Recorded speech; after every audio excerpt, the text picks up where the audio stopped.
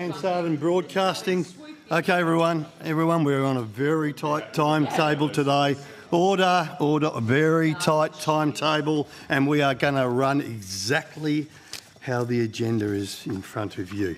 So, I declare open this hearing of the Rural and Regional Affairs and Transport Legislation Committee into the 2025-26 budget estimates. I begin by acknowledging the traditional custodians on the land on which we meet today and pay my respects to their elders past, present and emerging. I extend that respect to Aboriginal and Torres Strait Islanders people here today. The Senate has referred to the committee the particulars of proposed expenditure for 25-26 and related documents for the agriculture, fish... infrastructure, transport, regional development, communications and the arts. Was I close? Where did I get agriculture from? Because we preferred both of them. Anyway, it's all right. It's... All right. There we go. We squeezed both of them in one breath. Excluding communications and the arts, sorry, all questions on communications and the arts go to the department's appearance before the Environment and Communications Legislation Committee. The committee has before it a program listing agencies relating to matters for which senators have given notice, and the proceedings today will begin with an examination of corporate matters within the Department of Infrastructure, Transport, Regional Development, Communication and the Arts. The committee has fixed as the date Thursday, the 29th of May 2025 for the return of answers to questions taken on notice. Senators are encouraged to provide any written questions on notice to the committee secretariat by Wednesday the 16th of April 2025. Under Standing Order 26, the committee must take all evidence in public session. This includes answers to questions on notice. I remind all witnesses that in giving evidence to the committee, they are protected by parliamentary privilege. It is unlawful for anyone to threaten or disadvantage a witness on account of evidence given to a committee, and such action may be treated by the Senate as a contempt. It is also a contempt to give false or misleading evidence. The Senate has endorsed the following test of relevance for questions at estimates hearings. Any questions going to the operations or financial positions of the departments and agencies which are seeking funds in estimates are relevant questions for the purpose of estimates hearings. I remind officers that the Senate has resolved that there are no areas in connection with the expenditure of public funds where any person has a discretion to withhold details or explanations from the Parliament or its committees unless the Parliament has expressly provided otherwise. The Senate has resolved also that an officer of a department of the Commonwealth shall not be asked to give opinions on matters of policy and shall be given reasonable opportunity to refer questions asked of the officer to superior officers or to a minister. This resolution does not preclude questions asking for explanations of policies or factual questions about when and how policies were adopted. Witnesses are reminded of the Senate order specifying the process by which a claim of public interest immunity should be raised. I incorporate the public interest immunity statement into the Hansard. I remind senators of their obligations under the Behaviour Code for Australian parliamentarians to treat witnesses with dignity, courtesy, fairness and respect, and I will be enforcing that today. An officer called to answer a question for the first time should state their full name and the capacity in which they appear. I remind witnesses who are appearing via video conference and who are not speaking to mute their microphones. I now welcome Senator the Honourable Anthony Chisholm, Assistant Minister for Regional Development, Mr Jim Betts, Secretary of the Department of Infrastructure, Transport, Regional Development, Communications and the Arts, and of course the officers of the department. Assistant Minister, do you or Mr Betts wish to make an opening statement? Morning, Chair. No thanks. I'll just make a short one, if that's yes, Mr Betts, the floor is yours. Thank you. Senator Canavan wrote to me on behalf of opposition senators on the 14th of March requesting detailed information in relation to a number of funding programs administered by the department. I'm pleased to table a package of information which responds to that request in a manner consistent with past practice this morning. The 2025-26 budget contained 9 new payment measures overall for the department, 5 of them relevant to this committee. Of these 5, 3 involved administered spend totalling $16.8 million over the forward estimates, including $0.6 million in departmental funding. Movements of funds in the infrastructure investment program are reflected in Treasury's budget statements rather than my department's. We're obviously very happy to answer the committee's questions about these items. Finally, on the 24th of March, I wrote to you, Chair, about the tight deadline for responses to questions on notice following the committee's last hearing. As I sought to explain in that letter, the shortened turnaround time for Quons, combined with the parallel call on resources associated with preparing for the budget, mean that as at 7:45am this morning, 87 answers had been lodged, 35 were with the Minister's Office for clearance, and a further 27 were with the Department, for the most part because they require coordination across multiple agencies. So given this context, my team and I will endeavour to answer as many questions for the committee in the room as we can today. That brings music to ears. Thanks, Mr Betts. Okay, so now we'll call officers from the department in relation to corporate matters, and I invite questions. Senator Mackenzie. Thank you. 35, still sitting with Minister King's office. Well done, department, getting those answered. Up sitting there. Senator Chisholm, any reason why Minister King is disrespecting the Senate again? I don't think Minister King disrespects the Senate at all, Senator Mackenzie. So what's your answer on behalf of the Minister for 35 of the Quons? I'm sure the department got them up in plenty of time for them sitting in her in-tray. I think the department talked through the shortened timeline, and I'm sure the Minister's office is working diligently through them. Right. I don't mean Minister's office that is listening, please, we would love those by 4 o'clock this afternoon. If at all possible, you could get your boss to look at them while she may be doing chamber duty today. My questions go to budget paper 4, where we see agency resourcing sees an additional $36 million or 6% increase in the budget. I want to understand what unbudgeted expenditure compromises that additional $36 million.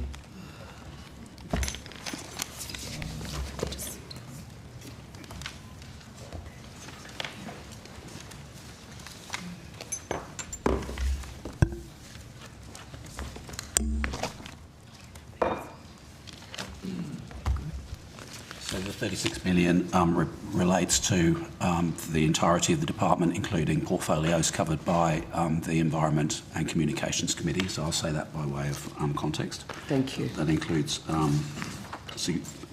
significant amount of money in the arts portfolio under our outcome 6. That might explain it. Good morning, Senator. Char Jordanowski, First Assistant Secretary. If I may ask, what page reference are you referring to for budget paper Page 4? 82, 82. budget paper 4. Thank you.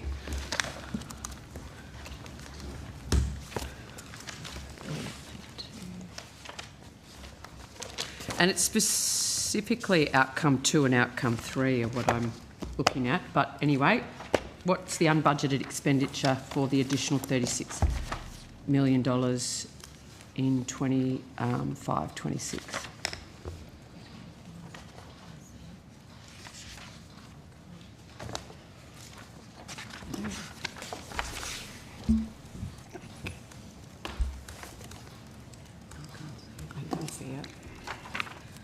Excuse me, Senator, okay, page 82, I just see the appropriations tables. Is that what you're referring to?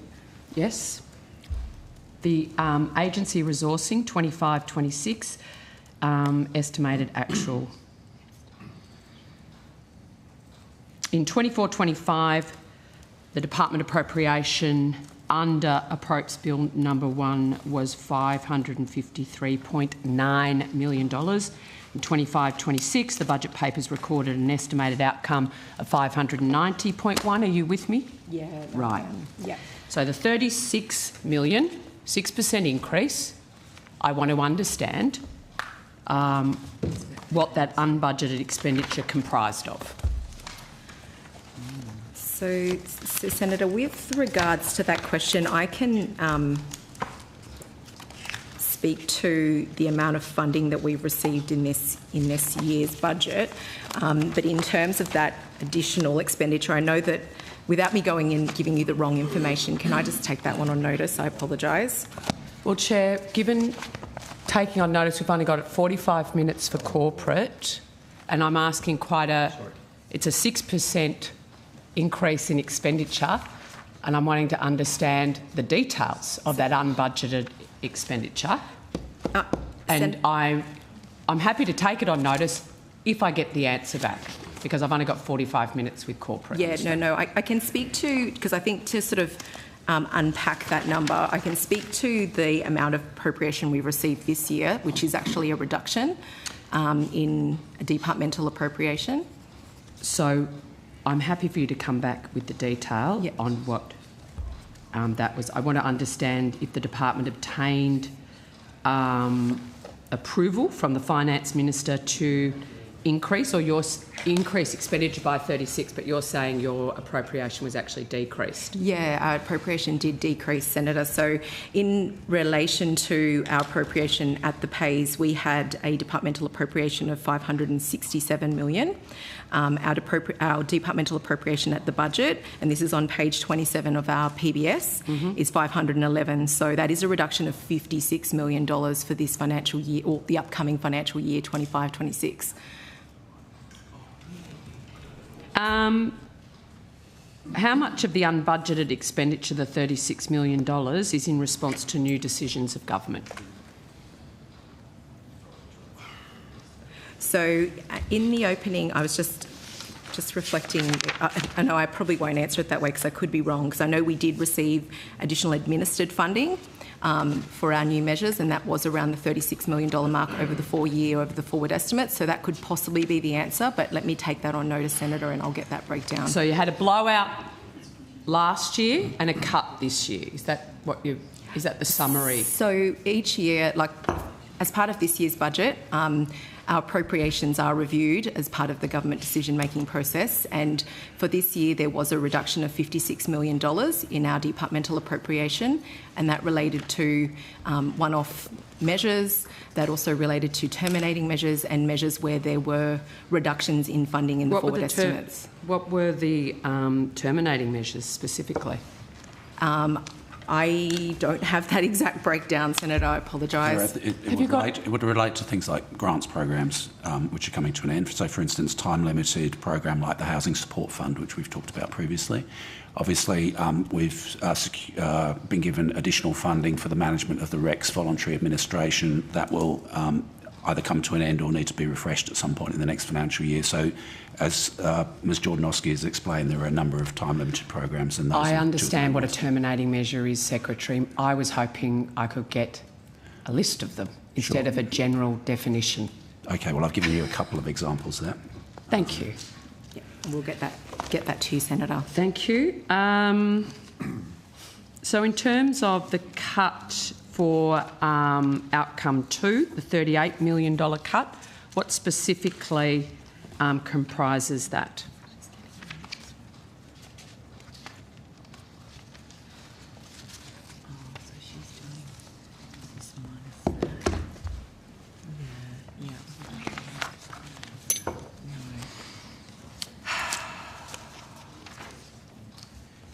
So for outcome 2,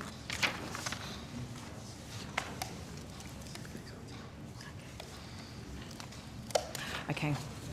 So for outcome 2, Senator, we did get, as part of the reduction in measures that are either time limited or terminating, so that attributed to the Rex Airline measure that the Secretary mentioned. There's also funding that was ending or ceased to ending in relation to the new vehicle efficiency standard and the maritime single window and the National Freight Data Hub. So all of that attributes to the reduction. So, that $38 million, those three items? Those three relate to the terminating measures for outcome 2. Well, what are I wanted to understand the $38 million cut across outcome 2. Is that the cut only relates to terminating measures? Those are the terminating measures. I understand that. What does the $38 million cut to outcome 2 include? Senator, it includes terminating measures, which you've outlined 3 of them. Anything else? Senator Marie Bridger, Chief Operating Officer, there could be also some funding profiles decreasing as well as terminating measures. So that could also factor into that. So we could, as well as tracking the terminating measures, try and get to you the reduction across those. I don't just want to know the terminating measures. Mine was a general question about the cut.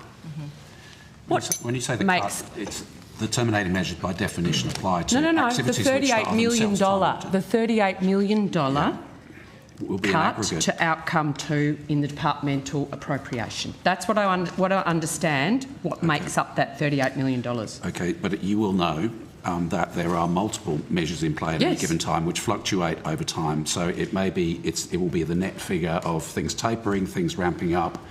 Measures terminating, measures kicking into place. So and I was hoping to get some of that detail, Secretary, not a general cuts include profiling changes and terminating measures. We've just given you 3 terminating measures.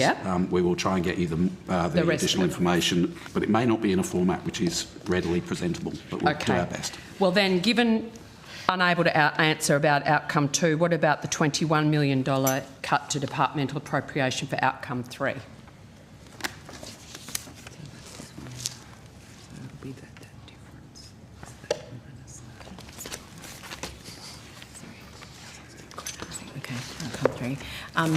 So similarly, Senator, in relation to the measures, and I can say that there's been reducing funding for the Growing Regions Growing Regions program. There's also a reduction in funding in Thriving Suburbs, and in relation to the housing support program as well, that is ending or terminating at the end of this financial year. We talked in a previous hearing around the fact that grants programs ramp up and down. You'll be familiar with that, but also the new federal funding agreement arrangements which we put in place. And you made the point correctly that you would expect those resources to decline as those programs move through. So I guess we've talked about terminating programs, the REX issue, which will have to seek more funding should it extend into next financial year. How many staff has the department been required to cut or will be required to cut in 25-26 as a result of these decreases to your appropriations? So the ASL headline reduction associated with the budget is 47. However, ASL is only one measure, so and it's a fairly technical measure. We've just been in receipt of the budget in the last 48 hours, so we'll be working with our team to identify how we live within our means and what the balance will be of ASL on the one hand and non-staff expenditure on the other, and how we plan our budget for the coming year. So 47 staff next year compared to this year. In which divisions of the department and how many staff will be cut next year? Well, it's about the ASL tied to the terminating measures that we've just described. So the broad distribution of staffing will correspond to the funding coming off that we've just described. But we're yet to work through that detail, and that will in part be a matter of what the priorities are for whoever is the government in the next financial year, and obviously we need to be cognizant of that. Are any of the staff that will be cut in frontline services engaging with stakeholders in the transport industry or...? No, so the terminating measures that we've just described, which were always time limited and planned to be such, are things like grants programs, which are clearly not frontline delivery in that sense. But other grants programs may ramp up, and that will be a matter for future governments to determine. But these staff are the ones engaging in local councils, community groups on a regular basis, or are you ruling out those particular staff being part of the cuts? No, so this is about our managing within our budget, and we had a long discussion in the last hearing around the planned overspend that we had in the last financial year. We have an attrition rate, which again has been subject of considerable commentary in this committee, which has fallen over time, I'm glad to say, from 22% down to nearer 12%, and we routinely manage the fact that some measures come off, some measures come up. So this is not about significant staff cuts. This is just about the fact that there are ebbs and flows within our budget, and we manage that in the usual way. Now, you just said earlier one of the areas looking at cuts was the vehicle emission standards area. the budget seems very empty on a lot of things, but particularly around transport, and yet there's still a cut to this outcome. Can you give the transport sector more broadly confidence that the department will maintain its expertise such as it is in the transport sector and those staff won't be part of the cuts? It depends who's in government, obviously. We've heard a lot about very significant reductions in public service staffing. Well, this is a decision of this government, so we're talking about this government. This government has cut your appropriation, which will be seeing staff cuts. We had a very long discussion last time around the 560 additional ASL that have been added to the department since 2022, and there was a lot of critical commentary around additional money going to bureaucrats. Sometimes measures are funded by the government. That's been the case over the last 3 years as they've implemented initiatives like Housing Support Fund, like new vehicle efficiency standard. Those reach a point where the legislation being on the statute book, that transitions to a new set of measures. So this is the normal ebbs and flows. This is not about some material overall reduction in the government's commitment to transport. Rather, it's just about the small fluctuations that occur in resourcing from time to time within individual outcomes. Secretary, when the department or the minister receives correspondence from state governments, does it go to you or to your EA, or is there it goes to the minister's office down? When the department receives it, or when the minister's office? When the minister's office. Who would normally be written to or CC'd into a treasurer or a transport minister's correspondence with the federal government? It would depend. So there may be correspondence that takes place at a political level that's never presented to the department that we don't see. Obviously, state governments, I exchange information with my counterparts at state and territory level on a day-to-day basis. In the normal course of events, if the correspondence related to the functioning of the department or the budgets that it administers, the minister would usually choose to refer that to the department for advice. Okay. Has the minister received a letter from Rita Safiotti in Western Australia raising her concerns, rightfully, about the appalling budget appropriations for Western Australian infrastructure in the last week? That is under outcome 1. I'm not aware of any correspondence from Minister Safiotti, but we can check that. Yeah, okay. See if it's been referred to the I will be department. addressing that in outcome 1. I just want to go to the CFMEU's involvement in public infrastructure, and I'd like to table, Chair, correspondence between the Minister and I for consideration by the committee. And this is correspondence I'm absolutely confident the department's aware of, because the Minister replied to my letter last year raising concerns about Commonwealth taxpayers' money being funnelled to organised crime and militant unionists on work sites who we now see have been kicking women in the process. And the Minister replied, as you would know, that she's in regular contact with her counterparts and she's directed them to let her know of any concerns. That was on the 8th. The 9th of the 8th was her reply to me. We have since then seen horrific additional acts of violence on work sites, particularly in projects related to the big build in Victoria. And I've again written to the Minister. This letter is being tabled as soon as the Chair... Do we need to ask for it to be tabled? I think I need to go through it, Senator. I think there's a few things there to look at first to have it just... I'm seeking to table the letters. Yeah, but I know you and I've got copies. But there are 3 or 4 letters. I think there's 3 or 4 letters. I can't make the decision in 10 seconds. I'm listening intently. I'm happy to suspend and to have a meeting to table them. Happy to suspend? Well, I just want to table the letters, Chair, and I'm wondering what the hold-up is. Senator, I'll tell you what the hold-up is. You've just dropped it on us now with no forewarning, and that's fine. You can do that. I can't sit here and listen to what's going on here. They're my letters. I'm tabling them. Yeah, but I'm the holder of the letters. I want to have a read of them, Senator, which I have the right to do.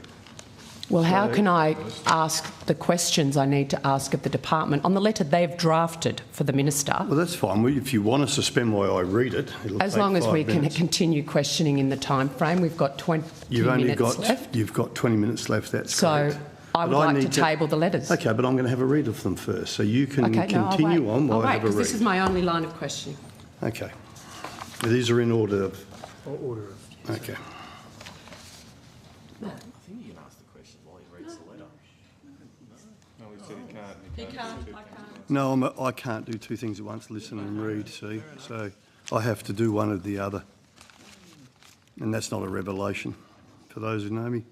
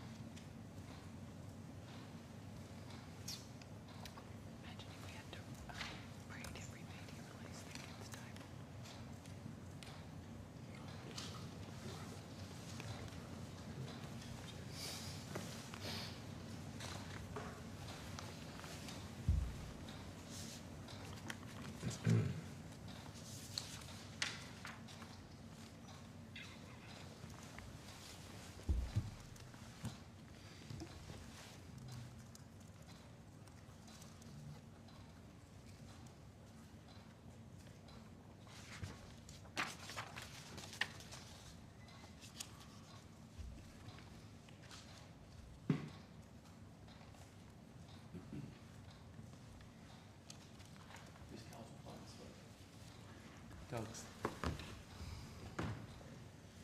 Friday night.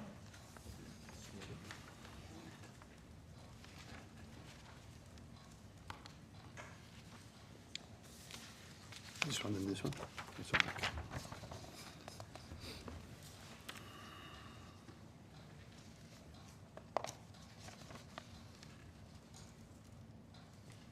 Look at my grandson. He's watching this.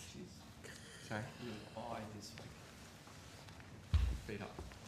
Strong start to the season already. Eyes. You've got a tough game next week, isn't it? Or play Carlton next week. Collingwood, of course. Doesn't matter.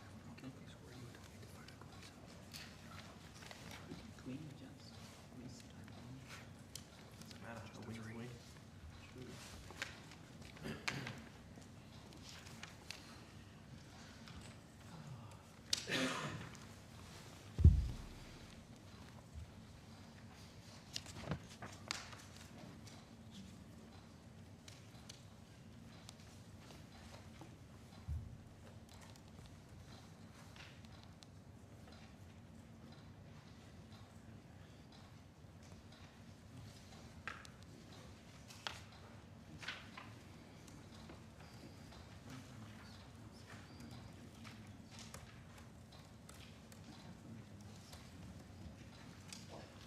I just heard you say, look at my grandson. I see it. I'm multitasking. You hit me. I know.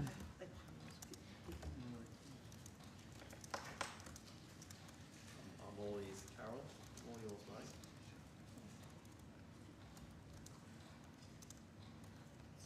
They're busy people.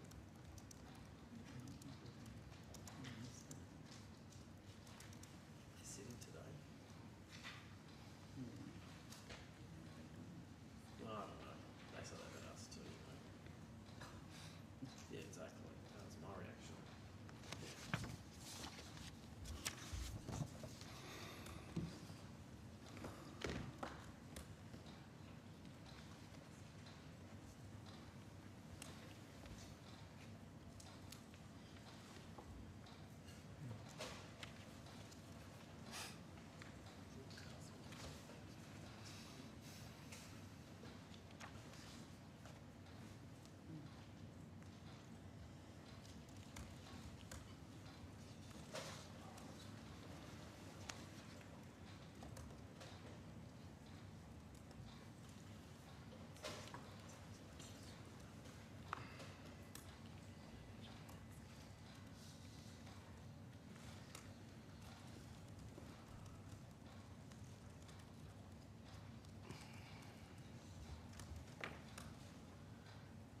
This is a double.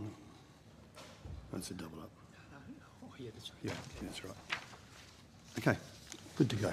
Thank you. So they're tabled? I've got Yes, good to copies go. to be We'll share that with circulated, the rest of the please, and committee. uploaded. Thanks, mate. Thank you. As you can see by the letters, I want to understand the Minister responded to my concern saying that the Australian Government has an extensive systems and procedures in place, that there were new requirements on states and territories as part of the Commonwealth funding agreement, and that the Minister had written to her state and territory counterparts conveying that the behaviour of the divisions of the CFMEU following the first media reports last year were unacceptable. And my question, I guess, Mr Betts, on behalf of the department, who will be overseeing the Minister's directions, have any of these measures outlined in her response led to safer work sites where CFMEU members are present? Ms Hall may want to comment on this. She's been in discussions with the jurisdictions in recent times. You're right to say the Minister first wrote to her state and territory counterparts back in July 2024 requiring them to report any improper or criminal conduct through to the relevant regulator. It's worth saying our locus relates to projects which are co-funded by the Commonwealth Government, not all projects within the Victorian Big Build, for instance. That was mirrored by a letter from the Minister and the Minister for Finance to chairs of our government business enterprises on the 12th of August. As you all know, on the 23rd of August, the Attorney-General took the decision to place the CFMEU and its federally registered branches into administration. During the second half of 2024, the new federal funding agreement schedule came into effect, signed progressively by the jurisdictions, which in clauses 11D to 11F embeds the requirements in that federal funding agreement for jurisdictions to ensure compliance with all relevant state and federal legislation, including in relation I've got to the workplace letter, relations. Mr Betts, and I've had it since she wrote it, since you drafted it for her. So, my question is, and was, not running through what is effectively in the letter I've just tabled. My question is, has it led to safer work sites? Yes or no? Clearly not, from the latest 60 Minutes reports. Well, no jurisdiction, as far as I'm aware, has reported to us or reported to the relevant regulator any of the behaviour which falls within the definition. So they've ignored the Minister's direction? No, quite the contrary. In fact, the jurisdictions are actively working to make sure that there are reporting arrangements in place, not just to us and to relevant regulators like the Fair Work Ombudsman, but that cascades through the contracting chain and places obligations on their subcontractors. And to show the level of vigilance, again, on the following recent media coverage on the 20th of March, the Minister wrote again to the Victorian Minister seeking a renewed assurance that Australian government funds have not been used to provide corrupting benefits. That's a quote. And I've written in similar terms to my state and territory counterparts as recently as Monday. So the federal government is bearing down heavily on this. We are reliant, obviously, on a state... But Mr Betts, sorry, and I have got limited time, thanks to a few reasons, but given the revelations that bikie gangs are running protection rackets through publicly funded infrastructure projects, some of them funded by jointly with the Commonwealth, collecting 3, 5, even 10k a week just for keeping the peace. You've written letters, the Minister's written letters, but this behaviour still keeps going, and your evidence to me today, and it's backed up by Senator Wong yesterday in question time, the states aren't reporting any negative behaviour to you or any corrupting behaviour that's still occurring on publicly funded infrastructure sites, are they? We haven't had any such reports yet, which is why we've written to them to remind them of their obligations. Again. And to, written when? I was about to tell you when. Premier. I was about to tell you when you interrupted me. No, the date doesn't concern me because you can write all the letters you like, Mr Betts.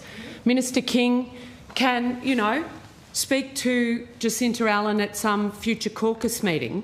The fact is, she's not reporting the problems through the chain.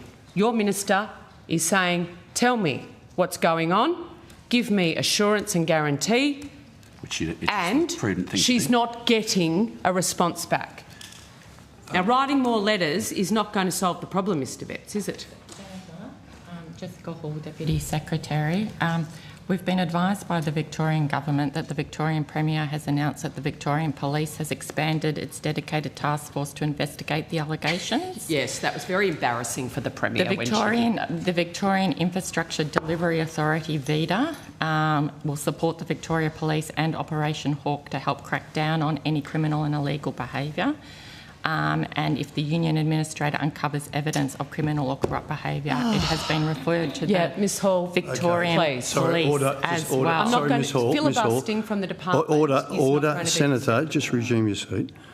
I read in to the opening statement about the behaviour in this place. I intend to enforce those rules today, and I would urge everyone in the room, when a question is asked and an answer given, that we respectfully wait till the question is finished being asked and the answer being given. If we get into a screaming match or shouting over each other, I will call for a suspension and I will seek guidance from the clerk. Excellent. The protection racket sorry, Ms Hall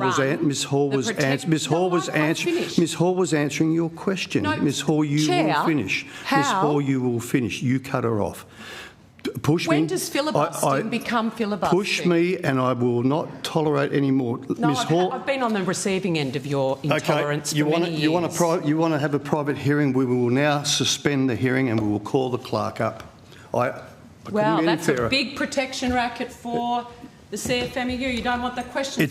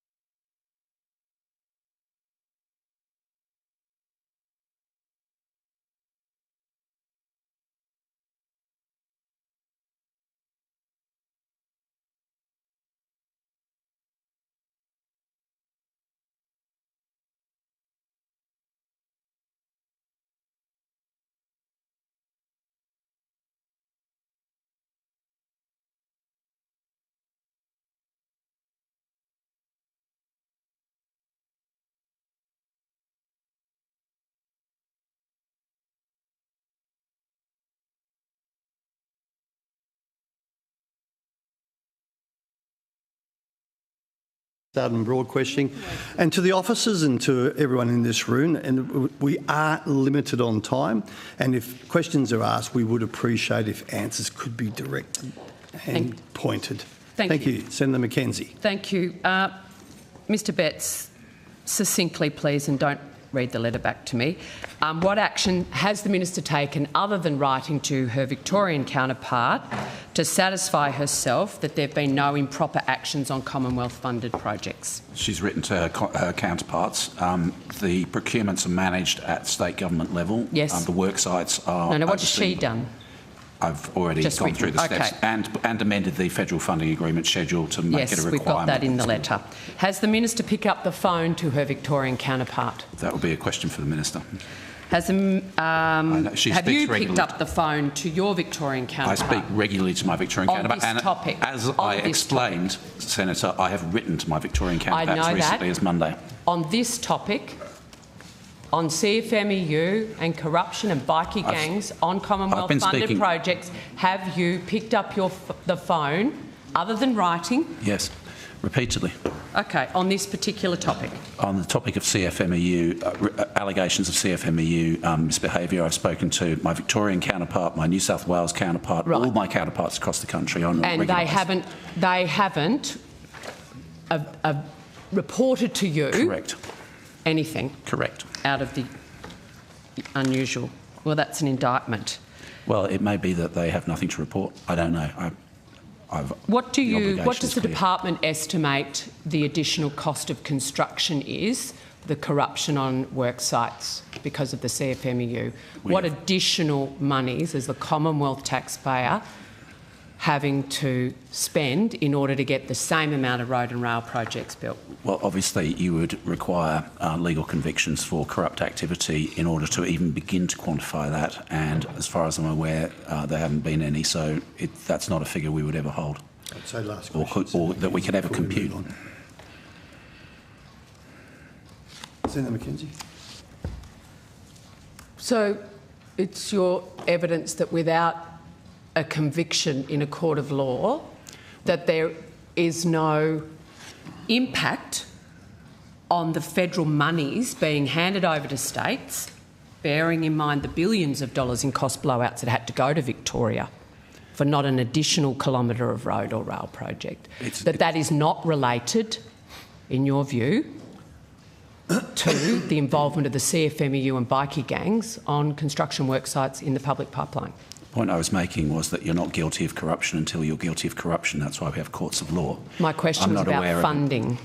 So we've described the process of funding through the federal funding agreement. We've described the conditionality the Commonwealth put around that in terms of a requirement that things be reported to the appropriate regulator, and it is appropriate that they be reported either to the police or the appropriate regulator. Well, I think we see this as a soft touch for the CFMEU out of this sort of behaviour. 2 letters to a Premier that's overseen an absolute disaster on construction sites in Victoria. I'll take that as a comment. On that, yeah, we'll take that as a comment. On that, it being 9:45, thank you, Taz, good on you, mate. The committee will now call representatives under outcome 1 of the department. Thank you.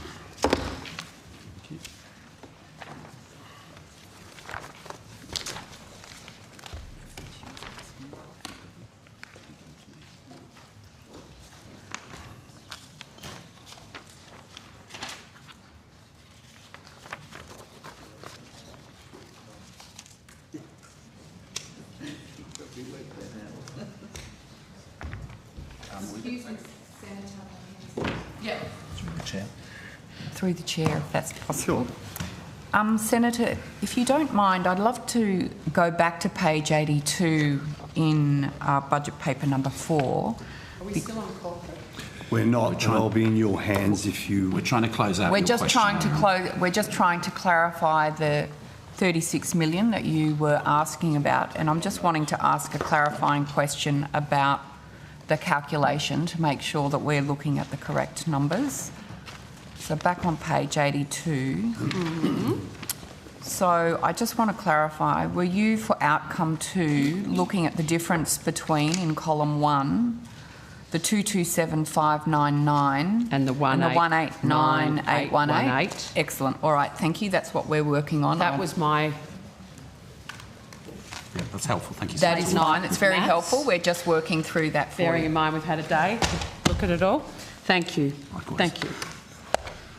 All right. I'll let the officers Okay. change, and Senator McKenzie, you have the call. Yes. Budget papers 222. There we go.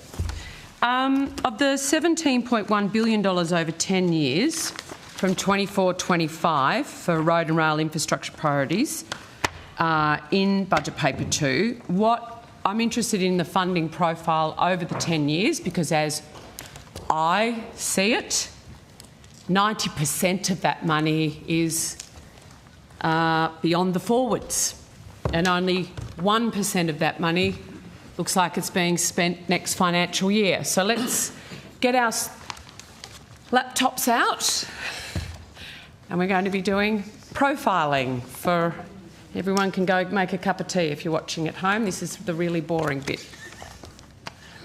It's true. Well, unless you're a nerd like us, Secretary. Okay, sorry, too much information. Okay, so according to the budget papers, $1.5 billion over 8 years from 24-25 for existing IIP projects. I just want to understand how that's been allocated, the 1.5. So, Senator, I'll ask Mr Milnes to answer your questions. Senator Simon Milnes, Budget Policy and Assurance Branch. So $4.7 billion of the 17.1 is in the forward estimates. Hang on, say that again. $4.7 billion of the 17.1 Yes. is in the forward estimates. Okay, so the other, I don't know, 12 point, whatever, yeah, 12.4, thank you. Can you walk me through the profiling of that, please? Okay. So outside the forwards, so starting with 29-30, is that... So which year do you want to start with? I want to go through both how the 4.7's Okay. profiled, and then I want to go through the rest, how that's profiled. So I'll start with new projects. Great. And then we'll go to additional funding. So in terms of 24-25, it's $37.3 million. 37.3 for new projects? For new projects. And what are those new projects? Okay.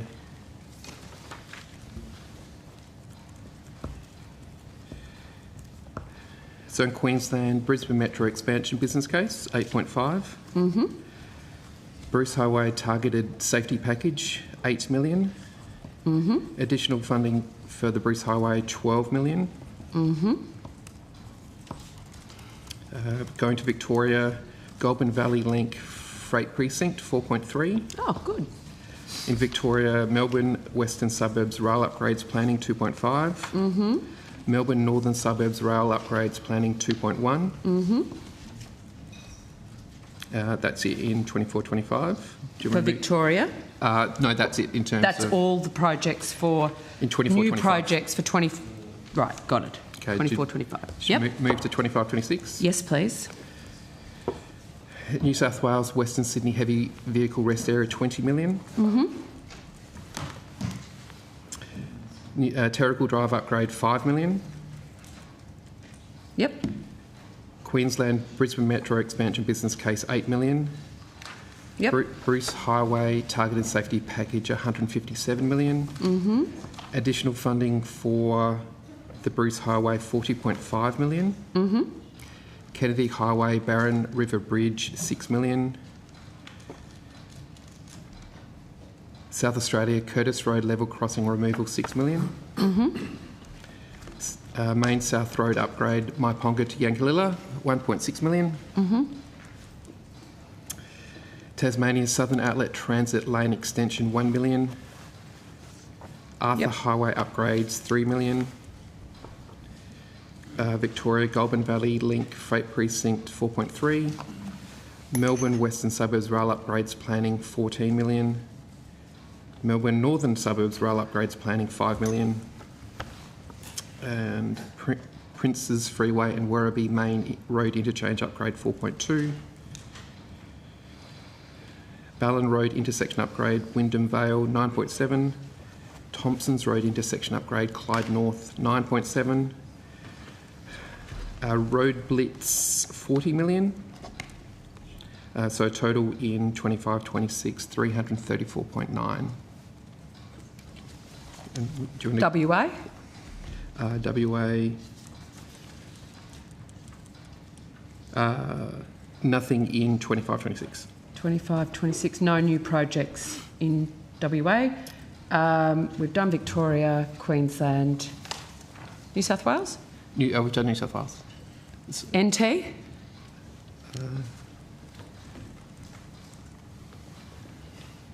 Not for 25. Yeah, not for 25. So that starts funding in 26-27.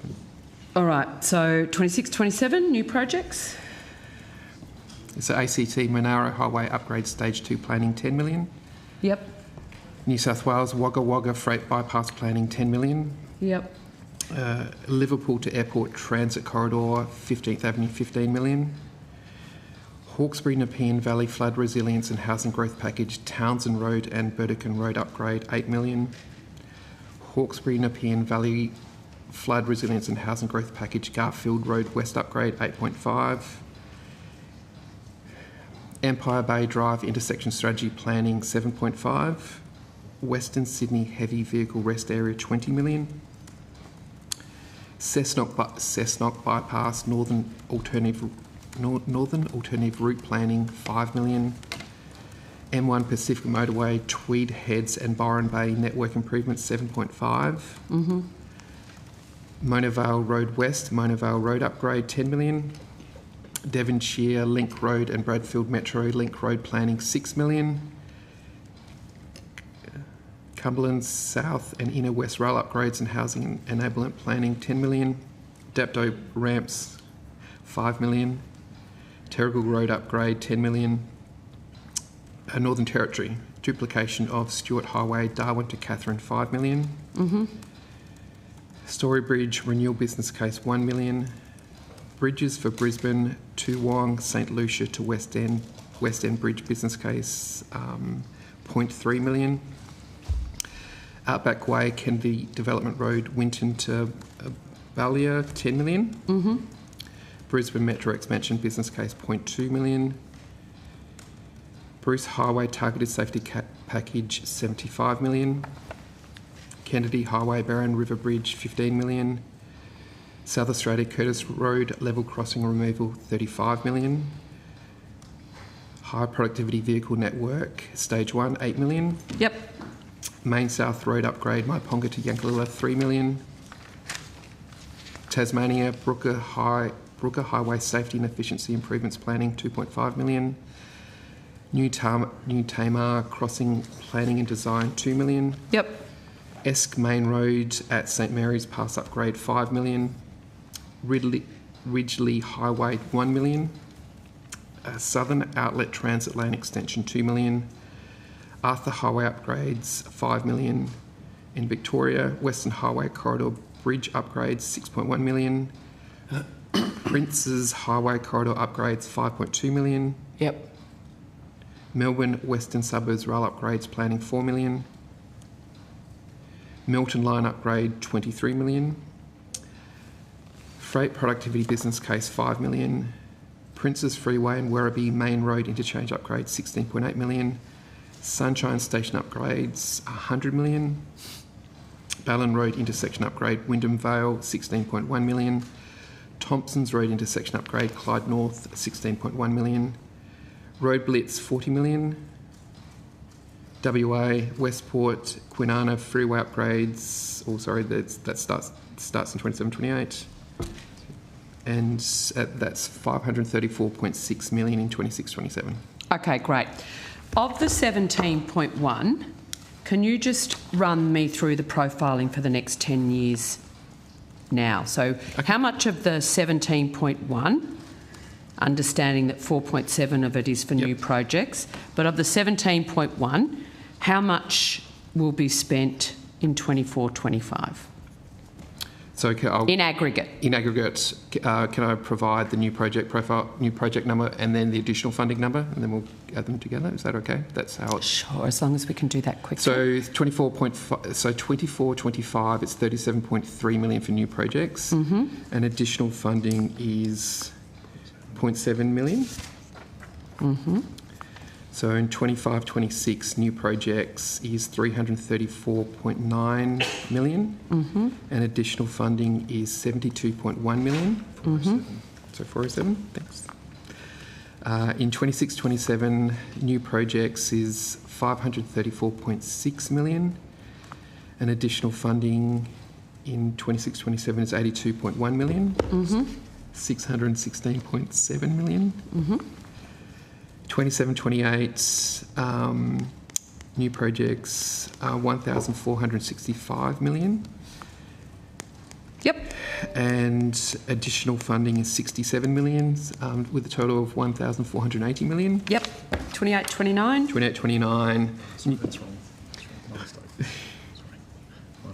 28-29, new projects is 1,976.9 million. Right. And additional funding is 15 million. Yep. 29-30. 29-30, so that's outside the forward estimates? Yeah. Okay. It's a 10-year pipeline, as I recall. I think you asked for forward estimates.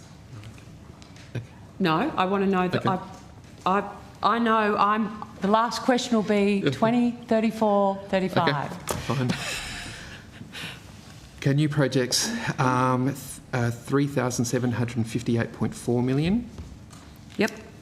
And additional funding is 110 million. Yep. And 20-30-31, 3,352.5 million for new projects, and 650 million for additional funding. Yep. That's about 4 billion. About 4 billion? About 4 billion, just over. 20-31-32, 2,355 million for new projects. Yep. And for additional funding, 550 million. 2032-33, 1,730 million for new projects, and no funding for additional projects. Yep. 2033-34, $13 million for new projects and no additional funding. Yep. And 2034-35, no funding for new projects and no additional Say that funding. louder. No funding in either new projects or additional funding in 2034-35. Right. So, from my reading of budget paper 2, only $117.6 million additional allocation in 25-26 under the 17.1 billion Building a Better Future through considered infrastructure investment. Is it the case that this allocation represents only 0.7% of the $17.1 billion? So with the 25-26, page 66 of budget paper 2. Senator. So when you look at the total payments, 117.6, is it the case that that's 0.7% of the $17.1 billion? Senator Andrew Bourne, First Assistant Secretary, Land Transport Infrastructure Division. Senator, the numbers that you're seeing there are net impacts on the budget. The $4.7 billion that my colleague Mr Mills was talking about is actually across those years. That is the net impact when you include projects that were announced post my EFO as well, because you can see those projects like the Bruce Highway are in the $17.1 billion. When you net those off, that's the additional money over the forward estimates. So in the figures that I was being read earlier... That's the $4.7 billion over the forwards, and that's the net difference. Right. Okay. So I now need to go to state allocations. Yep. And sorry, Senator, I think I may have misinformed my colleague, Mr Mills, when we were doing the adding up. Can you tell me the figures you have for 26, 27, please? I think I stopped writing and thought my team can listen to that. I've got 24, 25 and 25, 26. I do not have those. Do you want to tell me what you've got? Yes. So it's, I think we had, in 26, 27, for new projects, it was 534.6. Yep. 26, and... How much additional? 26, 27. 82.1. And I think for 27, 28, just to be complete,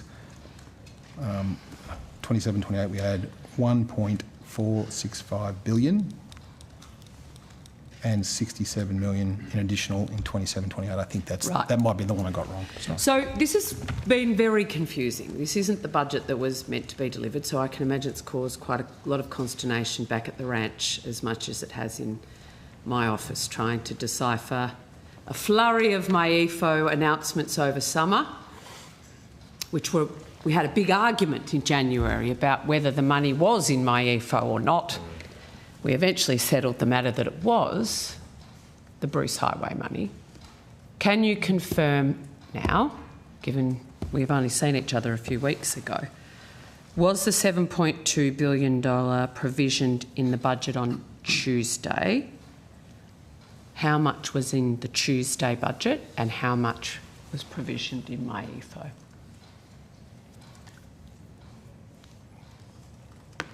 So the numbers that Ms Hall read out to you in February, the February estimates, are the numbers that we have in the budget. Those numbers there. So it's MyEFO reflected in the budget. There has been no additional money put towards the Bruce Highway outside of what was done in MyEFO. Only the extra 200 million that was given to the cost additions for the Rocky Ring Road. Okay. The Rocky Ring Road, yep. Okay, can we go to the state funding of projects? So how much of the funding for New South Wales projects included under the measure on page 66 is profiled beyond the forward estimates? Sorry, before we answer that question, I should also add the flood immunity money that was also provided in the budget for the Bruce Highway. Okay. Yeah. Okay, how much of New South Wales money is beyond the forwards?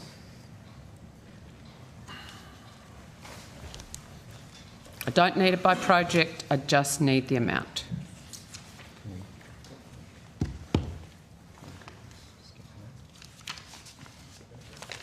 Is that for out of the 17.1, or is that just their entire program that you're asking for? Sorry, Senator. Oh, you can give both to me. if we can get a moment on that, Senator, just to compile those numbers, we can get them to you shortly. Yes, I just I'd need like to compile. So you want them I won't be stopping at New South Wales. I know, so we'll pull those together. If someone could do that for the funding of Victorian projects, that's actually in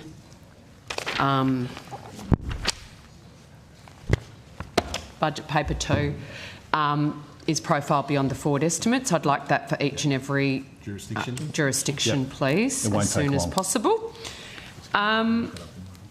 What's the funding profile of the $1 billion Western Freeway upgrades in Victoria while you're getting those? Or is that all on? No, we can do that. We can do that Yep. while we're adding We up the can. states? So that was the Western Corridor unallocated, was that right, Senator? Western Highway Corridor unallocated? Just the funding profile for the $1 billion. Yep. So that the funding for that is 1.1 billion, Senator, and it's currently in 2030-31, 2031-32 at 550 million in 2030-31 and 550 million in 2031. Pretty lazy. Well, a part of that, Senator, Half of 1.1 post the forwards. Part of that is obviously we're working with the jurisdiction to understand where that funding. What they want. Correct. That's a part of that. Yep. Current corridor as well. Okay. What percentage contribution of the Commonwealth is to those Western Freeway upgrades? Is this on a 50-50 basis or 80-20? Or is that what the argument with Victoria is about? I think that is 100% Commonwealth funded for that because it's unallocated funding in that corridor right now, Senator. So you don't know how much of that $1.1 billion is going to be spent for Caroline Springs? I might just get Mr Wood to come up to give a bit more clarity, Senator. Oh, Mr Wood, come on up.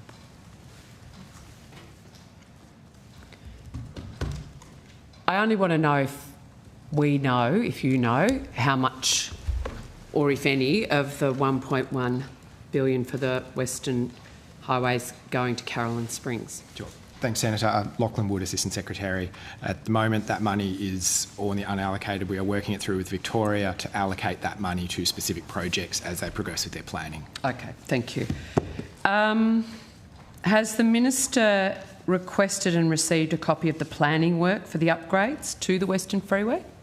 So Victoria are still completing their business case for the Caroline Springs to Melton. That was promised before the 22 election. The business case?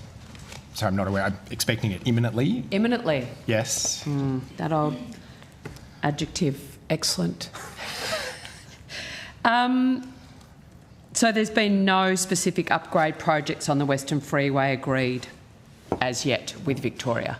Not out of that $1.1 billion in the unallocated. There were some projects that were funded in budget for two bridge upgrades. Two bridge upgrades. Remind me where they are.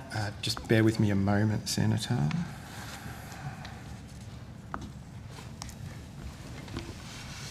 That's the Western Highway Corridor Bridge upgrades. So that is deliver bridge strengthening upgrades on two bridges along the Western Highway between Stawell and South Australian border. And the upgrades are at the Dimboola Bridge over the Melbourne-Adelaide Railway line. Great footy club. Sorry? Great footy club, Dimboola. Sorry. And the Dadswell Bridge over the Mount William Creek floodplain. Okay, thank you. Have we got those state numbers yet? Just a little bit more time if you could, please, Senator. Can I have a list of all the projects, along with how much money, comprise of the road blitz for Victoria?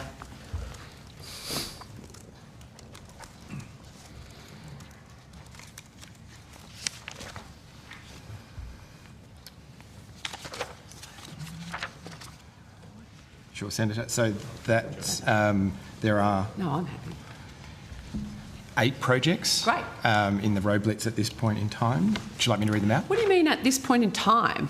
So that has not, all of the funding for that has not been allocated to specific projects. There are Does discussions. the Minister know what she wants to do? Discussions with Victoria are continuing to agree those final list of projects under the road blitz. All right. Tell me the 8. Where are the 8? So that's Donnybrook Road and Mitchell Street intersection upgrade. And how much is that? That's $125 million. The Central Avenue upgrade in Point Cook, which is $55 million. Oh, that's terrible getting out of Point Cook at peak hour. 3. Point Cook Road upgrade, Jamison Way to Dunnings Road, planning is $3.5 million. Nepean Highway and Overton Road intersection upgrade is $50 million. Thompsons Road and Mornington Peninsula Freeway intersection upgrade is $25 million. Old Sydney Road is $45 million. Evans Road upgrade is $30 million. And McLeod Road and Station Street intersection upgrade is $3 million. So how much is left? Do the maths for me. So that's a total, they're total commitments, total project costs, and the total for that is $336.5 million. And how much is supposed to be against the road blitz? So there's $1 billion of Australian government commitment and $200 million of Victorian government. Oh, gee, Jacinta. What a steal. That's nowhere near 50-50. The road splits also complements the Victorian program that they already have on regional roads. So can I understand that the $1 billion the Commonwealth taxpayers putting on the table will be matched for $1 billion from the Victorian government? they already have a road blitz program, so together... How much are they putting forward to this partnership? I believe it's about $1 billion, but I'll come back to you on that. Yeah, okay, thank you. So when are the negotiations with Victoria going to close on the leftover, what, $664 million of road funding in Victoria? It's difficult for me to say, Senator. That's Hazard a guess. I would say soon, in order to avoid saying imminently. Days. Days, weeks. Just in terms of those 8 projects, are those profiles for that funding in whatever in that box? Great. Ms Hall's nodding. So the profiles for the individual projects... For the ones you Donnybrook, the Point ones Cook, that, etc. have been No, finalised. don't read out the profiles. No, but if they're in the box, I'll let someone else look after that. Sorry. You go, the profiles for the program. The profiles for the program will be in that, but Not the projects. Not the projects, yes. Okay. If someone wants those, let me know. Have we got the state? No. Spawn, I can't let you go until I get this. It's not hard. We will... It's not... It's really not hard. I don't want to... Senate estimates. Senator, I don't want to use the word... And it's a very imminent obvious either. question. It'll be shortly. I know it's an obvious question. We're just compiling the numbers. You will have them. Just in terms of the Victorian contribution, the $200 million to these 8 projects... The 200 is across the whole program. Oh, well, okay, let's go to the 8 projects that you've outlined. How much is the Victorian government putting towards the Donnybrook? The allocation and the funding split for each project hasn't been finalised yet. So. Hasn't been finalised. Wow. Better get your skates on, kids. I wonder what... SRL, okay. Just in terms of the $200 million for the Rockhampton Ring Road in Queensland, was that part of my EFO? And when did you find out you had to find another 200 for it? Senator, that funding was provided at budget. Yes, I know. When did you find out you needed it, given you did all this work for... Well, that's a part of government consideration through the normal budget process, Senator. And it wasn't part of my EFO, Senator. Yeah, I know it wasn't part of my EFO. So something's happened between December and... Oh, here's Mr Brummett. You're dying to tell me. Thank you, Senator. Bill Brummett, Assistant Secretary, Queensland and 2032 Venues Branch. I mean, essentially it was You've had a big week. It has been a big week. Essentially, as Mr Bourne said, it was a request formally received, through the standard budget process. When was it received? In January? Was it received in January, Mr Brummett? Was the request received in January? I don't believe so, Senator. Was it received in February? No, it would have been part of the budget letter that we received by the Queensland Government. We can tell you, we'll get you the date of when that was received, but it was purely for consideration in budget. Understand. I've got some questions about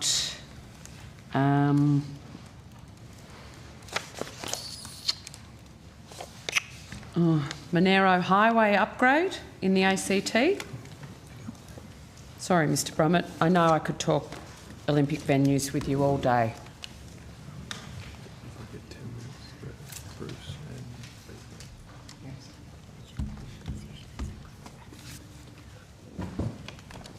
Yes, true. No, I'll do. What do you want to do? Yes. Mr Brummett, we probably need... I'll do the Monero, then we'll need Mr Brummett back. So what is the profile funding for the Monero Highway upgrade in the ACT? Lock Potter Carey, Assistant Secretary, New South Wales and ACT Infrastructure. So the profile for the Monero Highway upgrade project 24-25 is $16.5 million. 25-26 is $21.6 million. 26-27 is $39.8 million. 27-28 is $34.54 million. And that's the profile. So the budget paper allocates $30 million for the existing Monero Highway upgrade already in construction. Is that right? That's correct. So what's caused this budget blowout? CFMEU in ACT as well? So the additional funding is to address cost pressures on the project. Part of that is through, I guess, escalation over time, but there's also some environmental issues that are being worked through on one of the parts of that, which is called the David Warren Road Extension. So that's part of the cost pressure as well.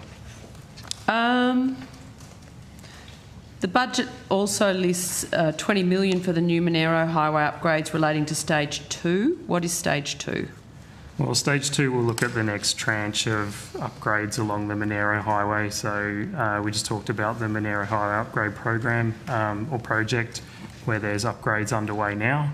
And that Stage 2 is a planning project to plan for the next tranche of upgrades and bring those to a point where they can be considered for delivery funding. Okay. I just wanted to go to the suburban rail loop. Sorry, Senator, I mean, would it be, did you have any more questions for... No. Okay. No. On ABC afternoon briefing, Catherine King disclosed that the Albanese government had released the $2.2 billion of federal funding for phase 1 from Cheltenham to Box Hill. The Minister said Infrastructure Australia and her department had completed the assessment, and so she was quite comfortable to do that. When Infrastructure Australia has now released its evaluation report, which I'm sure you've scoured, and found that the Victorian State Government's business case for the project was not detailed enough and relied on future stages of the rail loop to actually justify its benefit. And significantly, the report urges the Victorian Government to develop exit strategies from the plan if it can't be delivered. Speaking in Melbourne on Saturday, Minister O'Neill said the federal government was taking a damning assessment by the nation's top infrastructure body really seriously. So, Mr Betts, you've been a federal departmental head, you've been a state departmental head. Yep. You've seen your fair share of argy-bargy between federal and state ministers and projects. Have you ever seen a worse cluster/omni-shambles than the standoff between these two supposedly ideologically aligned governments over this project? Well, I'd point out that the bottom line is that the federal government has now acquitted its election commitment to provide the $2.2 billion to the Victorian government as it promised, in accordance with relevant provisions in the Land Transport Act, in the Infrastructure Australia Act, in the PGPA Act. In doing that, the department presented advice to the Minister, which covered off IA's independent evaluation, which was attached. And whilst you've quoted some of the headlines in the media there, it's also worth quoting Infrastructure Australia, who will give their own evidence, as I understand this afternoon. Quote, Suburban Rail Loop East presents a significant opportunity to directly improve quality of life for residents in the middle and outer suburbs of Melbourne's east by increasing transport choice, connecting major employment, health, education and retail areas and facilitating new housing. So that doesn't sound like a damning assessment, but that's for Infrastructure Australia to explain. Our requirement was to make sure that we could provide advice to ministers as impartial public servants to satisfy her that the $2.2 billion constituted efficient, effective, economical and ethical use of public funds under the Land Transport Act. And by tying $2 billion to land acquisition, which can be repurposed, and a shade under $200 million to early works, which are well advanced have low escalation risk and provide auxiliary benefits which are enduring in their own right, we were able to satisfy ourselves and therefore provide the advice to the Minister. So that feels to me like two jurisdictions working in partnership to make sure they satisfy the requirements of the law. Well, Mr Betts, everybody knows the terse phone calls, the screaming matches, the standoff that's occurred on the SRL money, the Premier's desire for $9 billion of Commonwealth money, I can only comment the Commonwealth wanting a Melbourne Airport rail loop that the Premier withdrew support for. So this has been an ongoing fight over a long period of time, and you know, Mr Betts, in the end this is all going to come out. It will all come out. It'll just be some Labor sleeper staffer somewhere that gets ticked off with someone that will actually drop the beans on what's actually happened in either office on this particular project. And the one thing the Prime Minister did when he was Infrastructure Minister was to create Infrastructure Australia. His own creation has told him that this is not a project that stacks up. The Infrastructure Australia can speak for themselves this afternoon. You've called them and they're very happy to give evidence and would always have been happy to give evidence, by the way. Their advice is published and it stands in its own right. Their advice was attached to the brief that we gave to the Minister. And so they've acquitted their responsibilities, we've acquitted ours, Victorians have done theirs. Everyone's washed their hands. No. $2.2 billion of taxpayers' money. You've done your job, they've done theirs. Cashola exchanged. Election commitment fulfilled, law satisfied. Has the $2.2 billion left the station? No, Senator. Sorry? No, Senator. When is it planned to have to leave, Ms Hall? So the next stage of discussions with the Victorian Government we can describe. Yep. We'll give you that in a second, Senator. So the profile for that is in 25-26, 800 million, 26-27, 800 million, and 27-28, 600 million. So my understanding is the money is waiting in the Canberra bank account, waiting for the invoice from the Victorian Government. Is that correct? So our payments are based on milestones, which come with an invoice. So what's the milestone for the first payment to be? The milestones have not been finalised with Victoria for this. This is our indicative profile. So sorry, the milestones, when Victoria meets the milestones, the funds will be released. You're now telling me the milestones haven't even been set. That's correct. Our normal process, which has been followed in this case, is that the PPR project proposal report would be reviewed and assessed by the department. The Minister would then approve the funding instrument, and then soon after that we would agree and finalise the milestones. We have put in an indicative profile here, as we do with other projects, because there are budget and MyEFO timings that we need to comply with.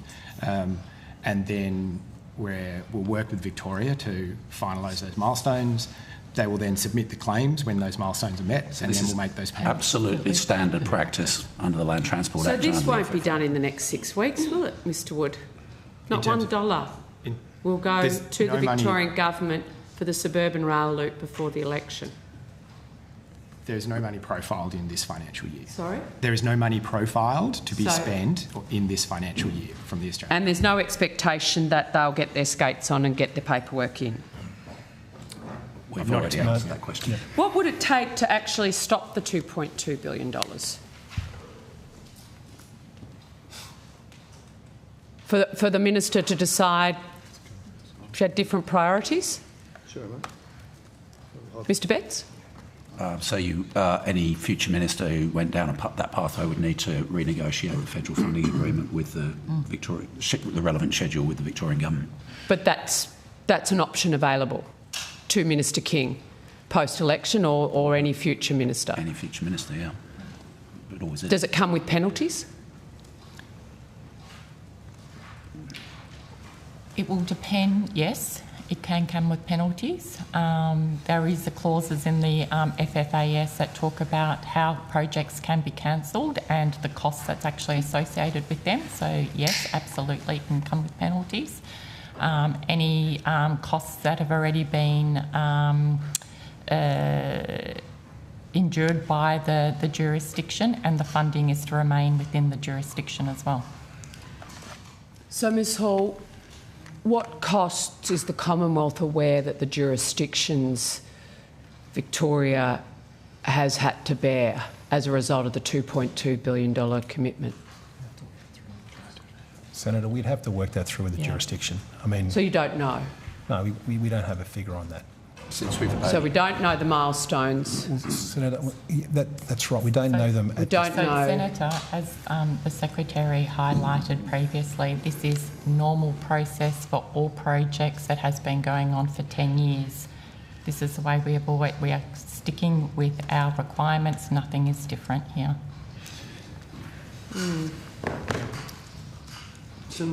Except we now have a report from Infrastructure Australia which says this is a project which governments need exit strategies from. Have we got has the Commonwealth got an exit strategy on this project? Well, we've got a capped contribution of $2.2 billion, which, as I've explained, relates to land acquisition and to utility upgrades, which are investments which are effectively no regrets from our point of view. So that is a risk mitigation strategy from the Commonwealth's point of view, recognising that there is not bipartisan support for this project and that it would extend over decades in its implementation. So that's a prudent decision by the Commonwealth, but it's for IA to explain their report. I've quoted from that report, which shows that they see significant benefits from this project. The Prime Minister's standing by the Victorian Premier, even when members of her own caucus are saying this is a basket case of a project and needs to be abandoned in favour of more practical measures, particularly for people in outer suburbs. Why, Minister, is the Prime Minister standing by Jacinta Allen when it comes to the discredited suburban rail loop? We obviously made an election commitment that you're well aware of, Senator McKenzie. You've broken other ones. Why not this one? Of how they've gone about delivering the project, and that's been the intention of the Minister. They haven't delivered anything. It's not delivered. We've delivered on our election commitment. No, you've just heard the evidence. Not a dollar's left the station. You haven't. You haven't. Well, given Victoria $2.2 billion. You don't even know what the milestones are that you're going to pay against. Well, the process that they're going through is just the normal one that they would for a project like this. Why are you standing by Jacinta Allen and this derided project? You're from the right. I don't see why that's got anything to do with it. Oh, it's got everything to do with this project. Everything to do with it. Do you know Ben Carroll? Have you spoken to Ben Carroll about this project? No, I haven't. No. Has Catherine King? I'd have to take it on notice. Yeah, but she hasn't. But that's not because of the project. On Friday the 21st of March, Infrastructure Australia released the business case, as I said. When did you provide the Infrastructure Australia valuation report to the Minister's Office, Secretary? So the Infrastructure Australia's wasn't a business case, it was an evaluation report. Yes, sorry, their evaluation report. And that was attached to the advice that was presented to the Minister by the Department. And was your advice aligned with Infrastructure Australia's recommendations that were dated the 31st of January? It was. 25? We have different statutory functions. They focus on the evaluation report. We focus on the project proposal report, and our principal focus is around satisfying the PGPA and the Land Transport Act. Their principal focus is around fulfilling their own obligations under legislation.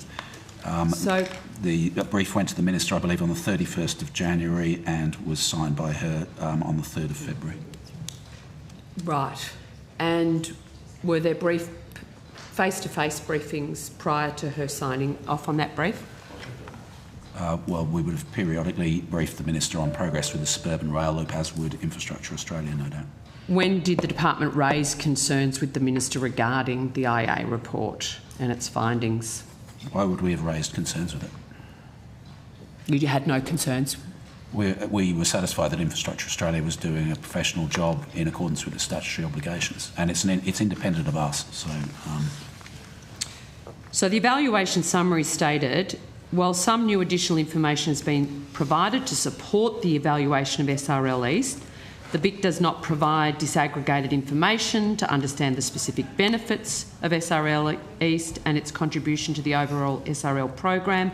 Based on the information provided, Infrastructure Australia has low confidence in the cost estimate for SRL East, presenting a major risk to the SRL East project and the SRL program as a whole. Based on this assessment, does the department support the findings of IA that SRL East is a major risk? It's a very, very large project which extends over a long period of time, so there are significant risks associated with any project of that kind. You'll also see that, having provided the commentary you've just quoted, IA also made recommendations which are consistent with the decision that the government has made, which the department recommended in its covering brief, around the application of the $2.2 billion to relatively low-risk project components. So when you were talking earlier about the usual process for release of money, the Minister herself said that she's now signed off on it and the money will be released. But that's not the case. I think this was on afternoon briefing on the 12th of February in ABC News. So I'm just... My department have now assessed that and recommended the money now be released to the Victorian Government. Yeah. That's an accurate description of your advice? It's that the money be released to the Victorian Government subject to the provisions of the FFA and the Land Transport Act, which require us to then, as a next step, agree milestones. We pay in arrears. We negotiate those milestones with the relevant jurisdiction. That's standard practice, and as Mr Wood has explained, that's the process that we are in at the moment. Could you table your advice to this committee on the IA report? The advice goes direct to state Commonwealth negotiations, which, as I've just explained, are still underway. Infrastructure Australia's advice is in the public domain. So I would, my understanding is the Suburban Rail Loop East business case evaluation report public? Yes, it's on our IA's website. Yeah, that's what I thought. Okay. Senator McKenzie, I will just pass. I know Senator Canavan has some questions on the Bruce Highway. Yeah, and I'm keen to accommodate everyone. Senator Ormond Payne has got 10 minutes. So you, that's fine. Okay, thanhanks, Senator Canavan. Senator Ormond Payne for 10, then I'll come back to Senator Canavan. All right, thanks very much, Chair. I've got a media release here from 2019 which says that Labor will fix the Cooperoo level crossing. Happy to table that. This rail crossing at Cavendish Road is one of the worst traffic hotspots in Brisbane, and it's one of Queensland's most dangerous rail crossings. Locals tell us that there have been dozens of incidents, including collisions and near misses at this site. So Labor has promised to fix this, and I know that the local member, Max Chandler-Mather, has been chasing this with the Minister's office for the past 3 years, and we're only ever told that it's in the planning stages. So can you update us on whether any work really has been done on this project? Thank you, Senator. The Australian Government approved a PPR for the project in October 2024, which should allow TMR and Brisbane City Council to commence work on what's called a strategic assessment of service requirement and preliminary evaluation, so the planning work. Queensland has not matched that funding, and it's TMR that undertake that work, and so that study has not started yet, and as a consequence, there's been no further progress. So there hasn't. So the feasibility study hasn't been completed. Has it started? The strategic assessment of service requirements and the preliminary evaluation is yet to start. Is the information I have. Do you have a time frame for when that will be completed? I mean, it hinges on getting a matching contribution from the Queensland Government. My understanding from talking with officials there and trying to shift the dial on this is that I think the new Queensland government is like level crossing removals are obviously expensive, complicated, disruptive, and I understand the Queensland government is taking a broader look at their priorities sort of across South East Queensland. Has the funding to complete the project from the federal perspective actually been committed? It's been approved. Yep. It's committed and approved. Okay. Has it left the building? No. I note that it's of some concern to me that you're telling me that things have happened in October 2024. It's been the answer for 3 years that the federal government is seeking co-funding from the state government and Brisbane City Council. And I note that for most of that time, we had a Labor government in Queensland and a Labor state MP in that seat. So what was the hold-up? Why was that not done until October 2024 when we have a new government in Queensland? So what was the hold-up? that's either best directed to the Queensland government or handled at a political level.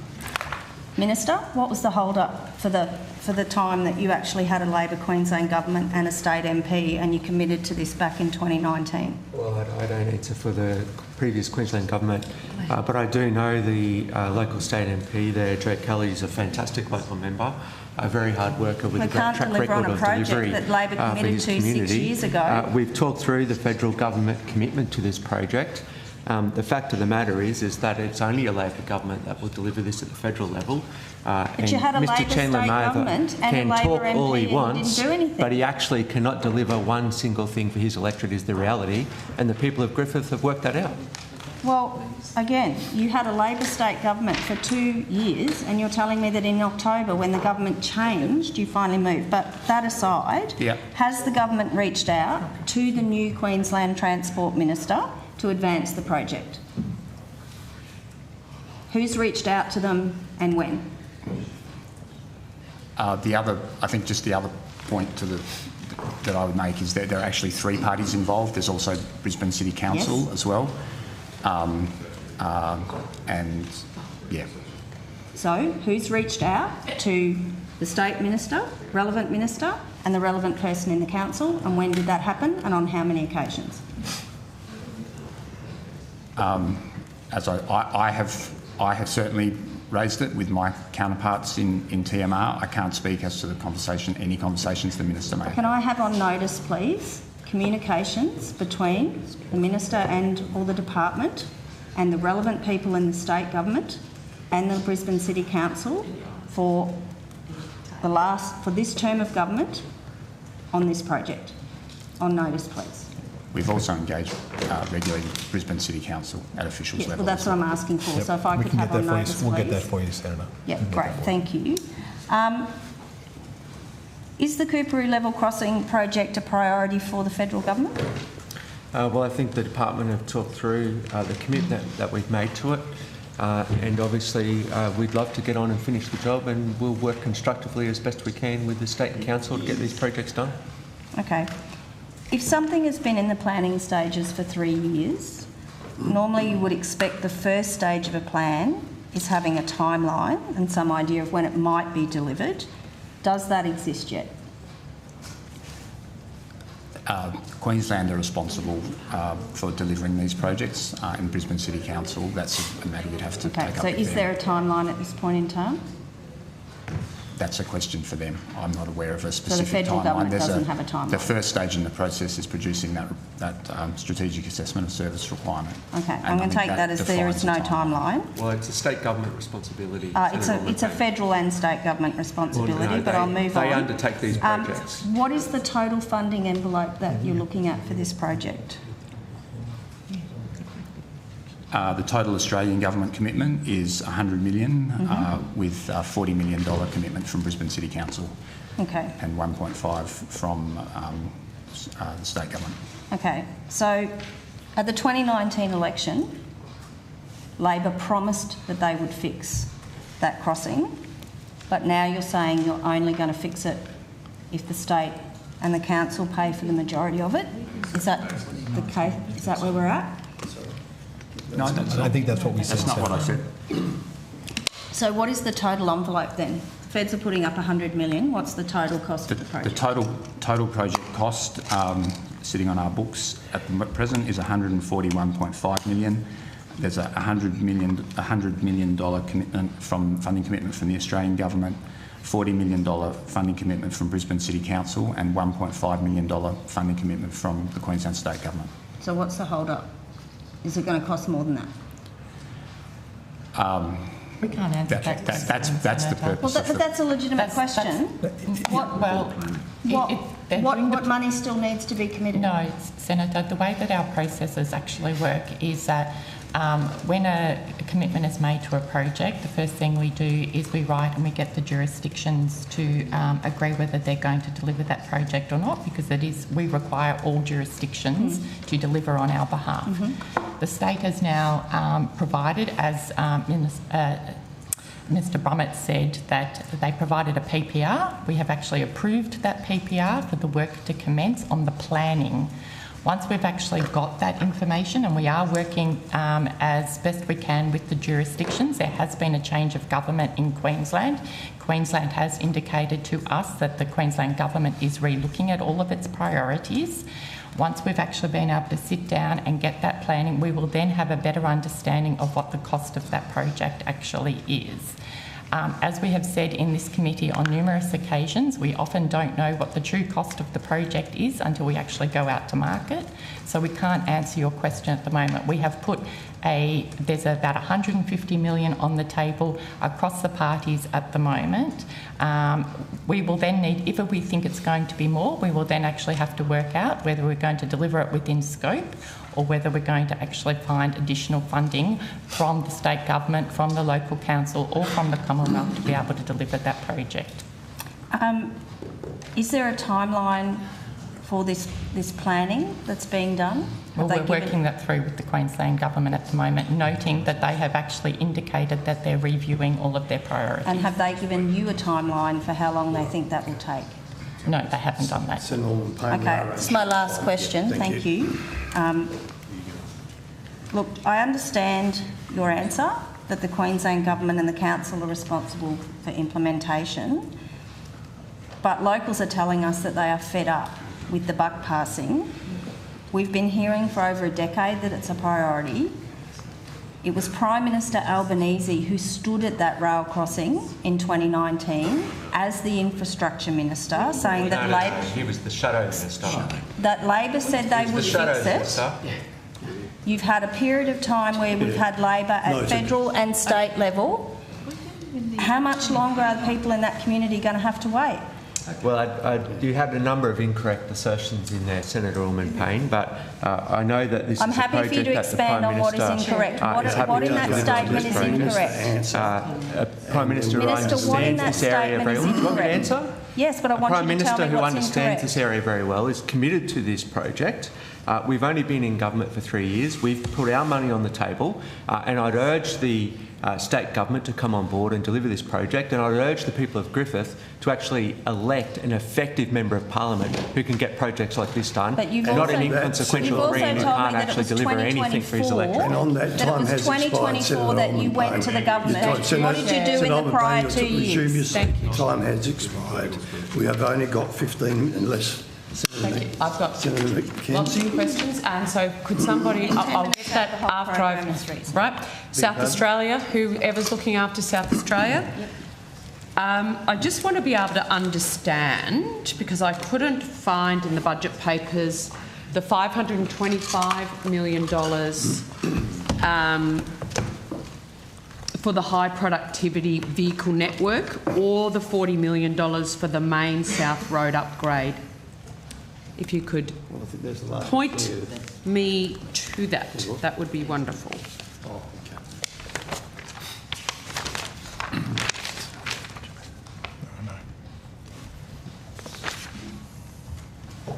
Senator, I'll get Mr. Wood to talk through that, but you will find that in the documents we tabled today too. Great. You will find in them. the hour and a half we've been here, I'm just letting you know haven't been able to go if through them all. That's fine, but we'll give you. But I just thought I'd let you know that's where it also I just want to, I guess, and going back to my original question on notice, confirm the total funding of new funding for infrastructure projects in South Australia. Oh, We'll swap that. I said South Australia? Yeah. Sorry, I do projects. He does. Oh my Lord, why don't you just come and sit at this end of the Minister, Mr Wood, and then we've got you both at the table. I'm serious. Great. Okay. And then we'll go to the projects. So, Senator, the total funding for new projects in South Australia over 10 years is $690 million. 690 million for new projects over 10. How many in the forwards? How much is that in the forwards? And then, Mr Wood, I'll come to you. What projects? It's $236.6 million in the forwards. Run me through the 4 years. So in 25-26, the first year of the forwards is 77.6 million. In 26-27, it's 46 million. 27-28, it's 86 million. And 28-29 is 97 million. Right. And what projects are they for, Mr Wood? Sure. So I can take you through HPVN first, and then Yes. Yep. Thank you. So for the Yes. Thank you. for the high productivity vehicle network, the Yes. profile is 25-26 0, 26-27 8 million, 27-28 28 million, 28-29 52 million, 29-30 180 million, 20-30-31 222 million, and 20-31-32 35 million. And are these figures based on an 80-20 split with the South Australian Government or a 50-50 split? I believe it's 50-50, Senator. 50-50? Right. Have the specific projects, the Swanport Bridge and the Murray Bridge bypass, been agreed to by South Australia?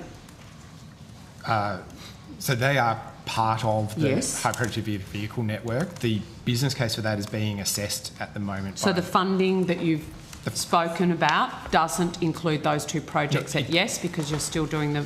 It includes that. They're part of that program. I don't have a breakdown by those projects. That hasn't been settled Right. yet. Okay. So the 525, we're going to find out why that wasn't actually specifically in the budget, but is the 525 million going to include properly funding a freight bypass of the city of Adelaide? So this is stage one of the high productivity vehicle network. And what's the stage one? So this is looking at the areas in the southeast, so Swanport and Murray Bridge, and also up to Truro. To Truro. That's the area that it's focused on. So the stage one, the money you've just outlined, is going to stage one. Correct. Which is hundreds of kilometres away from the city of Adelaide. Well, it's the stage one area Murray is Bridge. to the east of Adelaide. South-east. And Truro as well, which Yes. is further north. But yes. Okay. The member for Boothby, the Labor member for Boothby, states that this $525 million investment will provide the necessary infrastructure for high productivity vehicles to bypass Adelaide. But as I hear you, Mr Wood, that's not what stage one of this project would do. Well, it covers those areas, Senator, which includes that Greater Adelaide Freight Bypass, but there will be subsequent stages across the rest of SA. So how long before we, under this funding profile that you've just outlined to me, Yep. which is being spent in the east on stage one? Yes. Yeah. Before stage two is on board, I will need to check with South Australia on the timing for stage two and subsequent stages. Sorry, I don't have. But it's not in the forwards. There's no profile funded for stage two, so that would be a subsequent decision of government. Right, which hasn't been made yet. Right, focusing on stage one. Can the department confirm that $525 million from the Commonwealth is sufficient funding to deliver a freight bypass around Adelaide? My understanding that the money is for stage 1, which is the Adelaide freight bypass, and that future stages would be beyond that. I'm asking, as interested as you are, Minister, in this topic, I'm pretty confident the department officials are very experienced on costing of projects, and I want to understand from their expertise, is $525 million going to be enough money to bypass the City of Adelaide? Well, for stage 1, that is the commitment that we've made. Where's stage 1, Minister? Sorry? Where's the stage 1 we've been talking about Well, my in relation to the City of Adelaide? My understanding is that it's for the Adelaide freight bypass, is what the terminology is. In terms of the specific locations, I'd have to come back to you on notice. Yeah, well, stage 1, as has been outlined by Mr Wood, will not result in freight bypassing Adelaide. Well, I don't think that's actually an accurate reflection of the evidence. Mr Wood, just for the Minister's benefit, could you please outline where the stage 1 of this project is situated? I have been to Truro, Minister. It's a tiny town full of trucks in its main street, which is a pub, a post office and maybe a general store. Far away from Adelaide. Murray Bridge to Truro. Murray Bridge from Truro, yes. I've been to Murray Bridge too. Yeah.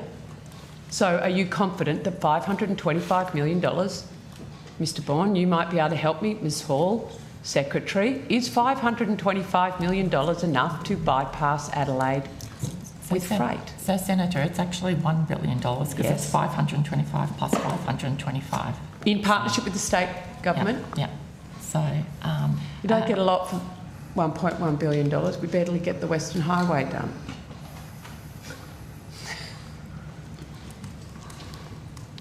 Senator. You're confident? Based on the information that we've got from the South Australian Government at the moment, we are comfortable with the investment that has been recommended. For stage 1? For stage 1. Okay. Has Infrastructure Australia provided advice to the department about this project, and if so, what has that advice been? So Infrastructure Australia are still assessing the business case that's been provided to them, and they have not yet finalised that assessment. Okay, so when do you hope to receive that? I'm expecting in, I believe, April. Can I ask Infrastructure Australia this afternoon? To confirm. I will be. So just to confirm, and my last question on this topic, the $525 million in partnership with the South Australian Government is only for stage 1, which is the Murray Bridge to Truro section. Can I have somebody, yes or no, confirm that? Because Ms Hall is looking at you, Mr Wood. That's our understanding, Senator. Yeah, that was mine too. Thank you. Thank you. Sorry, Senator Canavan. Can I just, I'll just be quick, I've only got a few minutes. I wanted to see, is there any update on the reporting about the Rockhampton Ring Road and the potential to have to put in an interchange at Alexander Street instead of the overpass? Does anyone have any information up to date on that? There's been some reporting of it. I think the Mayor of Rockhampton is concerned that there may be a redesign here that will create more congestion, etc.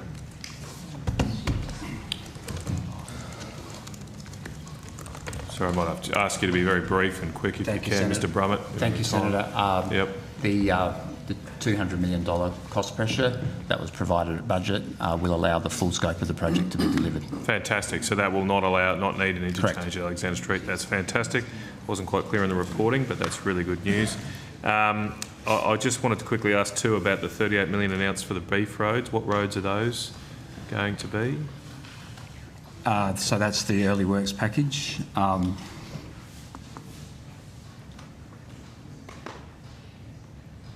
If you don't have them quickly, could you get to us after the break? Yes. I just want a list of them, really. Yeah, and the chair is always interested So, in Senator, I think that it's May Downs Road. Yep. Clermont Alpha Road. Yep. Alpha Tambo Road. Yep. Fitzroy Development Road, but I'm going to get this wrong, so apologies. Bahinia and you did it right, Doringa. Done. And Doringa. And they're the four Excellent. roads that So we no did. Springshore Tambo, nothing at this stage? You had Alpha. Sorry, I beg your pardon? Springshore to Tambo. Not at this point, Okay. Senator. I think Well, that- hopefully that will get covered in future rounds. And look, this will be more complicated, but I was going to ask, well, before I do that, the easy one will be the Capricorn Highway. Where's that upgrade? 37 million for the Capricorn Highway. It was announced in the same media release, 19th of March.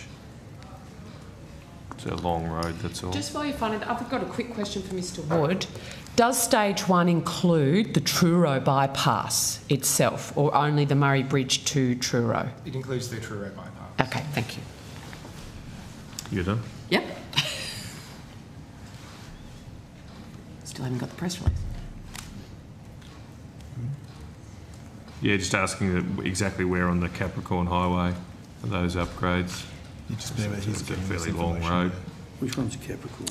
It goes west of Rocky to Gracemere, and then further Emerald? to Rockhampton to Gracemere? Oh yeah, to Emerald Yep. eventually. Yep.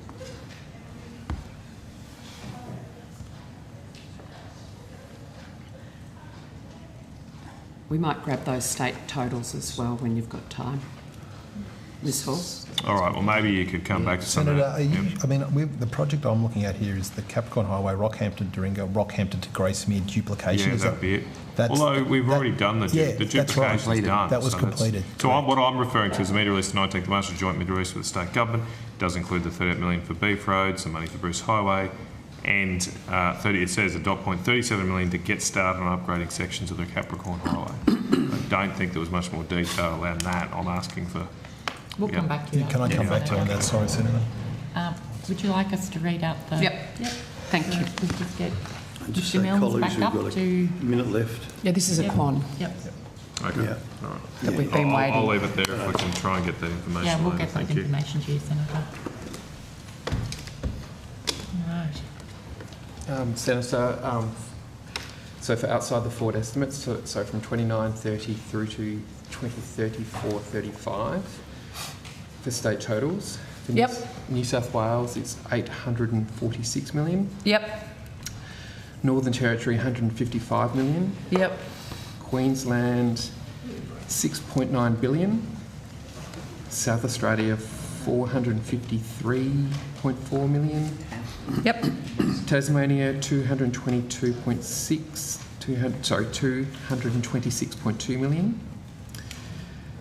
Victoria, 3.7 billion. Western Australia, 299 million. And there is no money outside the forwards for the ACT. Okay, sorry, did you get me WA? Yes. Sorry? 299 million. 299 outside of the forwards. All right. Thank you. Good on that. Thank you very much, colleagues. Thank you, everyone. We shall now take a break till 11:15. We will come back with outcome 2. Sorry. Can I quickly answer your question on the capital? Yeah, just, yeah, nice and quick. Thank you. Yep, be very quick. So the project will upgrade 26.2 kilometres of the Capricorn Highway. This is package 1. 26.2 kilometres of the Capricorn Highway west of Emerald. Okay. And that PPR has been approved with a business case expected to be completed late 25 to determine the scope, cost, timeframes and procurement for the project. That's a good project. Okay, thank Right, you. thank you. We'll see everyone back at 11:15. And we're finished with outcome 1, yes. Outcome 2. Thank you, Minister. We haven't.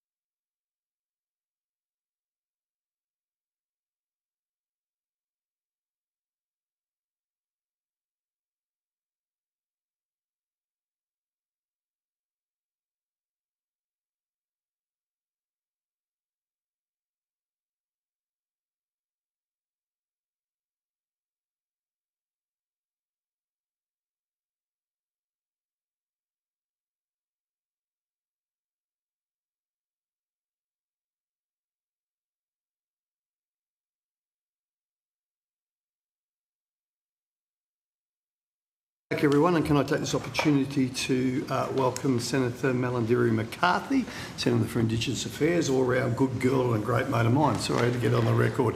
Welcome, Minister.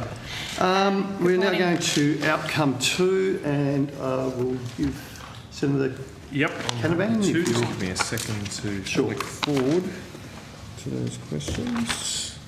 Rush through these quickly, haven't we? Okay. Can I ask about slots reform? Is that someone available for that?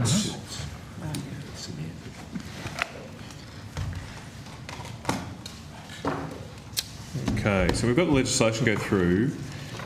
Parliament last year went through pretty quickly. What's the status of the developing regulations to give effect to the mooted changes? Senator Richard Wood, Acting Deputy Secretary Transport. The regulations are in an early stage of development. I might pass to colleagues who will have more detail. Ben Maher, Assistant Secretary, Sydney Slots and Aviation Consumer Protection. Yes, that's correct. We're in the process of pulling together drafting instructions for that legislation to be drafted. The intention is that there would be further consultations later in 2025 for implementation this year on those reforms. Just to clarify for me, you said legislation to be drafted. I thought we'd passed. You mean regulations. The regulations. And there's also okay. So there's no new legislation coming forward on not this. Primary legislation. Secondary legislation. Okay. All right. Have drafting instructions been sent to the Office of Parliamentary Counsel? In respect of the regulation? For the regulations? Yeah. Not yet. They're on the point of going over, Senator. Okay. And so they're not, what the intention is to do more consultation before sending any instructions to the OPC? No. Okay. To consult on the draft regulations before they become law. Okay, so when will the drafting instructions, when are they planning to go to the OPC? Momentarily. Soon? I just wanted, because I thought from memory, and it's not my particular portfolio, but from memory, this was pushed through pretty quickly. So why did we rush to get the ledge through if we're still 5 months on and haven't even sent instructions to So there are 3 aspects to the scheme, Senator. Okay. There's the Act, there are the regulations, and then there is the scheme. The detail of how slot management works is detailed in the scheme. Drafting instructions for the scheme have been issued, and OPC has been working on that. We've been working with them on that, and in parallel, we're also now just finalising the detail of the regulations to send over. Okay. I think, Senator, it's worth noting that a lot of the work in recent months has also been related to the commencement of the selection and now commencement of a new slot manager who commences from next week. New slot manager? Yes. Okay. So who chooses the slot manager? So it's a decision by the Minister, which occurred some little while ago, and they've been given it's a new appointee, they've been going through the process of the transfer of records and etc. from the incumbent. So it commences next Tuesday, I believe. Okay. So you'll send instructions soon to the OPC. Is it the intention then that they'll draft some regulations which will be put out for consultation? Yes, is that what will go? Will we actually? You'll actually be a draft of it, not just an issues paper or some such. Correct. Sir. Okay. And is there some kind of deadline here? Like, how soon do you have to finalise and actually enshrine a regulation to get the laws in place for some year? Is there a particular year, like month or something, that is needed to? So we're looking at implementing it, having regard to the way the international slot coordination calendar works, Senator. Okay. So there are seasons, and so we want to align it with the season so that the new rules apply fully to from the beginning of a season. So what we're looking at is implementation for now I have to think about it, Senator, the season that begins on the 26th of October, at the end of October, which is the Northern Winter 25 season, it's called. Senator. So October 26th this year? Correct, Senator. Okay, that's when you're hoping that the new slot regime is implemented? That's the current plan that we're working towards. All right, so you'll have a relatively short consultation period, finalise them and get them out? Okay, that's the intention. That's your assessment of the period. Okay, all right. Okay, and you can continue this work in caretaker? There's no decisions that are necessary for you to... In respect of the drafting, yes, Senator. And issuing the draft, or you'll have to wait till... like issuing the draft for consultation, issuing the draft publicly, you'll need...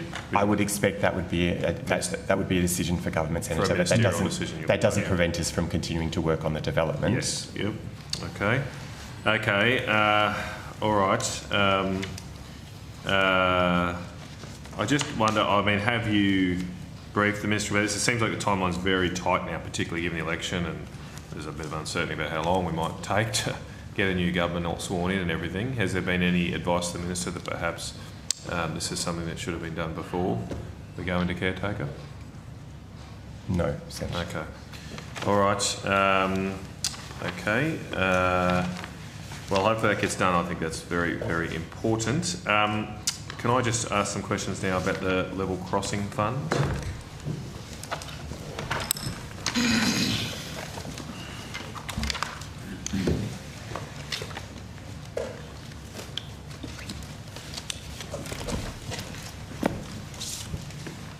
So I'm just referring to the website which lists the date that was looked at this. It listed $46.3 million of projects. The regional level crossing fund, that seems to only be round one. When will the outcomes of round two be known for the fund?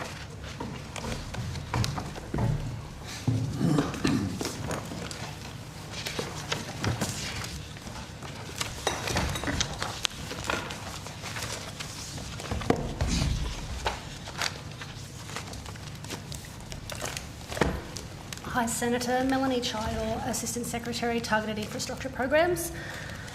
So round two closed on the 27th of September 2024. Applications were received from 4 jurisdictions and decisions have been made with Queensland and Victoria, WA and Northern Territory have been announced now, Senator. Oh, so those states you just listed, they've been announced? So they've been announced. Okay, they're on the website, are they? Might yes. have been, obviously. So it's 104 projects in total, Senator, for $52.34 million. Right, so yeah, these questions were probably drafted before that. So, okay, so there's 53 million. Is that just for round two, or is that just total? for round two? Okay, so how much in total have we now expended? Something like 107 million on my... Sorry, 97 million, sorry, rough math. There's, of the 160 million committed, we have... I'm talking about round one and round two. Yeah, so for the 160 total committed, yep. there's a balance of 61.4 that has not yet been committed. The rest has been. Right, okay, cool. Thank you. All right. Is there intentions to finalise projects with the other states soon? So we're still waiting on submissions from Tasmania and South Australia. They have allocated funding under that as well. They received an extension for applications there. And what was the other state? Tasmania and South Australia. So well, this closed in September last year, didn't it? Yes, yeah. Is there a reason why those states haven't put in applications? This is free money, is it? Do they have to make a contribution? Or? They do have to make a contribution, okay. yes. Okay. Is it 80-20 or...? I think for this program it varies between 80-20 and 50-50, okay. but because it's regional level crossings, it will be most likely 80-20. Okay, right. Seems strange they haven't submitted. Okay, right. So you're just waiting on them. We're waiting on them, and then once we've got their submissions, we'll do a review of the program to see what other jurisdictions might need more money with the balance of funding remaining. Oh, okay. All right, because it looks like you'll have a little bit left because Tasmania and South Australia are unlikely to cover 60 million by the sound. No, their allocations at the moment, South Australia has 15 million and Tasmanian has 12 million. Okay, all right. They're sort of notional allocations, are they? That's correct. They're not set in stone. Okay, all right. Did you have questions on this? No. All right. Okay, just to finalise this program, how many bridges have been upgraded as part of the program so far? Well, not necessarily upgraded, but how many are planned to be upgraded? The announcements so far.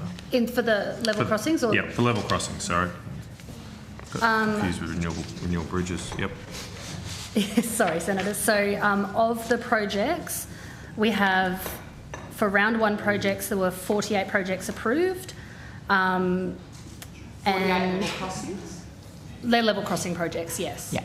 So I don't have the making sure they're not breakdown between education. bridges or underpasses, those sorts of things. Sorry, Senator. There is a project list that was submitted this morning in the tabled documents. If you do need the status updates on all of those projects, Senator. Okay, all right. So there's been no cuts to the program? No, Senator. Okay, it's just a matter of probably a balance of funds that needs to be looked at. I've had some briefings recently from people who have developed some autonomous level crossing type safety arrangements, apparently potentially a lot cheaper than existing models. Has anyone spoken to you about that, about potentially saving money? Okay. Not to me. Might chase that up after the election. Sure. All right, okay. Okay, you've got yes, questions? I've got some questions on emission standards, vehicle emission standards. So the Motor Trades Association Secretary's pre-budget submission said, and I quote, "Additionally, fines associated with the NVES compliance are projected to be significant, with total penalties reaching $2.7 billion by 2029 and will vary substantially across manufacturers based on their model lineup."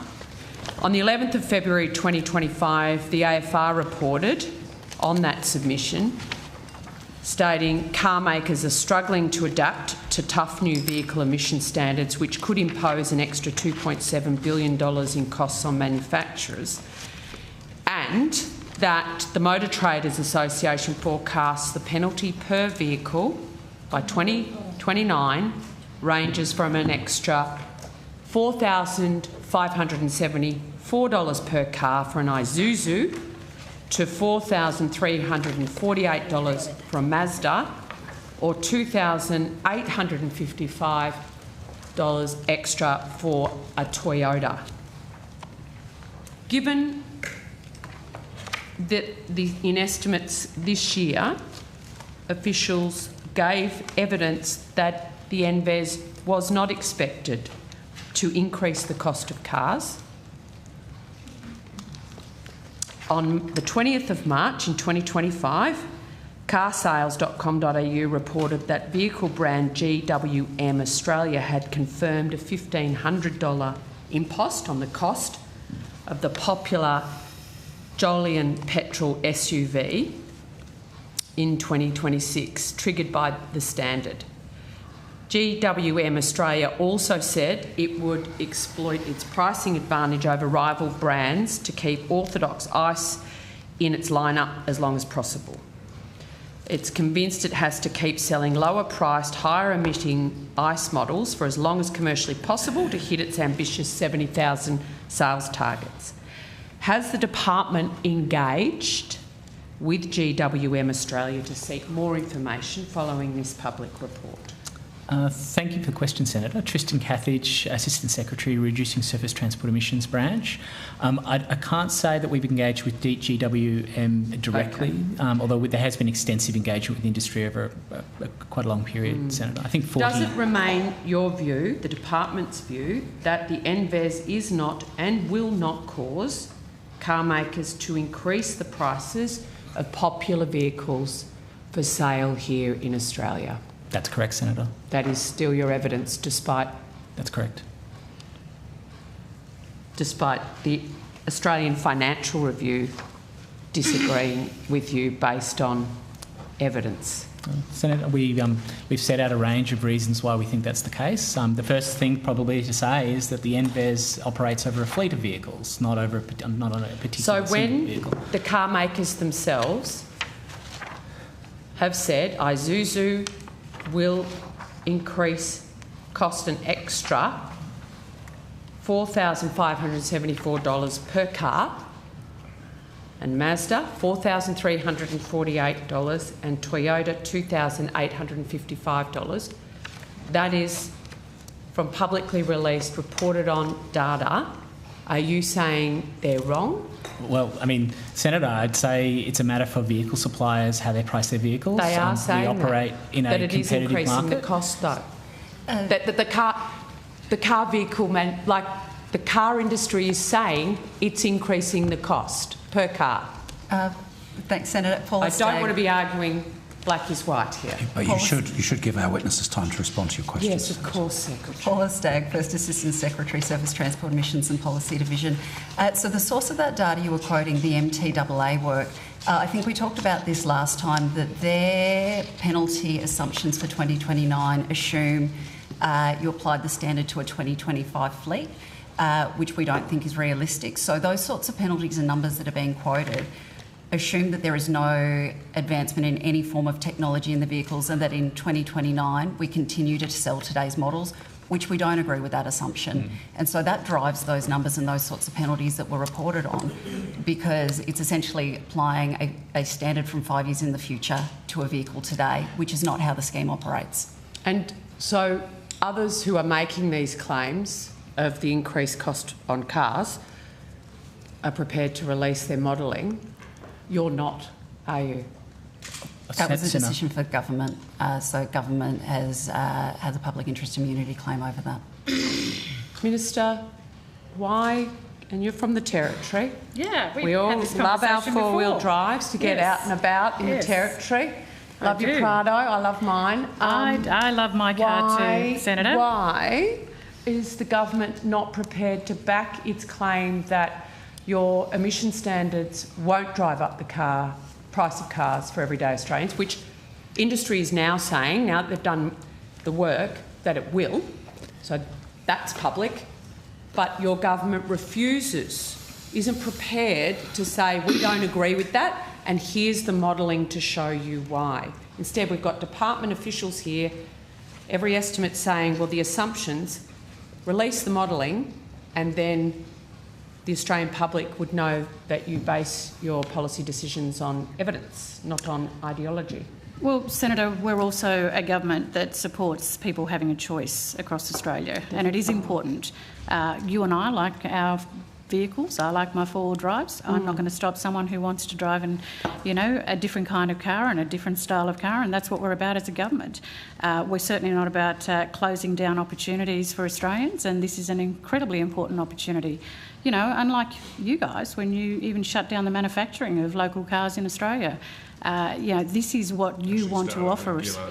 Well, come on, Senator Canavan. I mean, there are some really important cars that were under your watch that were closed down. And I think that, the focus that you have on not allowing Australians to have choice is one that is really disappointing. Minister, in the middle of a cost of living crisis, when the manufacturers and the industry themselves have said Isuzu will go up over $4,500 per car.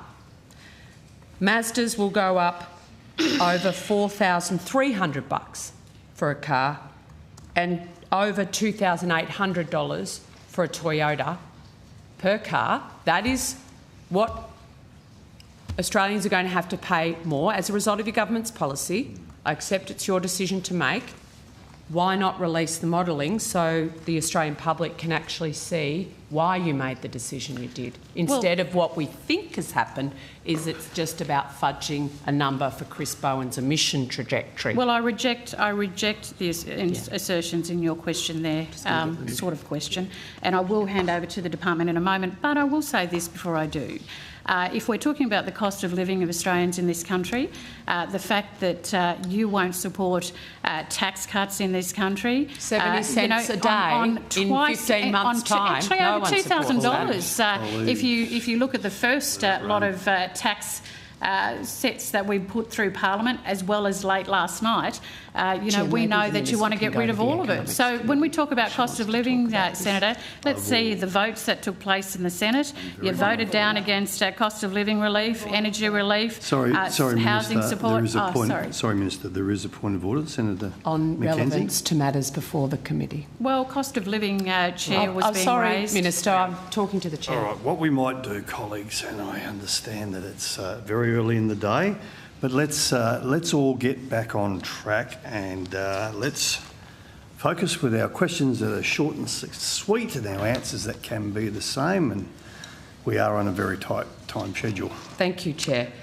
Minister, do you then guarantee that the price of cars that Australians need and love to drive won't rise under the Labor Party's vehicle emission standards? What I can guarantee to Australians is that our party is a government of choice. It's all right. And whatever That's a kind cheeky of car no, but I'll take it. Whatever car you wish to drive, we will certainly encourage you to do so. I'll hand over to the department.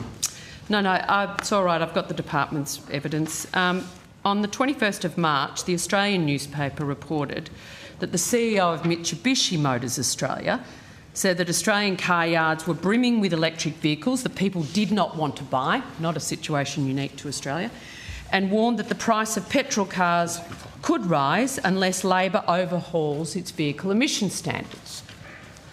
Is Mitsubishi correct that car yards are full of EVs that can't be sold because of the lack of consumer demand? And just before we Mr. go to the Wood. answer, sorry, Senator McKenzie, we do have the media in the room, and you know the rules, mate. Nothing on the tables, and I think the officers are okay. You all okay?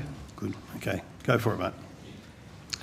If it's helpful, Senator, I can provide you with statistics on sales of vehicles in February. I mean, I suppose I'd say what I'd said last time, which is that the new vehicle efficiency standard is technology agnostic, but certainly in February 2025, there were 28% of vehicles sold were diesel, 43% of vehicles were petrol, 6% were electric, 16% were hybrid, 5% were plug-in hybrid.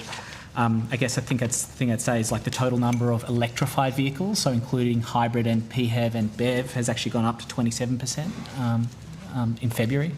So this is evidence from the industry, who I'm assuming the Transport Department engages with, saying we can't sell because of the lack of demand, and your statistics would back that up.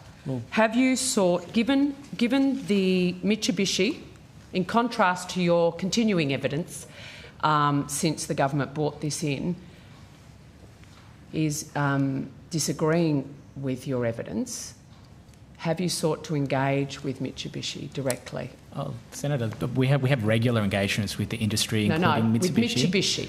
Oh, well, Mr. Wood, has your section of the department met with the CEO of Mitsubishi to discuss their warnings of Labor's vehicle emission targets? Senator, yes or no? Senator, I don't think we would have engaged with the CEO of Mitsubishi. Anyone from Mitsubishi? We do engage, as Mr Cathedge has been indicating, with the automotive industry. Some parts of the automotive industry, some of the original manufacturers represent themselves. Some of it do it through a aggregated model where they've got representatives. I don't know whether Mitsubishi specifically attend these meetings. I think Mr Cathedge. I think it's... sorry. Oh, here we go. Ms. Najjar. Hello. Hi, Karen Najjar, Assistant Secretary, New Vehicle Efficiency Standards Regulator. Thank you for the question. We had a face-to-face meeting with industry last Thursday in Melbourne. Was Mitsubishi there? And Mitsubishi did have representation there. I believe it was some of their... they certainly wasn't the CEO. I couldn't tell you off the top of my head exactly who they were. But Mitsubishi they did have attendance. Was represented. Correct. Did you ask them about their concerns about the emissions standards? What was the department told by industry representatives at that meeting? So the meeting was focused on the implementation of the NVES as it stands today. We didn't talk about concerns of the broader policy setting. So it was very much focused on walking our regulated entities through what does the journey look like for them, what do they need to be preparing now to be giving us the data from the 1st of July as the Act requires, how will they make decisions inside their business for who will be their representatives, and quite practical matters. Did the department receive advice from industry representatives that the NVES would force them to increase the price of cars? Not during that face-to-face, Senator. But you're not unaware of this critique or feedback, shall I say? We've certainly seen the media articles, Senator. You have. And do you disagree with industry that, as I've read out 3 times now, the increase for very popular makes such as Toyota, Isuzu and Mazda all are in our top 10? I believe my colleagues have answered that, Senator. I'm really focused on the implementation of the Act as it stands today. Well, the implementation of the Act as it stands today will see the cost of cars increase for everyday Australians? Only if there's absolutely no adaptation by the market in response to the new vehicle efficiency standard, the whole purpose of which is to engender adaptation in the market so that Australians are no longer forced to have highly fuel consumptive cars where more efficient models are available to other jurisdictions which have established an NVES. So of course the automotive industry don't want to change. They're happy dumping fuel guzzling cars on Australians, and if they don't comply... Mr. Betts, so you've really unmasked yourselves as an inner-city lefty today. Well, the point is, in other jurisdictions, it hasn't been brought in with a time frame that this government has sought to do, which is simply to facilitate Chris Bowen's emissions profiling by 2030. Let's be honest. No, it's not. And who will pay more is everyday Australians, not for their fuel-guzzling cars, but the cars they need to drive because of the type of country we live in, the fact that we're right-hand drive, and we are sparsely populated. It's excuses by the... No, it's actually not.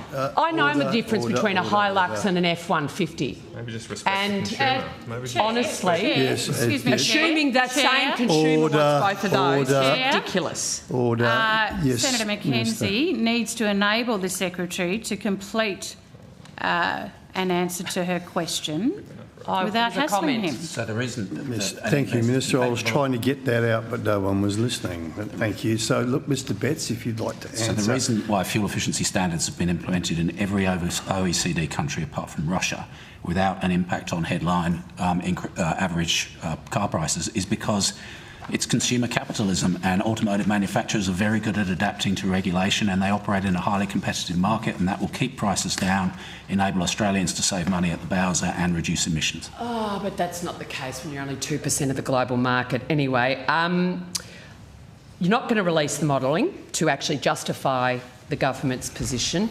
and I'm just fascinated to understand what you're going to do with car parks full of EVs that no one wants to buy.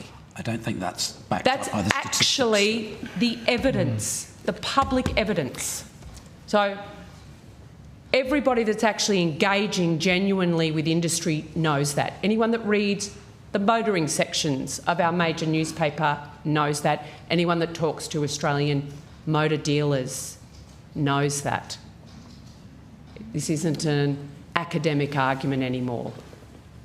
Australians are going to keep their petrol cars in their garages for longer because the government's policy is going to drive up the cost of the cars they need to drive. Is there a question? Do you have questions?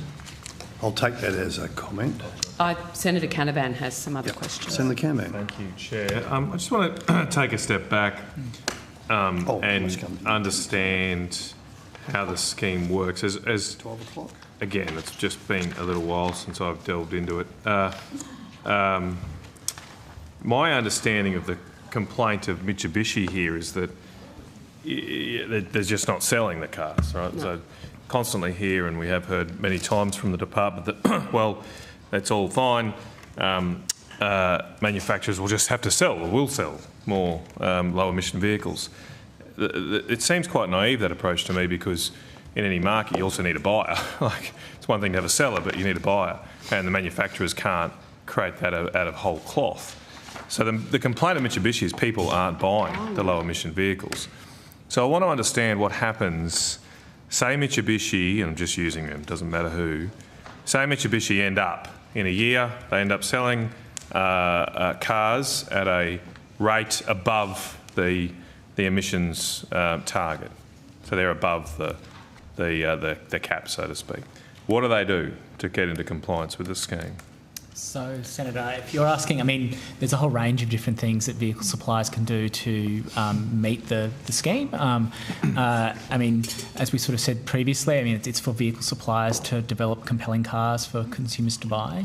But, you know, if... Very easy. Sounds easy, doesn't it? Yep. Well, I mean, I would say, Senator, I mean, for example, plug-in hybrids have gone up 400... Can we come back to because the Chair did ask for questions to be relevant, so point of order, Chair.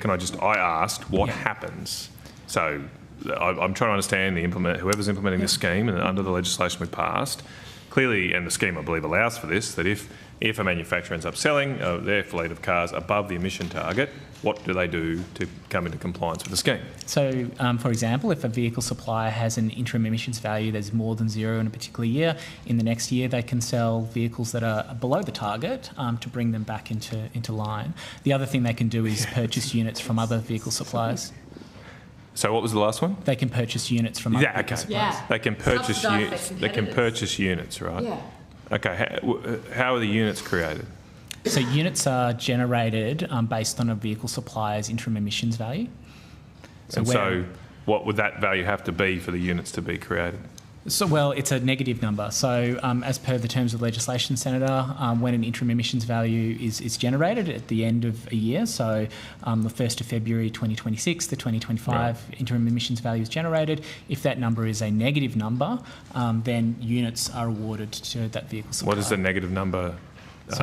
What does a negative number designate, for example, or on average, reflect? If a vehicle supplier has sold vehicles for which there are say 10 grams per kilometre beneath the target, then they generate 10 units. Right. So the negative numbers are generated by manufacturers who sell below the emissions target. That's correct. Yeah. Right.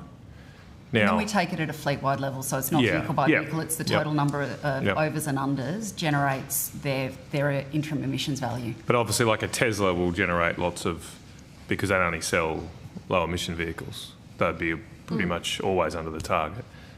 Now, I suppose the problem is, in the likes of Tesla, is they're not selling as many cars as they expected. Clearly, right? So they're not generating as many units as they would have perhaps expected. I mean, what would typically happen to the value of something if there's less of it than expected? It really is a matter for vehicle suppliers how they are going to trade. Is there any economists here? I mean, it's a very simple question. I should say, Senator, I can perhaps reflect, if it's helpful, on what's happened in other markets. And it really is a strategic decision as to whether or not vehicle suppliers will buy units. And sometimes they try and identify vehicle suppliers that aren't in the same vehicle category as them. So, for example, if they're selling like commercial vehicles, they might partner with passenger vehicle suppliers. And it's also fair to say that it's not always a monetary exchange for the exchange of units. Sometimes it's exchange of technology, or it's use of factory space, and all that sort of stuff. So, is the sale of electric vehicles, low emission vehicles below the emissions target, occurring at a rate that is consistent with the modelling the government did before the scheme? Well, I mean, Senator, I'd say, as I said to you, sales of electric vehicles were 6% in February 2025. From memory, I'd have to double check. I think the forecast was 6% in 2025 in the impact assessment. Just give me one moment. Yes, no, it was. So figure 8 of the impact analysis on page 31, 6% was the forecast for 2025. What's the forecast for the years up to 2030? Sorry, Senator. We might need to come back to you on that. We'll see if we can get that for you. So it is in the impact analysis, Senator. I don't have the 2026 figure, but you can see if you open up the Word version of the document, you right-click, and if you see alt text, that will show you all the numbers for the forecast. What we've got is the graph with a line on it and the 5-year marks. Okay, well, give me the rough estimate. Where does it get close to? So 2026? 2030. Or, well, 2030. Like all the years, but let's just go 2030, 20%. Around 20%. Yeah. Okay. All right. So I just struggle to understand the dismissiveness of Mitsubishi's point. I mean, it's very, very logical how they've laid it out, that if consumers aren't buying the cars with the low emissions tags, whether it's their cars or other manufacturers' cars, you're going to have a shortage of units. And the value of those units will have to go up because there'll be excess demand for them. And they'll have to pass on the cost of those units to customers, which will lead to car prices going up. So, Mr. Where's the flaw in that logic? Can I maybe add some additional information to it? So Mr. Cathledge ran through sort of some headline figures about in February 2025. To put that in context, so that 27% of vehicles in 2025 had some form of electrification, is up from 15% 2 years ago. Similarly, for plug-in hybrids, has had a 410% increase on this time last year. So I think, there's what happens at sort of a very micro level, but at the market-wide level, what we are seeing is continued growth in vehicles with different forms of electrification, both battery but also plug-in hybrids and mild hybrids. Because it gets rid of the range anxiety, and they don't need the deficit of infrastructure around this country. Is there don't pretend that the EV solution, because in the end, under the NVES, hybrids some models end up being subjected to the car and ute tax. True. That's the reality. So please don't bunch them together. I know it suits you because of statistics and the way you can roll them out, but the reality is people aren't buying EVs. They're not buying EVs. And if you release the modelling, we could have a sensible discussion about it. Senator Canavan? So I just want to understand, in the, as I say, it's just been a while, in the document that sort of explained the scheme, the Cleaner, Cheaper to Run Cars consultation document, it said when a supplier sells a car that fails the standard, it gets a debit. A supplier can use credits to pay for the debits, and in brackets, or eventually pay for penalty. So what's the penalty? So if a vehicle supplier has a positive IEV and then they don't use units to extinguish that, then eventually that crystallises into a penalty or potentially a penalty. Right.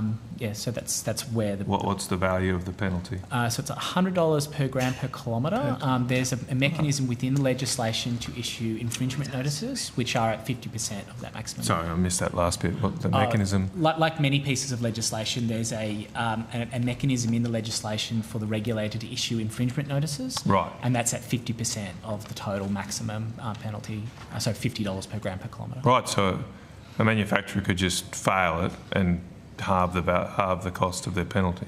Well, if an infringement why would they notice pay was the issued, 100? They could pay that infringement notice. Well, so it's an on-the-spot fine. It's an incentive to pay the infringement rather than seeking to challenge the fine. And so essentially, yes, and that's a really common mechanism in legislation is so whether it's 50 or 100, and they've got the choice. Whether it's 50 or 100, I mean, if a manufacturer has to pay that penalty, they'll have to pass that on. Won't they? Well, I would observe, if it's helpful, Senator, there is a difference between cost and price. And so if a vehicle supplier incurs cost, it's not necessarily the case that they increase price. And the reason for that is because we are operating in a competitive market, and if they increase the price of their vehicles, consumers will go see their competitors and their rivals, and they'll lose volume. So you think that they won't, you think you can impose a fine penalty, you call it a penalty, on an industry, it's an industry-wide penalty, and that won't have an impact on the final price of a product. Senator, what I'd say is, the evidence we've seen from Kafka. other countries. It's a parallel universe to the real world. Can I ask? Can I also add, we've had again previously that our consultation with industry, they've also indicated they actively seek in other markets to avoid paying penalties, so they seek to use the other mechanisms within the legislation to avoid that. And what we see that in those overseas markets is those that do incur penalties, we've competition been through this within before. markets. In fact, under the Biden administration, we've been through this before, and I'm sorry, look, I don't have time to waste, but I really do believe you're misleading the Senate there. I'm really sorry, because we've been through this before, and I can get, hear me out, I can get the previous transcripts that show that manufacturers in the United States paid significant penalties under the Biden administration. Is that true? Did they pay penalties? So vehicle suppliers have paid penalties in the United States. But Ms Stagg just said that in other jurisdictions the evidence is they don't do that. Well, that's wrong. That's a complete I mean, honestly, you guys should know this, and you're clearly trying to mislead the Senate ahead of an election where this is a topic. It is not correct to do that. Hang on. We've just heard that it's wrong. Colleagues, can we just take a little breath here? And I did hear what you said, Senator Canavan, and I was listening to Ms Staggs, and that is something that I just can't brush off. I have to look at that. Can we just review that line of questioning? Can we move on to something else? What I'd like, Ms Stagg, would you like to add to your evidence before. As I said, they seek to avoid penalties. I did not say they do not pay penalties. I said their advice to us is they seek to avoid by using the other flexibility mechanisms within the legislature. Seek to avoid it's just obfuscation. It's completely illogical, the position you're putting, and I'd still maintain, Chair, you are misleading the Senate because you are not giving fulsome answer to these questions, particularly given this evidence was already on the record in previous estimates rounds. I think that is not giving a fulsome answer to the Australian public. That is trying to hide the detail of it to protect the government. Just like you hide the modelling. That's a very serious allegation. Of course, it is a very serious allegation. And it's Order, please. Can I just, for the purposes of, we've only got a little bit of time, can I just review the answers rather than this attack on each other across the chamber? Ms Stagg has said that she said one thing and you've said that something else was said. Let's just see if we can get some record of this that we may be able to clear up later. But rather than go on the attack loudly at each other, can I encourage colleagues, can we move through Sure, the I've got other questions. But it is something that I think the officer may wish to defend that accusation, and if there is a mistake, there could be an opportunity to clear it up with level heads. Sure. Thank you. Senator Canavan, you have the call. Thank you very much. Ms Najjar, is that the right pronunciation? Thank you. I believe you've had some discussions or been involved in consultations. Has anyone from the industry indicated that they expect to have to pay the penalty or buy credits to meet the emissions targets in the coming years? So the conversations that we've had, particularly on Thursday with our regulated entities, was really focused on preparing for 1 July. Certainly the conversations went into the future years and preparedness for the companies. They weren't talking to me about what their plans were so much as what they need to actually do in a practical sense, so how they're going to actually find the reporting data, make sure that their quality systems are in place and that we all agree on what the numbers are. So we didn't, it wasn't that kind of conversation, Senator. But you have had that feedback from industry? Not me directly, I didn't Senator. ask the kind of conversation. Have you had any manufacturer indicate to you that they expect to have to pay the penalty or buy credits, or is it debits or credits, I get confused, buy them to meet the standards under the NVES scheme? So, Senator, we've had many conversations about how trading happens, which I think is an implication of an expectation to have to either have credits and sell them or be looking to buy credits. I haven't had conversations about particular manufacturers and their positions. Has anyone, and not just yourself, but has anyone asked the manufacturers if they expect to pay a penalty or have to buy credits under the scheme in the coming years? I don't think so, Senator. I would say that we did include a number of quotes in the impact analysis, I believe, about how vehicle suppliers seek to adjust their fleet. Honestly, that was released. But if you're serious, if you were serious about wanting to know the impact, wouldn't you ask the people who sell and make cars whether they think that under the rules as you've designed them, they would be up for a penalty? Well, that would be a logical thing to ask. Well, sounds like you don't want the answer. Well, we undertook the consultation. We received but there has been... that goes to my questions that publicly on the record now with modelling that states and nobody, the government is not interested in testing the veracity of those public comments about how much per car Sorry, increase? Senator, I think there's a point of order, Mr. Repeatedly in this... I'm sorry, I can't hear you. Repeatedly in this passage of play, opposition senators have played the man in this and have impugned the integrity of public servants. They're entirely entitled to disagree with the policy positions of the government. But to suggest that I'm an inner-city lefty because I'm explaining the government's policy or that Ms Stagg is misleading the Senate, I think is crossing a line. And I look to you Chair to help us with that. Well, Chair, just on the point of order, I'll comment on the point of order. It would be helpful if the Secretary didn't commentary on the political platforms of other parties. That's right. Earlier today, Secretary, you cast shade on a policy of the opposition. Now, I don't think that is consistent on the public servant, on the policy around public servants. Which you did. Policy was and that? so I just explained that, and I don't think that is consistent Unlike with other the parties. usual code of conduct of secretaries in this place in these estimates. And I would also have substantiated clearly why I made the claim of misleading. I didn't say that the witness lied or anything like that, but they clearly misled, given the evidence to this committee earlier on these matters, and they weren't giving full answers. So thank you for that. Firstly, on the point of order, and then I'll come to yours, Senator Canavan. I am consulting at the moment as we're speaking, and this has been going on for the last couple of minutes with the Secretariat and getting some guidance there. As I did say, and Senator Canavan didn't start a fight with me, it is a very serious claim and one that needs to be defended. If there is a simple case of a mix-up of words, will we give Ms Stagg or any officer the opportunity to correct that? Because the last thing we want, I know that I've thrown that around in the Senate chamber, and I know it can be quite volatile down there and in here. But I do think that we will follow that up and give everyone the opportunity to correct the record or otherwise. And one thing I will say, Senator Canavan, you and I have worked together for many, many years. Sure. And I respect your position as a very senior senator in here, but it doesn't help colleagues when someone has the call and there is another senator coming over the top as well. So if I could just encourage whoever's got the call, please have the call.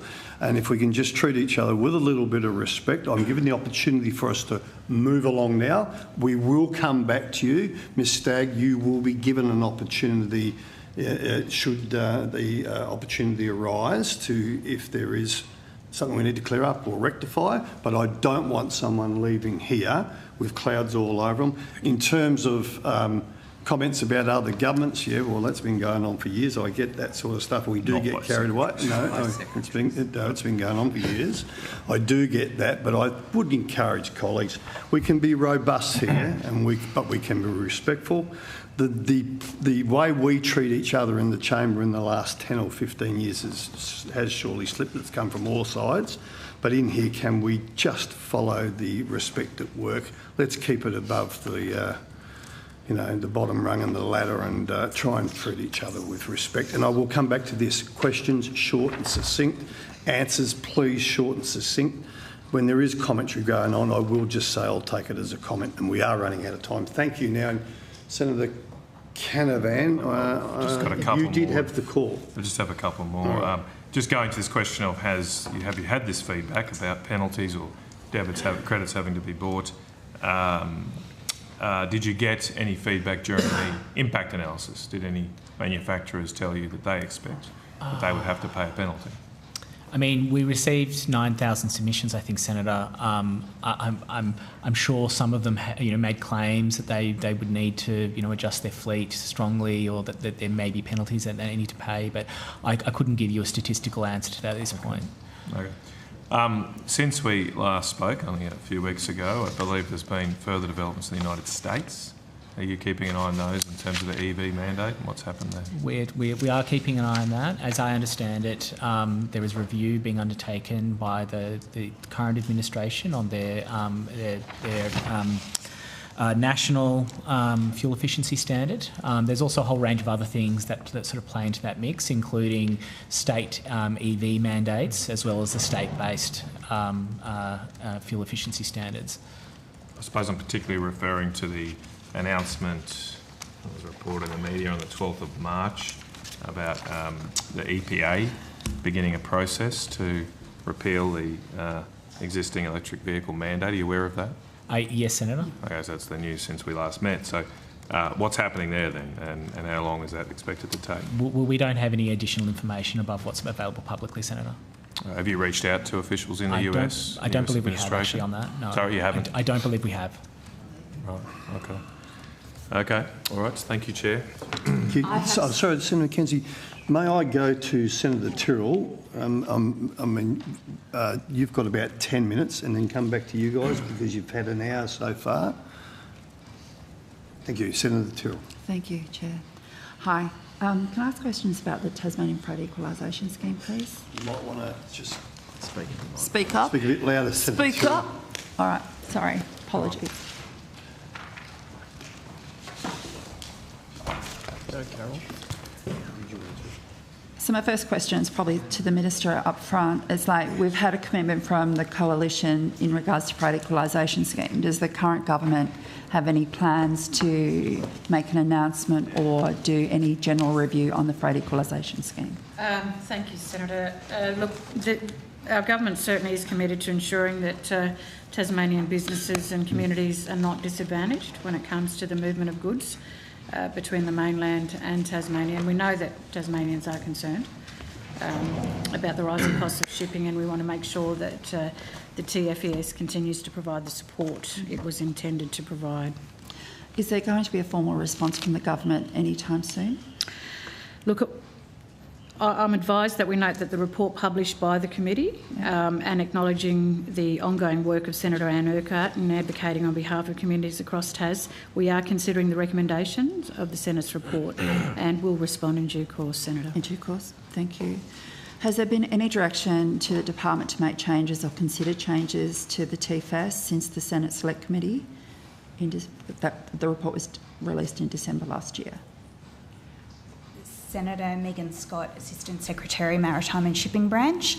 As Minister McCarthy mentioned, the government does have a draft response with them for consideration, and within that there may be directions to the department pending decisions of government on how to progress those recommendations.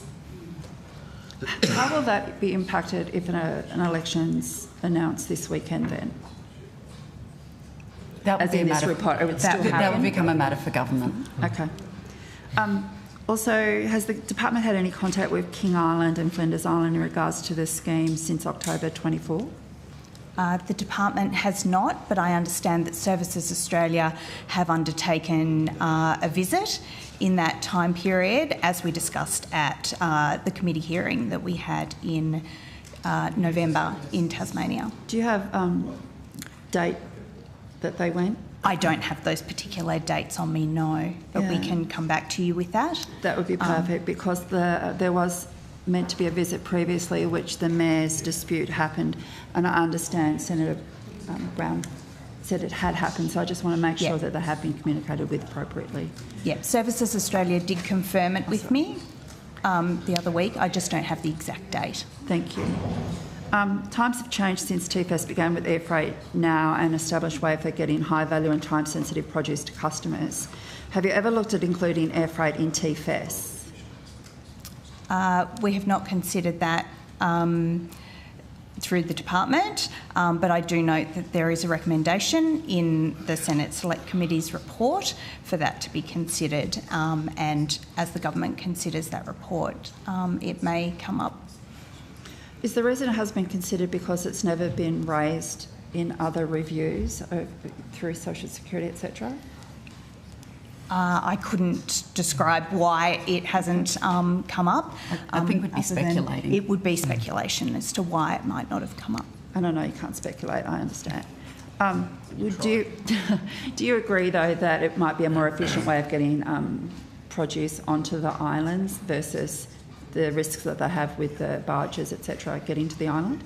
Different modes play quite different roles. So typically we'd see air freight used for things like time-sensitive or high-value freight because the cost of moving by air is higher. Yep. So typically sea freight is used for things that are either not time-sensitive or lower in value. So both freight modes have, I guess, a different role to play in the market in terms of both the shelf life of the good as well as the value of the good. Yeah, because I know that there was instances where produce has gone to Victoria from Tasmania to Victoria to get to the island, and then the produce is bad. So I think that's why I'm asking about the air freight. The government has said that they're considering the recommendations from the committee, which is great, and they want to make sure any changes don't push freight prices higher.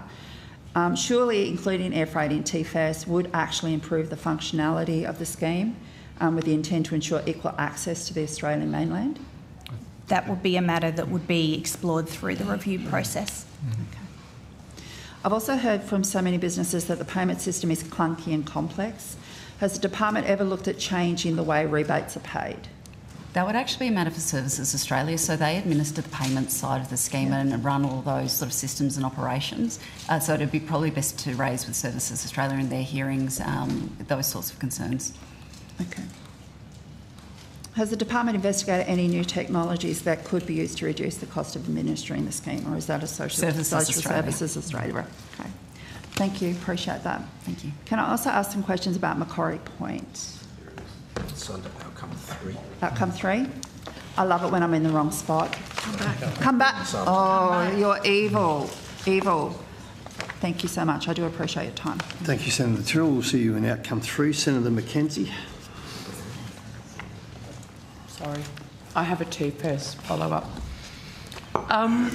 Sorry about that. No, you caught me, Chair.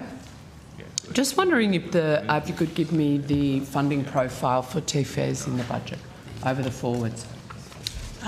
Yes, for 24-25 we have $182 million. 25-26 is 182. It's the same across the forwards.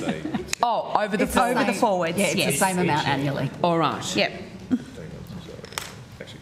Not pegged to anything. Yep. Got it. Thank you. I now have some questions for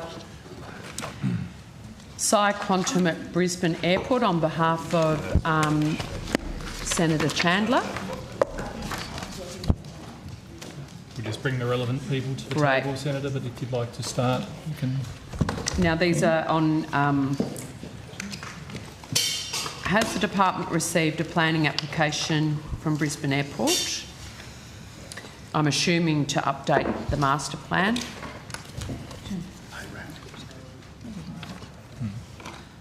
Senator High, Sarah Natty, Assistant Secretary, Airports Branch. Could you just repeat the question for me, please? My questions are on behalf of Senator Chandler, who wants to understand Sci Quantum's desire to build a quantum computer at Brisbane Airport. Have you received a planning application or an application to amend their master plan from Brisbane Airport? So that sounds like two questions there, Senator. The first question is, has the department received a major development plan for Sci Quantum? The answer is no. Why don't I rephrase it? Have you had any discussions with Brisbane Airport about Sci Quantum locating to Brisbane Airport and what requirements? We've had several conversations, Senator, about this particular project, both with Brisbane Airport and with our colleagues at Department of Industry, Science and Resources who are co-funding that project. Right, so you've had the conversations. Has any paperwork been exchanged? I think what I put on the record at the last estimates, Senator, was that we have not had any formal paperwork from either Brisbane Airport as the applicant, but we certainly have had several conversations about the project and the requirements under the Airports Act.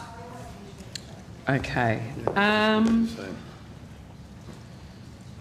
So they're fully aware of when final applications need to be submitted, etc.? That's a decision for the applicant, Senator. But they're aware of their obligations? 100%. Yeah, okay.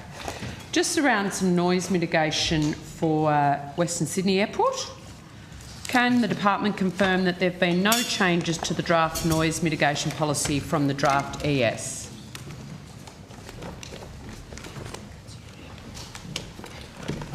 Senator, as indicated in the draft EIS, and I'll just wait for Mr Jansen who'll be able to go in more detail, it was foreshadowed, but there would likely be some changes to the arrangements for noise mitigation as we consider matters such as the natural boundaries for it. So, essentially the noise mitigation modelling will be based on the ANEF, the Australian Noise Exposure Forecast. Sometimes that line will go through the middle of a property, so we need to adjust to take into account some of those and a number of other factors, but Mr Jansen will have a little bit more detail in regard to that.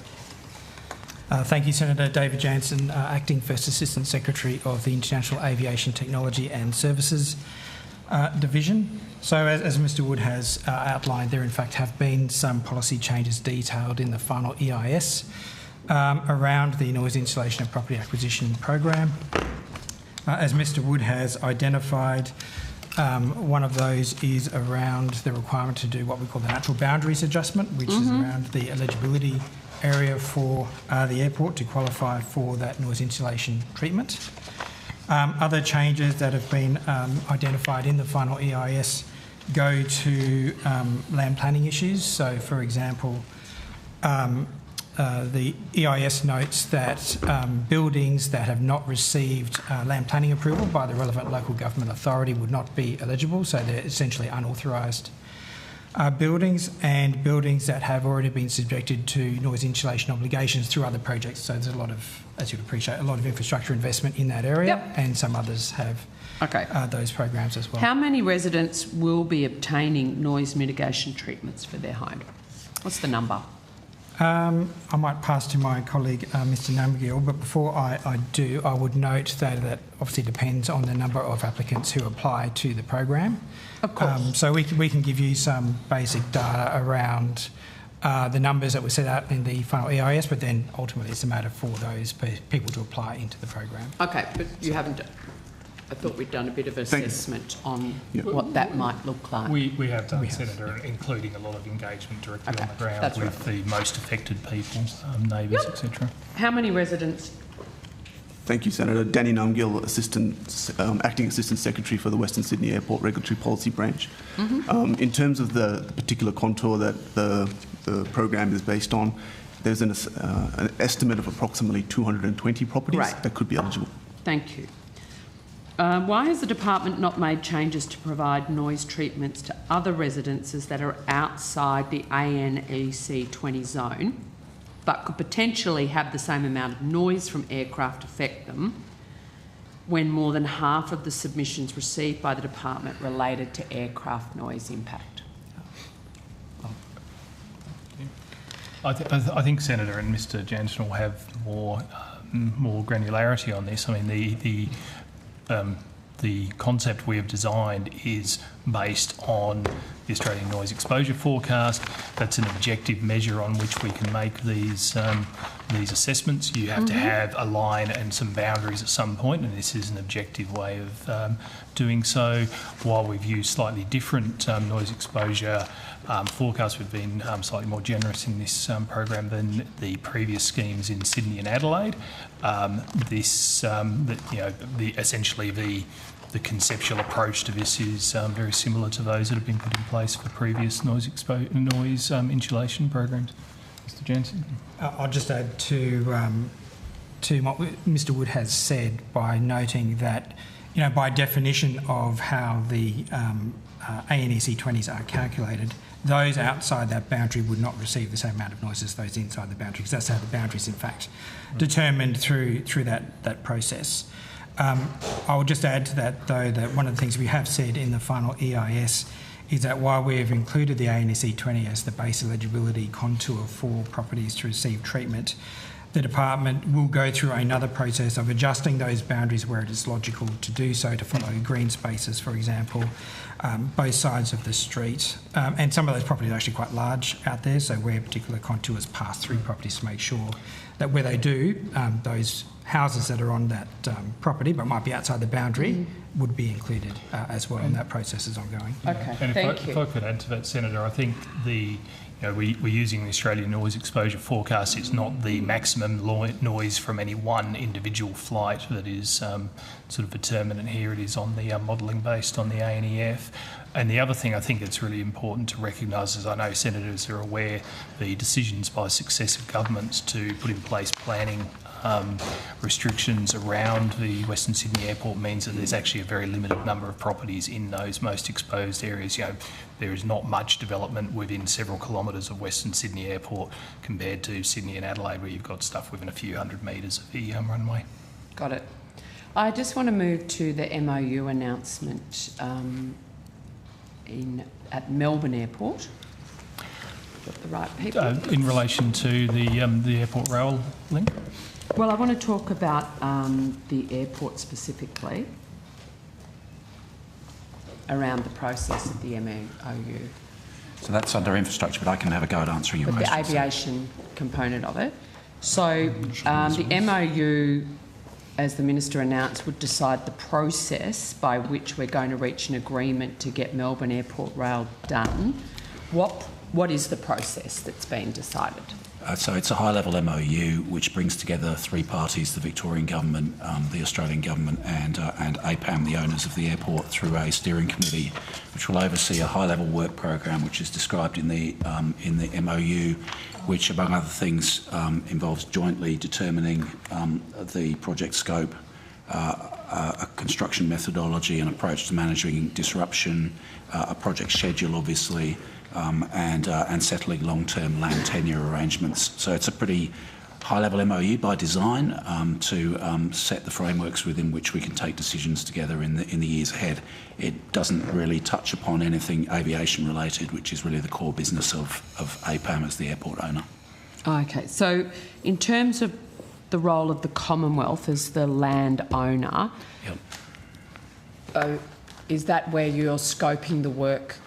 Like the Commonwealth, the department will have a view on the scope of works, or here come the aviation experts, to feed into that process, or is that, do you take the advice of the airport itself or look at the master plan? How do we determine what the scope of works will be?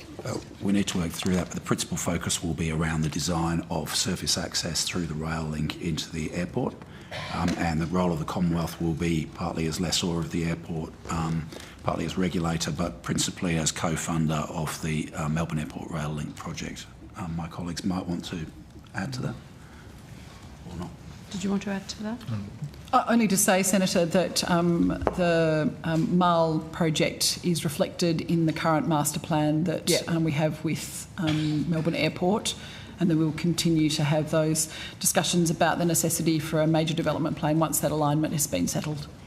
The alignment being, just clarify me, the alignment, is that the alignment through is, Sunshine? And Ms Hall might want to speak more to this, but from the perspective of the Commonwealth's interests in the land at Melbourne Airport, the alignment of the Melbourne Airport Rail Link will determine how much it enters into Commonwealth land, and then the extent to which that needs to be reflected in a major development plan. Yeah, because the whole third runway is predicated on there being this linkage, as I understood it. Has that changed? Has anything changed with that? No, thank you, Ms Hall. When the MOU signing, the Minister stated we've got a little way to go.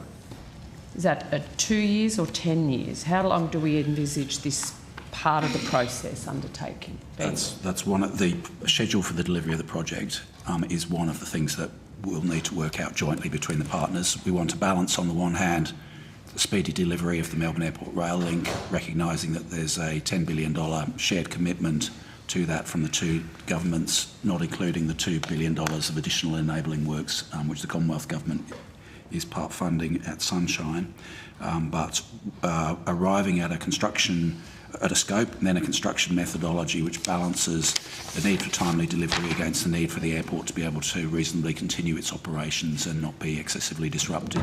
So that's obviously some complex work there which will take a little bit of time to resolve. Oh, that's fair, that's fair.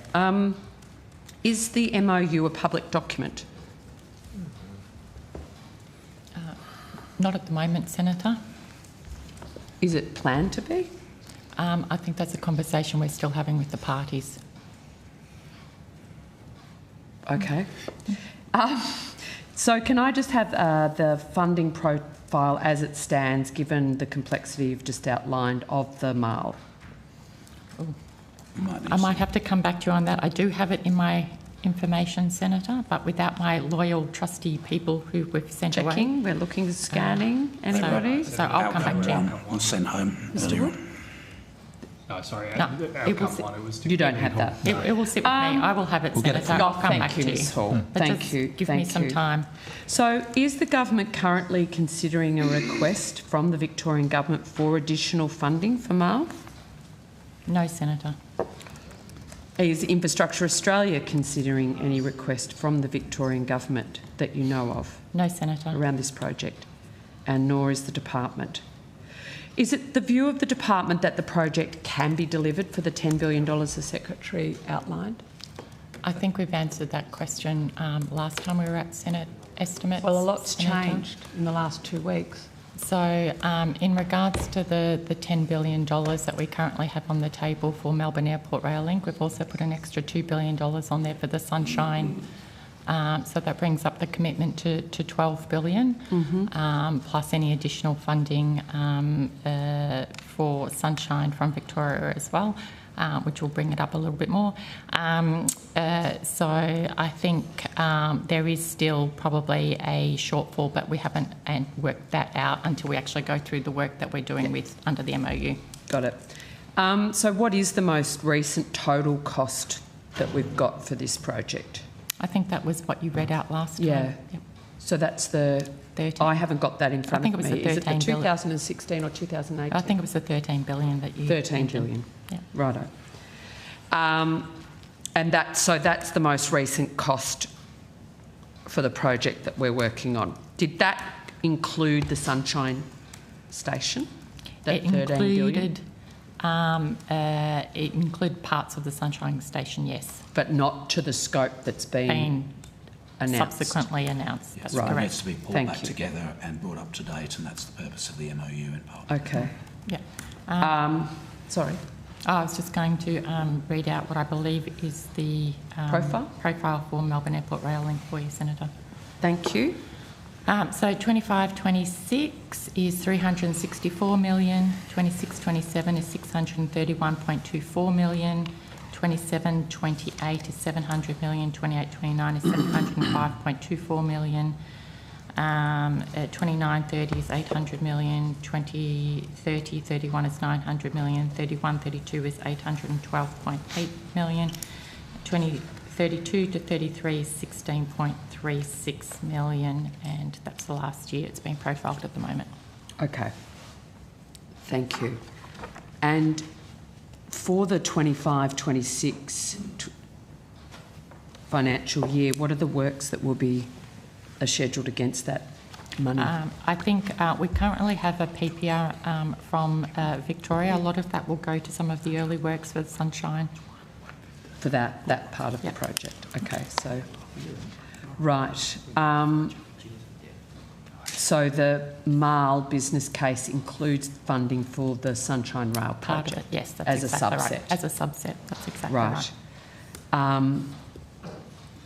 The Victorian Government website said that Melbourne Airport Rail SRL Airport forms a key part of suburban rail loop, the new orbital rail line between Cheltenham and Werribee. So I'm just wondering how we justify very clearly from the Secretary earlier that the $2.2 billion election commitment for SRL wasn't being expanded on. But if I'm to read the Victorian Government website, this project, the MARL with the subset of the Sunshine Station, is actually a subset of the SRL in their eyes. In their eyes. And so I am confused, and if someone could actually unpack that for me, I'd appreciate it. So the Victorian Government has chosen to characterise the works associated with Melbourne Airport Rail Link and the ancillary capacity upgrades at Sunshine as being part of suburban rail link. Frankly, and you would know this, Senator, because it was a commitment of the Coalition Government as well, Melbourne Airport Rail Link stands in its own right as a project with or without SRL. And I would argue the same is true of Sunshine, which will unlock significant capacity benefits for the western suburbs. So it's a branding thing to call it SRL. From our point of view, the projects stand on their merits independently. Right. That's helpful. In 21, the website read that Victorians will experience seamless transit from the airport, and I know we've traversed this several times. Via Sunshine is not what was ever envisaged, I'm sure, by the airport. I know by Victorian travellers and nor other users via Sunshine. Is that... I guess I'm trying to understand how that, the original intent of the MARL, irrespective of, like, there's 100 different ways to build the thing, the original intent, a direct link between the CBD and the airport, like we see everywhere else in the country almost, is to be realised. Is the government, has that been part of the debate, I guess, with Victoria about being realistic about the original intent versus Victoria's obvious intent to wrap it up and bundle it up with their own local priorities? So I think, Senator, I think we answered this Sorry, that was really long-winded. I think we answered this question at last estimates. So our understanding is that, as the Secretary said, Sunshine is a key hub in regards to moving a significant number of millions of passengers every day through Victoria. We anticipate that the Melbourne Airport rail link will have train stops at Sunshine, but we also expect that they will have express that go right through to the city. Okay, good answer. Can the department table any correspondence or advice it received from the Victorian Government regarding the Sunshine Station upgrade as announced by the PM on the 26th of February? We can take that on notice, Senator. But again, we're conscious that it does go to State Relations, but we'll see what we can do for you. Thank you. What internal assessment did the department undertake to determine whether the $2 billion Sunshine Station redevelopment was necessary for the airport project to proceed? So obviously there was a considerable amount in the original business case. We've also had a number of briefings from the Victorian Government. We've received a PPR as well, which we're currently going through. So there has been extensive work and information provided to the department in regards to the congestion issues around Sunshine. It is a very congested area that needs significant amount of work. Now, I appreciate the congestion issues in the western suburbs of Melbourne, but you are aware that that business case explicitly stated that those works are not required to support the operation. The mile, yeah. Yeah. Yep. Yep. So, yes, we are aware of that, but it does actually help make it flow more smoothly as well, and provides greater opportunities to move more passengers if you do it. Yeah. So given that the Sunshine Station wasn't part of the most up-to-date costings that the department has, have you requested a revised business case? We've got some supplementary, an addendum to the business case that has been provided, yes. So, sorry, it's been provided to you from the Victorian Government? Yes. Right. When did you receive that? In the last week or so. Okay, right. So we're talking to our Victorian colleagues on a daily basis to elicit all the information we need. Yeah.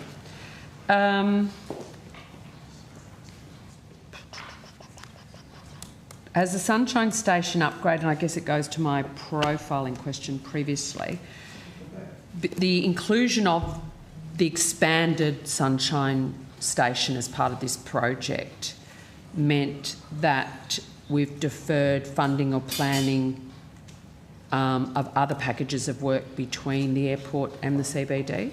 No. To focus the funding there? No, I wouldn't say that, Senator. If you remember when we did the independent review last year, it was clearly stated in that review that the Sunshine would be at least no regrets components. So it's actually allowed us to do some understanding of what will actually be required, so that we can then work out the connections to the airport, which will feed into the work that we're doing under the MOU.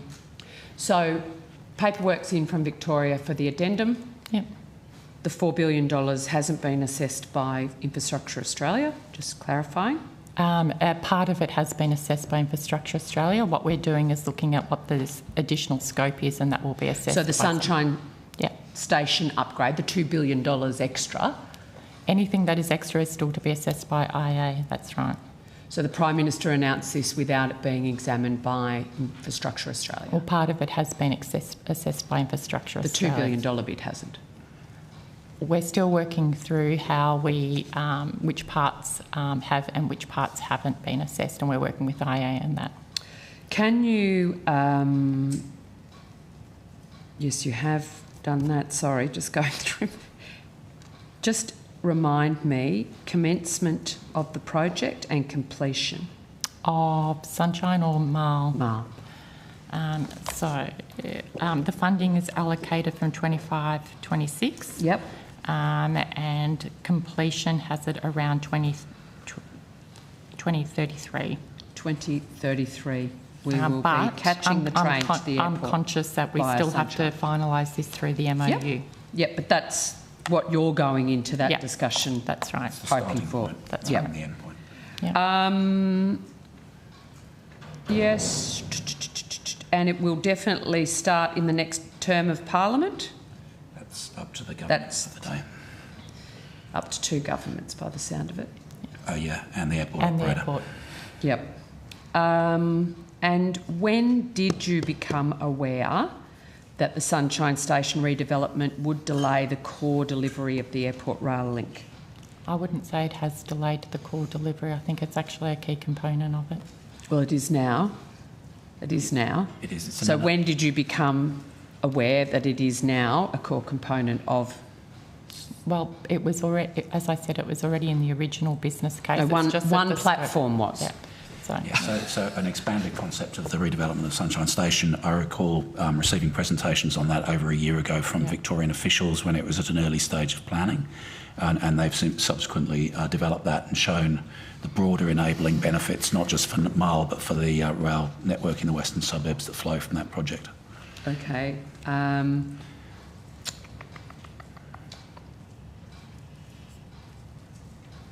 Did the Minister request a revised business case or technical briefing on the Sunshine Station upgrade before committing the additional $2 billion of Commonwealth funding? Well, we'd already had briefing on it, Senator. Sorry? We'd already had briefing on it. As the Secretary said, we've already started getting briefing over a year ago on this.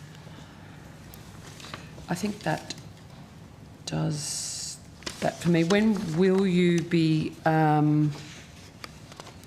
getting the updated business case back? Or when will you have finished assessing Victoria's paperwork that you received last week? I couldn't tell you that, Senator, but I'm hoping I won't use the word imminently because that's not the word to use, but we are going through it as we speak. So I imagine it will still be a few weeks away. Okay, thank you. Did you?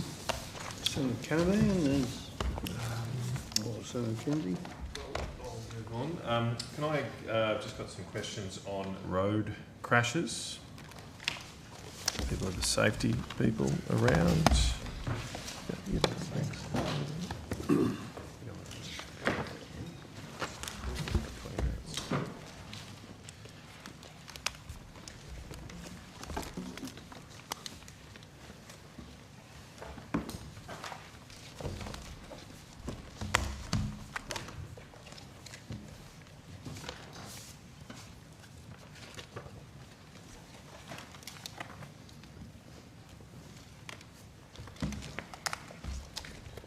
Particularly asking questions about the National Road Safety Strategy 21 to 30.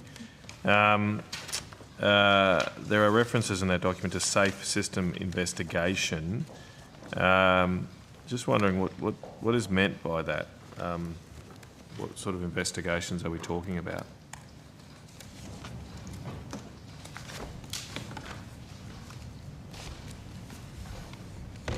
Senator Anita Langford, First Assistant Secretary, Road and Vehicle Safety Division. I believe those are in relation to crash investigations. I don't know if my colleague Sue Cattermole's got some more information about that. No. So just basically a crash investigation into individual crashes. So these references are on pages 3, 17 and 21 of the document. That helps at all. On the strategy, page... Yeah, I've got as I referred to, the National Road Safety Strategy 21 to 30. Yep, got that in front of me here. I suppose the intent of this question is that, I mean, obviously, apparently, well, not obviously, I suppose, but apparently road fatalities are continuing to increase. So trying to drill down what investigations do occur after a fatality and whether they're sufficient to try and deal with the underlying causes of the event. Yeah, thanks for your patience, Senator, while we found that in the strategy. Safe system investigations of fatal and serious injury crashes are conducted by states and territories. Right, okay. Do those... But the purpose of it is, sorry, Senator, is that what we're anticipating is that the information that we get out of those crashes then feeds into our policy. This goes to the data that we actually collect. Yep. So as you know, we get information around hospitalisation, serious injuries, the types of crashes that we have, whether they're head-on, all of those sorts of things. So it's that sort of information that we're talking about and how it actually feeds into the policy decisions we're making. So that doesn't happen right now, does it? Is that... It does happen. Well, when I read it on the bottom of page 3 of the strategy, it says key changes by 2030. These are some of the key changes we expect to see over the next 10 years. Yep. And one of them are safe system investigations of fatal and serious injury crashes are routine for all fatal crashes and at least 10% of serious injury crashes. Yep, that's correct. So that already happens. So over a period of time, as you know, we've been building up our data collection. Right. So what we're trying to do is make sure that every jurisdiction provides consistent data to us so that we actually have a better picture, and that has been progressively building. We're now coming to the end of the first action plan, and we're looking at redoing the action plan for the second half of the strategy, and we have achieved quite a significant amount in regards to the type of data that we've been collecting, how we've been collecting it, and making it publicly available. Right. Okay, so do all jurisdictions do these investigations? I don't care what they're called, but they do them to the level that you think gives you the right data to judge the underlying causes and take remedy. That's already happens. Yep. Okay. I mean, I'm just wondering, why is it then a key change over the next 10 years if it already occurs? Because I think it's the level of the information that we've had to get from the jurisdictions, because as you can imagine, in each jurisdiction they do it differently. So it might be a police investigation in one state, it might be a transport bureau type who does it in another state. So we need to make sure that we are able to collect that from the various sources in a consistent way. So it's more a harmonisation of approach rather than whether it's done or not. Okay.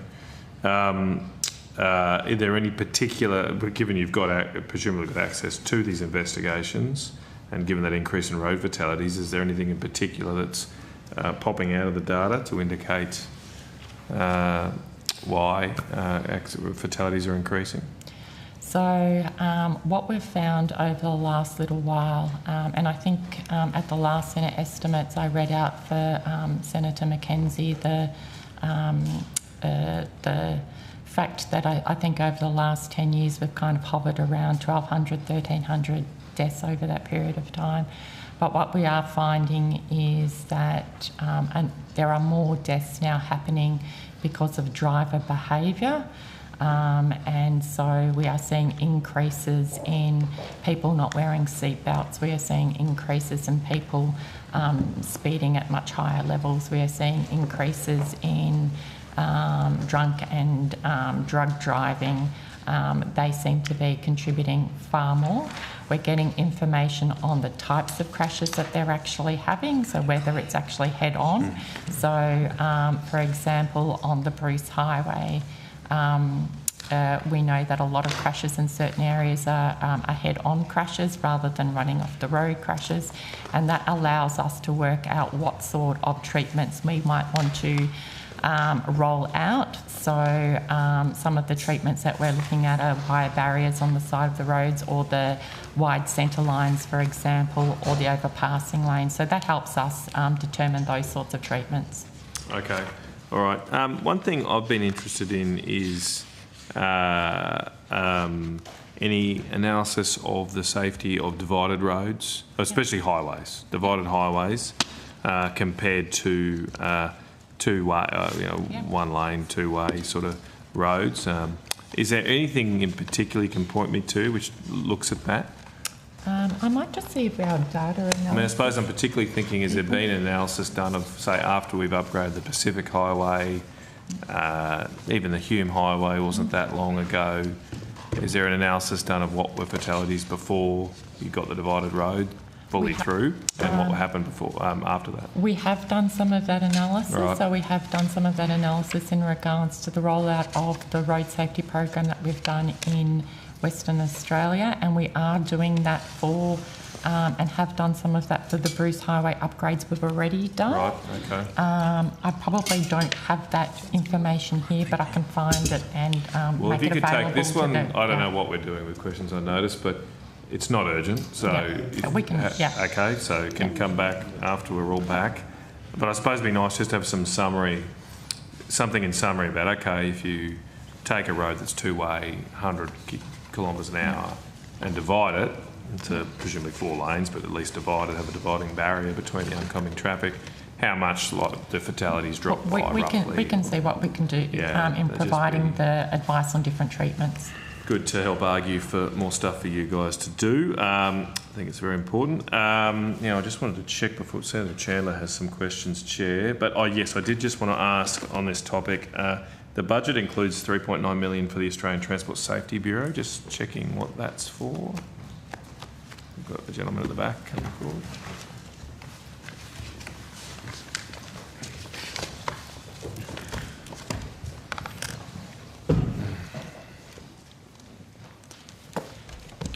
Senator, that's effectively an extension of a supplementation of funding that was given to the ATSB over recent years to maintain its current level of staffing and its capacity to maintain its current level of safety investigations. Doesn't relate to road safety, given you've been talking about that. It's their investigatory expertise in aviation, maritime and rail. Okay, very simple. Thank you. Thanks, Chair. If there's no one else, I'd like to pass on to Senator Chandler. Thank you very much, Chair. I just have some questions following on from my last line at last estimates about Brisbane Airport.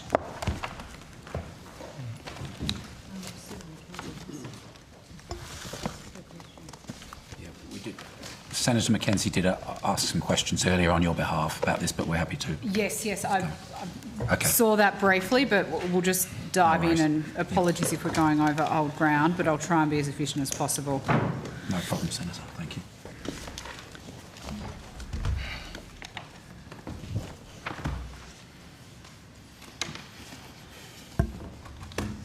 Thank you very much. So just confirming whether the department has received a planning application from Brisbane Airport in relation to the Psyquantum development? No, Senator. No, still not. Do you have any expectation of when that planning application will be submitted? Senator Chandler, Sarah Natty, Assistant Secretary of Airports. What I can say is that the latest advice we have from Brisbane Airport Corporation is that Psyquantum public consultation period will commence in the first week of April, noting that that's a 60-day statutory consultation period, and we wouldn't expect to see anything within that period. Sure. What's the trigger for commencing that consultation period? Is that something that you stipulate, or is it in effect something that has to be done before an application is received? It's something that has to be done under the Act before the application is submitted to us for consideration and before we provide advice to the Minister. Mm-hmm. Beyond the fact that you're aware from Brisbane Airport that Psyquantum is undertaking the public consultation, have you had any other engagement on the subject with Brisbane Airport or the Department of Industry regarding the application in the last month since we last spoke at estimates? I could check my diary and come back to you, Senator. My recollection is that I haven't specifically had any further conversations with either Psyquantum or Brisbane Airport, but I would need to check to be sure about that. Did Psyquantum let you know that they were undertaking the public consultation, or was it only Brisbane Airport that came to you? Normally it would only be Brisbane Airport as the applicant, as the airport lessee company. There may have been some further conversations. There's been a bit of direct contact with PsyQuantum, with the department, due to the nature of this particular project. But I'm happy to come back with specific dates if that's helpful. So PsyQuantum has their public consultation underway. That's 60 days. Sorry, Senator, just to confirm, the latest advice we have is that they will commence the public consultation in the first week of April. So not yet underway. Right. Well, that's next week, isn't it? It's not yet underway, Senator. Sure. Sorry. I understand. So they'll start their consultation next week, 60 days of consultation. Do you have any expectation of when you will receive an application following that public consultation? We would expect that they're pretty motivated to come forward with an application, is our understanding. It's big piece of work that PsyQuantum wants to deliver with Brisbane Airport. Yep. So I wouldn't expect there to be too much of a lag between the end of the public consultation and a major development plan coming forward, noting that it is a requirement to reflect the any of the outcomes of the public consultation in that MDP document. Sure. So you wouldn't close the public consultation off and then submit the application the next day. I wouldn't expect that would be the case, Senator. Yeah. Generally speaking, what's the department's standard timeframe for a planning application to be processed? I covered this in some length at the estimates 21 days ago, but I am able to say that there is a statutory obligation for the Minister to have 50 business days to consider a major development plan application. Yeah. Obviously, we continue to work with all our applicants as quickly as we can, and it would be no different for the PsyQuantum application. Mm-hmm. So once the department receives the application, does the process require any further public consultation within your process? Do you mean by the department, or are you asking by the applicant, Senator? Well, either or. So when we receive the major development plan, we would start our assessment to see whether it meets the elements that the Minister must have regard to under the Act and the things that she may have regard to under the Act.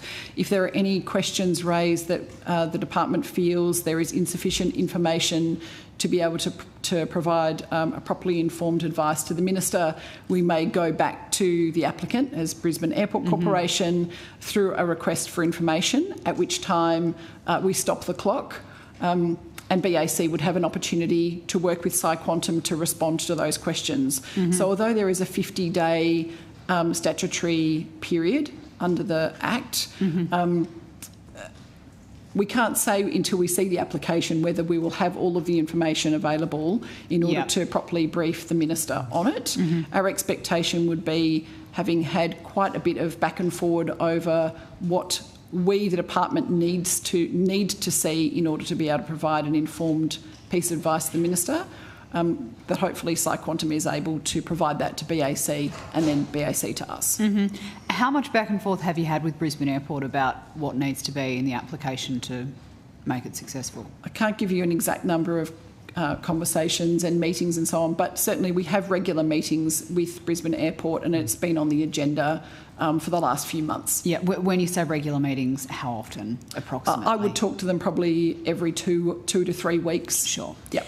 Can Brisbane Airport undertake any building works prior to the application being approved? Brisbane Airport has indicated that it will not undertake any building works before the application is approved. Okay, that is useful information to have. I'm just, sorry, double checking whether I need to cover off on anything else here. Have you had any engagement with the Department of Industry in relation to the application in the last month? I believe my team has some contact with them. I can't say whether it was this week or last week, but I can confirm the dates if that's helpful, Senator. Yeah, sure.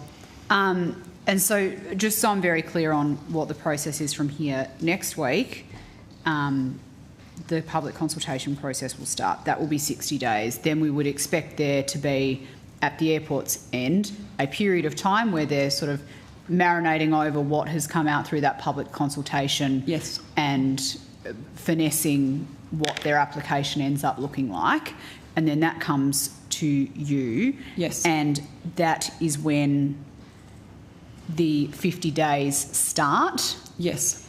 But then as you undertake your process of assessing that application, you can at any point stop the clock on that 50 days and go back to Brisbane Airport. Yes. And say, we need more information. What triggers the clock starting again if you stop the clock? Oh, the response from the applicant back to us indicating that they have responded to whatever the request for information was. Yeah. The clock restarts on the day after we receive that information. Sure.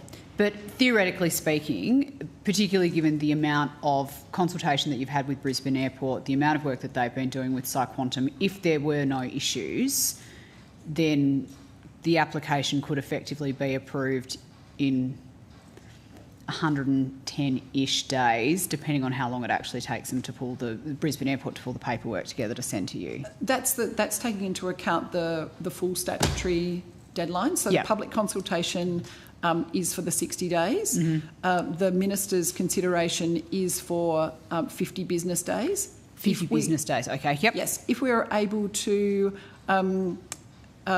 review the information, make an assessment that the Minister had all of the information that was necessary for her to make a decision, noting that the decision can be to approve or to refuse to approve the major development plan. Mm-hmm. It isn't a foregone conclusion that she would approve it. She would then have to review our assessment and make a determination about whether she did want to approve it. If we had all of the information available to us, we wouldn't wait until the 49th day to provide it to her. We would provide it to her as soon as we had enough information to inform her decision. Okay, so it could take less than 50 days, is what you're saying, if all of the information is there.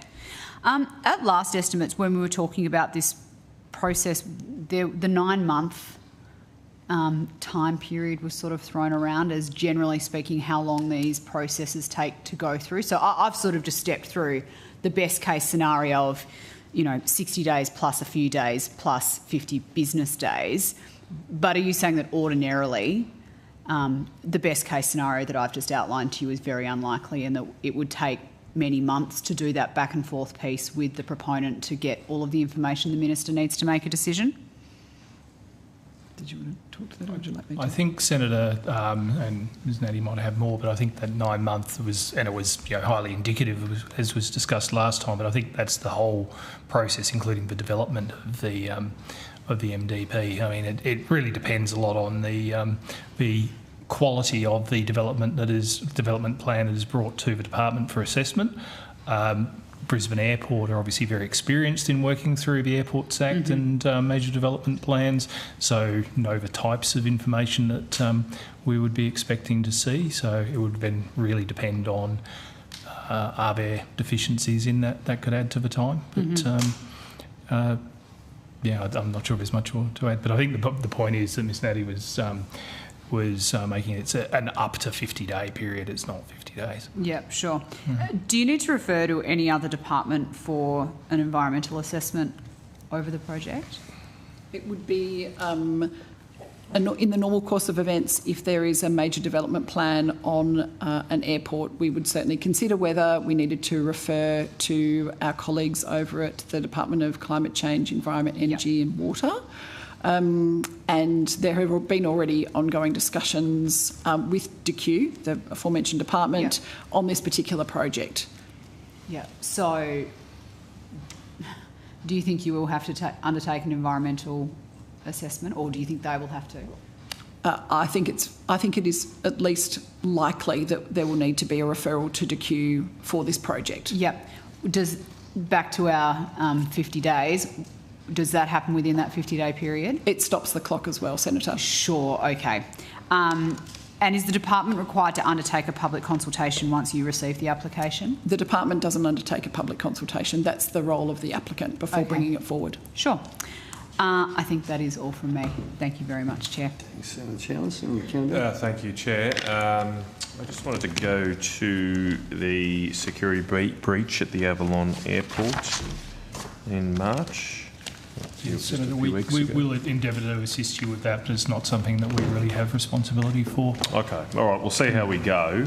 I do realise, I believe, does the Department of Defence have some role? Yeah, so the security issues are the purview of the Department of Home Affairs. The airport itself, it's privately run and operated, but I believe leased from the Department of Defence, so it's not within the purview of the Airports Act, which we administer. Okay, so I was after to start with just a timeline of events, really, and what happened on that day. You don't have that information? No, we're not privy to that, Senator. Right, okay. I think the only issue I'm aware of in the broader portfolio is I think some of the staff at Air Services Australia, their firefighting and rescue team who are based there, assisted with first aid type things for passengers involved in the incident afterwards. You could come back to Air Services if they appear on Monday, but the portfolio doesn't really have a role in that. It's a matter for predominantly for the airport operator and for and Victoria Police. Yes, in fact, actually, the Secretary's made an important point there. The primary response officer organisation there is Victoria Police, not for Commonwealth. Right. So is there anyone in the Commonwealth Government that gets a detailed report of what happened, how this happened, any lessons learned to follow up? I think that would be best placed to the Department of Home Affairs, Senator. Right, and that's because they're responsible for security within airports? Yeah, they under the Transport Security Act, they have the regulatory responsibility. And they still do that at the Avalon Airport? There are different sort of tiers of aviation security responsibility. Clearly, the difference between Avalon and Sydney Kingsford Smith is obviously a different type of operation, but detail on that is best from Department of Home Affairs. Okay. Well, maybe I'll just go to it now, given we don't have that much time left. So what's the reasons for why Avalon's not covered under the Airports Act? The Airport Act covers leased federal airports, which were the ones essentially formerly owned by the former Federal Airports Corporation through to the 1990s. The Airports Act in 1996 was established to support the privatisation through lease of those airports. Avalon was not one of those airports. It's was a defence facility. Right. And indeed, the Avalon Air Show is on at the moment, which is where Defence and the RAF and people go through their wares. But it's essentially a commercially operating airport, but under a different regulatory regime. So is that the same at Williamtown? Is that not under the Airports Act? Yeah, Williamtown, so it's certainly not a Airports Act airport. Williamtown's slightly different because it's a joint user airport, so it's got both a military component and a civilian component. The civilian component is, I believe, I'm not 100% sure, but I believe it's leased by the Department of Defence to the two local councils. Right, but you don't have oversight of that one either. That's more the Williamtown. No. Purpose of my question was you don't have the Department. We don't have any regulatory oversight. Over Darwin, you don't have. Darwin's different. Again, Darwin is a joint user airport, but that is an airport where it does fall within the Airports Act. It was previously federally owned. Yes, that's right. Okay. Yeah. All right.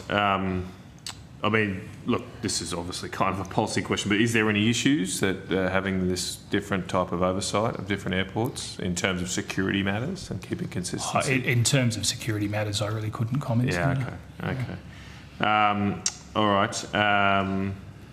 I believe Minister Burke has ordered a risk assessment on the arrangements. Are you involved at all in that, or that's completely I don't believe so. We're certainly aware of it, but I'm not sure that we have any details, have any involvement. Okay. Right.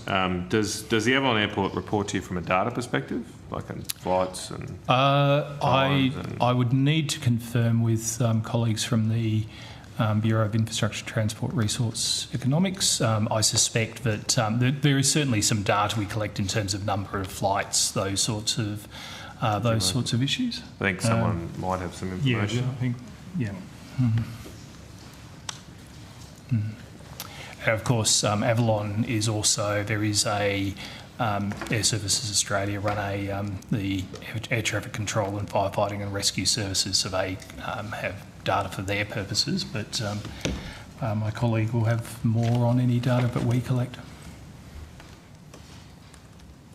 Thank you. Georgia Keenan, Assistant Secretary for the Bureau of Infrastructure and Transport Research.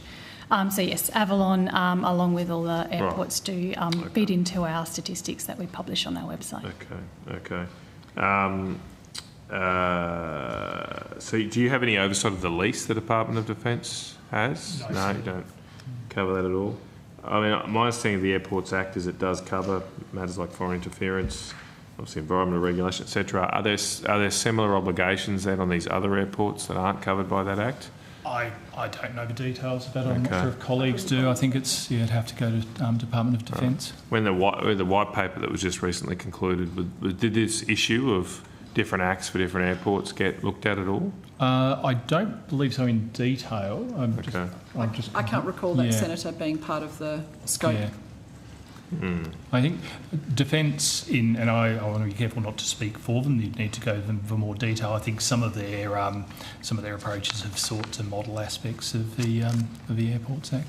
Okay, look, I realise you've been as helpful as you can. It was just a very serious incident, obviously, with somebody. Yeah, indeed. I don't know how they were able to get a firearm onto a plane. And so, yes, hopefully other senators will pick that up in other committees.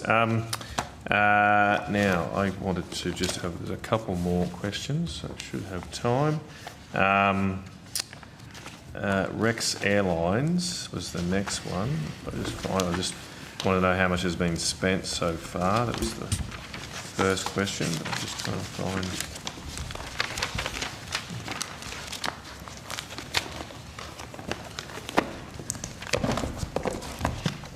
So I can tell you that, and we may have a more up-to-date figure than this, a year-to-date spend as at the 31st of December 2024 was 3.4 million on Rex.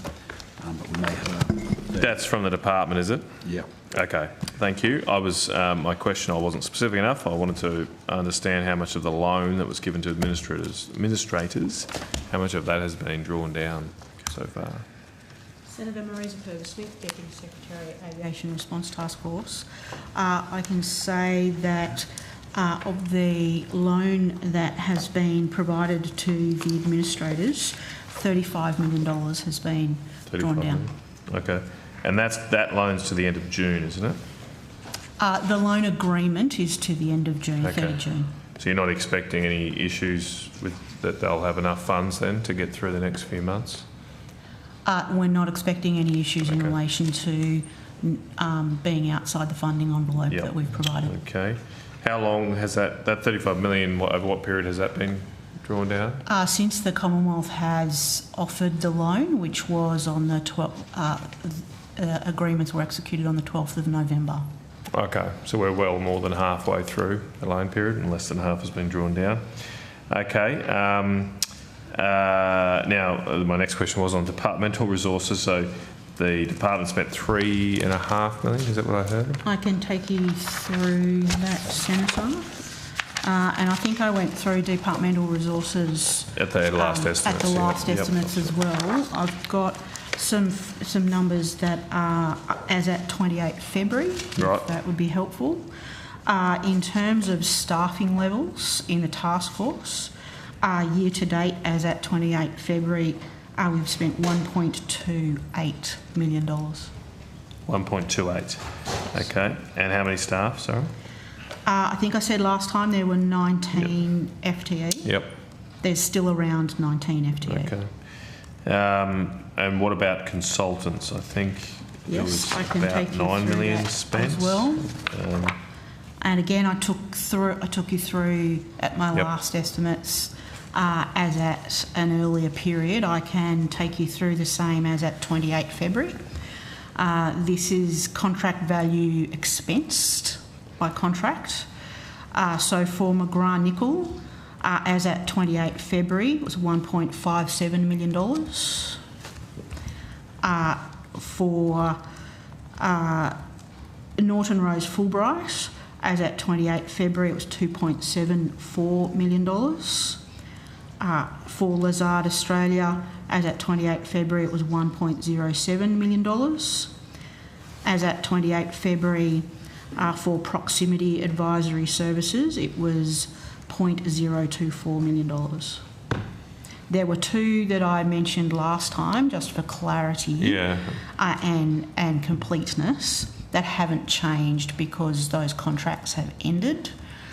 So there hasn't been any change, and that refers to the numbers associated with the LEK consulting contract and the O'Connor Marsden consulting contract. In total, and including those two that have completed, how much has been spent on consultants? $5.64 million. $5.64. Okay. I've got a figure here of 9.078 million mentioned at last estimate. So that was our estimate of how much we think we might spend. Okay. In terms of contract values that we have with contracts, that wasn't how much we had spent. And you're within budget on all of these line items, staff, consultants, etc. We are, Senator. For this task force. Okay, all right, thank you. Moving on, I just want to talk about the strategic fleet.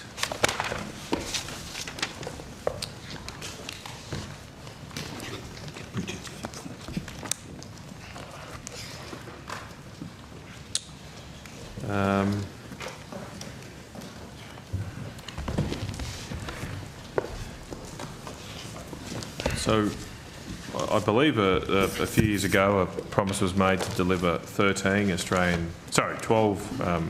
Australian flag vessels as a strategic fleet. What's the progress been to deliver that? Senator, I'll make some high-level comments and pass on to colleagues. The strategic fleet... name, rank and serial number, thanks, Assistant Secretary. Andrew Johnson, Assistant Secretary, Strategic Fleet. Oh, sorry. Were you talking? Yeah, sorry. I was a bit confused too, Mr. You got me. I've got my glasses on. Sorry, I saw you. My apologies. Sorry, Mr. Wood. I must wear those glasses. The strategic fleet initiative consists of a number of initiatives, a few of which have been effectively completed in recent times. But I think the bit that you're talking about is the procurement of vessels.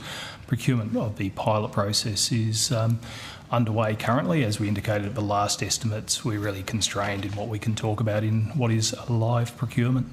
We want to ensure that we maintain probity and maintain optimal value for money for the Commonwealth. So you're procuring a certain number of ships? In that tender, have you asked for a specific number of ships? I might ask Mr. Johnson. Yes, Senator Andrew Johnson, Assistant Secretary, Strategic Fleet. Yes, the Strategic Fleet pilot program is for 3 vessels. Not 12? No, so it's a pilot program to sort of start the process for 3 initially. And so you don't have those 3 ships at the moment? No, we're in the, as Mr. Wood said, we're in the procurement process. I mean, it seems strange. What's been the delay? The promise was made now 3 years ago. Why hasn't a single ship been delivered? Yeah, so the steps that the government outlined in terms of establishing the strategic fleet, the first thing they did was there was a task force that provided advice to the government on establishing the strategic fleet. They provided their report to government, which I think was delivered in the end of June 2023. The government then considered and responded to that task force report. When did they respond to the report? November 2023. They responded. They then obviously considered next steps and allocated funding in the 24-25 budget process for the strategic fleet pilot. We've then been completing a process to run the pilot. We opened the pilot applications in September of last year. They closed, I think, on the 9th of November, and then we've been as Mr. Wood said, been evaluating the tenders since then. I mean, you've probably seen the reporting in the Australian on the 18th of March, and Miss Gillam from Maritime Industry Australia is quoted as saying, 3 years on, we are 4 ships down and that endangers our national security. And apparently she also claimed that the government had been dragging the chain on implementing its election promise. Have you spoken to Ms Gillam about her concerns about how long this has taken? Not specifically since that I don't you mean made since though. Have you spoken to it before? Or Yeah, we've certainly spoken to them Okay. regularly Yes. as part of Right, the okay. process. We've had a fairly extensive consultation program as we've Right. gone along with the Strategic Fleet, and Ms Gillam was also a member of the Strategic Fleet Task Force as well. It does seem to have taken a long time. Look, I would usually go for longer, but we've got 30 seconds left. I just want to ask something on the budget papers in your PBS on page 24. Is that right? Yeah, I think 24. And the new vehicle efficiency standard line doesn't continue. Why is that? There's funding for that in 24-25, but nothing beyond. On page 24. I think that may relate to the principally to the initial IT build associated with the NBES. Yeah. Sorry, could I just clarify? This is the infrastructure portfolio budget statement. Yep. For this budget, page 24. It's the program components for outcome 2. So my copy of the PBS, Senator, it's I don't know if you can see from there, but it's a page of text. Is that what you're referring to? Well, no, this is the online. No, it's 24 in the document. Okay. Well, It's the sorry, top of my I'm not document. sure. Okay. Well, maybe if you can, I'm looking at table 2.2. 2.2. Okay. 2.2. Yeah, Program components for outcome Yeah. 2. Certainly in the Senator. online version of your statements, it's page 24 printed on the screen, not electronically. Yeah. So we talked before about the departmental appropriation coming down from the 24-25 year to 25-26, and how measures terminate and taper over time. It goes to zero. It goes to zero. So new vehicle efficiency standard is 1952 in 24-25.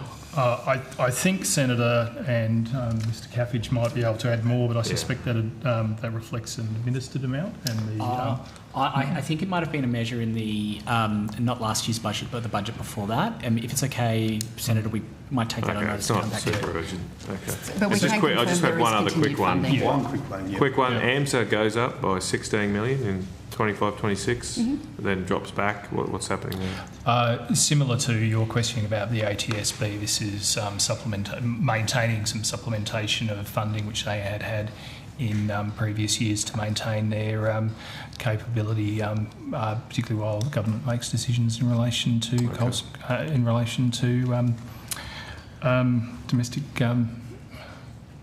domestic ships. Okay, all right, leave it there. Thank you, Chair. Thank you very much. Because if there is nothing else to say, Ms Dagg, did you wish to say something? Yes, Chair. Sorry. So I've been provided a transcript from the earlier conversation. It's been put together really quickly, and I thank the Secretariat for doing that. Because of the speed at which it's been prepared, it's a little difficult to understand. So for the avoidance of doubt, I would like to clarify my testimony was that manufacturers have told us they seek to avoid penalties in other markets. It was not my intent to imply that they do or do not pay penalties in those markets, but rather to convey to the committee what has been said by manufacturers to us. I also have a response to a question on notice that I took, if that's also helpful in relation to the Tasmanian Freight Equalisation Scheme. Just on that matter then, Chair, I'd like to thank Ms Dagg, and I withdraw any claim then, because all I wanted was that full answer like we had previously, so I appreciate that, and thank you very much, Chair. Thank you, Senator Canavan. Thank you, Ms Dagg, for clearing that up. And that now concludes outcome 1. Oh, hang on, she had a... Sorry. She had a comment as well. So also Senator Earl asked us whether Services Australia had visited the islands as part of the work on TIFAs. They've confirmed that they visited Flinders Island from the 5th to the 7th of March and will be visiting King Island next week on the 31st of March. Thank you. Senator, one final one. Thank you, in relation to the question on AMSA, I referred to domestic shipping. I've been domestic commercial vessels, just for clarity. Right, okay. Good. Thank you. Thank you very much. Thanks for the everyone. clarification, everyone. We've now finished with outcome 2. We'll be back at 2:15 to commence. We'll not adjourn. We'll suspend till then and come back at outcome 3. Thank you. Thank you, Taz.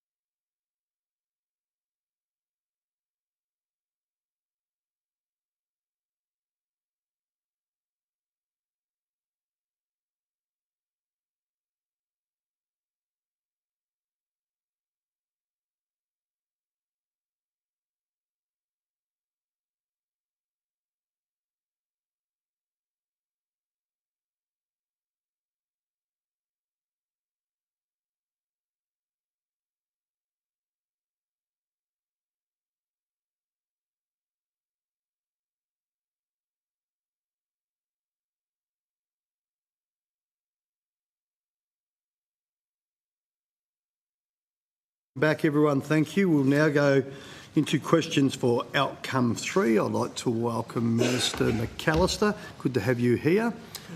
Questions, Senator McKenzie. Thank you. I have some questions around the Growing Regions program. Yep, one moment. Let's get the right thing to the level. Yeah.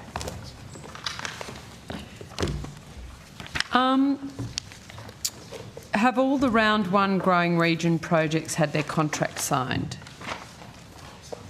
And bearing in mind we've got 45 minutes to get through everything, so swift answers would be appreciated. Hi, Senator Claire Shuffle, First Assistant Secretary for Regional Development and Local Government. For Growing Regions Round 1, out of the 40 projects, 25 have had their contracts signed. Okay. Contract signed with 25. Any funds out the door? Yes, $20.7 million. 20.7 out of a total of how much? For the round, 206.6 million. So the round's 206, but of the 25 that you signed contracts with, what's their total?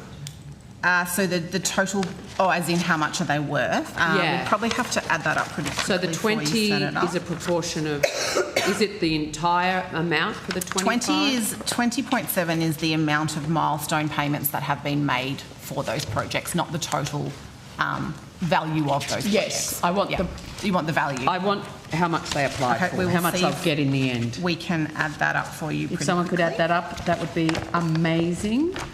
How many of the 70 projects as part of round 2 of the program have had their funding agreements signed? So all jurisdictions bar one have signed the variation for the FFA, but no grant agreements are in place as yet. And how often do you get updated from states on those? We meet with them formally monthly, but we get updated frequently. We're talking to them all the time. So 70 projects in round 2? Yes, 72 across the projects. country. None have had contracts signed with their respective jurisdictions. That's correct. Okay. What provisions exist within the FFA to recoup any of that money? I might ask my colleague, Dr Hood, to take that one, please. Sure. Dr Jenny Hood, Assistant Secretary, Regional Programs. So in the FFA schedule, it does state that if the state or territory is unable to contract with that project, then those funds should be returned to the Commonwealth. Okay, but there's no ability for the Commonwealth to get that money back. If the state has not... Only if the state can't sign a contract. Yes, that's right. Nothing from the Commonwealth's perspective, unlike the suburban rail loop, from what I heard this morning. Secretary? Just confirming. Yeah. I did see a nod. Hansard doesn't reflect that, unfortunately. I did hear Mr Betts say yes. You sorry? Mr Betts. Yes, so I'll take it as if it's subject to a funding agreement. If it's not subject to a funding agreement, then there's flexibility. Yeah. If a funding agreement is executed, the provision that's just been described by my colleagues apply, and as we discussed this morning under the Land Transport Act and the Land Transport Infrastructure FFA, we have yet to enter into milestone agreements with the Victorian Government, and therefore there would be compensation provisions if that project were terminated, but it's unlikely they'd be significant because it hasn't started yet. Thank you. Is there any funding allocated in this current budget for regional and remote councils and community organisations for the Growing Regions program? Not through this budget, Senator, but we are still administering rounds 1 and 2. 3 years. No, I appreciate that. I appreciate that. Okay, so how much has been, how much was Growing Regions program round 1 and 2 together? 600,000. 600 million. 600 million. 600 million, sorry. Wouldn't get much of a canteen built around the country for that. Okay, we will then go to stronger community guidelines. Has the department received? We've traversed the actual detail of the guidelines. We won't go through all that again. Have you received any complaints regarding the assessment of applications, and what was the nature of those complaints? So, Senator, we have received 2 pieces of correspondence in relation to the guidelines, and the Business Grants Hub in the Department of Industry has also received some complaints. Dr. Wood, did you want to give some detail?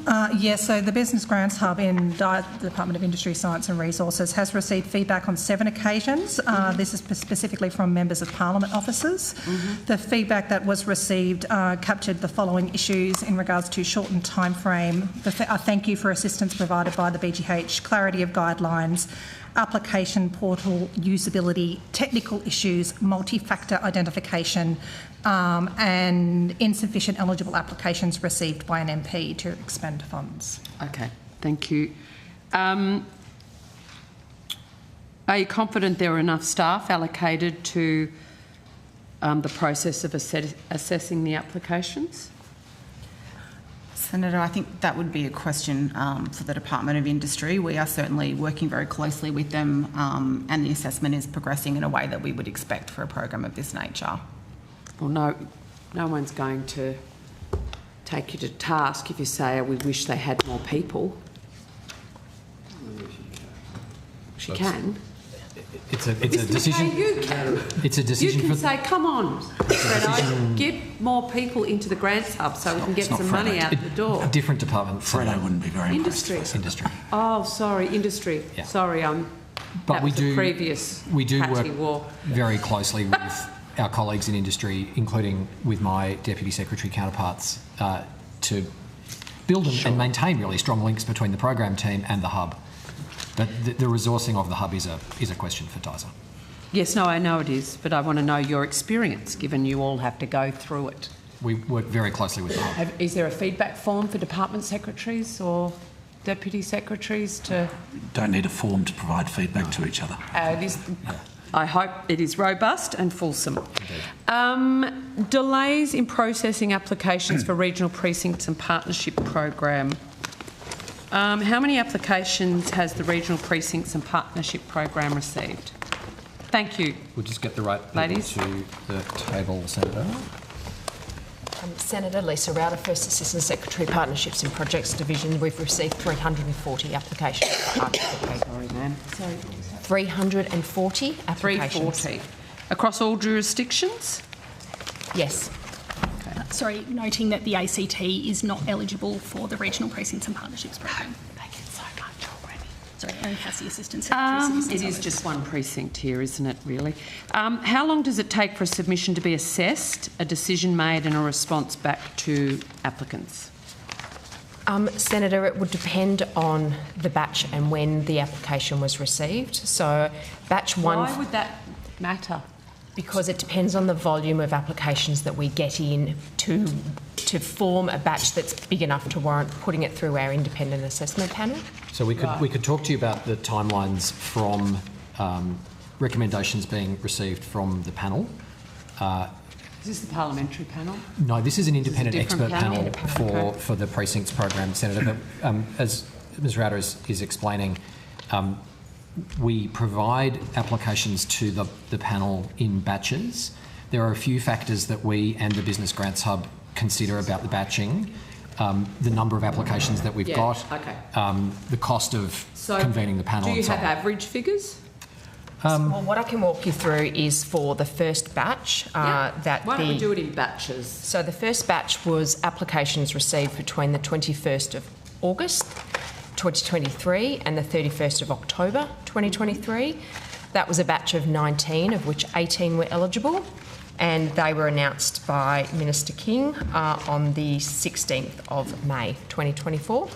And how long did it take for the assessment part of that process to be made? So the assessment was delayed just because we were working through what the right funding mechanism was for that program. What was the time frame for assessment? Time frame, have you got exactly that? Yeah. So the batch was till the 31st of October 2023. Yep. And we provided the recommendations from the panel to the Minister on the 3rd of May. Right. And the Minister approved it. And then the Minister makes up her own mind when she wants to announce that. The Minister approved it on the 9th of May. Yep. And it was announced on the 16th. Great. Batch 2? Batch 2 was the first first applications received between the 1st of November 2023 and the 29th of February 2024. That was a batch of 60 applications, of which 53 were eligible. And those programs, successful programs, were announced progressively through January and February. Of 2025. And when was the brief up to the Minister for decision? So we provided the recommendations from the panel process to the Minister on the 11th of September. 2024. The decision... And they're announced... Sorry, yes? So the decision came back to the department on the 16th of September, and then announcements were made in January and February 25. Batch 3? Batch 3 were applications received between the 1st of March 2024 and the 31st of March 2024. That was a batch of 52 applications, of which 48 were eligible, and again they were also announced between January and February 2025. How frustrating. And batch 4? Batch 4 is still under assessment. So what's the time frame for batch 4, applications received? Batch 4 is a batch of applications received between the 1st of April 2024 and the 31st of July 2024, and it's a batch of 57 applications, of which 51 are eligible. 51 are eligible, so you've assessed their eligibility? Yes, we have. Has it gone off to the panel? The panel...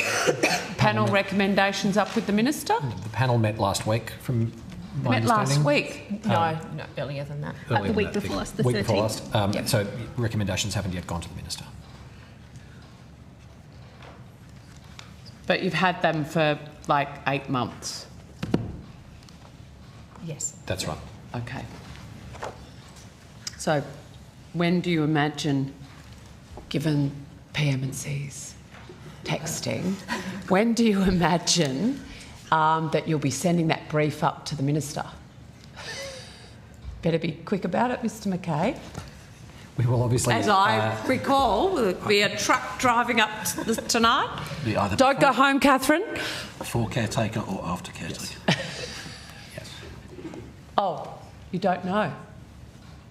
I don't know anything about... No, but you know when your brief's going up. Well, I said it'd either be before caretaker or after caretaker. Correct, to Mr. take any Betts. decisions. That's right, ministers. Yeah. Well, when the Minister signs the brief is up to the Minister. You can't control that. You can control, given you've had them for 8 months, you've assessed them, you've sent them to the panel. 2 weeks ago, the panel's checked it out. When do you anticipate? Because I know as a department, you've got it all planned out in a little time frame. Senator, we have completed the assessment. We're in the final stages of preparing that briefing. Okay, so that should be with the Minister imminently, hopefully before caretaker for her sake, so she can announce them through an election campaign. Okay. City of Greater Bendigo has put in an application for the Bendigo Art Gallery redevelopment in August 2024, which to me, now that I understand the batch process, is outside the assessment process for batch 4. So that would be part of the batch 5th 5. Batch, that's 5. right. Oh, so I should have kept going. Well, we don't have a batch 5 yet, so we've only batched the 4th batch. But that would seem unlikely you are going to have batch 5. That's right. If it's an August 2024 application, it would be captured in the next group. That's right. Right, which depending on tomorrow's events may never... But so batch 5 hasn't been assessed by the department? No. Correct. Hasn't gone to the panel? No. So Bendigo Art Gallery redevelopment project is safe to assume won't be funded under the Regional Precincts and Partnership Program. I don't think that follows from the information that's been provided to you, Senator. Minister, it absolutely follows from the information. I'm not saying it won't be funded by an election promise, but what I am saying is what the department has just walked me through their 5 batches of applications, and having received it in August 2024, there is no way this can actually be assessed and go before an independent panel and then have a brief developed to go up to the Minister with recommendations for decision. So, what we've taken you through, Senator, the batches that we have provided so far, there's still funding appropriated to the program, yes. and we would anticipate but there being future batches. understanding your processes of assessing things in batches, sending them to the independent panel, developing your brief of recommendations, following that input up to the Minister for decision. If PM&C, if the next couple of days go as we all expect them to go, then there is no way that you have the time frame to reconvene your panel and get that work done, because you've still got to get batch 4 up to the Minister. It would not occur before caretaker. That's right. Thank you. What happens during caretaker? I didn't get to read it. It got taken down so quick. What happens in caretaker if a decision brief needs to be... What happens with a decision brief for a grant program during caretaker? Decisions that have been made prior to caretaker, we will continue to implement. Yes. We won't provide new decision briefs to go in up caretaker. During caretaker. That's right. Correct. So, Minister, that would pretty much rule out, well, in fact, it does Senator, rule out the Bendigo Art Gallery redevelopment from receiving funding under the Regional Precincts and Partnership Program. Well, Senator, that program is funded until 26-27. Like, the profiling for that funding continues for some years. So if your question was a different question, which is will it happen in the next 4 weeks, perhaps that's different. But I had understood you were asking, would it ever be funded? And there is no reason to think that there isn't. That's right. It won't be funded under this program before the election. Well, we don't know.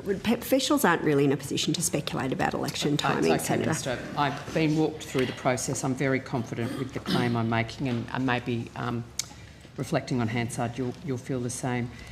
Care Villas Australia has submitted an application under Stream 2 in April 2024, which from our figures would suggest it's in batch 4. Yes.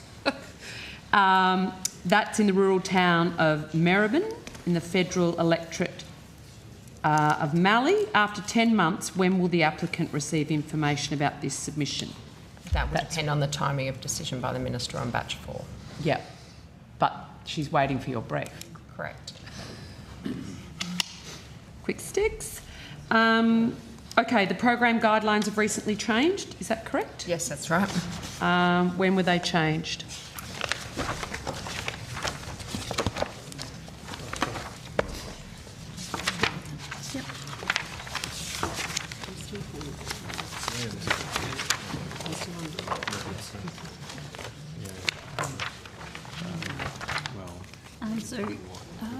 Minister King approved updated guidelines on the 18th of December 2024. These were published on the department's website on the 18th of February 2025. On the 17th of February 2025, prior to that release, the Business Grants Hub reached out to all proponents who had applications in the system, either waiting for assessment or in development, to let them know about the changes. And reached out how? Via email. Right, to the registered emails in the application? Yes. Okay, and why were the guidelines changed? Sorry if I missed that. So these were essentially administrative changes to the guidelines, Senator. Some changes were to update the reference to administration under the Federal Financial Arrangements Framework, an extension of the project completion date through to the 31st of March 2027, some clarification of terminology based on questions that we had received from applicants, and to improve consistency between the urban and regional versions of this program. So as part of the email advice that Ms Cassie referred to, applicants were advised they didn't need to take any action. Their existing application would be considered under the new guidelines, given that the changes were largely administrative, but applicants also did have the option to update their application if they wished to. Just some questions about Lurkey, please. Can you advise how many projects were built in total under the Lurkey program? Everyone's favourite program that doesn't exist anymore under Labor.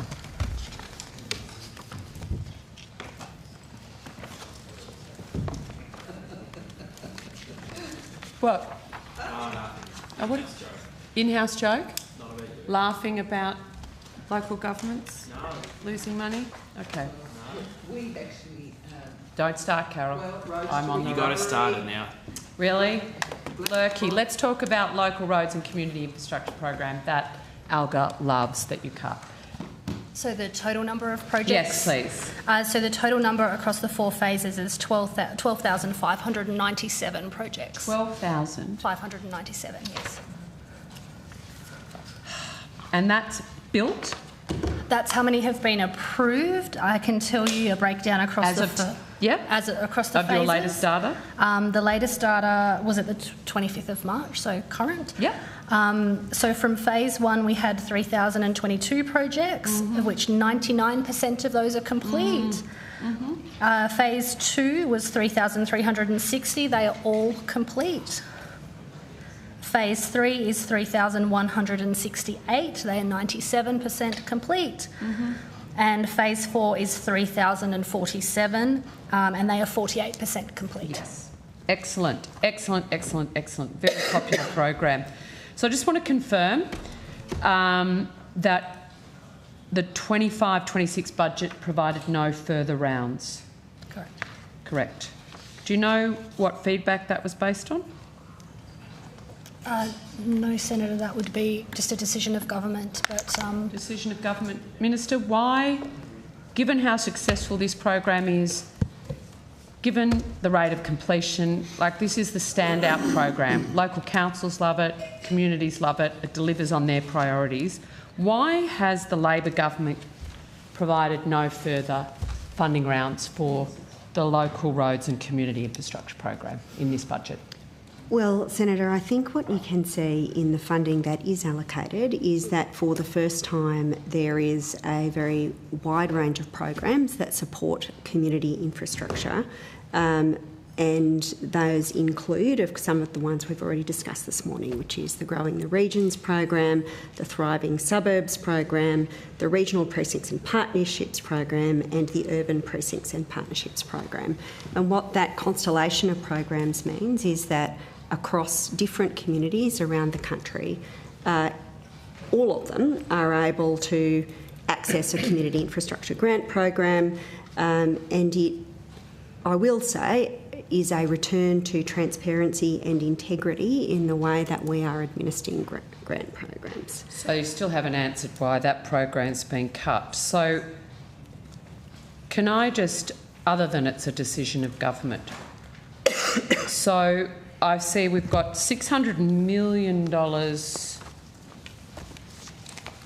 How much actually is in this budget for regional community program funding? Mr McKay, you've been around a while in this space. Where's the big ticket items for the regions in this outcome and in this budget? So there are... Not the ongoing over the forwards from previous budgets, no, this budget. There are 78 measures in this year's regional ministerial budget statement. Oh no, I've read that too. No. In outcome 3 of this department, as I count it, we've got $600 million stopping. We've got Lurky stopping, BBRF. As I counted up, and I could be wrong, $1 billion has been withdrawn from regional funding over the forwards. So there's been no reduction to the programs that we are administering. For example, I think if the $600 million is referring to Growing Regions, that program continues what are over the to be delivered. What new money exists in this budget for Growing Regions? So there's no new money in this budget for Growing Regions, but it's not a reduction in allocation to Growing Regions. We are continuing to administer the first 2 rounds. Is there any additional money for community development grants? No, Senator. Is there any additional money for regional precincts and partnerships in this budget? We're continuing to deliver the rounds that have been announced, yes. Senator. But no Nothing in this budget, in addition to what's previously been announced last budget. For those two programs, that's correct. So as I calculated, it's funded over a the number of total years, loss of Senator. investment over the forward estimates for the regions is $4.879.8 million. Is that correct? So we've already explained that there are a number of programs that continue to be in flight that were designed to extend over a number of years, growing regions being one. There's also, of course, significant regional investment through the infrastructure investment program. Yes. But yes, there is a specific initiative in relation to the Regional Australia Institute, which is funded in this budget. Yes. So when I compare the lapsing coalition funding, because we're now at the end of the forward estimates of the last coalition budget, I've got the resources lost to the regions over the forward estimates is in 25-26, $552.5 million, 26-27, $1.297 million, 27-28, $1.515 million, and 28-29, $1.5148 million, which adds up to $4.8798 billion that's been cut from the regions because of lapsed coalition funding and a failure to reinvest under the Labor government. I'm not quite sure how you've derived I'm this. taking it from, now my staff have photocopied this, they haven't given me the page number, but components for program 3.1 regional development, which lists all the programs within this administered expenses, the Barkly Regional Deal, etc. So, Senator, I think... So I'd like to be wrong. What that table is illustrating is the end of programs. Yes. So I don't think I would characterise that as a cut. Those programs are being delivered as they were budgeted and So designed. if I'm in the regions, if I'm living in the regions, if I'm in a council in the regions, because these programs, former coalition programs, have lapsed or come to the end of their funding, and this Labor government has chosen not to either reinvest under a new name and a different program, there's essentially been a withdrawal of nearly $5 billion to the regions. Senator, I think it's very difficult for people to comment on a series of numbers that you have read into the Hansard. I don't really understand the basis of the numbers that you are presenting to officials. Well, the fact that prosecuting just 4 different programs that your government has overseen, none of which have new money, Lurkey, no money, regional precinct and partnerships, no money, growing regions, no money. That is so when simply you add it all inaccurate, up, Senator. Those programs are funded for a number of years to go. In the budget. I'm sure my team's looking for the page number, but I'll see to Senator McDonald and Senator when Bragg. you've got some information that you could refer. Yeah. Well, you refer can't to tell me where your additional investment's been, or where you've even maintained investment from the previous coalition government into the regions. What is it, Minister? You're so confident. What are you putting into the regions? Senator, we have, for example, doubled the roads to recovery budget. What that means for a number of reasons is that councils don't need to come begging every budget cycle. It's baked into the budget. Sorry, Minister. I'll just remind colleagues that we will ask the questions short, sweet. We will ask for answers short, sweet. We will encourage that both parties are heard in silence rather than cross-talking over each other, please. Now, Minister, I cut you off, so you have the call, and then I'll go to Senator Mackenzie or one of her elected colleagues or appointed colleagues. Thanks very much, Chair. So a number of points to make. In the first instance, and perhaps this reflects a misunderstanding between us, Senator, I am here dealing with program 3.3, the cities program, which I'm personally largely tasked with administering in my capacity as Minister for Cities. I think many of the things that you are asking about go to program 3.1. I'd make the second point, which is that funding for rural and regional Australia can be located in a range of different programs within this portfolio. It's not exclusively in the program item that you refer to.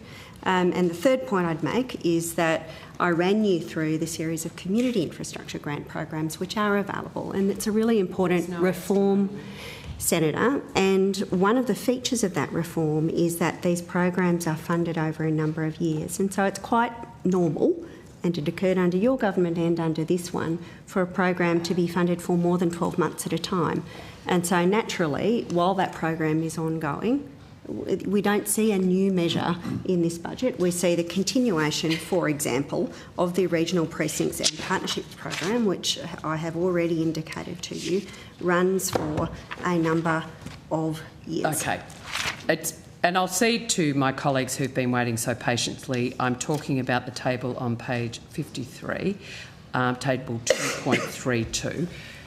Minister, thank you for your verbiage. The reality is, and the budget papers show, the lack of investment in the regions and in the regional development part of this department, of which I'm very closely aware of, is clear when you look at the forward estimates. So you don't need to try and explain it away. It's very obvious in black and white. I will cede to Senator Bragg, please, Chair. Thank you. Senator Bragg. There wasn't a question. I have an answer to a previous question. Well, there wasn't a question. It was a weird you asked about total Commonwealth funding for projects that had an executed funding agreement in round one of Growing Regions. Yes, I did. That's 123.66 million. The other thing I would just say about table 2.3.2 is that doesn't include expenditure that is handled through the Treasury. So it's not a complete total of all program expenditure in outcome 3, because there are some of those that are handled as payments to the states, which will appear in the Treasury PBS. I will put some questions on notice, Mr Mackay. Senator Bragg. Thank you very much, Chair. I have some questions about the housing support program. Yes. Am I able to ask you that? Yes. Okay, well, thanks for being there. We have a strange situation, I think, where the housing portfolio is spread across multiple agencies, and the Treasury, I think, is largely the lead for federal housing policy, and there is a significant policy of the government in this space called the Housing Support Program, but it is administered by your department. Is that right? That's correct. Okay. So this was first announced in 2023. Is that right? That's correct. And it was originally $500 million. That's right. That's right. And then sometime in 2024, it was expanded to be 1.5 billion. That's correct. Okay, and the purpose of the program is to support the development of new houses. So there are three things that the program delivers: enabling infrastructure to support construction of housing, amenity improvements to support new housing developments, and improving the capacity of the planning system. Well, that's two things, not three things, because the first two things are about building new houses. There is also a social housing element of the priority works stream for that program. Without getting too bureaucratic about this, is the main objective of this $1.5 billion fund to build houses? It's to deliver enabling infrastructure that supports the construction of... There is not a metric other than some social housing elements. The metric here is about enabling infrastructure. Okay, so would it be fair to say that this fund is designed to unlock new housing? That's correct. Yes, that's right. Right. Is that right, Minister? Is that your understanding of this scheme, that this is designed to unlock new houses? The officials have answered the question, Senator. Yeah, so that's the policy of the government. Okay, we'll take that as a yes. So we're spending we've got provisions for $1.5 billion. Okay. How much of that money has been expended? Sorry, did you say has been expended? Well, how much of the money have you spent?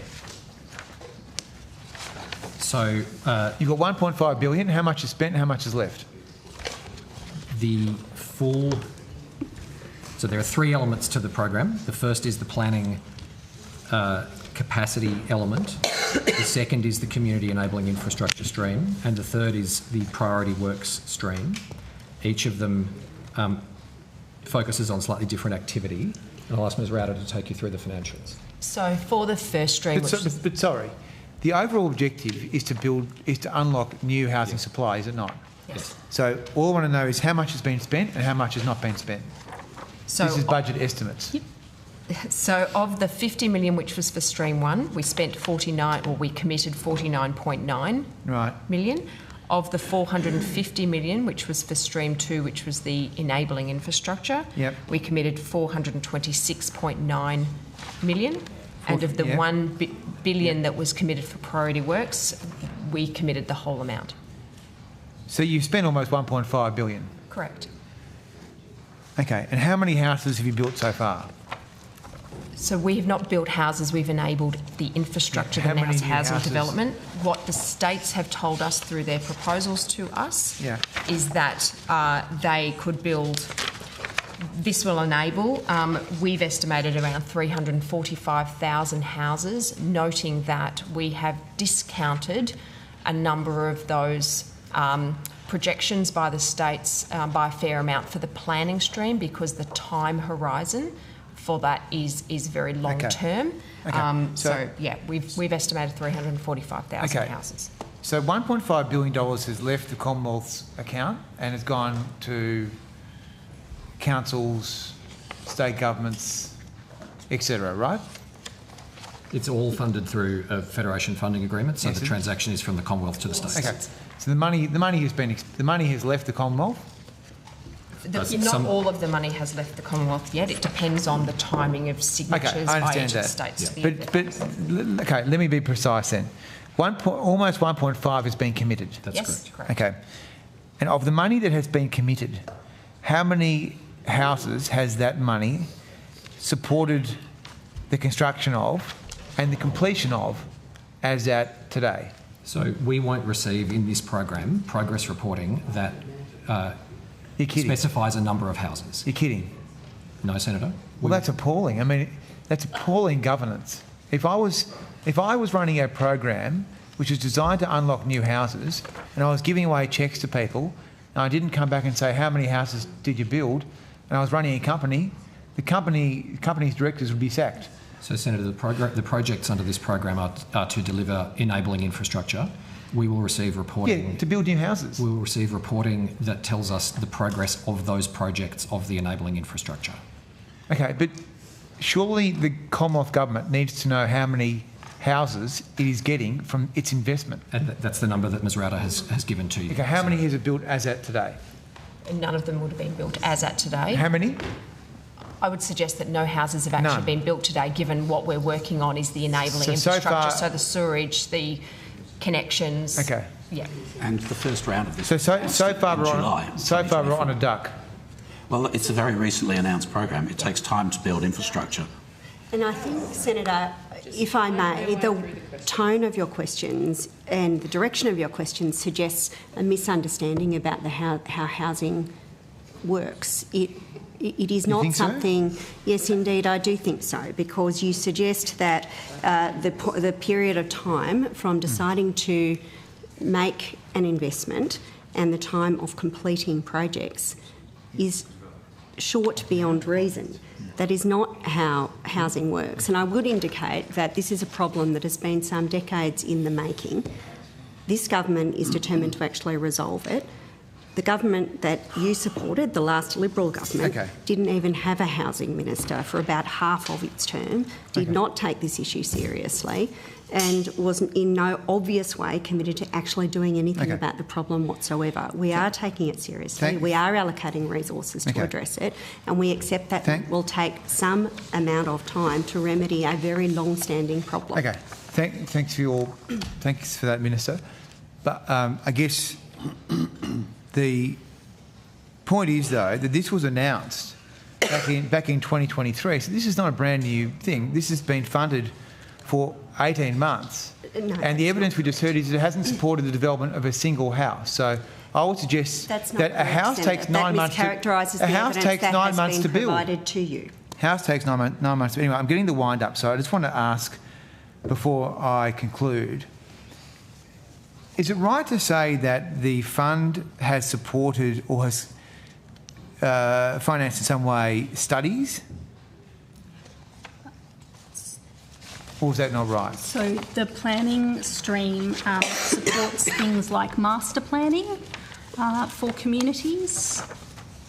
Okay, so it says here, I mean, for example, it supported the Byron Shire Council to do a study. It supported the Central Coast Council to do another report or something. So it's not actually... It says here, Senator, we can't So respond to assertions that you're making from documents where you don't source them or reference them. So if you I'm happy do to have table something you're reading from, Happy to perhaps you table can that. provide it or table it or even just provide us I'll a table it. link. It's just from the Minister's website, so... Right. That's fine. So anyway, I have to wind up, but I just wanted to ask... You've got 4 minutes. Oh, I think I've got to share. So, sorry. So effectively, it is supporting, you are supporting studies in some cases. So you're not necessarily building infrastructure. In some cases, you're paying for reports for councils. So that's correct. The first stream of the program, which represents less than 50 million of the 1.5 billion, is for improving the capability and capacity of the planning system. Okay, well, it sounds incredibly bureaucratic. My last question is, if it's on zero today, zero houses built, how many years will it take to get the thousands of houses you say that it may produce one day? Senator, in the context of this program, I don't think that is a question that we can answer. We can provide details of the projects that are being funded under this program, which are infrastructure projects, but they're not direct house construction. Please take it on notice. It's a lot of money. Okay, they're trying desperately not to take anything on notice but to answer, but anyway, I heard that. Senator McDonald for about 3 minutes. Thank you very much, Chair. My questions are with regard to the Growing a Stronger Northern Australia Economy, Office of Northern Australia. Yes, I want to establish what KPIs or performance measures has the Office of Australia has.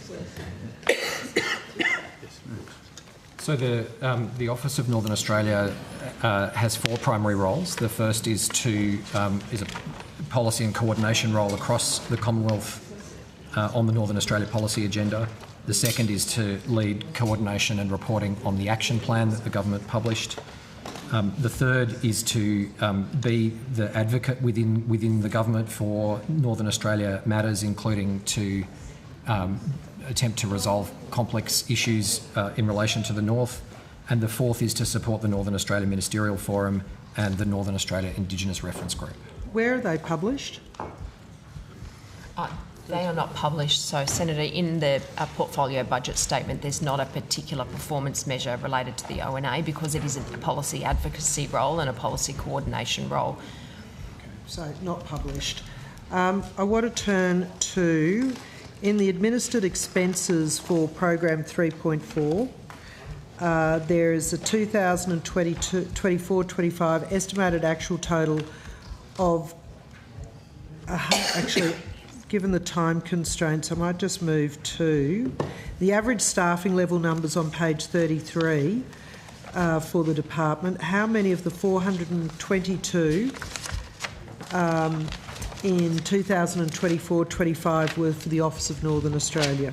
Sorry, Senator, when you say page 33... Of the PBS for the department. Page 33 is a blank page in my copy. Senator, as of the 31st of January 2025, the Office of Northern Australia had 26.5 full-time equivalent staff.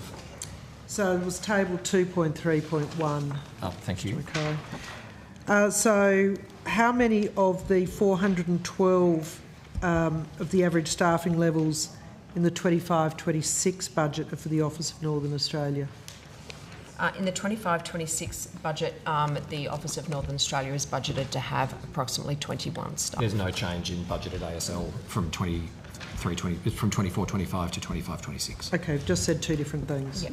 So there's some slightly higher numbers at the moment in the Office of Northern Australia because there's some staff on long-term paid leave, and we've backfilled those staff. So there is a peak at the moment as of the figure that I read out, which was 21 January, so that we can backfill those staff. We also had time-limited resourcing to support the review of the NAIF Act, and that funding comes to an end this financial year. And of those average staffing levels, how many of those were for the Northern Australia Infrastructure Facility on those 2 years? The Northern Australia Infrastructure Facility are in a different branch than the Office of Northern Australia. They're in the Northern Australia Infrastructure Projects branch, and we had 16 staff as at the 31st of January 2025, 16 dedicated to Northern Australia Infrastructure Facility. And the same for the following? That would be about the same for the following year. Okay. And they're all employed staff or contracted staff? They're employed staff. I wanted to ask you, in the total expenses for Program 3.4, the 2024-25 estimated actual for the Northern Australia Development Program was $24,605,000, yes. Whereas this current budget figure is $1,012,000. Why has this been cut by $23.5 million, and what is included in that? So, Senator, I don't think that is a cut. I think that just reflects the profiling of the program. Right. That is correct, yes. So Senator Casey Greentree, Assistant Secretary of Office of Northern Australia. So that represents the finishing up of the Northern Australia Development Program. Chair. Yes. Just while Senator McDonald is gathering her thoughts for her next question, if we are moving on to Northern Australia and if senators have concluded questions around cities and 3.3, Senator McCarthy is here for these other I'm matters. going to say to you now that we are actually 1 minute over, and I'm sorry, I was just sending a message to someone who needed my help. So we've run out of time and we're going to move to infrastructure. Always the way for Northern Australia. One day we will put Northern Australia first. Minister, I'm sorry. I'm going to bid for that. Change of minister. All right. Senator, I'm in the hands of the committee. I'm in the hands of the committee. So thank you very much, Minister, if you were going. And thank you, officers. And we'll go now to Infrastructure Australia.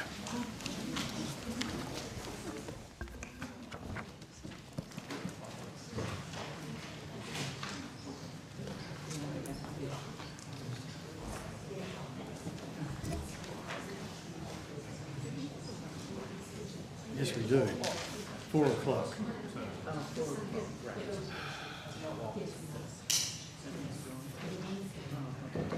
It's all right. Susan, you come back Monday and do it. Yeah, let's do it Monday. Why don't we? Infrastructure Australia. Welcome back, Minister. Hi.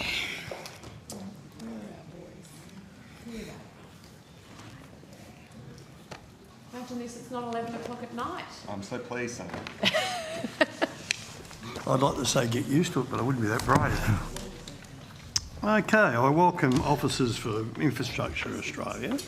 And I don't know, would you like to make a brief opening statements before we go to questions? Adam Kopp, Chief Executive Officer, Infrastructure Australia. No, Senator, we're happy to go to questions. Thank you very much. Senator Mackenzie. Thank you so much. Thanks, gentlemen. Can Infrastructure Australia confirm the date on which the SRL East case, business case, was formally submitted for evaluation?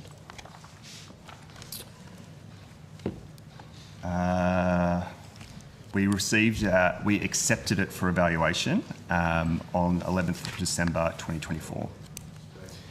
We had received, as you're aware, Senator, previous information, a publicly available business and investment case about 2 or 3 years earlier, and we were in conversations with Victoria around what we needed to accept it. And you needed more, They finally got what you needed to you, 11th of December 2024. 2024. Was Infrastructure Australia consulted by the Australian Government prior to the announcement of the $2.2 billion commitment to SRL had been released? Yes, Senator. We finalised our evaluation or the draft of our evaluation through our commissioners on the 31st of January 2025, and that was provided to the Department of Infrastructure. And I believe when was that provided to them? If that was the 31st of Jan, it was that time, that same day. Yeah. Oh, okay, great. Yep.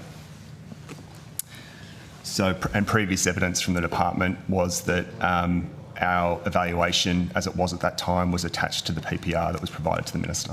Yep. And just remind me the date that went up to the minister. I'm not aware of that date, Senator. I'm sorry, but it would be sometime between the 31st of January and 12th of February. So just remind me, the SRL East business case, how is that different from North and West? So the Victorian Government has a business and investment case which largely focuses on East and North, and so the cost-benefit analysis covers East and North together, and it also has some strategic work done on West. So what we assessed was the business and investment case that covered the whole program with more detail on East and North.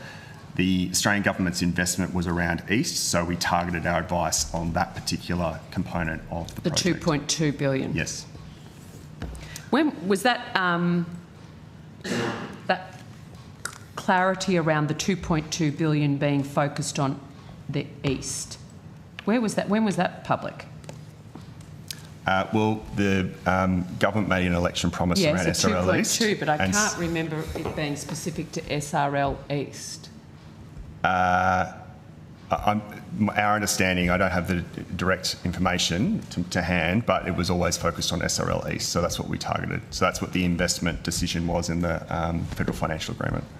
So from the timeline you've outlined, the Minister was fully aware of your scathing assessment of the suburban rail loop when she stepped out into the media and told Victoria and told the media that she was releasing the $2.2 billion of Commonwealth taxpayers' money for the project. Well, the Minister had a copy of the evaluation, and the decision that was made aligned with the recommendations around ensuring that the 2.2 went to tangible elements of the project and no regrets investments. Had your... About the money being released, you will have heard the department's evidence this morning that no money's been released to this project. Yes. In fact, it seems like it's very far away from being released. Milestones on which those payments are to be made against haven't been negotiated. Does Infrastructure Australia have a view on what those milestones should be, given your very strong advice about how Commonwealth money should be used for this project, or not used?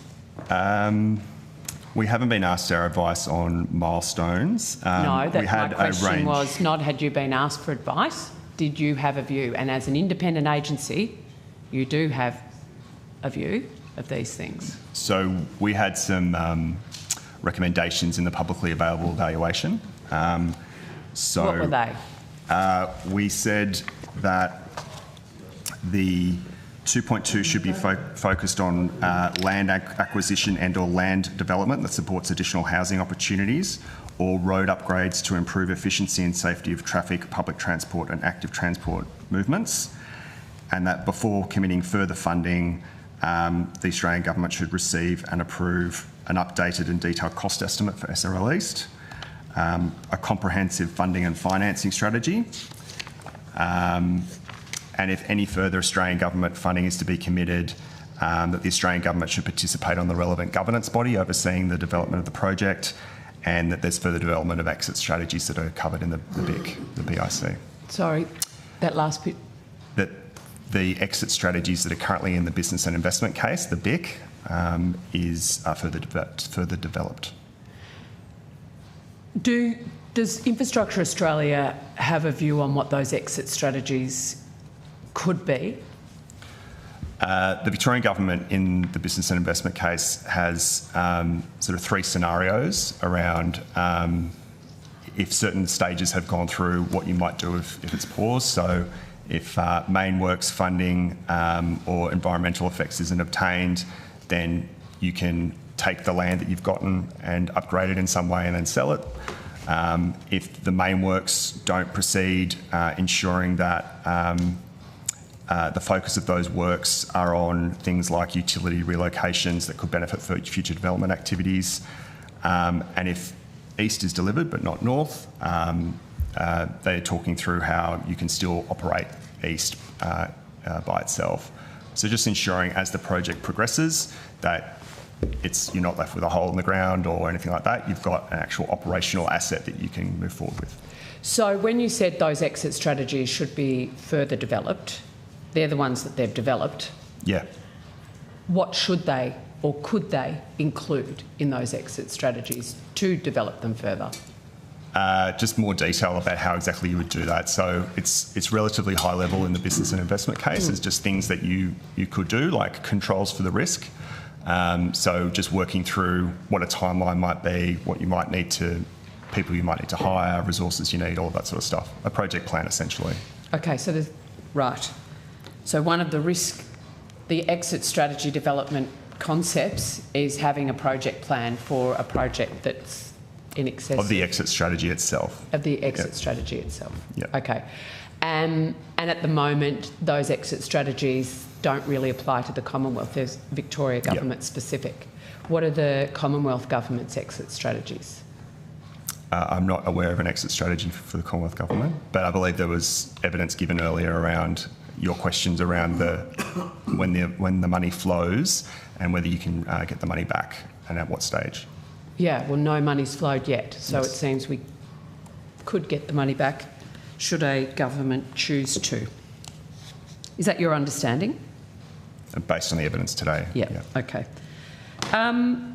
So in the Stage 3 evaluation report, you recommend that the proponent of the exit strategies, have you made previously similar recommendations in other Stage 3 evaluations for other projects that are Commonwealth funded? We haven't, but it was good practice, we thought, to have it in a project of this scale.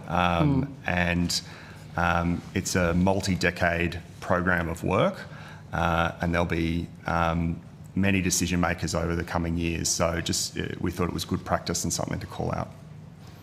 So it's simply the scale that makes this requiring an exit strategy? That's as I understood your evidence. There's risk across the time period. There's a range of risks around funding, future decisions that may be made, other projects that might come on stream. So it's appropriate of something at this scale to have consideration of those. Yeah.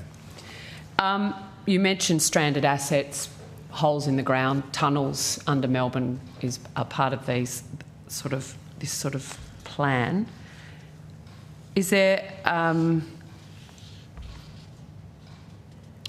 the need for exit strategies?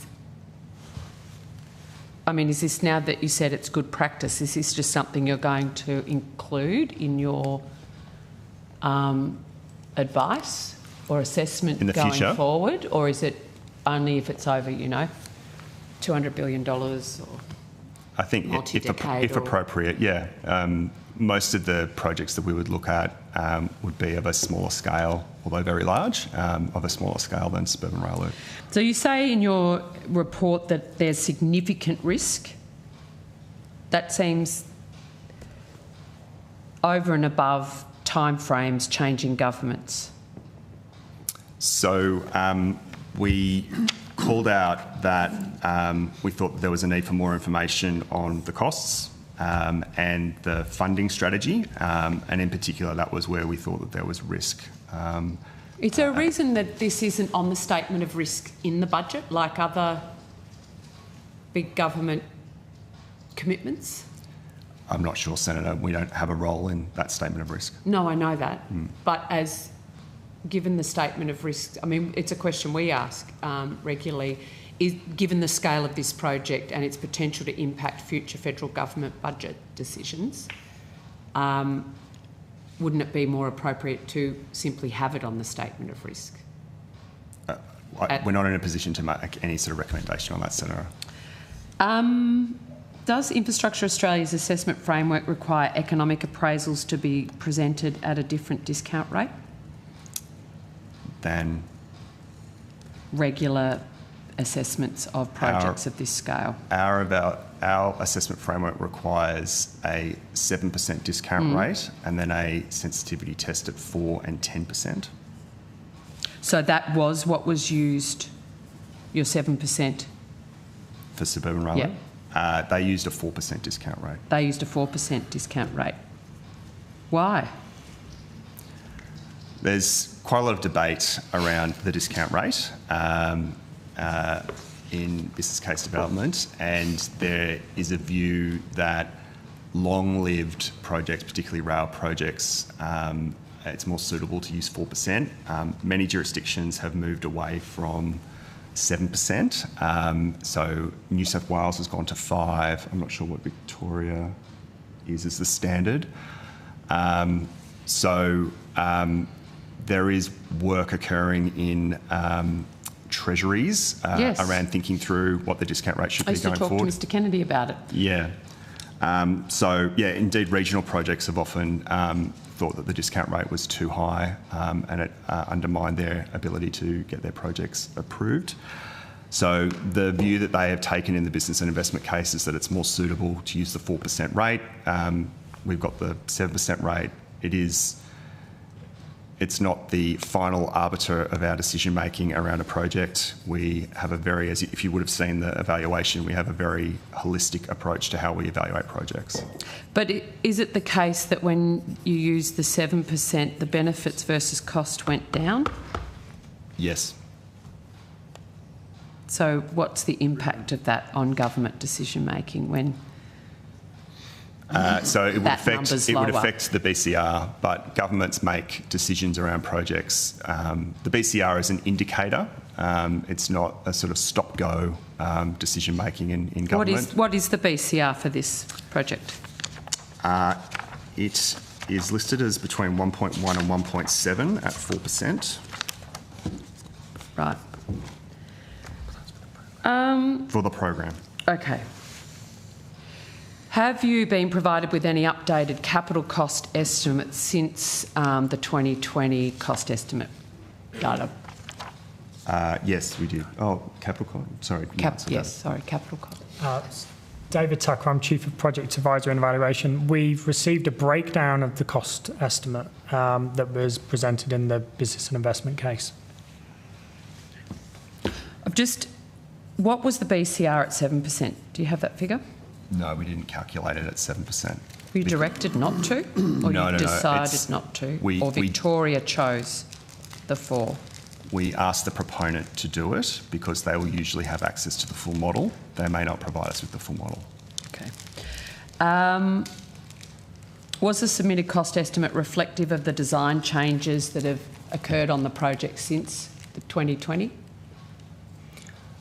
That's one of the elements of our evaluation that we've called out as a risk, that the cost estimate is based on the estimate that was developed in 2020 and therefore it doesn't reflect the work that has occurred in the preceding years. And can you step us through what that work that you're referring to in obtuse ways is specifically? What are the changes? Well, since the project has announced, there's been procurements awarded for tunnelling and for some of the early works packages. There would have been a lot of planning around precincts and stations, and therefore we would expect that there has been more definition and detail on those costs in that time, but we haven't seen that in the information presented to us. Why haven't you seen it? Have you requested it? Yes, we did. Request it, yes. Yeah. And Victoria Government refuses to give it to you? Yes. Thank you, Mr Copp, for being honest, because we're all about to be put on the hook for a mozza here. And you've been very open and honest in what's a very difficult space on behalf of Commonwealth and Victorian taxpayers. what about the changes to the Sunshine platform, shall we say, that's gone from a platform to an entire massive new station? Mr Tucker, do you want to walk us through that change? That's too early for us to comment on at this stage. Really? We assessed the business case for the Melbourne Airport Rail line proposal in 2022. Mm-hmm. That business case included costs to upgrade Sunshine Station, and, yes. and therefore it was part of that work. We are currently engaging with the Department of Infrastructure on information that's been provided by the Victorian Government on works at Sunshine, but we've not had an opportunity to understand the scale of that work and what that means at this point in time. So you're aware that the MAR business case explicitly stated that the Sunshine Station works were not required to support the operation of the Melbourne Airport Rail, yes? Sorry, Senator. So I'm just going to, sorry, I'm going to probably the Melbourne Airport Rail project now, where the MAR business case, as I understand it on page 124, explicitly stated that the Sunshine Station works were not required to support the operation of the Melbourne Airport Rail. Is that something you've taken from Infrastructure Australia's report, or is that from... It's from the Melbourne Airport Rail business case. Okay. And I didn't know if you were aware of it. I can't recall that from our own evaluation, but we did recognise in our evaluation that works at Sunshine were required and were part of the cost estimate for the Melbourne Airport Rail proposal. When did the Melbourne Airport Rail Sunshine Plus station proposal get renamed SRL West? We don't have that date. I know what you're referring to. Yeah. We don't have that date to hand. Has that been made clear the to you? Business and investment case.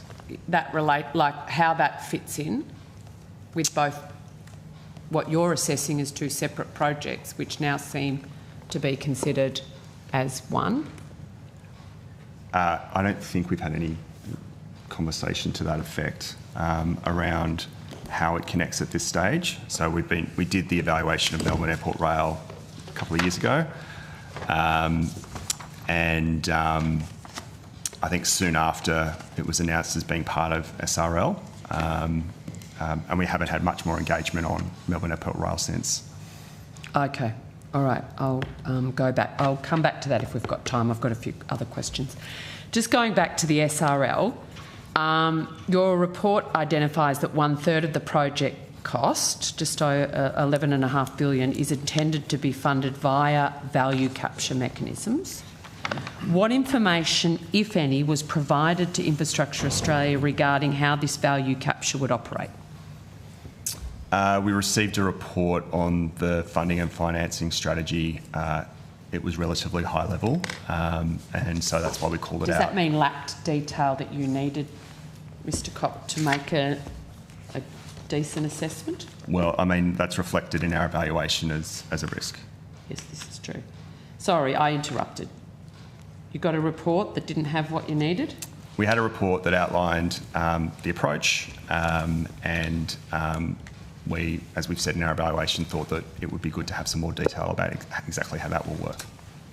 And you haven't got that yet? No, and it's just called out as a risk in the evaluation. It's for the Australian government to take forward and manage the risk going forward. Did you want to see modelling of revenue projections, timing and risk assumptions? Did we request that specifically? Did you give any detail about what you wanted to see, or you just called it out? We just asked for how they're intending to use value capture. Are you asking about value capture? Well, I want to know, you're saying you want to understand it. Did you give any specific more requests around specifically what you wanted to understand about how the value capture mechanism was going to work? We just asked for a more detailed assessment of value capture as a funding mechanism. So some more detail. We didn't give any particular, we didn't ask for anything, any extra work to be done. We just asked to see what they had planned. Did the submission that you received contain any evidence from local government, community or industry in relation to the proposed value capture mechanism being put forward? No. There was substantial stakeholder engagement more broadly as to the project and how the impacts of it, but not so much on value capture. To local community? Yep. You had no evidence of any local engagement? No. No. The report notes that information received on value capture was insufficient to determine whether it would meet the required funding share. Can you clarify again what further information would be necessary for you to undertake that assessment? Because I find your request quite vague. What do you need to see? Specifically. So the strategy that Mr. Cock mentioned outlines the number of different mechanisms which are quite well known for value capture purposes. The information that we would want to see is exactly the split of those different mechanisms to achieve the third of the project funding, and when those mechanisms would come online. So quite a well-known value capture mechanism would be property development and developer contributions. And so how much property and when would that property need to be developed? So it's that detail that we're looking for. It's the quantum and the timing. So you've got the state government has made an assumption they'll get $11.5 billion from value capture and have got no time frame, no steps in place, no plan of how to get the $11.5 billion. Is what you're saying. There's no from what they've supplied to you. From what we've seen, we don't have that detail, but they may well have that themselves.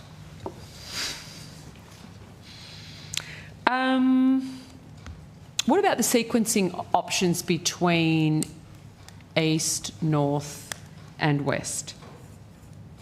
Did the proponent put forward any modelling about how to sequence those three components of the SRL?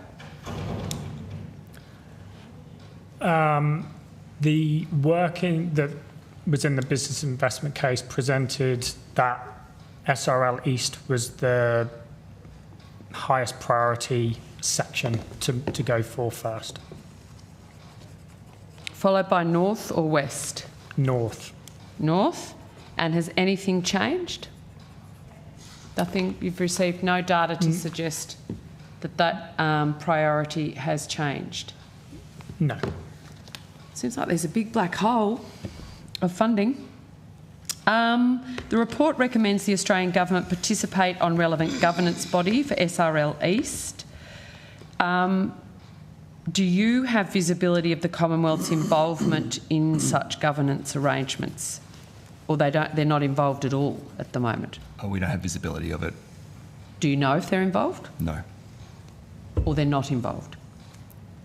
Well, we don't believe they're involved. And we're which is why you said it's a problem. Yeah. How do you envisage, what would be best practice for their involvement in a project like Well, in some jurisdictions or projects, the Commonwealth is an observer or a member of the steering committee around the project, and they would, through that process, be given visibility and the ability to influence the project. How much funding do you think is actually missing from this project? We don't have visibility of that. We're unable to say. You're unable to provide an assessment, having gone through it, given it a damning assessment, highlighted the risk, the need for governance arrangements to be improved, more detail on how the $11.5 billion is going to be found? We've just called out the risks, and we're unable to sort of give you a quantum of that. 11.5? It would be it'd be an estimate. So we've just called out the risks. Do you have a range? We don't have a range. So we've assessed the business case and the information we've been presented and called out where the risks are and the benefits as well. Of course. What sort of documentation do you expect to receive to give a complete, full and final value for money assessment of SRL East? Well, that's in our recommendations. So we would seek an updated and detailed cost estimate, comprehensive funding and financing strategy. If anything further was to be committed, the membership of the governance body and development of the exit strategies. So I think what we're seeking is more on the costs and funding side. That's quite critical in our view.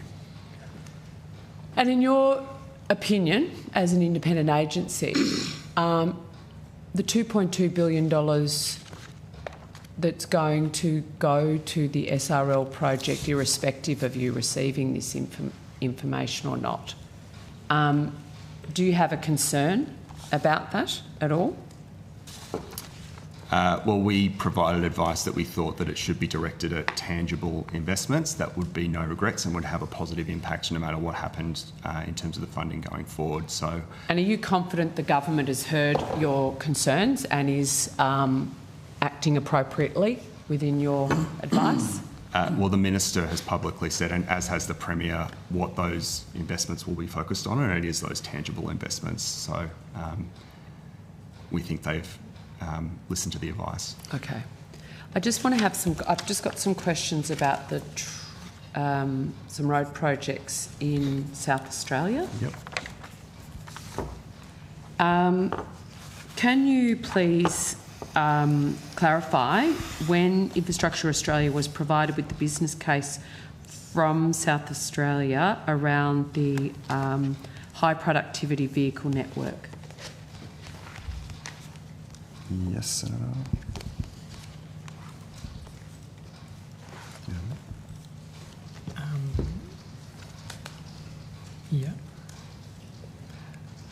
So, Senator, we received the strategic business case for the network on the 6th of February, and that proposal is currently under evaluation.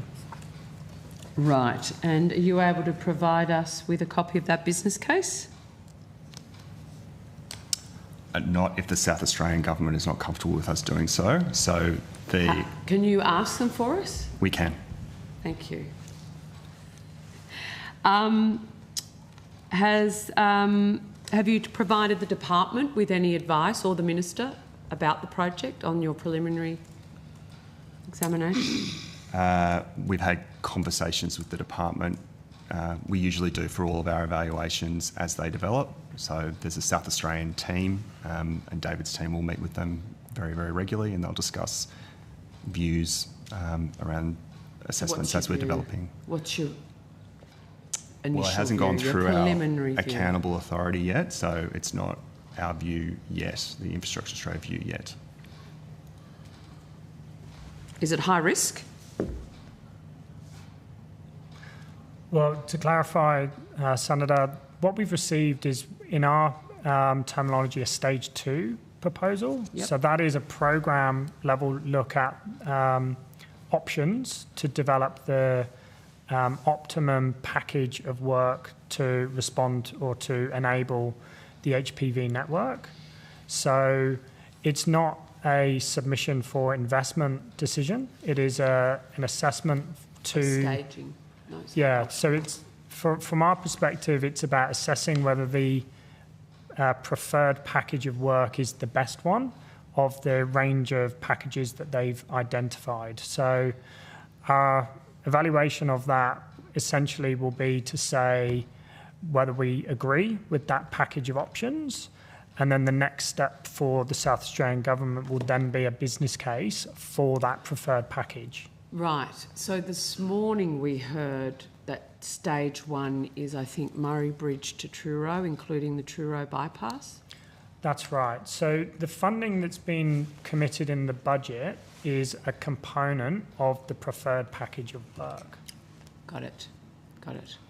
And when do you envisage getting some advice to the department or the government? The next 24 hours? No, Senator. Yeah. We'll have to have a commissioner meeting, accountable authority meeting. Our next one is in May. Next one's in May, so no decision will be made on that until May. From our perspective. From your perspective. But you're the one providing advice on prospective options given to you from the South Australian Government? Yes. Yeah, okay. Thank you. We heard this morning the $525 million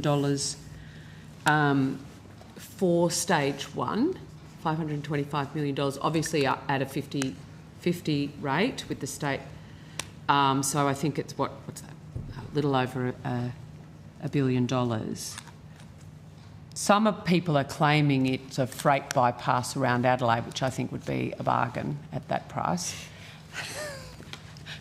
I note your smiles would probably see you agree with me. So I'm just wondering, is it your understanding, given your experience, that that would be the amount for the proposed stage one rather than the full program of works?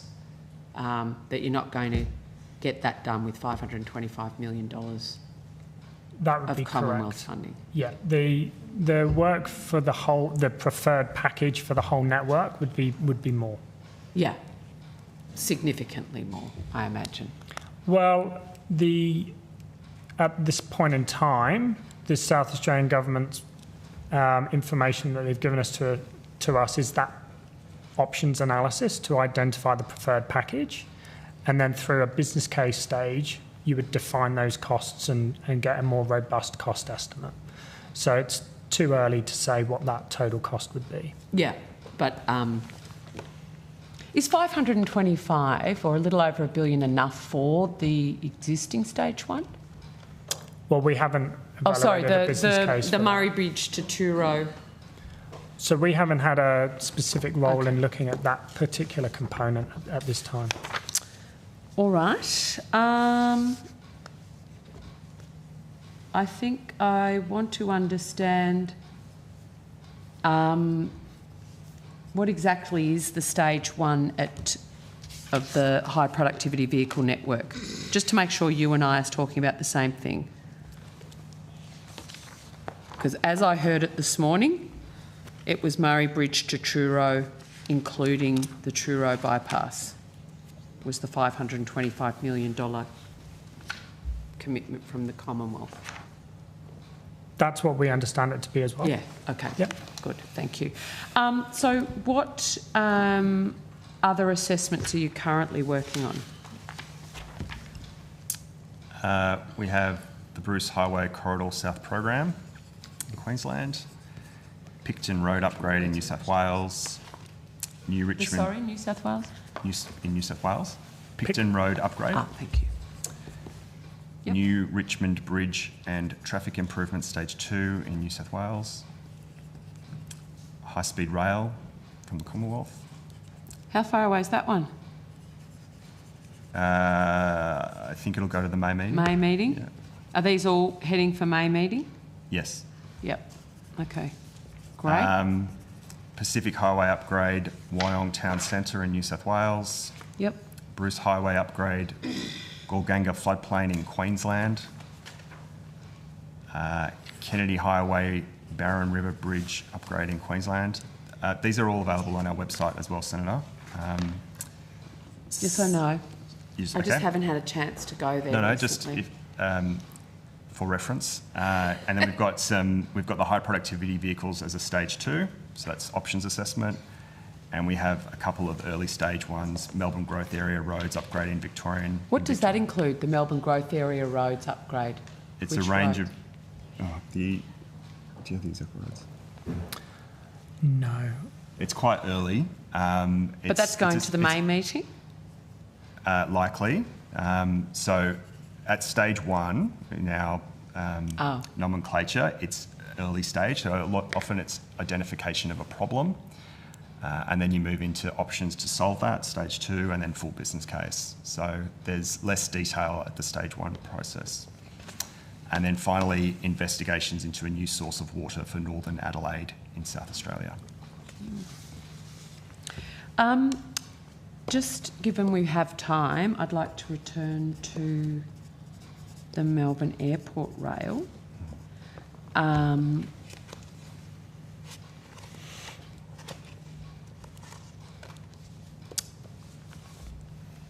Had you received an updated cost estimate for the Sunshine Station Rail after the decision in February 25 by the Albanese government? Or that's what you're waiting for? We've received the same information as the department has received, and so currently we're working with them to ensure that we have what we would need and what sort of evaluation we might need to do to fulfil our legal responsibilities. Okay, and when do you imagine that work will be completed, that you'll be able to disaggregate and... In coming weeks. Weeks? Yep. Okay. That'll continue no matter what PMC does? The work continues. Your work continues? Yep. Yep. The work in the background continues. What happens in caretaker with Infrastructure Australia? The same as with the department, where the work continues. But no decisions are taken? No material decisions would be taken. So when is your May meeting scheduled for? The 6th. So the commissioners may decide to... Have it on the 18th? Yeah, or move it or whatever. Okay. So if we're in an election, to say we would not be committing. We would not be committing an incoming government with our decision making. We would just evaluate a business case, and it would be up to government, whoever they may be, to make a decision on that. So that was your meeting goes ahead irrespective. You make your independent decisions, yes. And how they're addressed by any future government is a matter for them. Is a matter for them. Got it. So the Sunshine Station piece of work you're working with the department on, will that be going to the May meeting? It'll depend on what we need to do. So, as I think the previous evidence said, elements of the business case covered, of the Melbourne Airport Rail business case covered Sunshine. So we just need to determine what new is needed and whether that means an evaluation is required. So we're working with the department on that just to make sure that we both fulfil our responsibilities. So did you provide any advice to the Commonwealth Government regarding the timing, necessity or risks of proceeding with the Sunshine Station works ahead of the core Melbourne Airport Rail corridor? No, that was a recommendation of the independent reviewer. Of the independent reviewer. Do you agree with it? It's a matter for government. Yeah, and it's a matter for government. I'm asking you if you agree with the independent reviewer's We don't have an opinion assessment. on a policy decision of government. Can you confirm whether you've conducted any assurances on the $2 billion Sunshine Station upgrade? That's what we're working through now, what's required.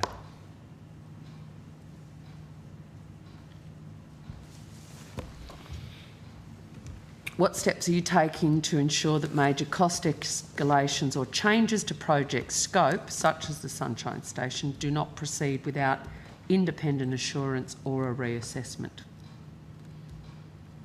What we're going through at the moment. You and the department are going to... We're working through that. I think everyone's very focused on ensuring that we get value for money, and we're just working through what would be required for that. Do you support the decision to bring forward a major station redevelopment that wasn't deemed essential to the Melbourne Airport Rail project, carries heritage, social and delivery risks, as noted in the business case? The decision to upgrade Sunshine has a range of merits.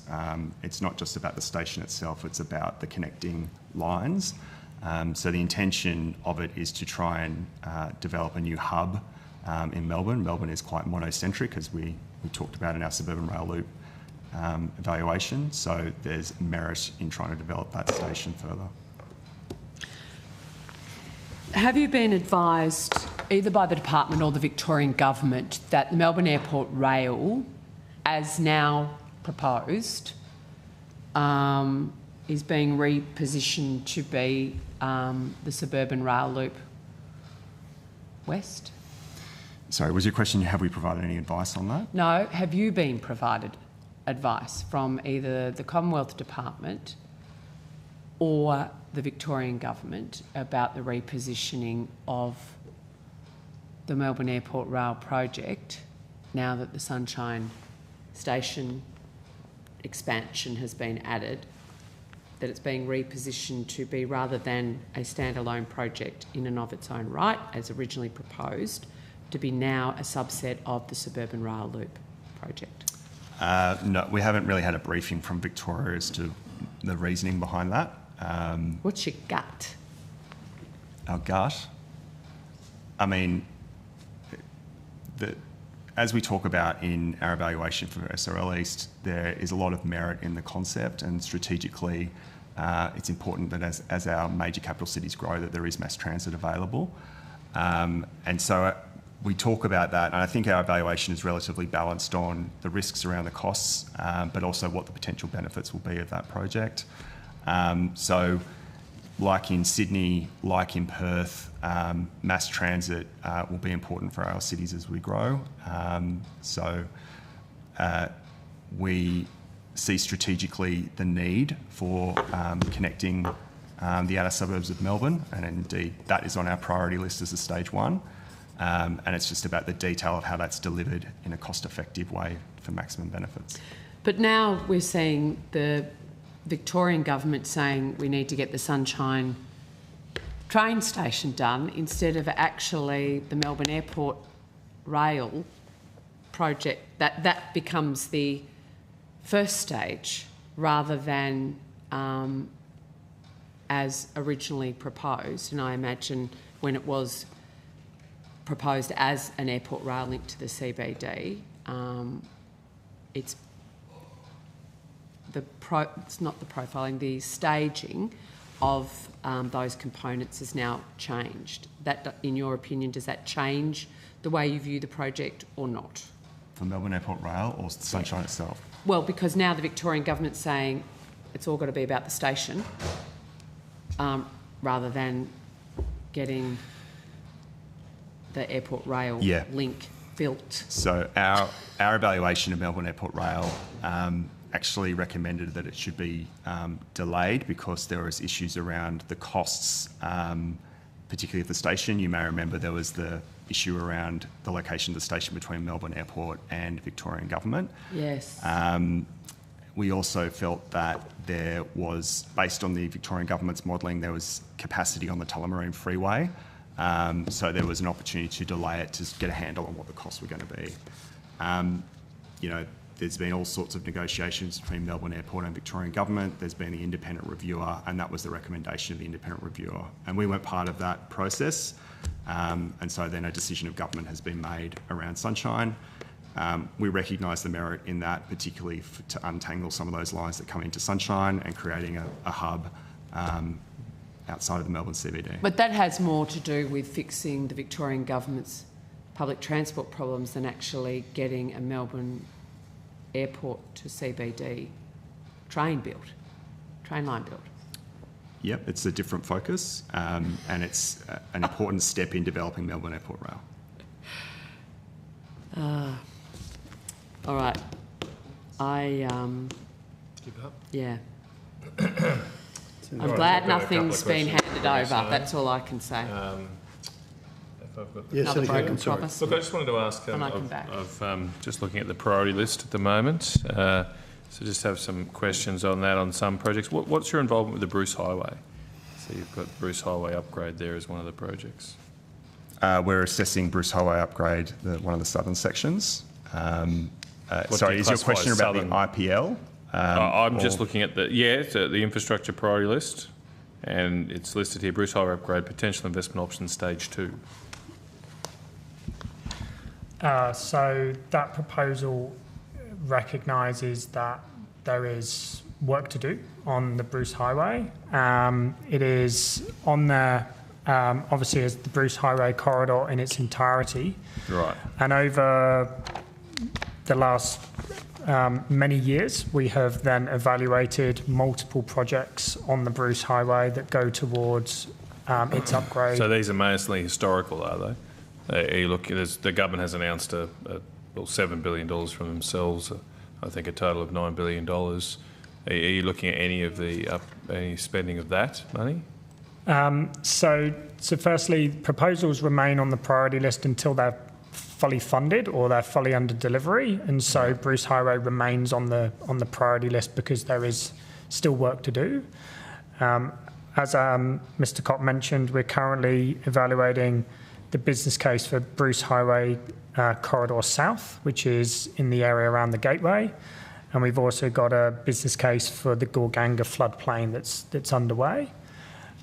We haven't been asked to provide input on the safety program because it is a package of work with lots of small components which wouldn't trigger our review for a single project that's over 250 million. Okay, all right. How's the Port of Gladstone upgrade access? Where's that up to? That says there's the Port of Gladstone Land and Sea Access Upgrade, early stage proposal, stage 1. It's been talked about for a long time.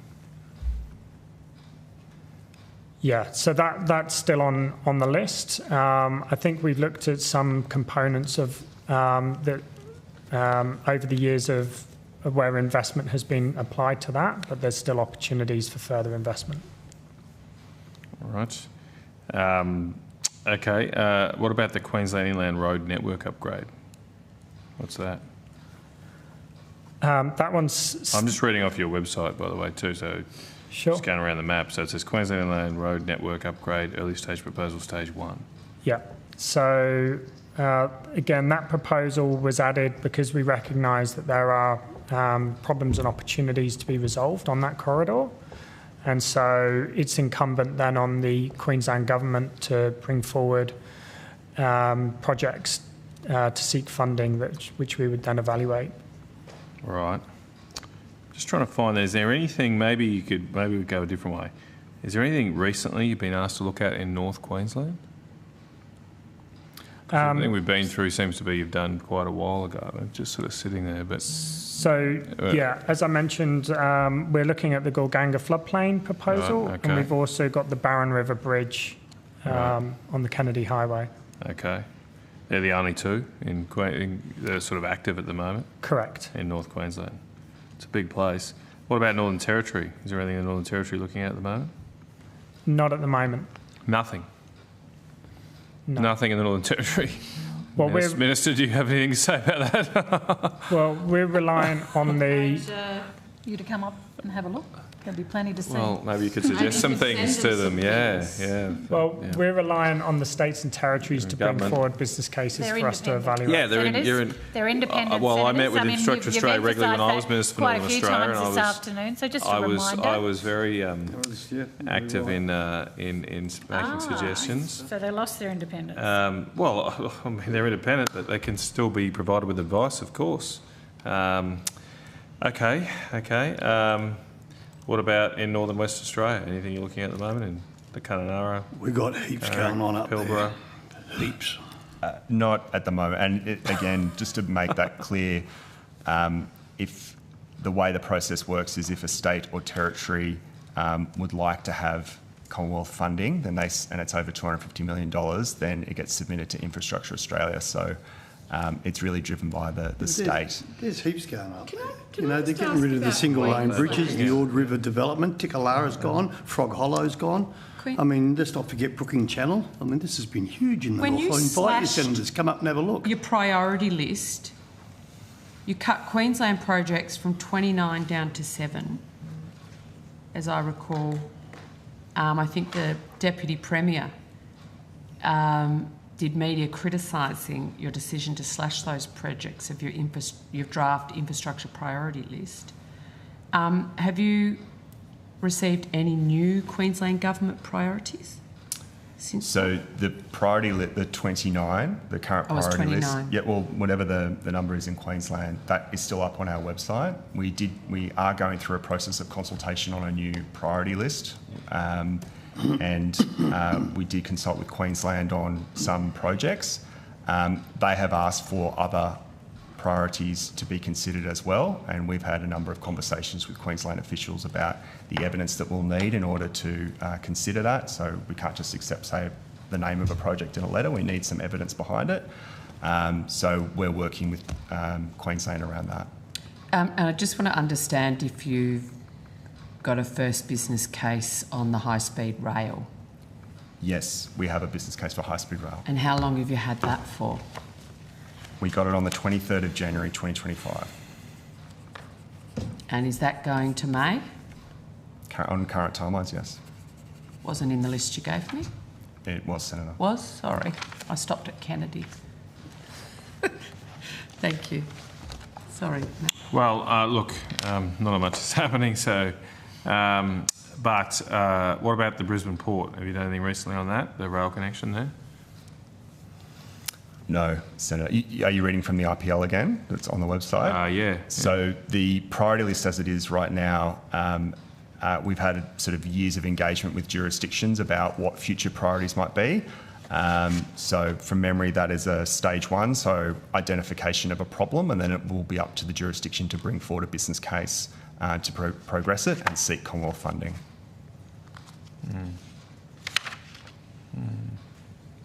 There's under the list of new projects, there is the Middle Arm project in Northern Territory. Is that not something you're looking at then? We have provided advice on Middle Arm. We've asked some clarifying questions of the Northern Territory government, which they're reflecting on in order for us to pursue. So in a way that's still active, is it? But you're just waiting for a response from them? Yes. How long, when did you send the information to the Northern Territory? A number of months ago. Oh, okay, it's not that long ago. A number of months ago. Okay, so that's something you're sort of working on. That's good. There was another one in the Northern Territory too, Northern Territory Freight Rail and Logistics Capacity Improvements. Is that something that's been recently worked on? We provided advice on it to the department. We haven't had much engagement in recent months with Northern Territory. When I click on the new projects, there's only 5 listed. Is that the only ones that are active right now? It says view new proposals added to the IPL. When I click on that, there's just 5 projects. I think that's going to be a legacy from some time ago. I might need to take that on notice, Senator, what that means. It's on your website. Yeah. So when I click on, there's like, I'm on the infrastructure priority list web page, and that's just infrastructureaustralia.gov.au/infrastructure priority list. Yep. With hyphens in between words. And there's a tab which says view new proposals added to the IPL, and there's just 5. How do you classify new? Seems like the filter is just 2023. Yeah, so that was when we last added proposals to the priority list. You last added them in 2023. 2023. You didn't add any last year. So as Mr. Kopp said, we've been through a process following the change to our legislation to look at a more targeted approach to the priority list, and we're continuing to engage with states and territories as that is developed. Okay. So when do you expect to add more? Well, we've been undertaking evaluations of proposals in that time, and we've recently published completed evaluations. So when we are ready, we will publish a new priority list, and that will contain some new things. Quite a bit of a tautology. Of course, you'll do it when you're ready, but like, do you have a time frame for it? When will you do it? I think we'll need to work through with the Queensland government their new priorities before we can publish the final priority list to make sure we've covered every state and territory on that. Okay. Look, hopefully in coming months we can do that. There's been a range of new priorities outlined by the Queensland government this week as part of their review. So we'll be meeting with officials extremely soon around those priorities and look to consider them for the future priority list. Okay. When I click on projects under evaluation, there's just 1, 2, 3, 4, 5, 6, 7 at the moment. Is that all you've got under evaluation at the moment? Okay. They're the business cases that we're evaluating at the You got moment. 7 you're looking at.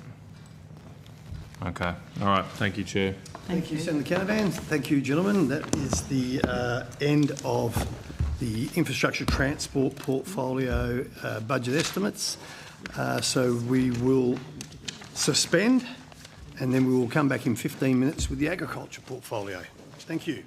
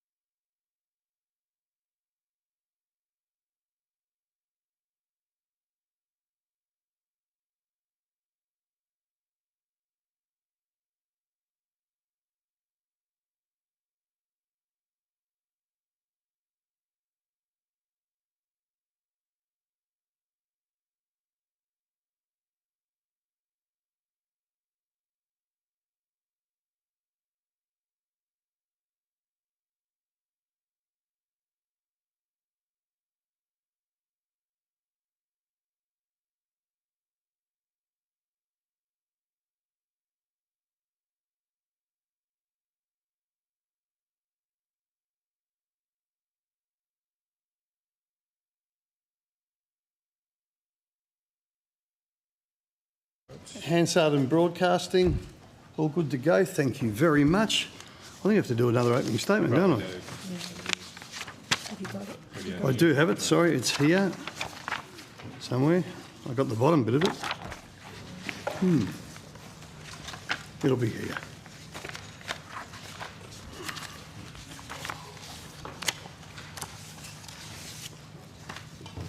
No. What did I do with it? Jeez, we've been too efficient and cleaned up.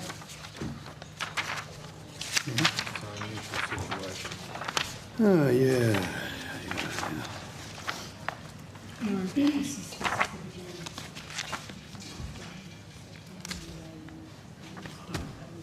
You know what? Taz might have packed it up. Sorry. Sorry, Mr. Hennessy. Just take your time. Looking for an opening What's my statement. opening statement? I should be able to do it off by heart now, but Thank you. Thank you. We'll just suspend. We'll just suspend for a minute.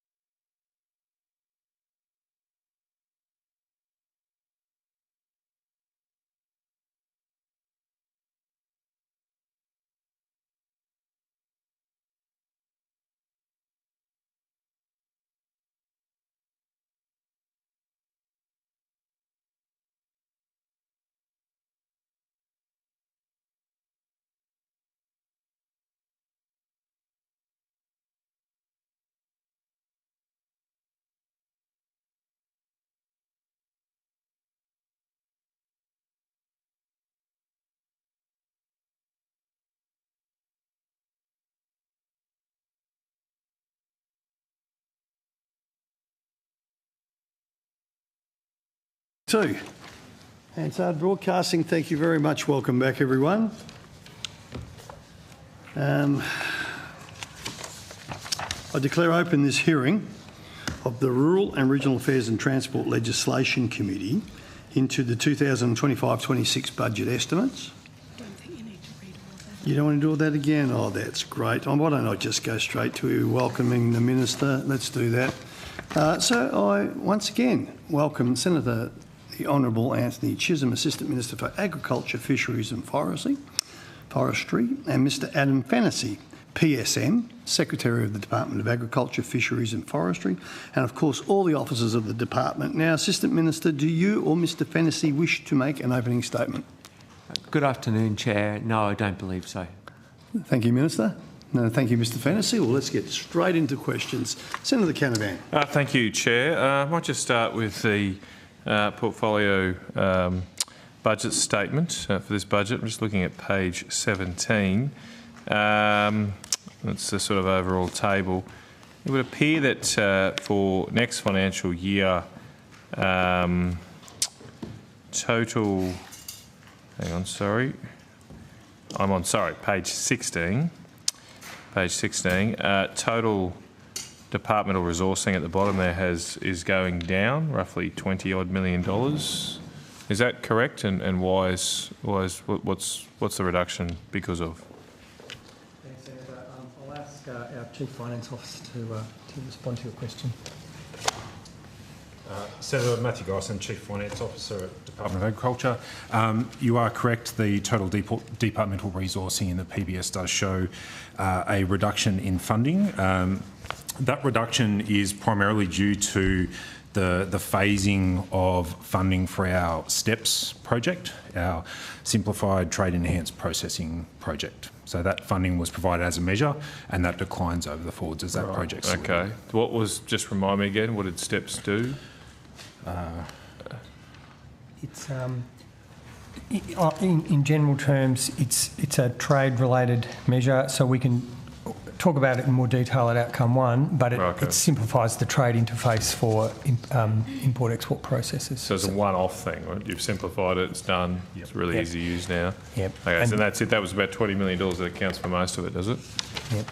It does, Senator, it does. It accounts for, I think, approximately $12 million of that, and then there's some other very small measures. Okay, all right. But frontline services, biosecurity, none of that's been impacted by a reduction in funding? No, Senator. No. I noticed, though, that on the next page, on page 17, there's an increase in the staffing numbers. Is that correct? How's that funded then with an overall reduction in cost or resourcing? So, Senator, yes, you are correct. The average staffing level does increase by circa 200. That funding, that is funded through the existing departmental resourcing, but also cost recovery. So, obviously, we've had previous conversations that we do have quite a unique funding architecture, and some of that comes from increases in our cost recovered activities as well. Well, you've still got even this. So this table, just correct me if I'm wrong, the table I just quoted from before, page 16, is that what's available to you X of cost recovery? Is that right? Senator, if you're talking about the 1.779 billion, that includes cost recovery. Okay, it does. So what's the figure on the next page? Total resourcing for the Department of Agriculture, Fisheries and Forestry, it gets to 3.3. So, Senator, that includes administered funding that we have special account funding. The Future Drought Fund funding that comes into that. It also includes our research and development levies, special appropriation that we have to pay those corporations. Okay, all right. So the cost recovery is all included in there. So why? I mean, it's quite a lot. It's like 200 odd extra staff. Why do you need 200, an increase of 200 ASL? Senator, I know we're on the record at last estimates. I think the majority of our new staff, or more than half of our new staff, are all frontline service delivery biosecurity. And as Mr. Geisen was saying, that is funded primarily through cost recovery. We also have, as an example, 67 new staff at Western Sydney Airport for frontline biosecurity service delivery, and 185 for sustainable funding for biosecurity for that cost recovered service delivery. So that's because our budget is different to other departments because of the much larger mix of cost recovery. It often, it plays through differently because of the direct cost recovery funding for frontline service delivery. No, I understand that. I suppose, I'm not implying you're suggesting this, but I suppose the issue here is that don't just want to wave off, we've got more staff, but it's okay because we can cost recover because someone's paying for that, and that's the farming sector primarily, or food industry. So I was just come back. What's the so you've got 67 for Western Sydney. That's this year, is it? The 67 are in next financial year, the budget year. I can clarify that. Okay. Secretary, if I can. So the Secretary has referred to the staffing for 24-25. Right. For 25-26, there's an additional 167 that were provided through the Sustainable Biosecurity measure at the 23-24 budget, and I think we spoke about that at the last estimates hearing. There was also an additional 65 in 25-26 for Western Sydney Airport, and then there was another 52 for other estimates variations relating to work being performed at airports and seaports, Senator. Right. Yep. And I'd add to that, Senator, that's directly related to the increased risk of biosecurity incursions at either ports or airports facilities as a proposition. So you are correct, we don't put staff on there who are cost recovered and paid through agricultural industry unless there's a very clear reason to do so. So it's related to the biosecurity risk. Okay. The 65, sorry, at Western Sydney Airport, how do you pay for them? How do their costs get recovered? Senator, I think, if I stand corrected, I think they were appropriation funded for Western Sydney They're Airport. sort of taxpayer. Yep, someone's nodding. Yep. Okay.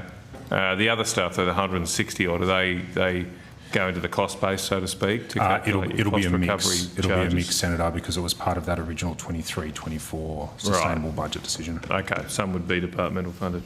Okay, all right. Just moving on to, I think, more measures-related questions. There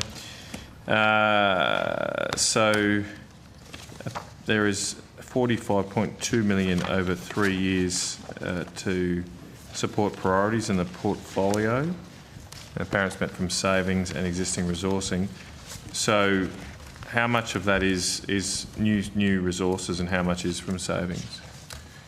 So, Senator, you are correct. The total value of the measure is $45.2 million. To support that, $7.7 million worth of offsets were provided through the budget process, and then another $2 million of expenditure was absorbed by the department as part of the decision. What was the $7 million of savings? Senator, sorry, 2 seconds. So that was from two of our administered programs. One of them was $4.7 million from the accelerated adoption of wood processing innovation program. That was in 25-26. And then $3 million from the carbon farming outreach program, and that was evenly spread across 26-27, 27-28. Right. Okay. All right. The pests, the $11 million for animals, pests and weeds. How's that rolling out, and what's it directly going to? So, Senator, that's for the continuation of the program for the feral animal pests and weeds. I'm sure that the actual rollout and the detail of that program would be answered by our colleagues in Outcome 2. Outcome 2 is biosecurity. Yep, and to give you a sense, we'll go to the detail in Outcome 2, Senator, should you require, but that's feral deer, feral animals as well as weeds and other invasive species that impact on agriculture. Okay. The National Food Security Strategy, which part of the department's developing that? That'll be Outcome 1. Yep. Outcome 1. Okay, they start. When's that funding going to be spent? So, Senator, that funding is phased across 25-26 and 26-27. So there's $2.2 million in 25-26 and $1.2 million in 26-27. Okay. So they haven't started that work yet, have they? That funding is for next financial year, Senator. Yep. And so how's the strategy going to be developed, Secretary? Establishing a team or some such in the department? Or? Yeah. So very happy, Senator, to speak to the detail of that in Outcome 1. To give you a general sense, it's this proposal to have a council, a national food council, and develop a national food strategy. So that work hasn't officially or formally commenced, but they are the key policy parameters that have been announced. Okay, and it's primarily around food security, though, is that right? It's around taking a whole of food supply chain approach. There's been a lot of discussion for many years suggesting that should be in place. So we're really responding to National Farmers Federation. There was an industry task force that recommended this about 2 years ago, so responding to that as well. Okay. But it's not focused on broader issues like health, diet, this sort of stuff. It's just make sure we've got enough calories to keep ourselves fed. I think it would be better for us to. I'll make sure that the right experts at the table under Outcome 1, but it is looking at a more holistic supply chain, food resilience, national. What our role is in national resilience of our food supply chains. Okay. Now there's about $30 million there to sponsor trade events. 23 for agricultural trade events and another bit for trade functions and international engagement. Is that all being delivered through the department, or are you partnering with DFAT?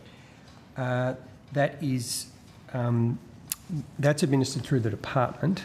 We do make sure we work in partnership with other parts of government like Austrade, because a lot of that is about supporting inbound international opportunities. That's the value that comes from that investment, but that's departmental. Okay, all right. Okay, and we pretty much covered, that's the only measures, new measures in the budget, is that right? Was this, there doesn't seem to be much for agriculture. Okay, I suppose you weren't necessarily expecting to be here. Yeah, I mean, what we have been discussing in the department is that because we've got the $1 billion in biosecurity and then, you know, significant uplifts in other areas of the department, this complements and builds on that. So from our perspective, it gives us a lot of opportunity to build on funding we've had in the last two budgets. Okay. I think Chair Senator Ruston had a question. Sure. Yeah, look, I'm sure it's probably not in this area, but just interested whether you'd received any correspondence or contact from the South Australian Government in relation to drought assistance?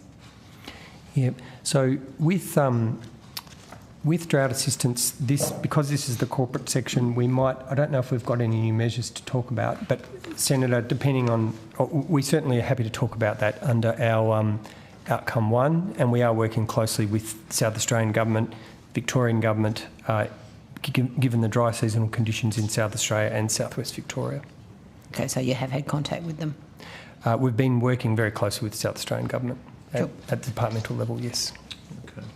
All right, just moving to a different topic on national partnership payments. Just referring to table 2.9.1 on budget paper number 3.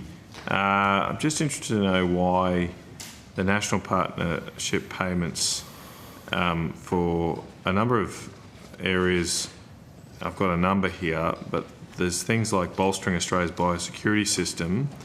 That seems to be listed under environment, energy services and infrastructure as opposed to agriculture. Seems strange that that one's in that section, and I've got a bunch of others here that seem quite agricultural related. So budget paper number 3, table 2.9.1.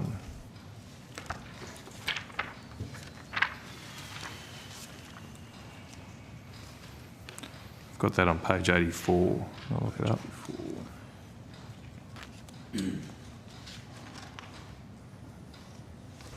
Sorry, so which NPP were you so in particular, the bolstering Australia's biosecurity system. See, it's in the table. Yes. So that table is environment, energy services and infrastructure. I'm just wondering why payments to the biosecurity system in that section, not agriculture.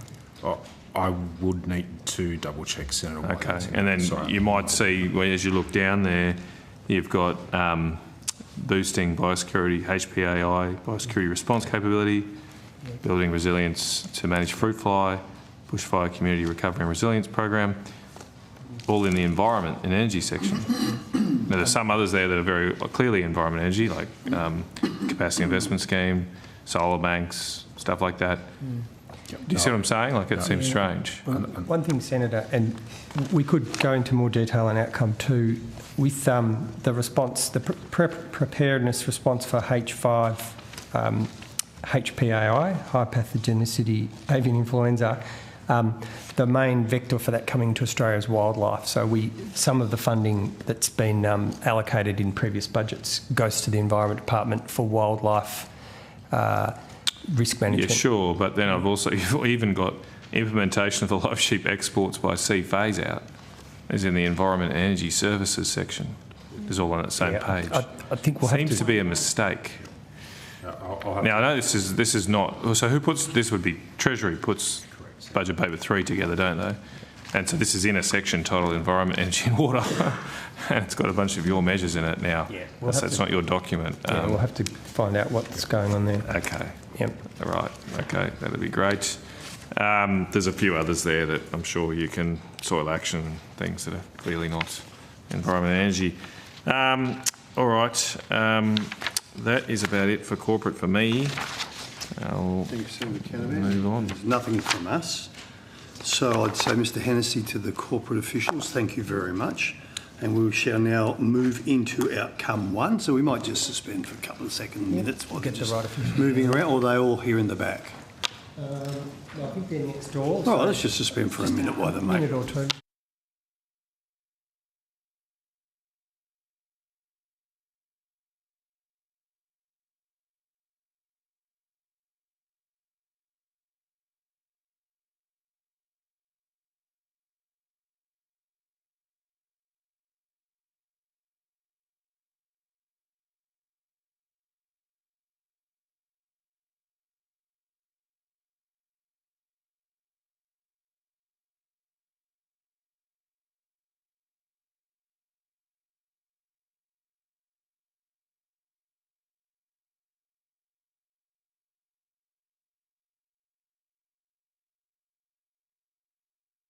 Off, Mr. Hennessy. All right, that's fantastic. So, Hansard Broadcasting, welcome back. Thank you very much.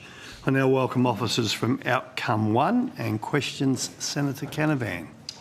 Thank you, Chair.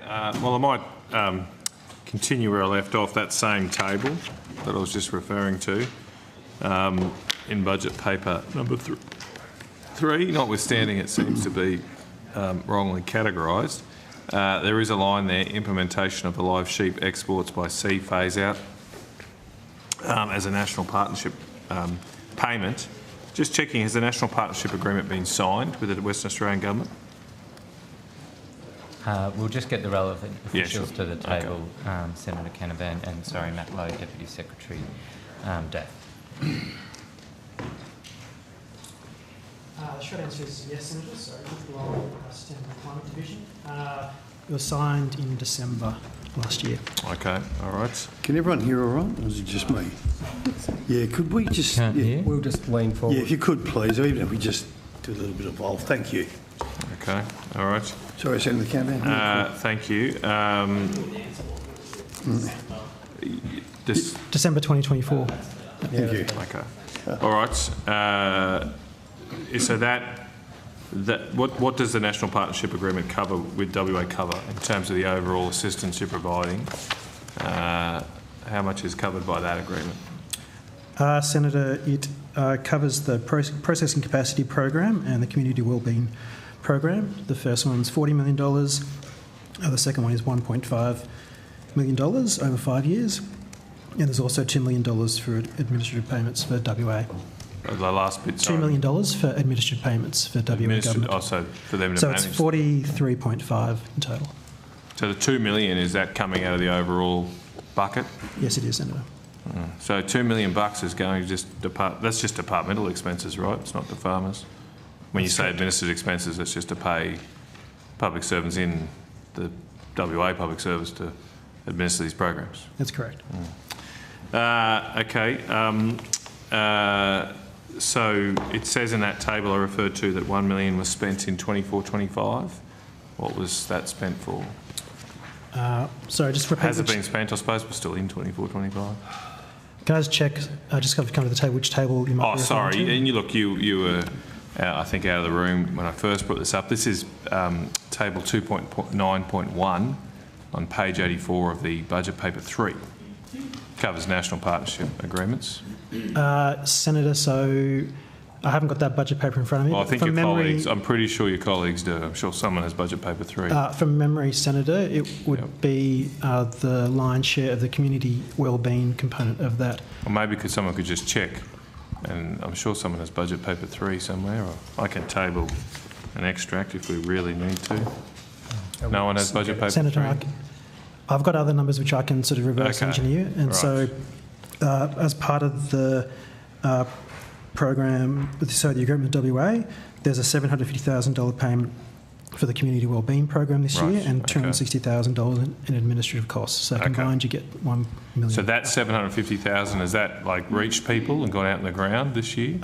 From my understanding with WA counterparts, they're currently going through sort of final decision making in terms of how to target that program and how to link it in with their existing WA community programs as well. Right. Obviously, they've just come out of caretaker arrangements. What is it going to deliver? What's the $750,000 going to deliver on the ground for farmers? So that's largely a decision for the WA government who's implementing that part of that program, Senator. But it's targeting community wellbeing outcomes in regions that obviously there are sheep producers. Can you give me some kind of example? I mean, you've obviously agreed to hand over the $1 million. Like, what are the tangible outcomes you're expecting here from this spending? Well, often we see in these types of community programs, thank you. Just ignore the fact that it's under the Environment and Energy portfolio. There seems to be a mistake in Budget Paper 3. But well, Senator, on that, I think if it's helpful, that is the mechanism in which our agriculture's federal funding agreements are delivered through Treasury to state Treasury agencies. They go through Environment and Energy? It's simply because the federal funding agreement would have been set up when we were DOR as an agency. So it predates DAF as an agency. Environment, agriculture, water. Okay, right. Yep. So that's the explanation for the mechanism. Okay, right. And going to your question around how these programs could be used, obviously there's a fair bit of work done in communities already through other programs, including both WA and Commonwealth funding programs, where there's a co-design around what community resilience looks like. It typically ties in with other programs that might be delivered on the ground, often by our state governments. It goes to sort of community activities and events, health and wellbeing programs and things like that. So it is a matter for WA government to determine how exactly to target this particular funding envelope, but I know they are making sure it links in with some of their existing on-the-ground programs. I can't give you more specific. Sure. How do you know that the WA government is using the money to provide additional services? Because you're saying that it's going to hook in with existing programs that they provide. What's stopping the new WA government just taking the $750,000 and continuing to provide the same services they always have, but save themselves, well, $1 million in total? Well, they are required to report back to us as part of federal funding agreements, as is typical practice with these types of arrangements, states and territories. So they'll set the parameters around how the investment could be best delivered, and typically they'll report back to us as part of the agreement as to what their proposal is, so we have direct line of sight as to where the investment's going, and that sort of high degree of confidence that it's additional in terms of on-the-ground investment. How much in total is the mental health program? It's $1.5 million, okay. And it's $750,000 this year and $750,000 next year, so it's front-ended. That's excluding any administered expenses. That's at 1.5. Mm-hmm. So, like, I'm still trying to understand, and presumably when you designed the program and you put $1.5 million aside, you had to cost it somehow. You had to decide why you needed $1.5 million, not $2.5 million, etc. What exactly are farmers going to get from, or the people that are affected by the change? What are they going to get? What services are they going to get from the $1.5 million? Certainly, past experience shows that these types of programs often go to community groups. They might go to hosting community events that sort of bring farmers and communities together. So it tends to be focused around events and also link into other farm support services as well, including mental health services and things like that that are often delivered on the ground through state agencies. I don't know, if I was a farmer looking at the end of my livelihood, I'm not sure this will help all that much. There are separate funding, so obviously the Rural Financial Counselling Service has additional investments as well, so it's not the only investment, but in terms of what the WA government is delivering as part of this package, the community wellbeing component is delivered through them, and obviously the DAF, our department, manages the contracts relating to the Rural Financial Counselling Service, and there's been additional funding provided to the WA provider to support farm business planning and resilience activities. So you mentioned in other circumstances, the similar, I suppose, industry adjustments. These sort of things went typically to the community programs and bringing people together, etc. Which ones did you actually look at in the design of this scheme? Which other industry adjustments did you look at when you to base that comment you just made on?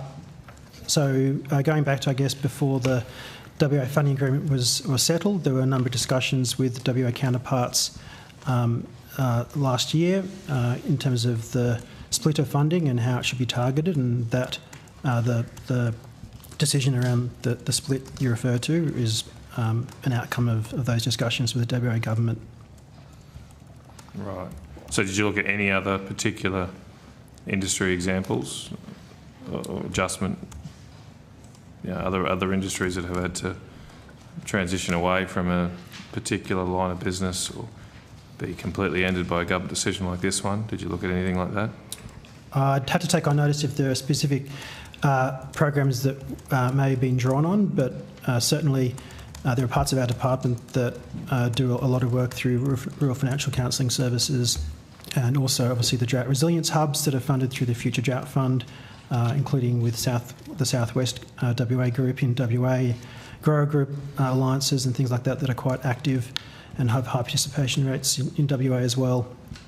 So certainly we're mindful of linking in with established channels and delivery mechanisms in rolling out these types of investments. Okay. Just moving on, but the same issue, I believe there's also within this amount of money going to the WA government, did you say earlier it's also there to expand onshore processing? So there is a $40 million, as part of the federal funding agreement, there's a $40 million investment for processing capacity. So that's aimed at growing processing capacity in Western Australia, so domestic processing. What's the status of that? So that funding doesn't come online until next year. So the funding profile, Senator, is 15, 15 and 10 over the next 3 financial years. But I suppose when I ask status, like presumably there's some early work being done to look at how that's going to happen. Certainly our colleagues in WA have done some initial scoping around that package of work, and also that is something that they'll provide sort of proposals to us on to make sure it sort of aligns with the other investments being put forward through the transition assistance package. They're in their early stages, given they've sort of just come out of caretaker arrangements in the last couple of weeks, but they are again looking at using potentially existing delivery partners in Western Australia that have a track record around things like capital investments in the agriculture sector. But I sort of don't want to get ahead of where the Western Australian counterparts are up to in that design thinking. Right. So is it going to be tendered out? Like you'll take expressions of interest or some such, or? Yeah. So that is in scope and consideration for how the funding is delivered on the ground. So do you have a time frame for when an EOI might go out then? I don't, Senator, but the funding becomes available from next financial year. So I know the WA government, from talking to them in the last sort of fortnight even, are sort of working through the scope and the eligibility, how the funding envelope could be targeted at different parts of the processing supply chain, the type of activities and capital investments that might be eligible. So working backwards here, when's the cut-off date here? May 28. May 28. What's the funding profile here for this? For the processing program, it's $15 million in 25-26, 15 in 26-27, and 10 in 27-28. 28. Okay. So you're expecting it all to be spent before the end of, basically, within a month or so? That's the agreement with WA. Okay. Yes. All right. Well, it's going to have to be done quickly, though. Has anyone approached the department in the sheep processing game saying, hey, I'd be interested in accessing these funds to expand our operations? Well, obviously the department has done a lot of work over the last couple of months in industry consultation and engagement through the co-design program, so significant sort of in-field workshops in Western Australia that sort of explored where the priorities for the supply chain might be from both producer perspective as well as other supply chain participants, and a number of processors participated in those discussions as well. So yes, we are getting feedback and priorities and sort of ideas presented to the department, and we are sharing that with our Western Australian colleagues as well, and our Western Australian colleagues have participated in a number of those workshops too. The short answer is yes, Senator, and that'll inform both the co-design process that we're... I suppose my specific question, have you had Meatworks approach you and say, yep, we can expand, we'd like this to We've access? had processors participate in the co-design workshops that we held in WA, and yes, they've put forward both interest and ideas around how that money could be spent. Right, okay. And so how much extra throughput are you expecting $40 million to generate? Senator, the funding envelope is designed to, has not tied to a particular throughput number. Certainly the feedback we received in the discussions in February in Western Australia, a lot of that feedback was that there would be a processing capacity to accommodate the additional supply of sheep through the domestic processing supply chain, and examples of things that were of interest were around improving or expanding cold storage facilities and sort of that type of on-site infrastructure. But, I mean, isn't the ultimate objective to not see a decline in the WA sheep industry? Yes, Senator, and what we've heard through the consultations and feedback we've had from the supply chain and particularly processors is that they have confidence that they can accommodate the full sort of domestic supply chain. So to make sure it doesn't decline, have you calculated what kind of extra processing throughput is required? Well, if you look at live sheep trade, rather, Senator, it's to the tune of 500,000 head, right. And the feedback we've received is that could be accommodated through domestic processing. So that's what you're targeting. How much is processed in WA at the moment? How many head processed into a boxed sheep meat? I'd have to check. We can either take that on notice, Senator, or provide it. We'll see if we can provide it through the course of this. Thought there'd be a number you have at the fingertips if you've calculated this, because I'm trying to work out what percentage increase does that mean for the WA processing industry. I'd have to 500,000 head. The number I've got on the top of my head. I'm much more familiar with cattle. That's a lot of cattle, but so yeah, okay. Yeah. You might have an answer here.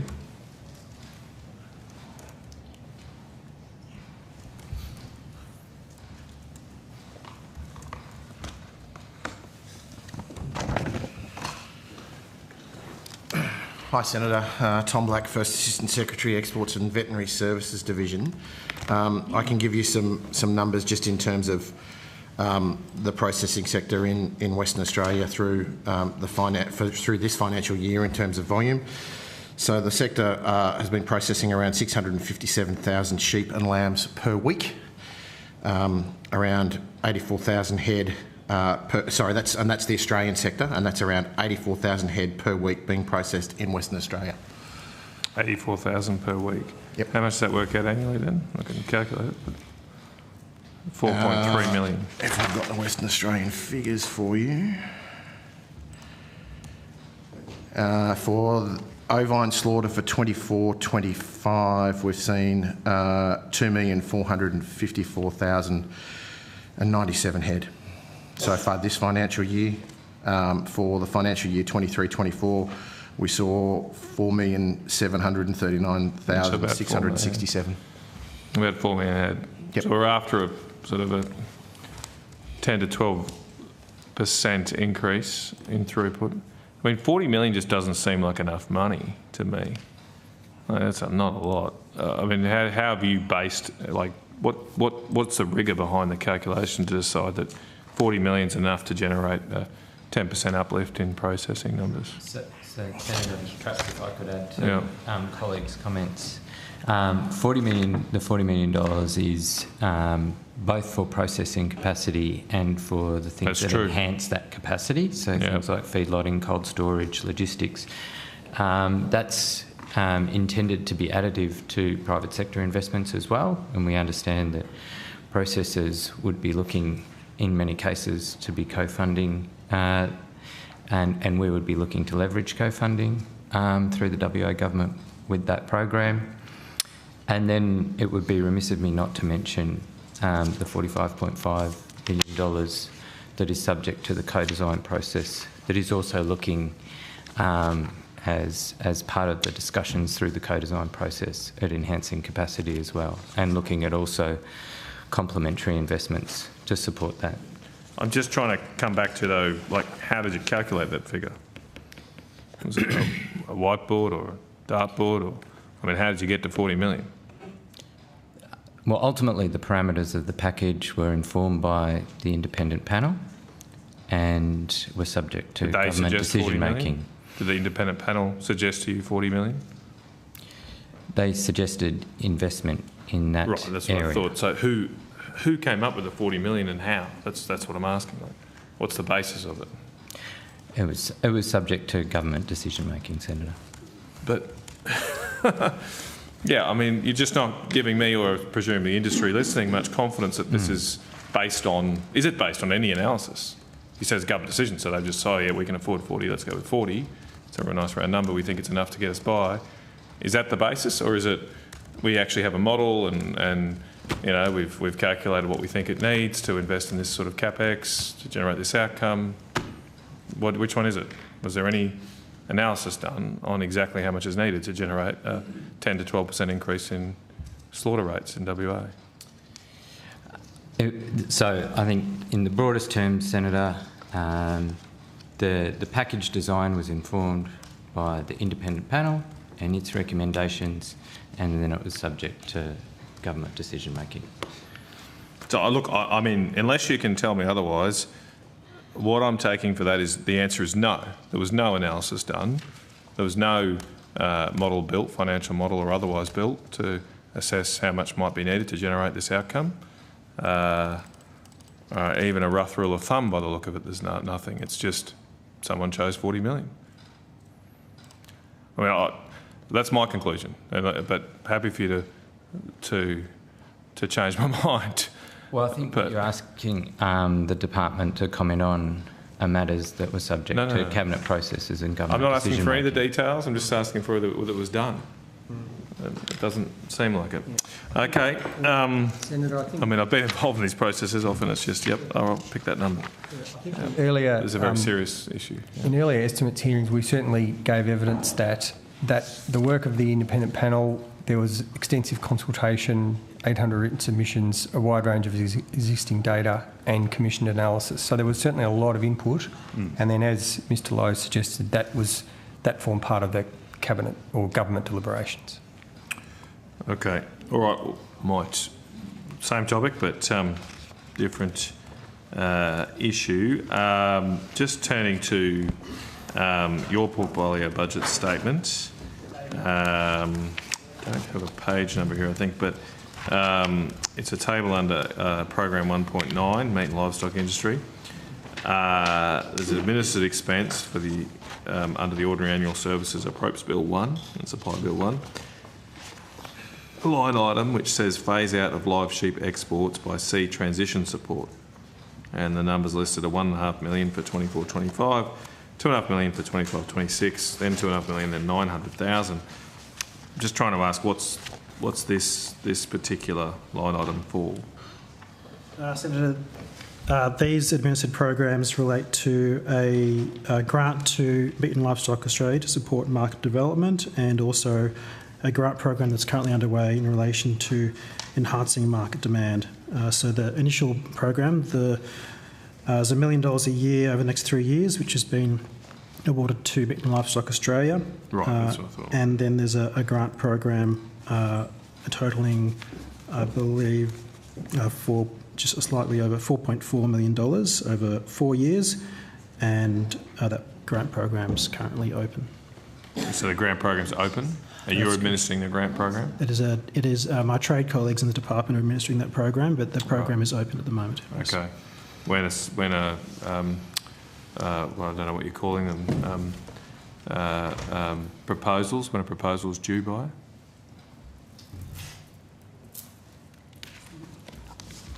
Good afternoon, Senator. Jo Granger, Acting First Assistant Secretary of Trade and International Division. So actually round one of that grant program has closed, and the panel has completed its assessment, and it is now with the delegate for consideration. The delegate? Is that a... So that's a departmental delegate. So when the Minister signed off on the program guidelines, she then delegated decision-making to the department. Can the delegate make a decision in caretaker period? Senator, we of course get guidance from PM&C on caretaker guidelines, and for this program, I believe the advice from PM&C is this is one that we would not take a decision during caretaker. You won't? No. So they'll be held up. When did the round close? Senator, let me just find that for you.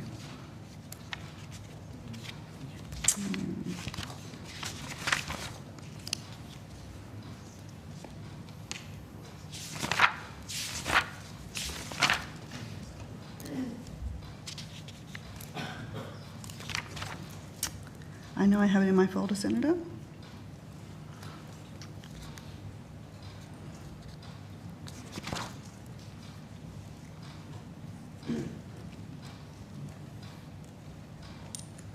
We can definitely find that information and come back provide to you in a it moment. shortly, Senator.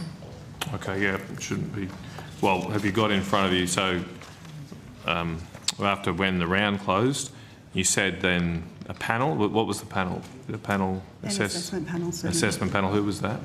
So that's a collection of colleagues in the department and also a colleague from Austrade. Okay.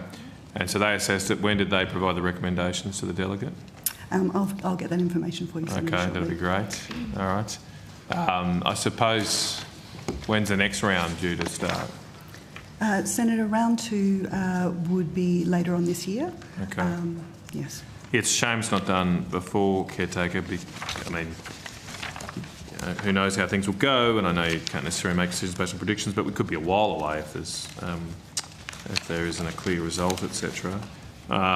So people will just be hanging on now. What does this go towards? This round 1, what are we like? What is going to be funded? The likes of things. What were you asking for? So, Senator, it was in relation to trade, both trade domestically and trade opportunity globally. And so a range of proposals could have come forward for government consideration in terms of market analysis, market development, opportunity to consider linkages, business-to-business linkages, as part of a broader enhancing market demand package. So it could fund, were there any restrictions on what it could fund? Could it just fund people going, their travel costs to go overseas and develop contacts? And Senator, I can get the elements of the guidelines for you in terms of the type of activities that could be funded. But it was more in terms of market analysis, market development. There was the opportunity potentially to go overseas and travel, but obviously the panel was looking for elements that would complement the broader package. And of course, Meat and Livestock Australia and Austrade are doing a whole lot of activity in market to grow demand. And so we're looking for complementary activity. Right. Okay. And obviously none of these people can start on their programs before the decisions are made? That would be correct, Senator. Okay. MLA though... sorry, Senator, excuse me. It would be open to an applicant to start, but on their own, but it would be on their own funding. Yeah. So MLA though, have they got their monies already for the part of the $1.5 million this financial year? Yes, Senator. They've had a payment already. How much have they been paid? So they have received the first payment of $1 million on the 21st of $1 million on the 21st of January. 21st. Are you prepaying them, so to speak, or do they make a claim? Senator, the grant was executed, and then they did receive an initial payment. Yeah, but they hadn't incurred. That's correct. They're going to spend this $1 million post 21st of January. Yes. Okay. What are they expected to do for that? So in terms of their grant activity, they're going to produce a range of activities. So they're going to create educated ambassadors. So they're going to broaden their very successful Lambassador program with up to 20 additional influential food professionals annually. The program will include both a domestic element with food professionals from Australia selected for the tours, and there'll be content developed for domestic media. So that's the first element. The second element will be engaging technical specialists. So they will engage technical specialists to design and deliver an online and offline education program for Australian sheep meat in targeted business development settings and large-scale seminars, and that's for both a domestic and an international customer. And then they're developing digital education and knowledge assets under the banner of the Aussie Meat Academy, and they'll produce and distribute digital content to educate and inspire a much larger global trade audience that can be reached by face-to-face channels. And as you'd be aware, Senator, MLA have very good experience in this, and there's a lot of proven knowledge and experience and a sort of tried and tested model. Okay. So is any of that specifically promoting the WA lamb industry? Or is it sounds very general to me, or generic? To be fair, Senator, it is looking to promote brand Australia. Right. Potentially, there may be one or two particular brands in WA who've got a name that they're looking themselves to promote, but MLA tends to, as you know, operate on behalf of the whole industry. But this is being funded from the live sheep exports transition package, that's right? That's right, from the enhancing market demand element. But it's probably just going to go and promote lamb from the east coast, isn't it? Like that's where most of our export lamb comes from, box lamb, doesn't it? Senator, I think, as you've heard from my colleague, there is obviously a range of processing facilities in WA and a plan to expand. So I think there'll be, it's fair to say, lamb from across the country. Right, okay. Okay. Has any of the digital content been produced yet? Senator, I'm not aware of that. I can take that on notice. Okay. And MLA are doing that, or are they contracting out to third parties? Again, I'll need to take that on notice, Senator. All right. Okay. I've got some information, correct me if I'm wrong, but the first round of the Enhancing Market Demand Grant program, did it close on the 19th of December? It did, Senator, yes. It was hiding in my folder here. $2 million available under round one. How much, sorry? $2 million available under the first round. It opened for applications on the 8th of November and it closed on the 19th of December. The assessment panel, as I mentioned, it considered applications under round one and it made recommendations to the delegates. And of course, the program is being delivered in conjunction with the Community Grants Hub. All right, okay. So that was applications received by 19th of December. When did the assessment panel provide its recommendations? Senator, I don't have that date. I can take that on notice. Okay, we're still chasing for it. Well, if you could get it, if you could try and find that, obviously. Yes. We're not going to get questions on notice. Just give me one second. Do you want... I can keep going. Yeah, okay. All right. I'm just after... some more detail around advertising. So I'm now going to a table in the 23-24 annual report, table 29, which lists advertising and market research expenditure, I think for only payments exceeding 16,300 according to the footnote. Is there any other advertising expenditure for this year that can you provide a list of advertising expenditure for 24-25? Just clarify the question, Senator. Are you talking broadly in relation to advertising that the department supported, or in relation to the live sheep? Yeah, well, effectively what you'd have in this table for 24-25. Just give me a moment, Senator. Michelle Wellington, First Assistant Secretary, Strategy, Performance and Engagement.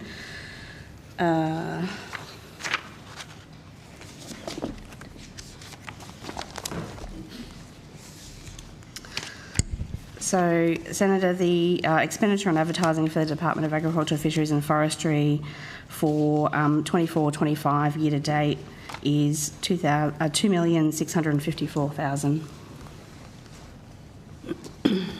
Okay. And what different agencies has that been provided to? That's our department, Senator.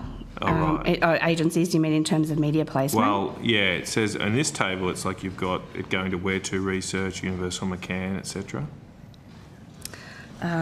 Okay, Senator, Universal McCann is the government's mandated sole supplier, so any media placement for any advertising activity goes through that agency. There's a few others there, though. So how much of that $2 million has gone to Universal McCann?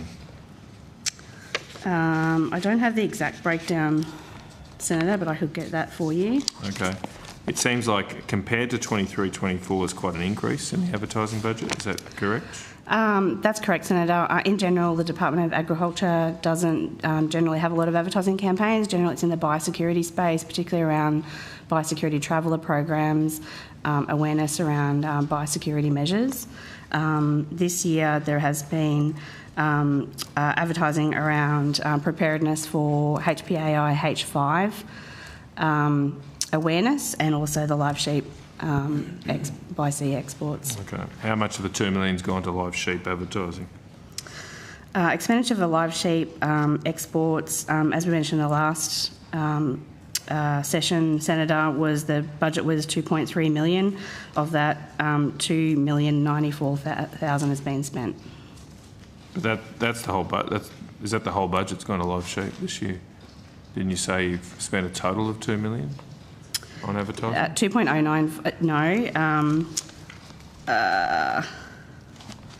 It wasn't exactly $2 million. I'm rounding it. Yeah, well, it wasn't but exactly. I thought your initial answer when I asked for the total the total number is 2.65. 2.65, right. Okay. And roughly $2 million of that has gone to live sheep. That's correct. So 650,000 to other activities. How much has been spent on educating Australians about a biosecurity incursion? In terms of the campaigns to date, Senator, if you just give me one moment. So there was a hitchhiker pest awareness campaign at a cost of $80,000. There was a social media advertising campaign at $6,000 around the Ranger Biosecurity Program. International Traveller campaign for $220,000. Promotion of ABARES Outlook Conference, $18,000. Future Drought Funding Promotion, $9,000. Future Drought Fund and Resilience Landscapes Program, $9,000. H5 Public Notice Information Campaign, $205,000. Okay, thank you. So it looks like we've only spent $18,000 this financial year on biosecurity awareness. Am I wrong about that?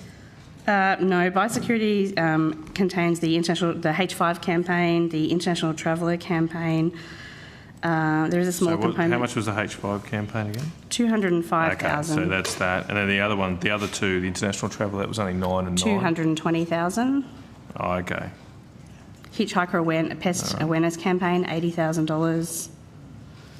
The Ranger Biosecurity Program, $6,000. Okay. All right. Okay.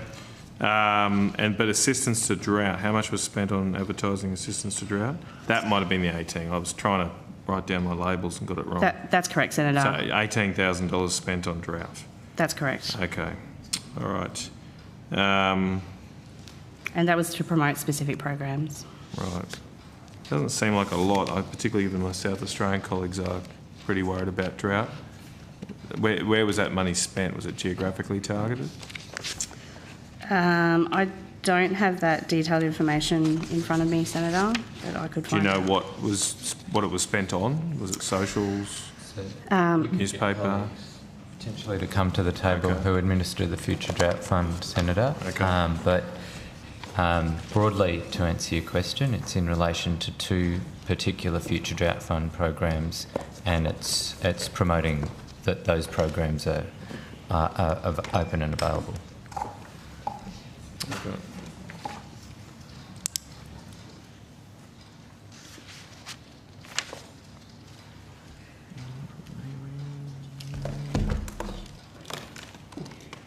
Senator, while we're waiting for our colleagues to join, Tina Hutchison, Deputy Secretary, we can answer the question on the previous when those grant recommendations went to the delegate. Cool. Thank you, Senator. I don't have a date, but it was in early February.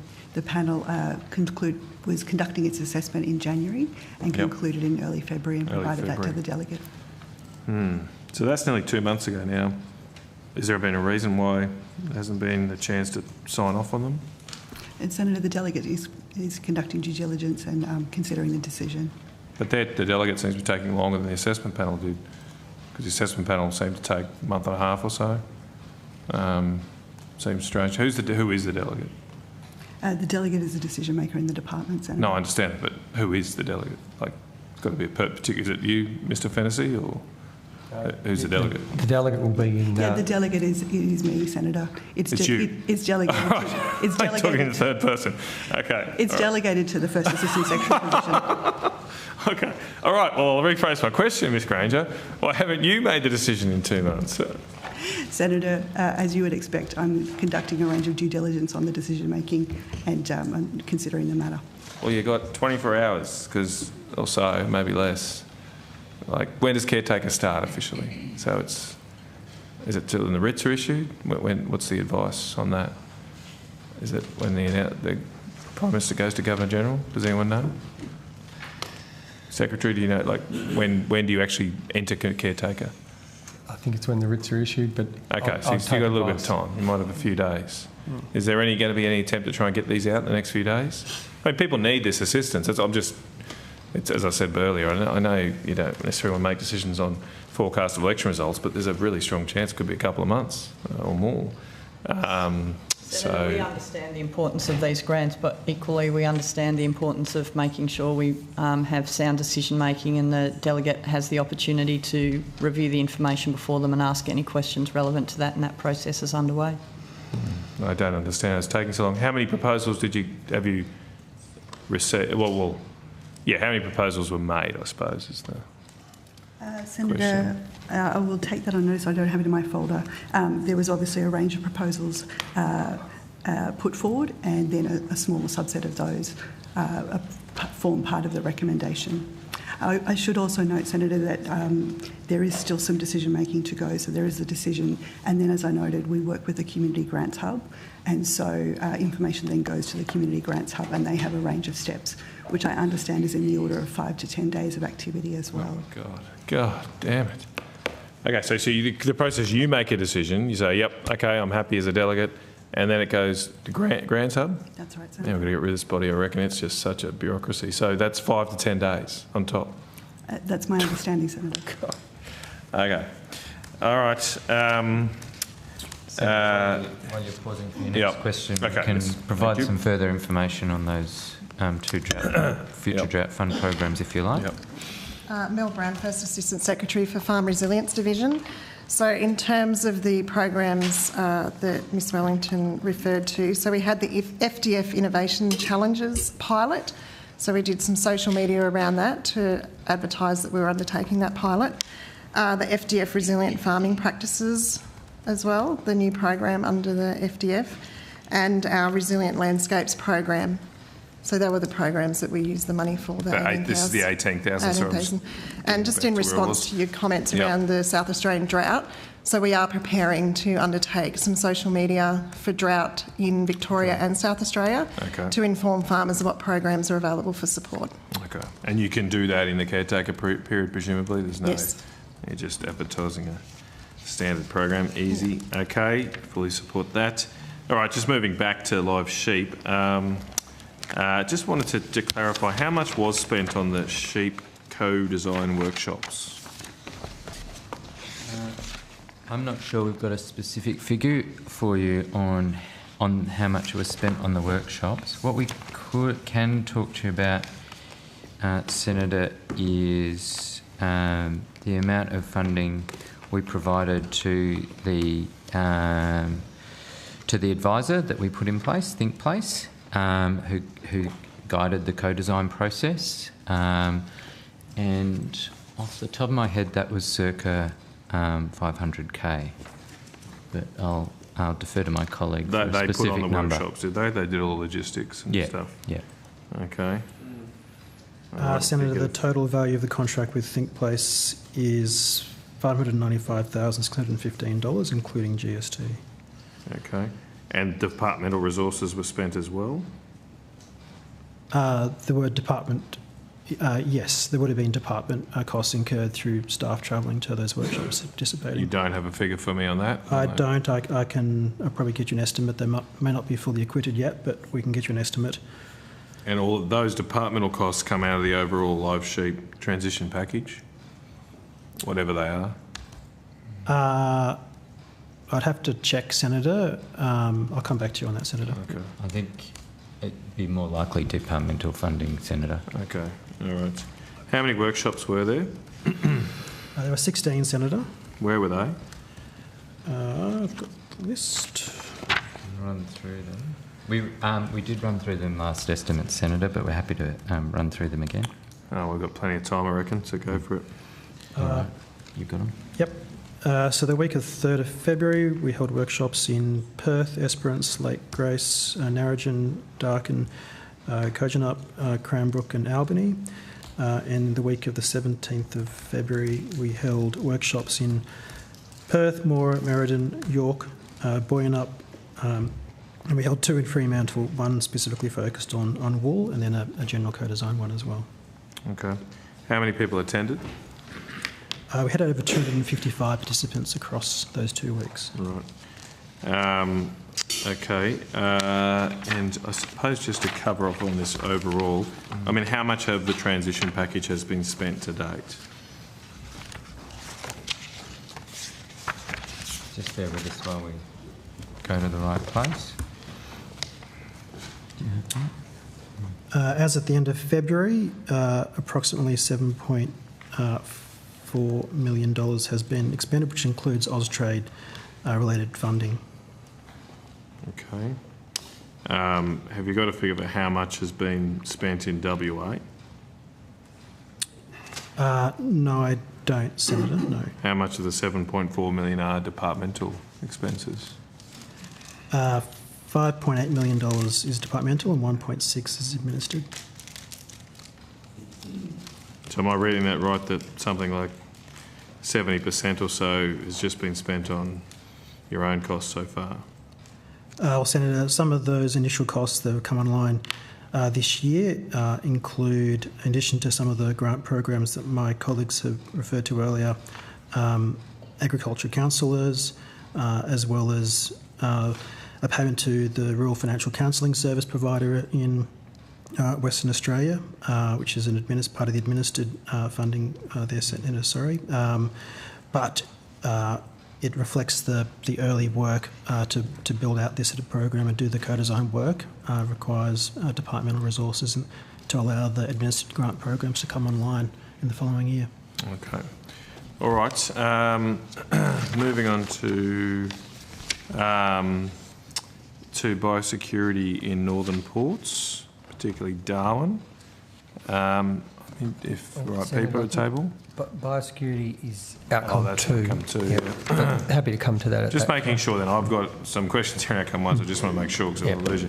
So just in reference to progress in making daylight only biosecurity inspections, that's outcome 2? That's outcome 2. Okay.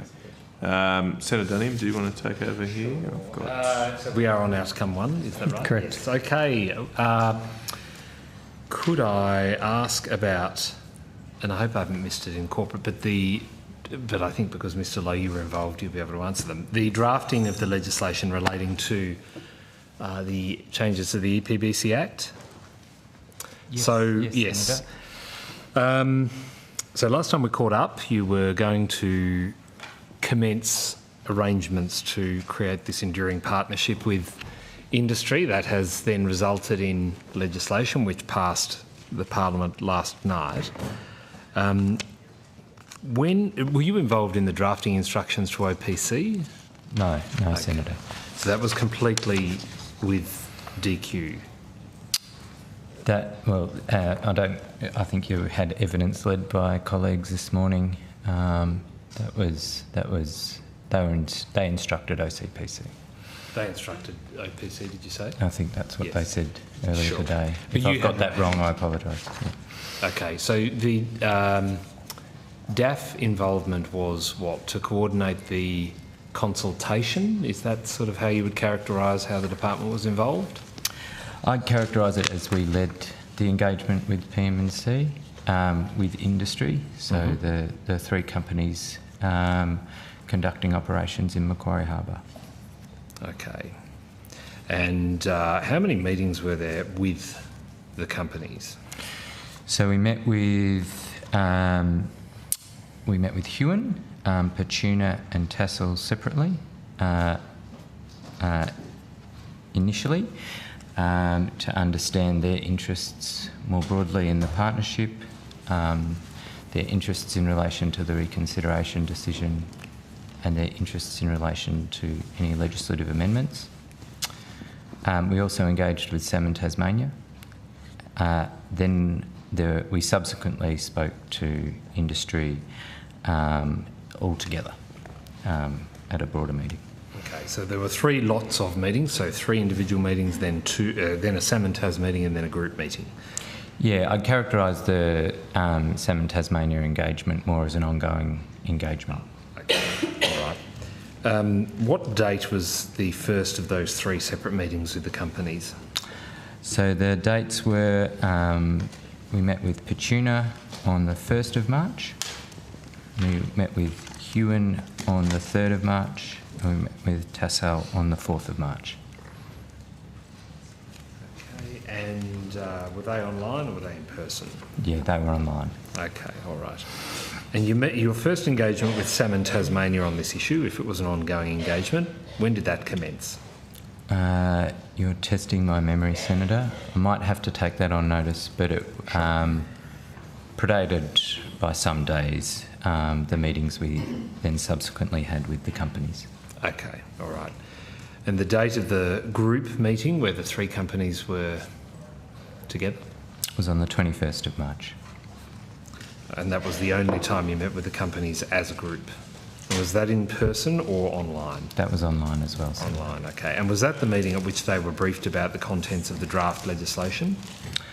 I'd characterise that they were briefed on the broad parameters of the legislation. Okay, they weren't provided a copy of the legislation? No. Were they ever provided a copy of the legislation? Not that I'm aware. Okay, but certainly not in any meeting that you were a part of, okay. Were there any other forms of consultation that occurred with any other stakeholder group, with community entities or an IDC or the PM&C work that you did? Were there any other sort of forms of consultation? As I think colleagues in DQ mentioned, there's a range of consultation more broadly on the legislation, but in relation to the specific engagement that DAF led, those that I've just outlined are the ones that we specifically engaged. Okay. What input into the design of the changes that were made, given you were the contact point between industry and DQ slash PM&C, what input into the parameters that ultimately went into OPC for drafting did you provide? Well, I think the best way to answer that question, Senator, would be to say that we facilitated the feedback and the opportunity for industry to provide and outline its interests in relation to the reconsideration and any legislative amendments. Okay, all right. And, okay, that's fine. I think that will do me on that. I think just briefly on forestry then. I don't have much today. I do want to revisit this issue of the forestry grants that were administered by the Grants Hub. Now, we've talked previously about the quantum of funding that went to the administration of the grants, which I think was $13 million out of 86. Yeah. Has any concern ever been registered with? Is it the Department of Industry that administer the Grants Hub? Where is that domiciled again? I'm not sure where the Community Grants Hub's domiciled. Sorry, I might... Is that who did it? Because there was Business Grants Hub and there's Community Grants Hub. Yeah, Guy Bursell, Acting Assistant Secretary, Agriculture, Chemicals and Forestry Branch. Yeah, we use the Community Grants Hub, which is within the Department of Social Services. Yeah. So at the time, when they came back and said, sure, we're happy to administer your grants program for you, we want to take in excess of 10% of the value of the envelope of funding to administer it, did anyone raise any concern about the fact that more than 10% of what should be going out the door to the intended recipients was going to be absorbed by DSS in effect to administer the grants? Perhaps before my colleague dives into the detail of that, more broadly, this program is a relatively complex program to administer, Senator, and as a result, and to ensure that, I guess, that the program is administered as efficiently as possible, there is a higher allocation, if you like, in relation to administrative costs.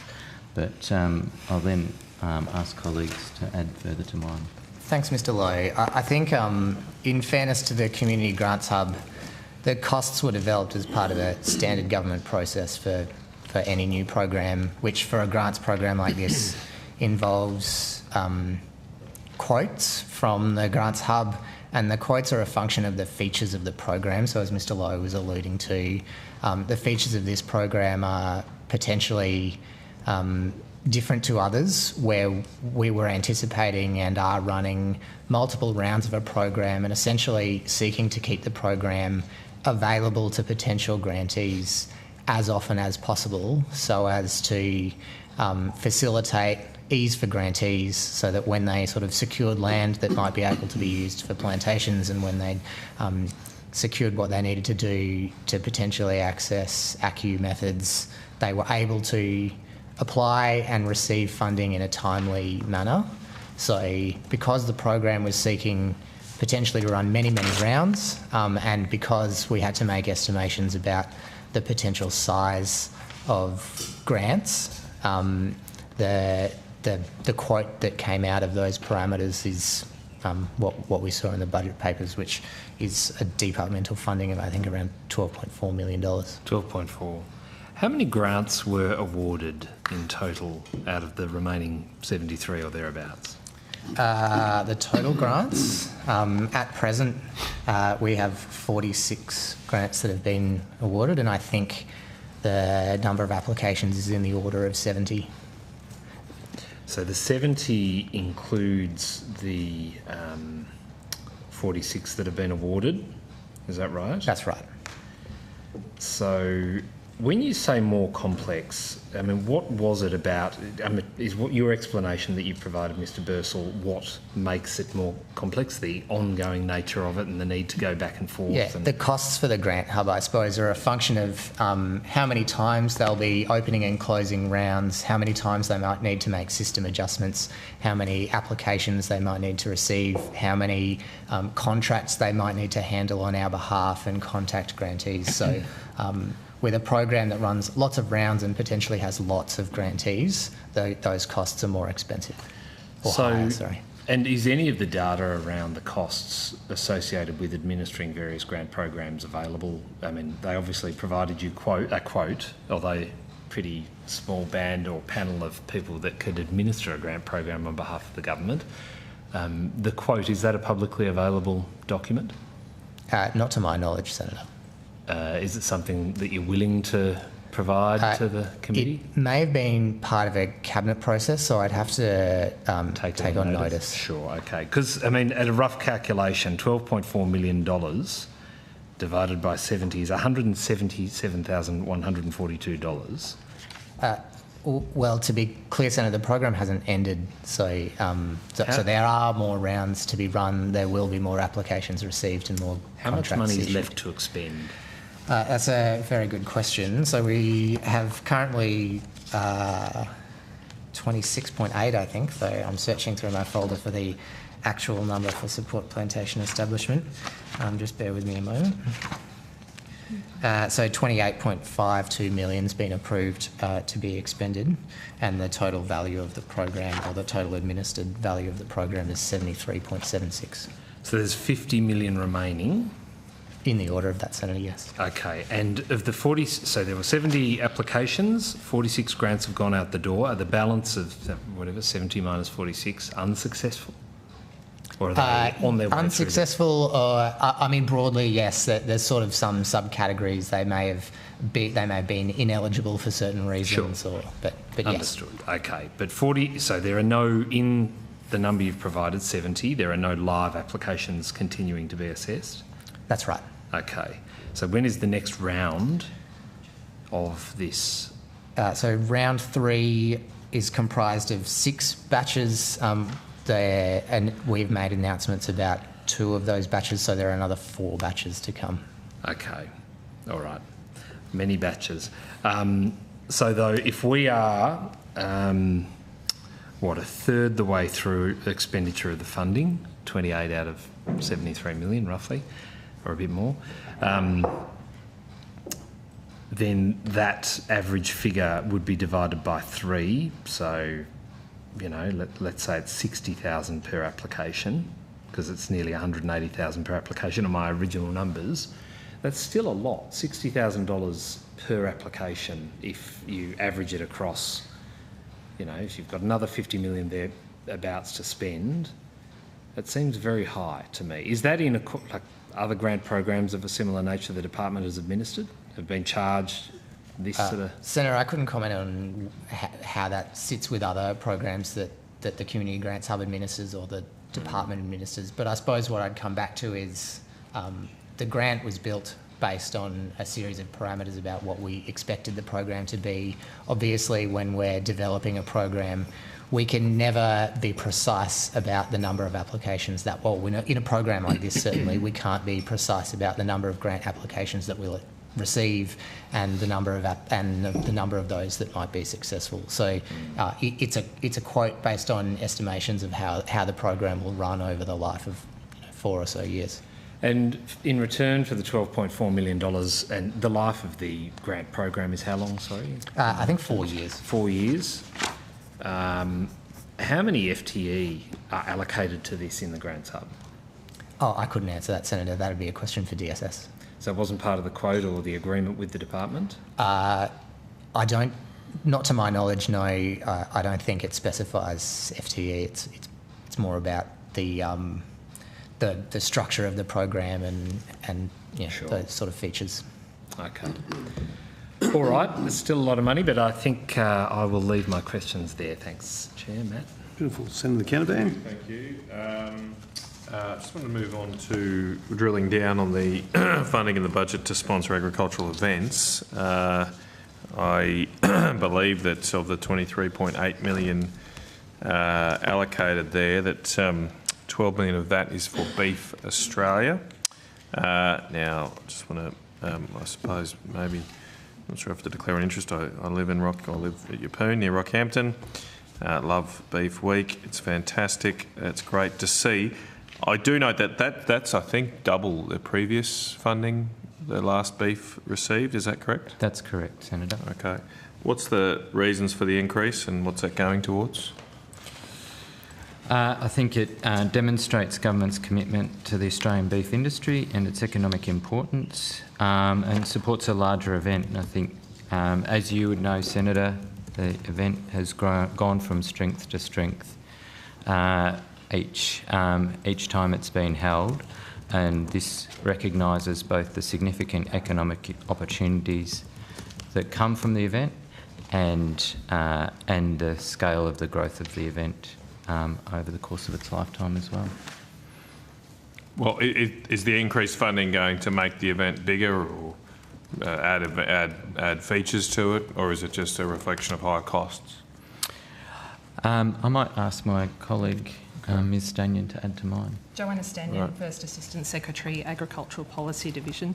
That'll ultimately be up to us to negotiate with the Beef Australia Committee as we develop that funding agreement with them for the event. But presumably, it will allow for more participants, a greater number of stalls and events to happen around the event, those kinds of things.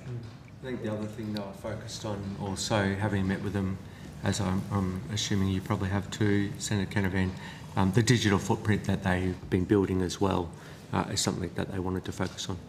Okay. All right. All right. I suppose one thing, I mean, it's great to have the funding. One thing I'm a bit of concern about is that if it is increased costs, it doesn't seem there isn't an awareness. Part of that might be there is a bit of infrastructure lacking there. I don't know if you've had any discussions with them about that they've got to bring in a lot of stuff to Rockhampton to hold an event that's become this size. So is there any intel there that part of this is because the site it's getting big and outgrowing the actual permanent structures in Rockhampton to host an event of this size?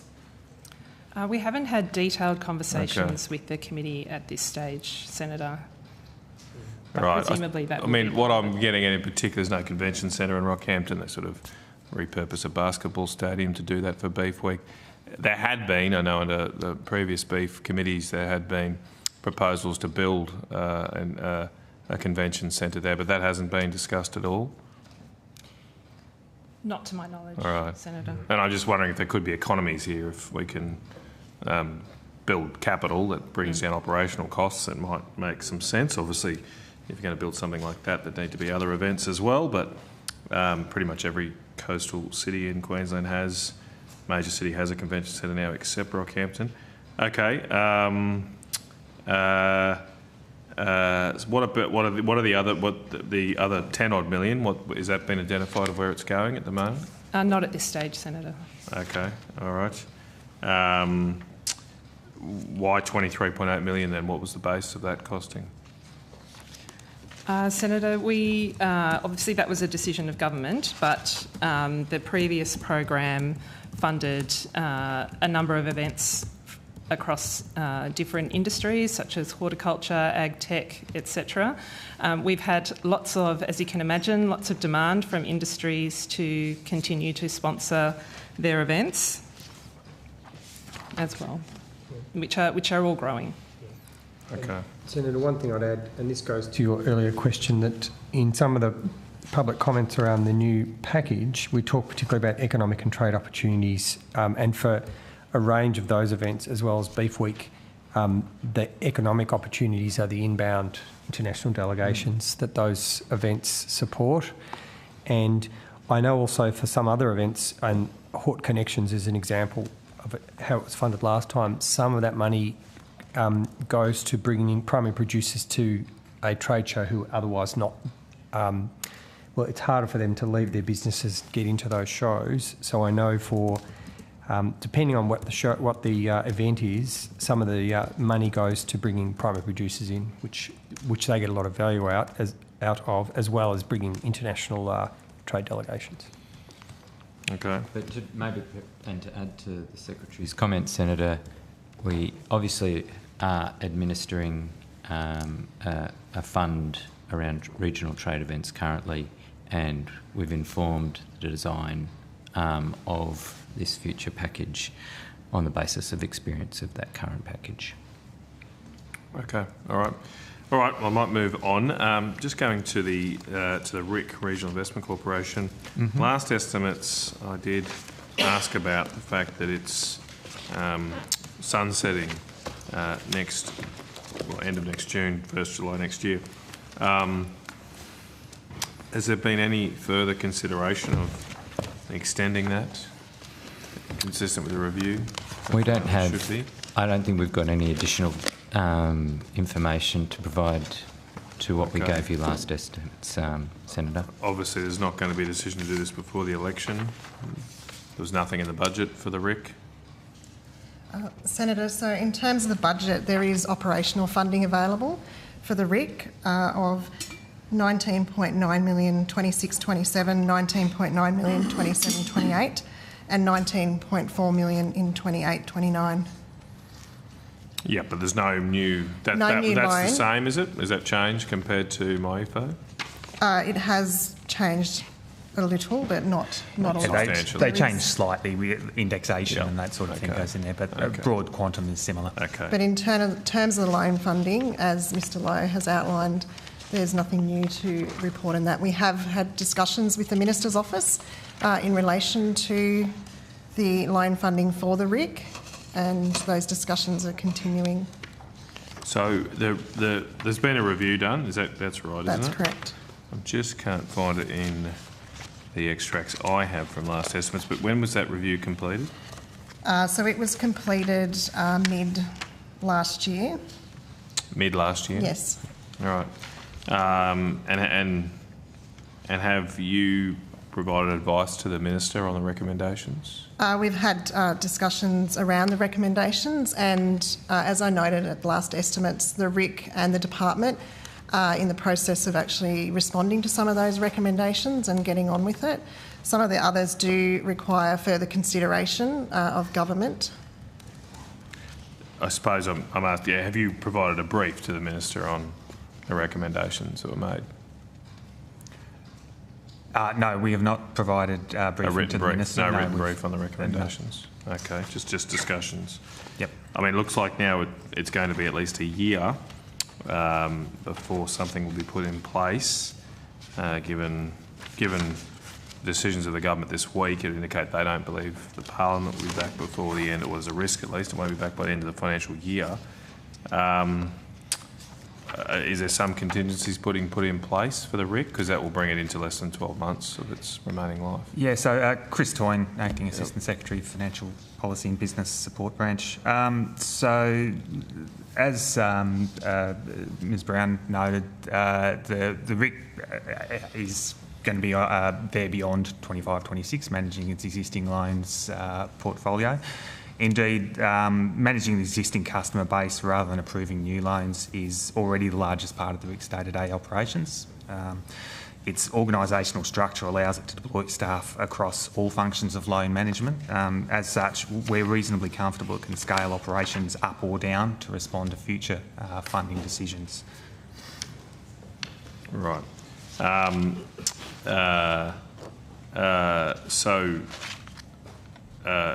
Do you need to change legislation to extend the RIC's ability to continue offer loans beyond 1st July 2026? So that would be a matter for government as to how far. I'm not asking for whether or not to do it. No, just that to actually appropriate more money. No, that can be done through a budget process. Okay, so they don't have in the Act a particular sunset date. No, that's correct. I do note that the Act it contains reference to review provisions that sort of relate to the review that's already been done. Yep. But in terms of actually providing loan funding for the RIC, that can be done through a budget process. Okay. All right. Okay. All right. Okay. Well, it's a shame that has not been dealt with.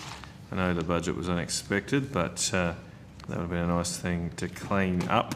I might just go back to the National Food Security Strategy. Is that what you're calling it? I think there's some funding, $3.5 million for that. We started a little bit on that about what it's going to cover, and then I was flicked to this outcome. So, what are we hoping to get out from the food security strategy? So, Senator, I'm happy to make some initial comments in relation to the food security strategy. I think the couple of key things: elevate food security as a key pillar of national security.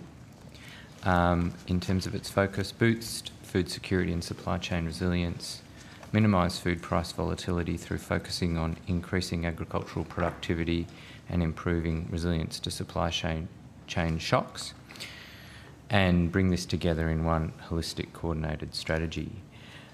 In terms of how it will be brought together, a key principle or approach that we're taking is co-designing it with industry and across government. So you'll be obviously aware that a number of those elements that I mentioned are not strictly in the purview of DAF, so it's really important for us to engage across government on these matters, and then obviously with industry, and industry brings a range of perspectives to food security, and that I think is one of the reasons why we think it's really important to undertake a co-design process, because we recognise that there are a broad range of perspectives out there.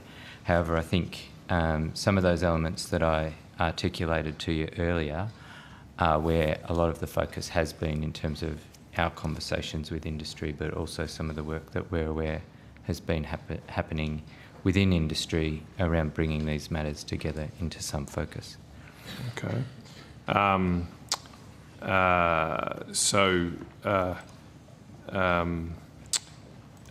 You're leading this, though, are you? You're the lead agency DAF is the lead for the agency. food security strategy. Yeah. Obviously, we produce more food than we consume. So, what do you see as the major reason to have to do this? What are the risks to our food security that cause this issue to arise? I think you're absolutely correct in terms of we produce more food than we consume. I think what we would say is that we shouldn't take that situation for granted. And our food production systems, for example, Senator, some of the things that we're aware of and have come up through initial conversations with industry are things like the inputs that drive our agricultural systems are things that we're reliant from overseas a lot of the time, and ensuring that those supply chains are resilient so that we continue to support the production systems in Australia that produce that food. I think the other lens is obviously that we provide food in a regional context as well, and that's really important from a regional food security perspective as well, and that's another lens that has come up in terms of our conversations today. So what are some of those critical inputs in the supply chain to maintain So our inputs like fertilisers, Yep. inputs like pesticides, for example, are some of the things that have come up. Yep. So we don't produce urea anymore, do we, in Australia? Oh, you're testing me there, Senator. We shut down the one in, we didn't, but Incitec Pivot shut Gibson Island. I don't think we make urea anywhere else.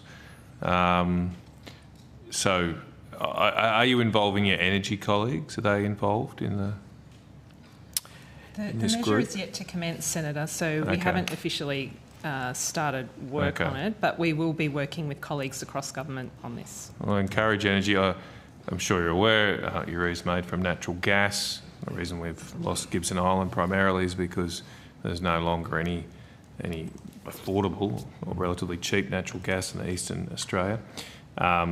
There is a proposal for a urea plant to be built at Karratha on the Burrup Peninsula. But it is reliant on the government approving the North West Shelf, so you might want to involve your environment colleagues as well. How's that going, Jono? But kind of depends, I think. Yeah, so that I'm very glad you're doing this because it worries me. I mean, how much of Australian ag is reliant on fertiliser production? Is there an estimate for that? Maybe ABARES, if they don't even work on this, ABARES might be able to come to the table, but I'm not sure. That's a pretty. I mean, the rough rule of thumb is about half the world's food supply Yeah. relies on carbon-based fertilisers like urea. As Dr. Green was getting ready, some things you'd be generally aware of, that there was the 2023 House of Reps inquiry into food security, feeding the nation and beyond. And there was also, I mentioned in my opening earlier comments today that there was an industry task force, which was the Food and Agriculture Task Force and the Land of Plenty report. So the strategy will certainly be responding to recommendations in that House of Reps inquiry, as well as some of the recommendations in the industry-led Land of Plenty report. I mean, as Ms Stanion said, there's still the measure to commence, but that gives you the context. But happy to, Senator, go to ABARES and Jared. Good evening, Senators. I'm Jared Grenville, Executive Director of ABARES. I can really give you kind of rough rule of thumb, but it's in the line with what you said. So if you think about Australian agriculture, of the $92 billion that we're at for this year, about half of it's from cropping, half of it's from livestock. Obviously, cropping is crops more broadly, not cropping, uses fertilisers more intensively than livestock, but you would say that there's a significant amount of our, I guess, ongoing productivity and production that's reliant on the fertilisers and the use and even in the beef sector, effectively the feedlotting sector would rely on the cropping sector to deliver some of that value add. Okay, all right. Yeah, look, it's very important. Is ABARES being asked to do any work as part of this? I'm sure we'll be engaged throughout the process. That would be a great idea too, to educate people. I mean, it shocks me how many kids learn a lot about fossil fuels at school these days, but they don't learn that about half the world's food is made from fossil fuels. I don't think that gets covered in the curriculum for some reason. Okay, that's very good. How long is the work going to take? 2 years, Senator. 2 years. Okay. All right. And is there what is the output from it? Is it just more a report and an education, or is there something you're going to make recommendations for certain improvements? How's that going to work? We wouldn't want to preempt exactly how the co-design process evolves, Senator, but we're conscious of previous work in this space, and we're very focused on generating work that and outcomes that both government and industry own and have shared ownership of, and that's action-oriented. I'm focused on, I think, things that can be delivered and practical things that can be delivered. Okay, all right. You mentioned pesticides as well. I'm less familiar with that. What is our supply chain for pesticides at the moment like? We have local production. It's a good question, and broadly, what I would say, and I'm not sure if colleagues on the table would be able to help me here, but broadly, I understand that a large proportion of our pesticides do come from overseas inputs, and a number of them are finished in Australia, but I don't know if colleagues have additional to add. That's exactly my understanding. So a lot of the constituent parts are from overseas, even if we do kind of do the formulations and the mixes within Australia, but heavily reliant on both the intellectual property and also the constituent parts from international supply chains. Okay. Well, I've got ABES here too. I think we might have covered this last time, and it might have been a report on dairy, I think, where productivity has been falling quite significantly. A big part of that did seem to be higher costs of fertiliser. Is that showing up in your analysis broader than just the dairy industry, that high input costs like fertiliser is hurting productivity? So in the case it was fodder, but there would be some component of that with fertiliser. So and by extension, so that squeezing of the terms of trade that we saw in recent years of input prices rising faster than output prices, which limits the ability for firms to take those kind of productive investments and so forth. They concentrate more on, I guess, keeping things going. So certainly as those prices rise, that does put pressure on productivity growth, because you don't have that investment pipeline going forward. In some cases, the tightening can encourage people to look for ways to rearrange their operations, save money, reduce their reliance on different input costs. So in some instances, you do get squeezes, like in previous drought events in the dairy industry caused reorganisation, and a greater investment in mechanisation just to try and avoid some of the exposure from drought. But certainly in the short term, I would agree. Yep. Okay, all right. I suppose one other question would be then diesel as well. Is that going to be covered? I mean, obviously it's a pretty big input for many farmers, and we have 2 oil refineries left in this country.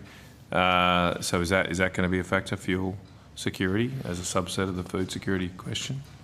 Again, I probably wouldn't want to preempt the co-design process too much, but I think one of the things I mentioned earlier, Senator, was food price volatility, and as per your comments, energy costs are a factor in terms of driving food prices, so we expect that would be something that we would look at and something that would come up through the co-design process, including diesel costs, including food processing costs associated with energy.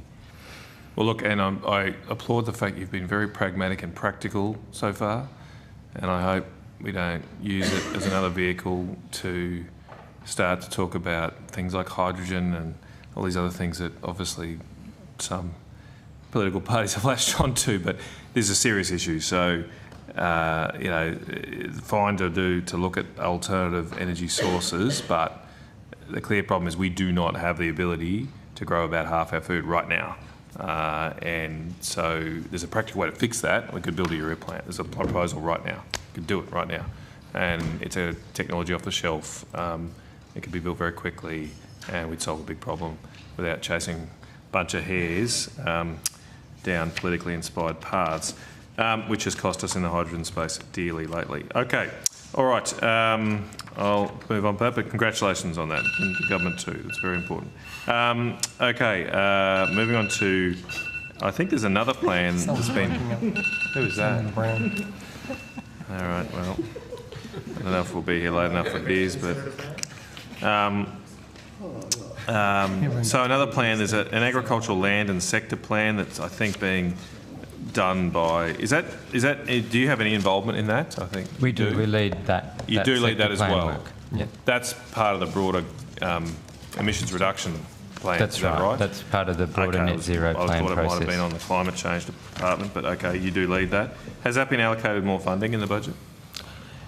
Not in this budget, Okay. Senator. There was a significant allocation of funding in the previous year's budget. Okay. Is that, what's the status of that plan? I believe you have been working on it to date, so where's it up to? We have been working on that plan, and I guess the most recent engagement we had was some roundtables with industry in December, where we talked about some of the key focuses that have come up through consultation and that we've refined through further analysis, and, if you like, tested some of those parameters of the plan through those roundtables. Okay. When did you hold those roundtables? They were in December, Senator, December last year. December last year. Are they finished now? Are you doing any more? Or? The roundtables are finished, but I would say that, I mean, we obviously talk with industry every day, part of our BAU work, so we often continue to have these conversations around the sector plan and what industry is doing and what government can do as well. So it's an ongoing conversation, and I guess with respect to your question around, well, I think maybe your question was going around sort of completion of the plan. This is one of six, yes. One of six sector plans being developed across government, obviously led by DQ, who are leading a net zero plan agenda more broadly, and it's a decision for government as to when those plans come together and are finalised. Okay. So yeah, there's no actual deadline for when it will be complete. Not that I'm aware of, but it's probably a question for DQ, who lead that body of work. Have you submitted a draft to them at all, or? Well, we've worked very closely with colleagues both in DQ and other agencies as well. It's very much been a whole of government sort of process across all the sector plans. So it's not a matter of submitting a draft per se. It's a matter of sort of iterating through analysis and stakeholder feedback and priorities, and also implementation of some of the budget measures that Mr. Lowe alluded to earlier. Okay. So I believe the discussion paper mentioned that, and I'm quoting, that ACCU scheme supporting landholders to undertake approved activities to reduce emissions, and presumably heading, government wants to explore options within and outside the ACCU scheme to support producers who implement emissions reducing technologies. I mean, I've heard a lot of complaints recently that the herd management methodology is under review and it's not then widely accessible, or there's a lot of confidence in it. What is the status of the herd management methodology to generate ACCUs? So it is subject to a review at the moment. This is really a question for DQ, Senator, because they administer the ACCU scheme. But I can point to a number of roundtables that our industry representatives have been participating in. These have been led by DQ as to, I guess, going to questions that have been raised around some of the integrity of the method. And industry has been offered an opportunity to respond to some of those questions and provide additional information and data that go to how that method operates. And those discussions are ongoing, but that's a DQ-led program of work which we participate in, but it's not our lead. Will the review be complete before the current methodology expires? I couldn't answer that, Senator. Right. I mean, my understanding is that it is unlikely to do that. So what other emission methodologies exist for livestock producers to generate ACCUs? There are other methods that relate to land use and vegetation and soil methods, for example, Senator. The main other ACCU methods in operation that are used by the sector, including... I mean, which one did you mention, the first one? The land use? That's removing your herd, isn't it? That's removing the cattle? So there is plantation forestry methods that are available under the ACCU scheme, as well as soil methods. And livestock probably struggle to do the soil stuff, I suppose. That would be probably more cropping. No, actually, livestock it is taken up in large part by livestock producers who, through pasture management and herd management, intensive grazing practices, those sorts of things. Intensive grazing can generate ACCUs, can it?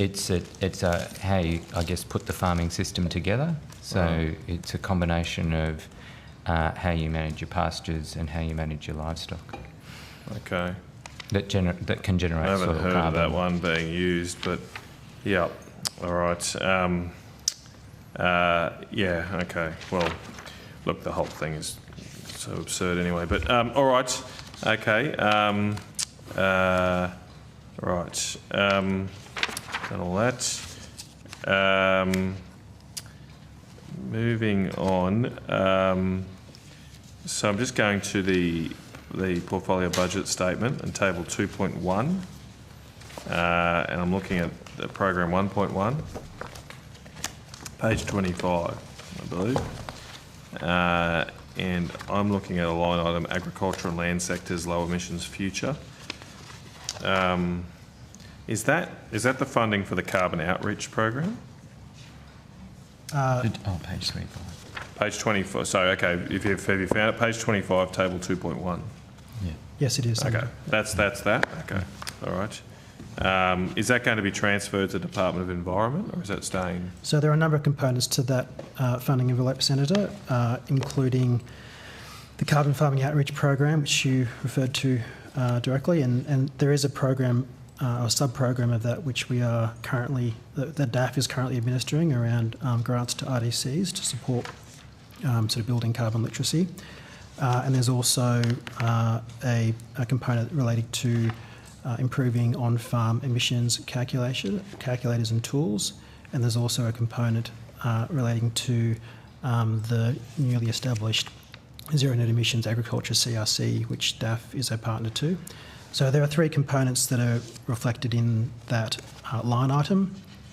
And in addition, there's a DQ program that sort of goes to train the trainer initiatives and building knowledge banks to support CFOP, and that will transfer to the department on 1st of July.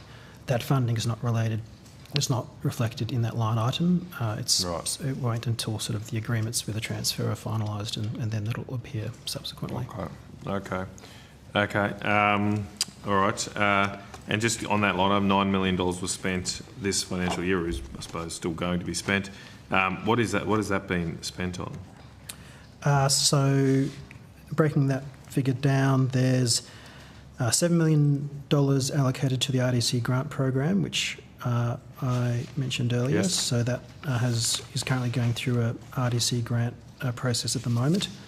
There's also the on-farm calculator component, which is $1.7 million. Again, that's gone through a two-step process. We did an expression of interest process late last year into early this year to better get the design parameters for that program sort of more concrete and better aligned with industry needs. And that's now dovetailed into a grant program which is currently open at the moment, and I think closes in mid-April, if I recall correctly. And then there's a $300,000, over $300,000 for 10 years, partnership agreement with the CRC, and that partnership with the CRC has been signed and executed. Okay. And going forward, what's the budget? What will the rest of the money be spent on? So those programs are multi-year programs. So the funding profile, basically what you just described, extended. spread out. Yep. Okay. I'm moving on now to budget paper 2, page 20. We referred to this earlier in outcome 1. There was $6.8 million to protect international market access. So what is that going towards? We'll just get the trade officials back to the table, Senator.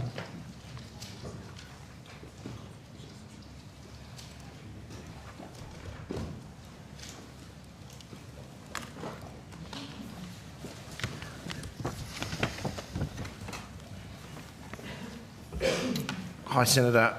I believe there's a couple of components there, but I believe some of that is around technical market access work that will be delivered through my division to ensure that we can continue to have get our meat exports, for example, into various markets right around Australia. So it's to fund the staff that do the scientific work that convince our trading partners that our products are safe and reliable and meet their requirements.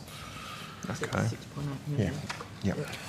That's the 6.8 million you're talking about? That's what I'm referring to. Senator Alistair Campbell, Acting First Assistant Secretary. 6.8 million is two components, $4.1 million for trade and international and $2.7 million for technical market access. Okay. All right. And I was referring to the technical market access. Okay. Senator. All right. Is that all being spent in 25-26? That is 1 year, 25-26. So what's the reason just for 1 year of funding?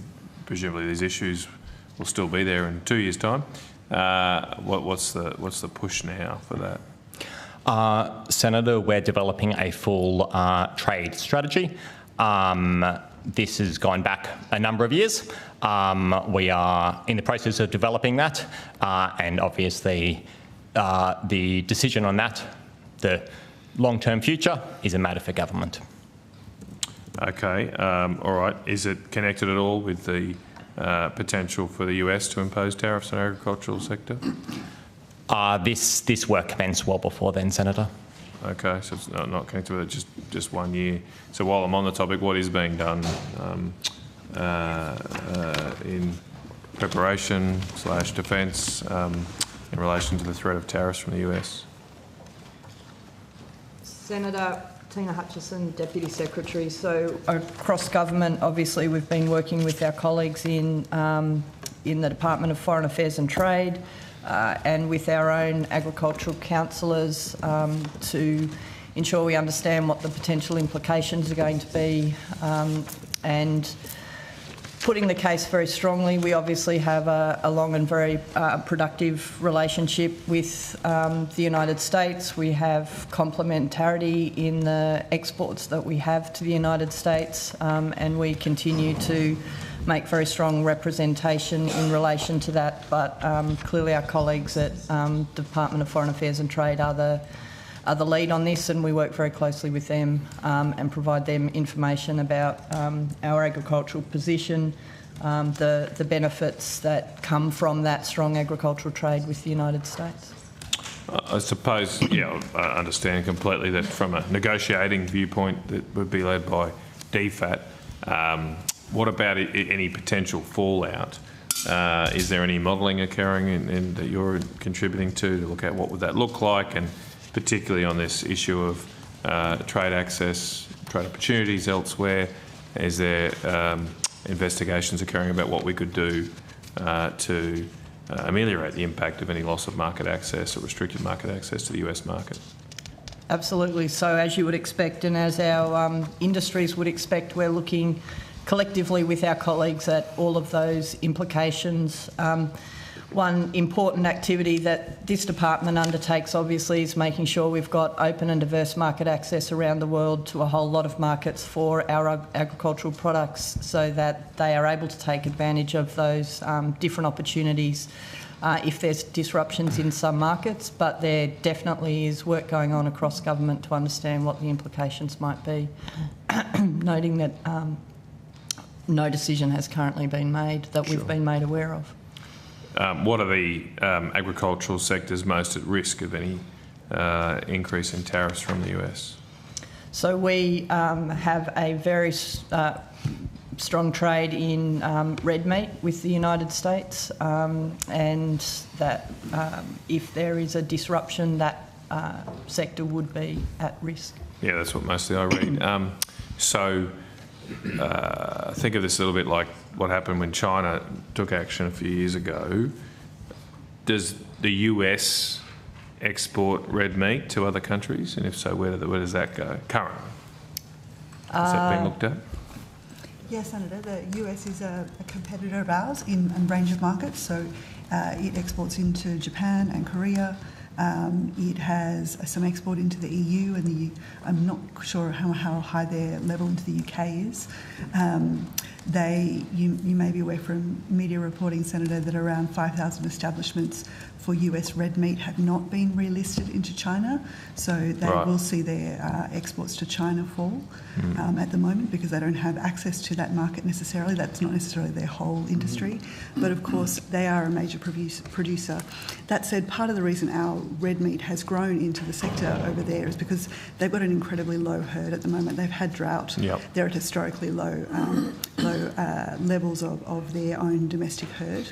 They're a massive beef consuming market, and so they're importing from Australia, but equally from many other trading partners. They actually have a trade deficit in beef with Brazil, with another couple of Latin Americans. Effectively, everyone who's sending red meat to them, they have a deficit similar to Australia, other than Japan, where it's a very small Wagyu export into that market. But there would, I suppose, be an expectation that once their herd size regrows and drought conditions ameliorate, our exports to the US might drop down just naturally. That's just a cycle sort of thing. Exactly right, Senator. But as you know, a herd rebuild is a 1 to sort of 3 year proposition. So the expectation, I think, is a herd rebuild phase.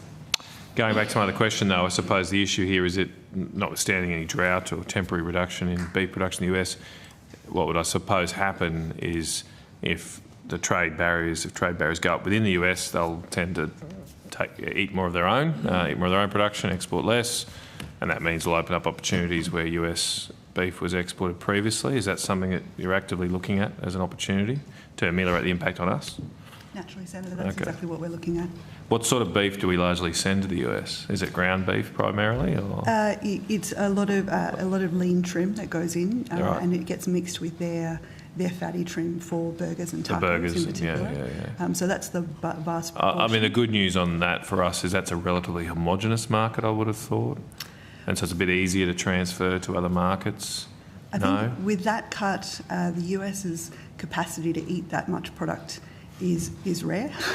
Sure. So it's more, I think, at the scale of that. But we don't supply anywhere near most of that market, presumably, of the US. How much do we export to the US? At the moment, Senator, in beef and veal, in 2024, we were sending 4.385 billion. And I don't have a volume figure for you, but I can get that. You sure it's 4 point? That sounds like a lot. 4 billion. Yes, it's our number one red meat market now. Okay, so it's definitely because of the drought. Yes. So what was it pre-drought? Like that seems a lot for our beef exports. So let me just have a look at the trade tables. I mean, I suppose what's the total market for beef around the world? Beef around the world is approximately 14 billion. So it's about. That's our exports. Yes. No, I meant the global consumption, but you don't have a figure. I need to take that on notice. If you're having a burger. I mean, is there an issue? Sorry. If you're having a burger in America, there's a fair chance it's beef. At the moment, then, but maybe not normally. No. Senator, our Minister Councillor in Washington told me that 53% of beef consumption in the US is ground beef. Yeah, that's a huge market. It's an incredibly large proportion. And of course, beef is their number one protein in terms of their red meat selection. Okay. Well, while you're maybe looking for what it was like in more normal conditions, I suppose, you raised the EU situation. Is there any discussions or strategies being developed to look at, well, as I say, if the US doesn't export as much to the EU because tariffs tend to encourage domestic consumption of production rather than export. Presumably there's a strong argument for us to put to Europeans that, well, we can fill the gap. But my understanding is we're somewhat capped at, the market can't just fill that gap with markets like the EU because of a quota system. So is there any sort of thoughts of trying to convince the Europeans to loosen that up in response to any changes in trade flows vis-a-vis the US and other countries? Certainly, Senator, that would be part of our conversation with the EU, but as you're aware, it's an incredibly protectionist market. Sure, yeah. I think the trade stats are, on average, around 300,000 tonne of beef goes into that market, but our access into that market is incredibly constrained, and we're really competing. We go in a couple of different. We have some country-specific quotas, and we go into a competitive quota where we're competing with Uruguay and Argentina and other countries. We're lucky to get maybe 20,000 tonne into that market, depending on the different. But is that what we're capped at, or is that just Effectively, yeah. We have very small two quotas into the US for country specific, and then we go in, so EU specific, and then we're in that competitive quota. And you may recall there was a deal done between the EU and the US to expand the US access, and therefore they took that from that competitive quota, and so our opportunity to compete for that quota is actually getting smaller over time. How much does the US typically the US actually doesn't. The EU. The US doesn't actually fill their quota to the EU. Is that because of the current conditions, or it's because the majority of their herd uses HTP and doesn't necessarily meet the compliance, because of course that is not allowed in the EU system. Our herd is largely HGP free now, is it? Because of various. Senator, for many of our markets, including China require HGP freedom, and we're able to meet those conditions. And they've got the same MRLs as EU, China? In terms of MRLs, I'd need to check. Yeah, generally, the EU has the strictest MRLs in the world, so possibly China may have some more. EU also have other requirements too, don't they, to become EU accredited? So that's a little bit of a rigidity. Yeah, sorry. Sorry, Dr. Greenville, did you have anything to add on this discussion? It's quite interesting. Yep. Just adding like the growth in US exports. So we had back, in 21-22, although it was drought affected, we were undertaking herd rebuilding at the time. We've got around, $1.6 billion, and so it's been quite a significant increase. So it's a real over swing. that time. Yeah, and I mean, the silver lining on this is that the flows can change very quickly in red meat markets, obviously. Yeah. And so that there will have to be an adjustment if there is protection. But as I say, like the China example, everyone thought the sky would fall in when China banned a bunch of our products. But at least for those homogenous products like barley and coal and other even red meat to a certain degree, we were able to readjust to other markets largely. That was the experience, wasn't it?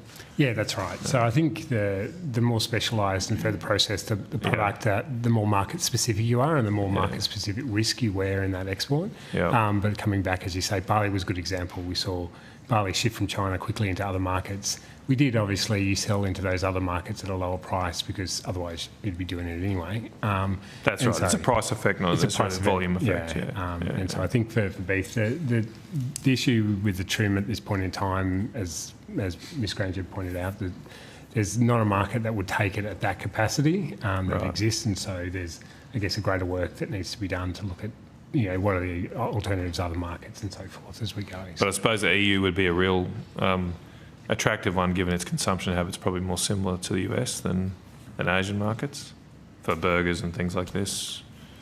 Well, Senator, actually, the EU, because of those extra obligations to get into the market, it's a very high-cost market. So while it is, I understand, quite profitable for our producers who can access that market, it's a very high cost into your system to enter into the EU arrangement system, which Mr Black can talk more about. Okay, so not as easy just for producers to switch that on. We send certain cuts where you can make the margin. It certainly isn't a market where we would be sending the kind of lean trim that we're sending to the US. And it's HGP free, Senator, so the MRL doesn't apply. You can't treat your animals with hormone growth promotants and supply it into the. But that goes to my question before: is the China market MRLs the same on there are different. hormones? They're slightly different systems. They're again HGP free, so it's a slightly different system. But the bar, well, it depends which way you look at it. The bar's perhaps slightly higher in the EU. But in terms of, there is a lot of production in Northern Australia that does use HGPs, less so in Southern Australia in that grass-finished space. But and that's where the opportunity also potentially lies with the United Kingdom over time, as the free trade agreement gets to a place where we're both tariff and quota free.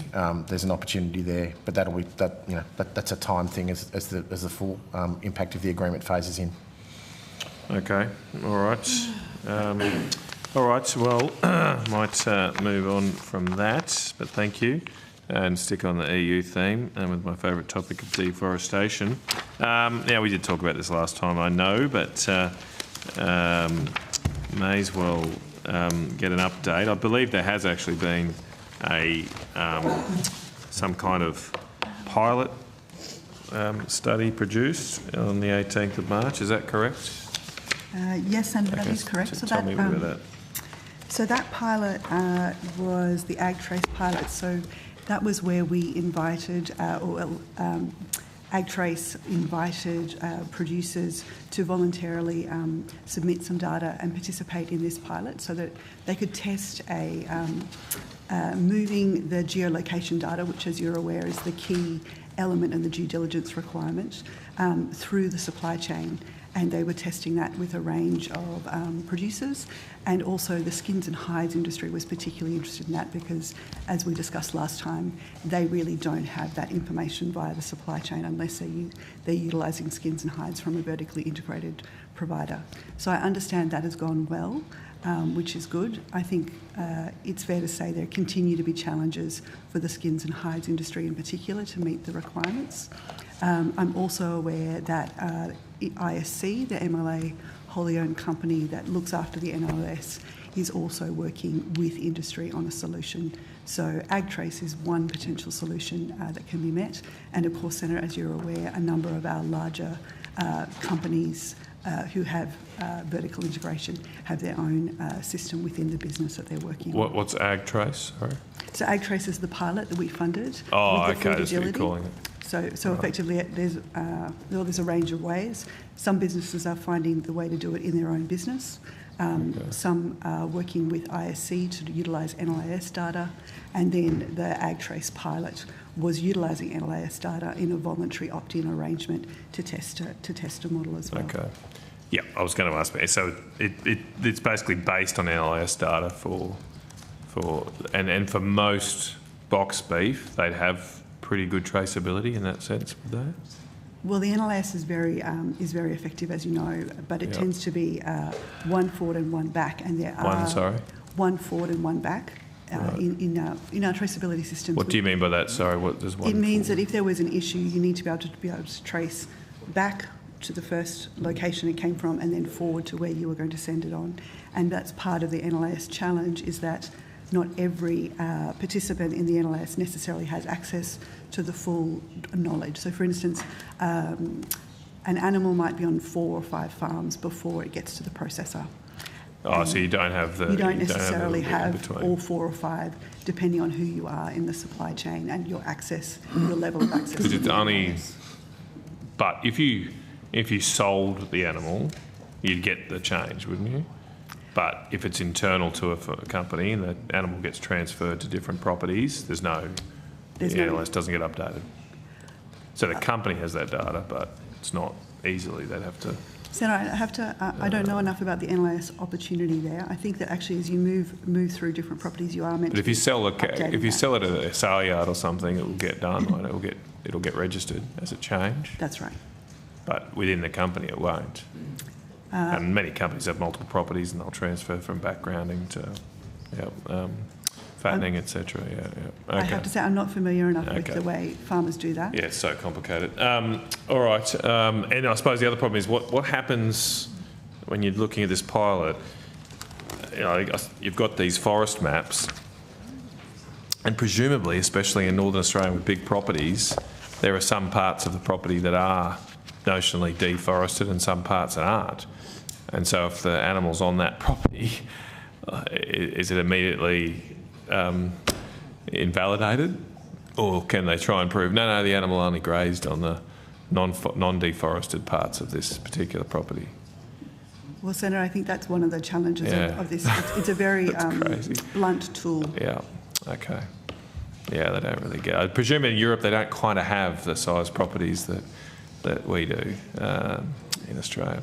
I think that goes to the point, Senator, of Australia being a very strong advocate for a no one-size-fits-all approach to rules like this, and this is an example of where we continue to push very strongly in all the multilateral fora that we engage in for exactly that reason. And just on the hides industry then, or is there further information that did you want to add? Senator, I just wanted to go into just in terms of internal movements, just so that we're really clear. When an animal moves and changes the property identification code, that needs to be recorded through the NLS. Even if it's within your own company. If it's within your own company and you're changing PIC, is that complied with, or I'm very confident that it's complied with. Absolutely. All right. Yep.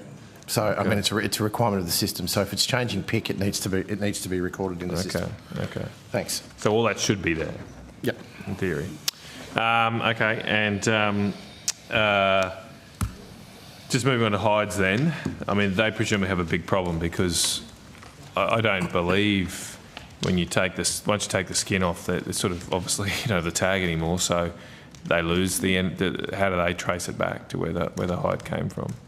That's exactly the challenge for the skins and hides industry. So potentially they can purchase product from integrated suppliers who have that data and are prepared in the commercial arrangement to share it with them. That's why they were particularly interested in the AgTrace pilot.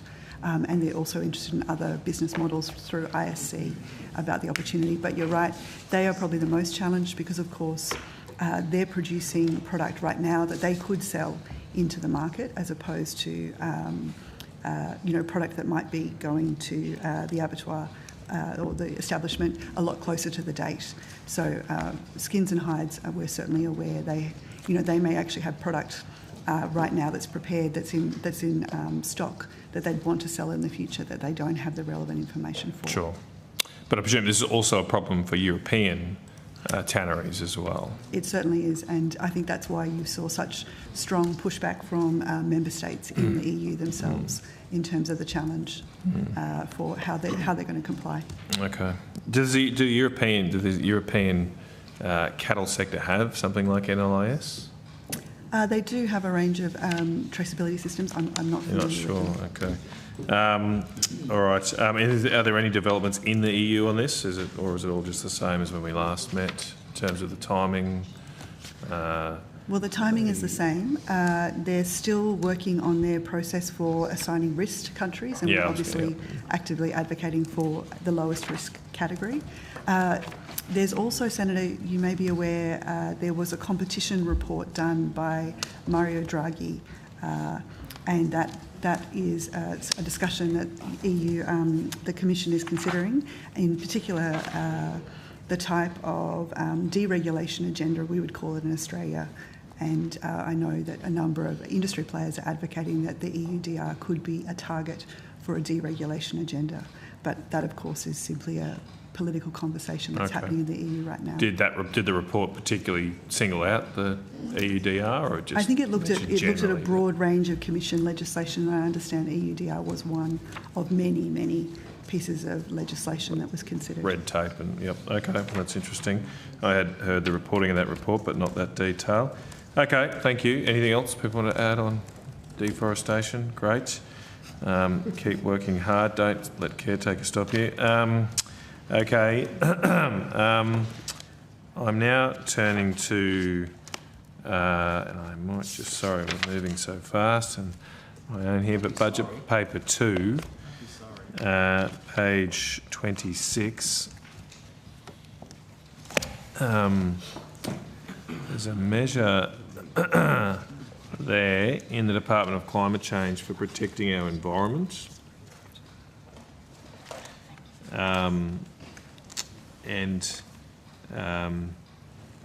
It talks particularly, I'm interested in, there's a line item there of $200 million over 4 years for the Saving Australia's Bushland program. And it mentions better pest management, land conservation, etc. Is there any involvement of the department in this program? Maybe this might. I know it's not. It might be more outcome 2, but might be more outcome 2, unless colleagues can add.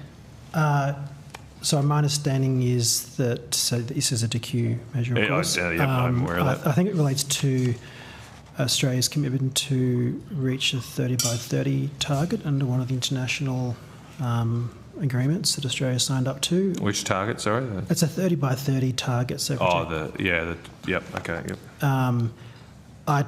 so we're familiar with it, but it's not something we have a direct role in implementing, so it's very much... I'd hope, and it doesn't start till next year, so maybe there's still time to get onto it, but it does say Saving Australia's Bushland, and it says to provide better pest management and incentives for private land conservation. And I don't know, to the extent it mentions private, that sounds to me like it's trying to encourage farmers to have some land conservation efforts. Obviously, pest management, very relevant to agriculture. So yeah, I'd hope you'd have some, and it does cross over with some of the other schemes you mentioned earlier you've got in your budget with pest management. So yeah, it seems like something you should be involved in. We've been briefed by DQ sort of before the announcement, and I think as their planning and implementation design work progresses, we'll be involved in those conversations. All right, well, hopefully that is the case. All right, moving on to another issue. Now, I don't have a page number here, but in program 1.12 and your PBS under rural programs, I'm just trying to find it myself. 1.12 was it, Senator? Yeah, I've got a. I'll try searching for something else. Yep. You've got it? You've got that table? I think page 32 is... Yep. If we're looking at the same Yeah, page. I've got page 32 as well. Okay. I'm just wondering, the farm household support payments have jumped 35... Is that... What am I looking at? What's the... 35 million. That's right. Is that right? I think you've got it from have I got my zeros right? 70, I'm just trying to, getting on the leading, the tailing zero, sorry. Yep, 35 million. Yeah, so why? Why has it gone up 35 million? I might refer to colleagues there on that one. But essentially it's a demand-driven program. Right, okay. The farm household allowance, so it would be in response to demand. Yeah, so there's I haven't got the numbers in front of me, I'm afraid, but there's a couple of reasons driving the increase in expenditure in the farm household allowance scheme this year. Firstly, as Mr Lowe said, it's a demand-driven program, so when there's dry conditions, it's more likely that farmers will take up the thing, so that's certainly one part of driving the increase. Second part relates to the fact that the farm household allowance program is set up on a 10-year cycle. So the first 10 years of the program actually ended at the end of 23-4. 24-5? Yep, 23-4, middle of last year. Right. At the end of that first 10-year cycle, farmers actually become eligible for another 4 years of payments in the second 10-year cycle. So some of that increase would have been driven by people who were... Sorry, mate. Some of those, that increase would have been driven by farmers who had exhausted their eligibility of 4 years in the first 10 years of the cycle, becoming eligible again for the program in the second 10 years, so they jump back on. I might just, well, the chair was, name tag. Just put your name sorry, tag. I don't want to be that guy. But, Thank you. While you're doing that, I might just take the opportunity. Can I just, we'll just pause briefly.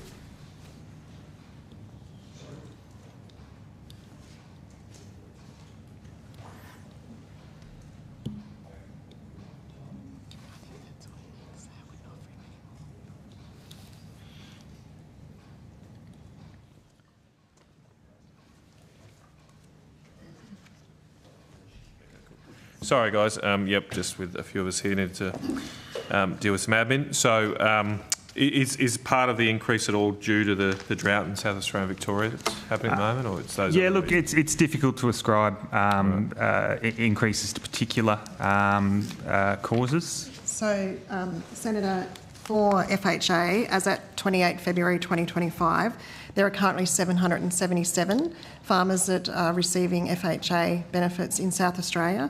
That's an increase compared to 411 that were receiving it on the 30th of June 2024. Right. So we have seen an increase in relation to drought and farmers coming on board. Okay, all right. And do you have the numbers for Victoria? Yes, I can. Yeah. So in Victoria, Senator, let me just go make sure I'm giving you the right information. So there's an increase of 315 people since 30 June 2024. Of what's the base there? Presumably more. 782 people receiving FHA in Victoria as at 28th February 2025, compared with 467. Also very similar to South Australia. Okay, it must be well, our South Australian colleagues have been saying it's getting bad. So, okay. And I suppose, is there work happening with the state governments in South Australia and Victoria about a drought response? There is. So we are working very closely with the South Australian Government. We had a meeting with them last week to discuss the package that they had recently announced. And in particular, we had discussions around the programs that we have available through the RFCS, FHA, our RIC loans and our Farm Management Deposit Scheme as well. We've had staff that have been out attending meetings in South Australia, so a number of roundtables and advisory group meetings. So we've had 11 of those that we've been attending since the 16th of September, and the latest one was on the 13th of March this year. So that was the latest one was the South Australian Drought Advisory Group that the government runs in South Australia, and we're part of that. Okay. So we have been working very closely with South Australia. Okay, all right. Okay, that's good. I suppose while we're on South Australia, is the drought affecting the riverland, and particularly the wine grape industry, which this committee's recently completed an inquiry on? There's been a number. So we have had meetings in January in Adelaide Hills around the dry conditions that have been impacting them. So there are areas within that region. What about we were more in the Berry and Renmark sort of areas, so the Riverland seemed to be the epicentre of the pain in the wine grape sector. I realise this might cross over to your other colleagues. Yeah. But is there drought conditions in the Riverland at all, or you're not sure? Yeah, I think broadly the information I've got... Oh, sorry. Courtney Bryant, Drought Policy Assistant Secretary. I was just going to say the advice we've had from South Australia is that most agricultural regions now are impacted by drought conditions. Is there some in the Riverland, have they got some protection with access to river water, to water licences? Are you not sure? We'd have to check with our South Australian state colleagues. They're responsible kind of for water management issues under the National Drought Agreement. So. And you're not sure if they're getting reductions in their allocations of water yet? Or, okay. Yep. I'd say that the information that we're aware of is that there are some areas that are more affected in South Australia and some areas that are still suffering severe rainfall deficiencies, but not to the areas of lowest on record like other parts of South Australia. Okay, all right. Just make sure, yeah, look, I might just, I suppose I'll go into more on the topic of wine grape, the wine grape industry. I'm just looking for which rec it was.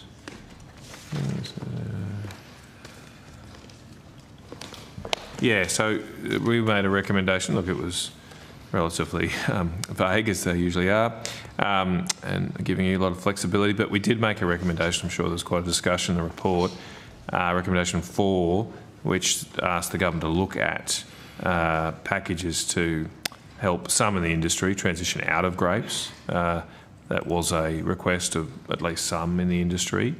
Is there any further work being done on that? It would seem that if there are drought conditions, it might be a good time to start those conversations. It's a very difficult, I know, conversation, but we heard pretty strong evidence that there's an excess supply there and a need for an adjustment. We're certainly considering the committee's report and the recommendations therein. We're certainly aware, Senator, and I think you were part of the inquiry. Well, I didn't do all of it. My colleague, Senator Ruston's much more expert at these issues, but yep, I did see it at the end, but yes, sorry. Certainly aware of the issues impacting the sector, and we know that they are they're significant. What I would say is that a number of those recommendations are things that we're already looking at through a package of work, through $3.5 million, a long-term viability support package, and those measures are more specifically focused on the long-term viability of the industry going forward and supporting its long-term viability and sustainability, but also its I guess, ability to access a range of different markets as well. Yeah. Okay. And what are the major recommendation, I suppose, was a mandatory code of conduct. Has Dr. Emerson completed his work? Sorry, I just haven't kept up to date with it at all. Not yet, Senator. Okay. Is there a due date for that? We're expecting his report soon, but we haven't received it. Okay.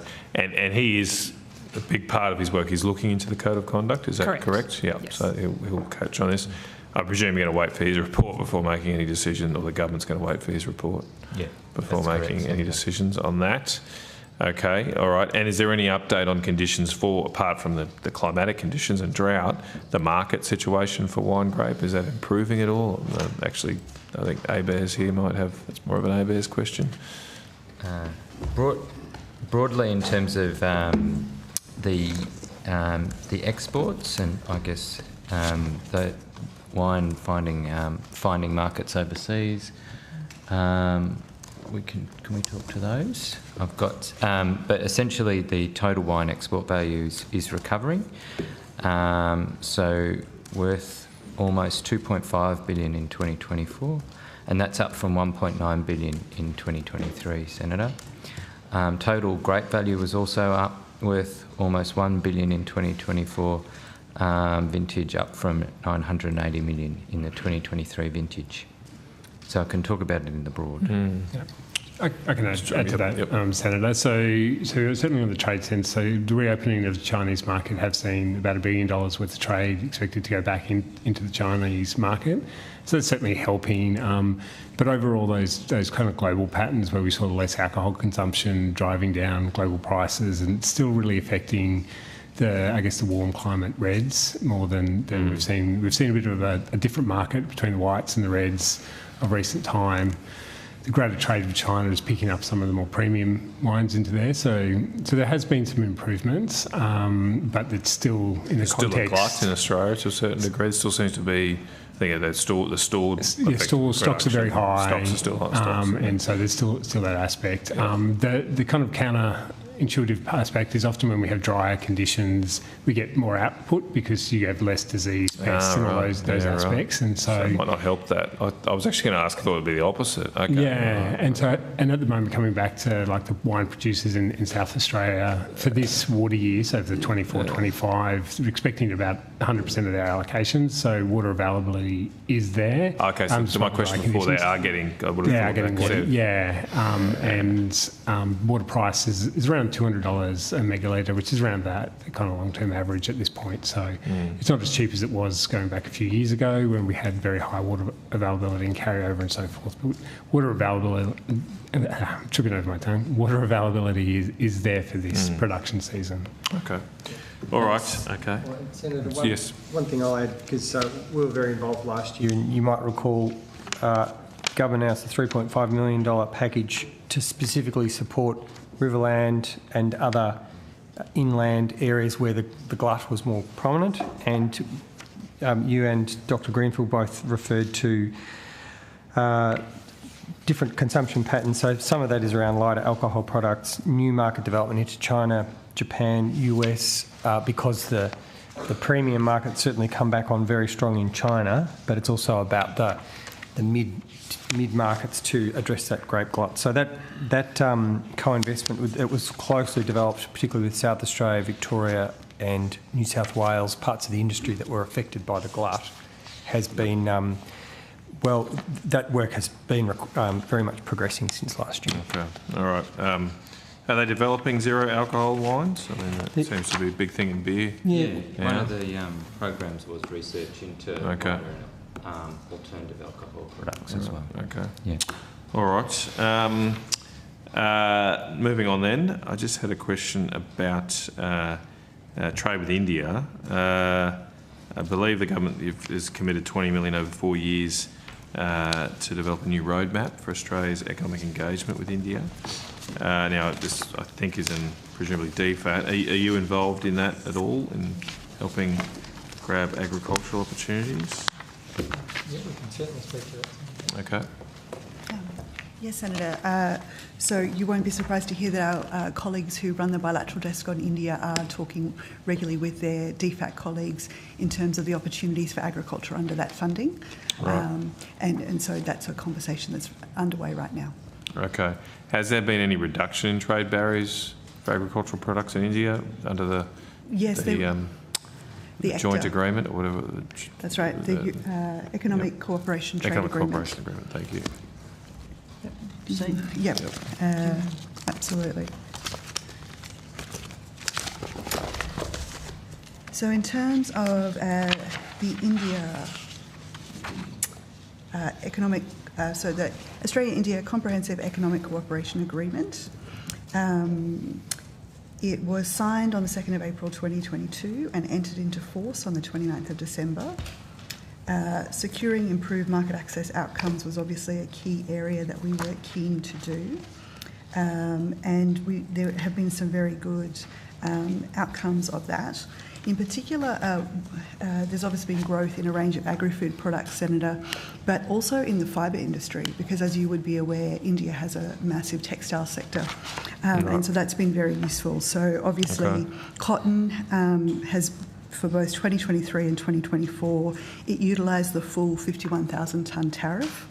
And last year we saw $428 million of uncarded and uncombed cotton to India. It's also a valuable market for greasy and semi-processed wool, and so that was worth $131 million in 2024, and it goes in tariff-free under ACTA. And there's some really good statistics, Senator, around what we've seen, for example, in sheep meat. So before and after 2022, for example, to 2024, we've seen a 400% increase. So there was a value of over $2 million. Seafood products have gone up significantly from just over 1 million to in excess of 4 million in that period. So we've seen advantages for shelled broad beans, for almonds, oranges, mangoes and tangerines, and cotton, as Ms Granger has referred to. So we've certainly seen some improvements flow from that agreement. Okay, all right, great, thank you. Look, to finish up, I've just got some questions for ABES on some recent reports. Particularly start with the agricultural commodities report that I think came out. Did that come out since we last met? It did? Okay, great. Can't remember asking questions about this one. So I just want to start. There's a stat there that farm business profits are due to rise $77,000 in 25-26 from 33,000 to 110,000. That's an enormous increase. So was it just because they're very low in the previous year for some reason? Or right, okay. Yeah, so the big increase, so they're coming back closer to the long-term average, but they were well below the previous year. I think coming back to that discussion we had before, where we had those dry conditions, we had some rise in input prices, and that squeeze, and that really saw average farm profits drop well away. Right, okay. So that, I mean, it's big. That's big. So and while we had, so hang on, where's the 33,000 from? Actually, it's not clear. So what year is that? Previous year, so 24-25. So 23-24, and so up 72% in 24-25, and we're expecting them to rise again by 20% into the forecast year, which is. You mentioned dry conditions. It wasn't that dry in 23-24, though, was it? No, but we did see livestock prices fall considerably during that year, and so there was those periods of dry at crucial times. That's right. And so forth. So, then it rained. Okay, and then input costs, another big one with the Ukraine war and the closing of that gap between output prices and input prices. All right. Fertiliser prices, have they come back down to pre-Ukraine war levels, or are they still elevated? They still remain elevated. They have come down from those really highs that we saw in that year and just at the back of 2022. So, but we're still seeing elevated prices on both fuel and fertiliser as inputs into the sector. Okay, but dairy is down still? So dairy, we've got the dairy numbers are down, but from historical highs. Okay. So we've got the estimate for last year dairy farm cash incomes, that's 23-24, on average was $373,000 per farm.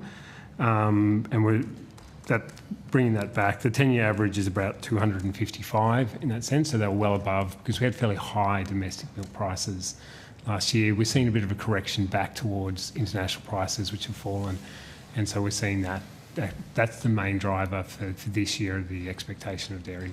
Just to make sure the dairy farmers don't get defined as very rich, that's a different measure than the farm profits, is it? So we also have cash farm income profits as well. So the difference between the farm cash income and the farm profit number is really the adjustments for changes in capital value that we do. So obviously... So cash income is still after cash costs, like recurrent costs? Yeah, that's right. But doesn't factor in potentially the return on and of capital that you might need at a dairy farm? That's exactly right. Okay.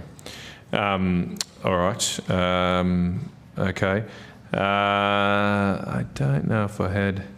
Was there anything else you want to say about the the commodities report? Yeah, I mean, I think on the farm cash incomes, obviously that's a national figure that we've got, and there's differences coming back to our discussion around drought. So some of the figures for South Australia and so forth are a fair bit lower across, and we've got parts of South Australia which we're expecting farm profits to be really in the bottom 5th percentile in the historical average. So we've got that in contrast to areas in northern New South Wales, which had an exceptional growing season, where farm profits are well above, in that 95th percentile. So sometimes the average at the national scale does mask that difference that we see across the landscape.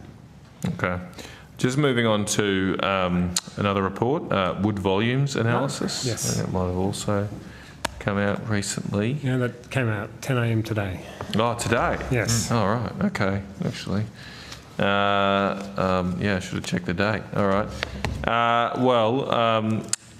It should be fresh in your mind. I've got a media release here from the Forest Products Association as well. They're very complimentary about your report, but they do say that they disagree with ABARES that Australia can rely on imports to fill a quarter of our domestic market for housing. Is that what you're projecting, that we would continue to rely that much on imports? It's a good question, and so we've taken this report's a very long-term report, so we look out, well past 2050, and the basic premise is really to look at, how's domestic, wood volume supply looking? What are some plausible kind of changes in demand as we go forward, and where we're going? And the key story really is that we're expecting an increase in domestic softwood sawnwood production, which is, will rise to levels we haven't seen before, and that's the main input into the timber construction. And I'll get Mr. Galliano to give you some of the numbers, but at times recently when we experience, short-term surges in demand for various reasons, building activity takes off and then it slows down, that we tap into the international market as a way to supply timber. And obviously, your timber plantations take long times to grow, and so you can't really just turn around that supply. And our message is that those international markets do really provide a good pressure relief in the system. It helps to keep our construction activity ongoing. And we should view them as an important part of managing the overall long-term supply and demand balance, even though the fundamentals for domestic supply are pretty strong. Yeah. Sorry, you go. Yep. Yeah, Dave Galliano, ABARES. So yes, we're projecting the supply of structural softwood logs out of the plantation estate to go up by about 70% between 70 between now and about 2050. That's domestic. That's the domestic plantation estate. Saw logs coming out of that sector going up by about 70%. And then with the import side of things, what we saw pre-COVID was import penetration around a sort of 20-25%-ish. During the extra demand during COVID, that went up to about 30%. Right. And it's since come down a little bit. So it's that sort of pressure relief valve that imports provided during the peak demand. And we just expect going on into the future, imports will always be there as a part of the mix, that during those periods of peak demand, the sector can rely on importing. So you're expecting, I'm taking from that you are also expecting a 70% increase in demand. So in the report, because if there's domestic production share stays at 75%, the pie's growing effectively, is it? Or? Yeah. So in the report, the other thing we did in the report was try to project what we thought demand might look like out 2050. Now, obviously, that's a long way away, so lots of uncertainty. So we just ran a range of scenarios, different population growth and different types of houses that we prefer, because double-storey houses, for example, use much more timber than single-storey dwellings and units and all the rest of it. So we projected a range, a rough increase around about 50%, give or take, because of that uncertainty. So yeah, we're suggesting that local production will go up by more than the demand. So if that all plays out, we'll reduce imports marginally. There'll be that's correct. If we end up consuming all our own domestically produced logs domestically, that's right. Your model, it doesn't necessarily, I presume, have issues of getting plantation forests approved and these sort of issues. You're abstracting from that. You're just sort of focusing on cost of production. So the projections of softwood log availability is based on our survey of plantation owners. So we ask them in 5-year blocks between now and 2060, what do you expect your availability of logs will look like? And they provide that information to us. We then aggregate that and put that out into the market. Now, there are subtle differences there. There's a difference between availability and what they end up supplying to the market. There's a bit of wiggle room there in terms of harvesting early or harvesting late, depending on market conditions. So, the projections we've got are they're a broad trend. That's really what we're doing with those numbers, and it's based on what the plantation growers have told us. Okay.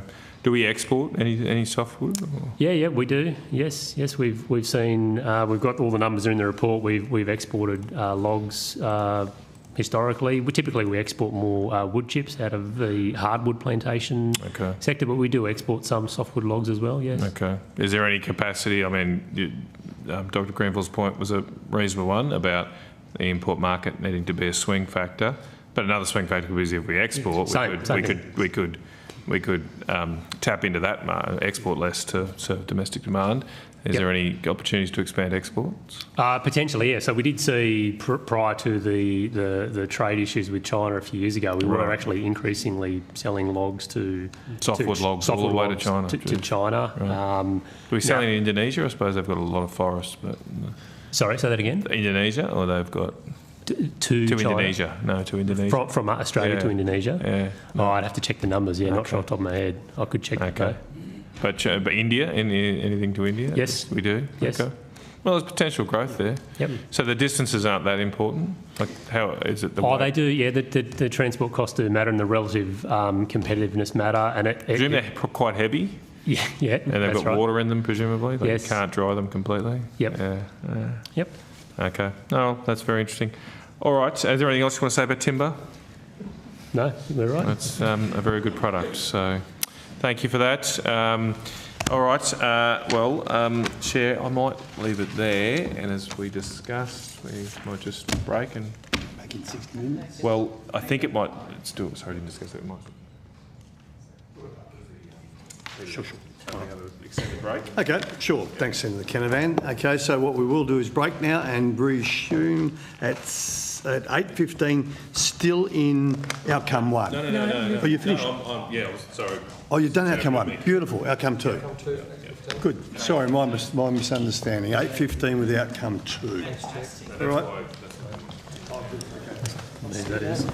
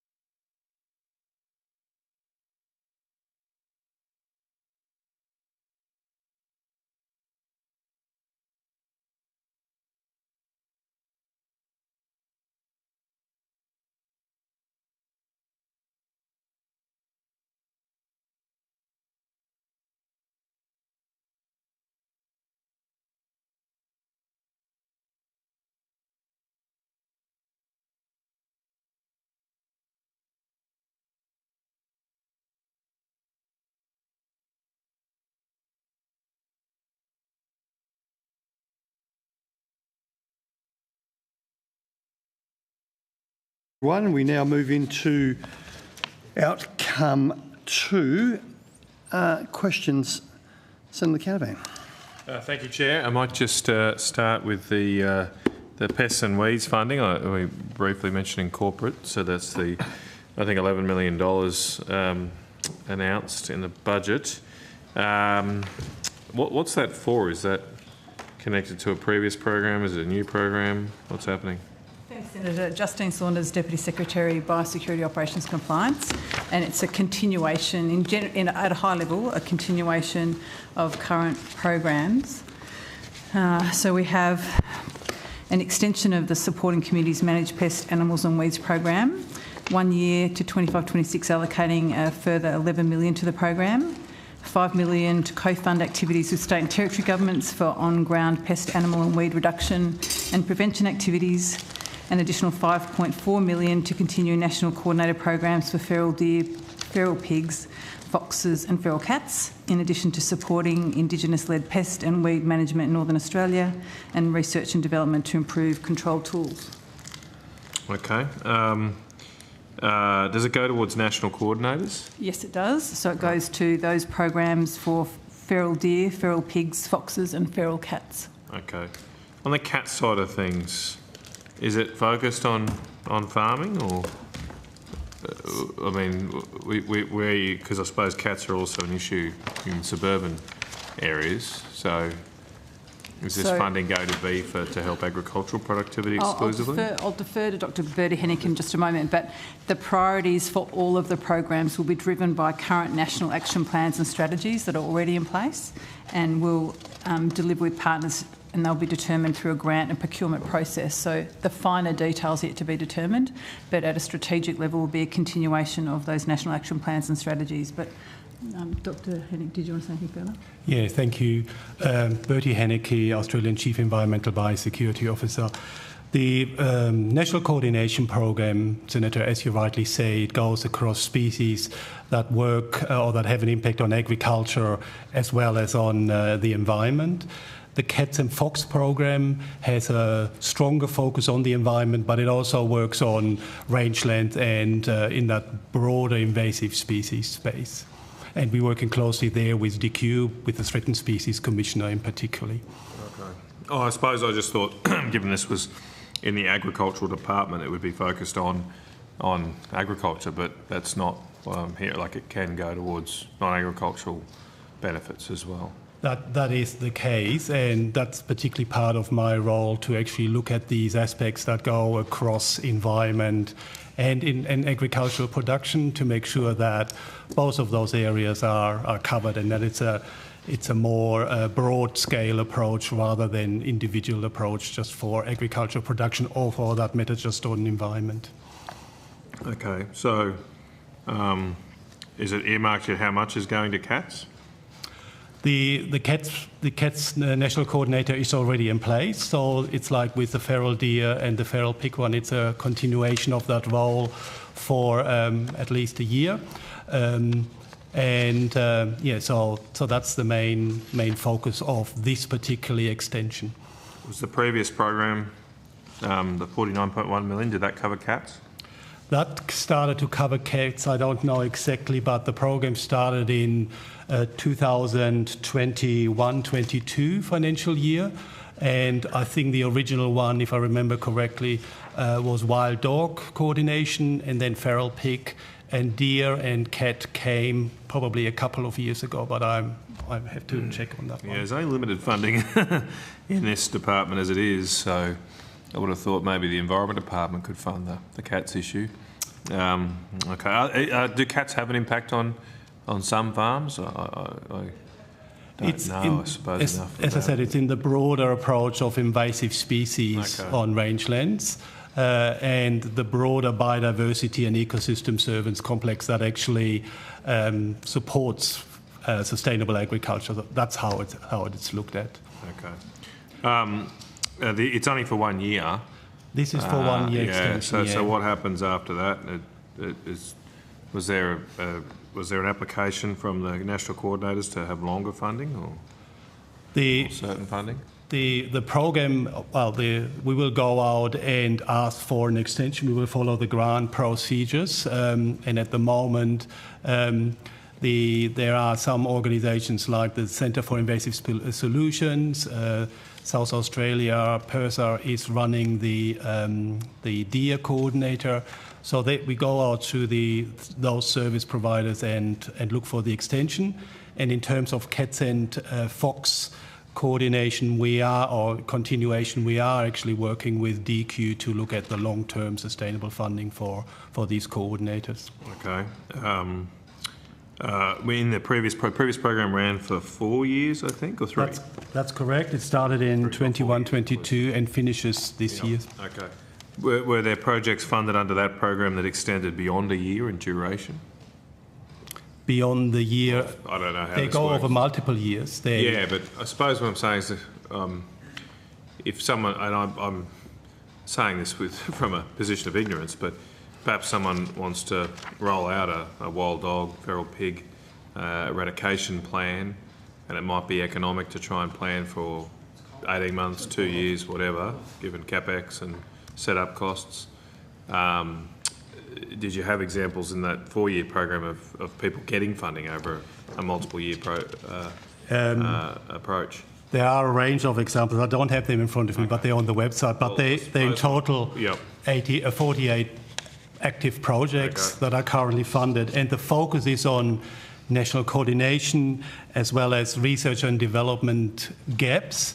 They are the priorities for those ones are driven by action plans and also by the national strategies. Okay. So,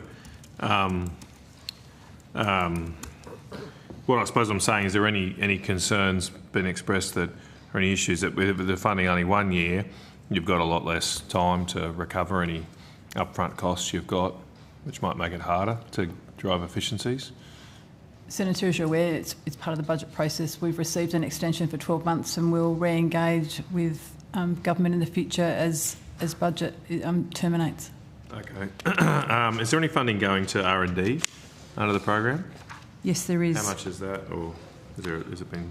Well, I don't have the number in front of me, but the process is that all proponents who would like to put a project proposal in can do that through the process that we put in place. Okay. I suppose that's another question. Is it like R&D over 1 year is not a long time to get payoff? So how are you going to manage that to make sure people... The focus will be on the continuation of the projects that are already in place. That's right. Okay. So this really is, Senator, about improving on controls and technologies that are already progressing as part of the R&D program. Okay. All right. Is it funded through a partnership with states and territories? And is there a national partnership agreement? 5 million will be co-funded activities for state and territory governments, and therefore on-ground feral animal and weed reduction and prevention activities through a federation funding agreement, and those details are to be negotiated with state and territory governments. But as we've said previously, it will be the intent will be an extension of current arrangements. Okay. All right.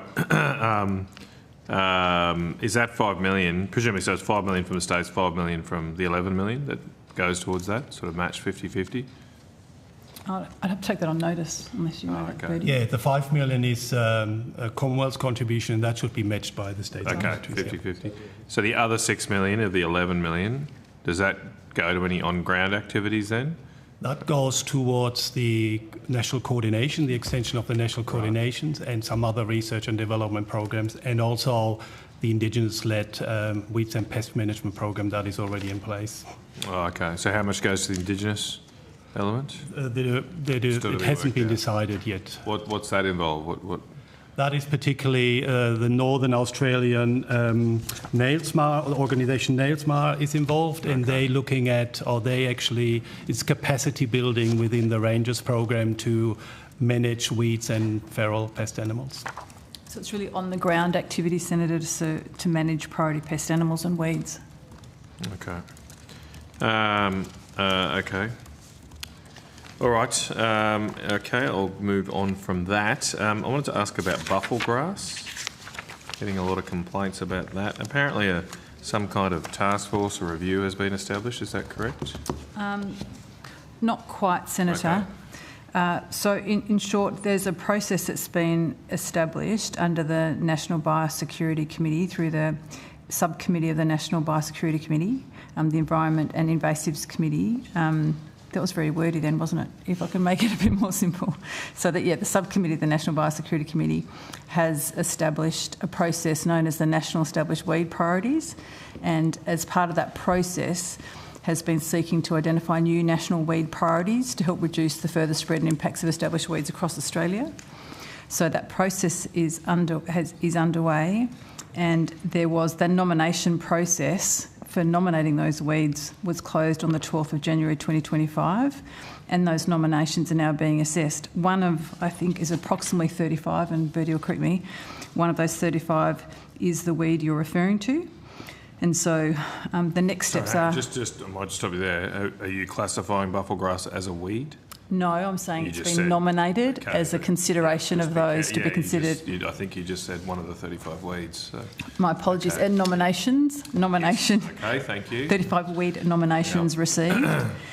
And as a result, that's a subject of consideration. So no decisions have been made, and obviously we welcome input, and we've obviously noted some of the public commentary over recent days and weeks on this issue, which will be considered in that process.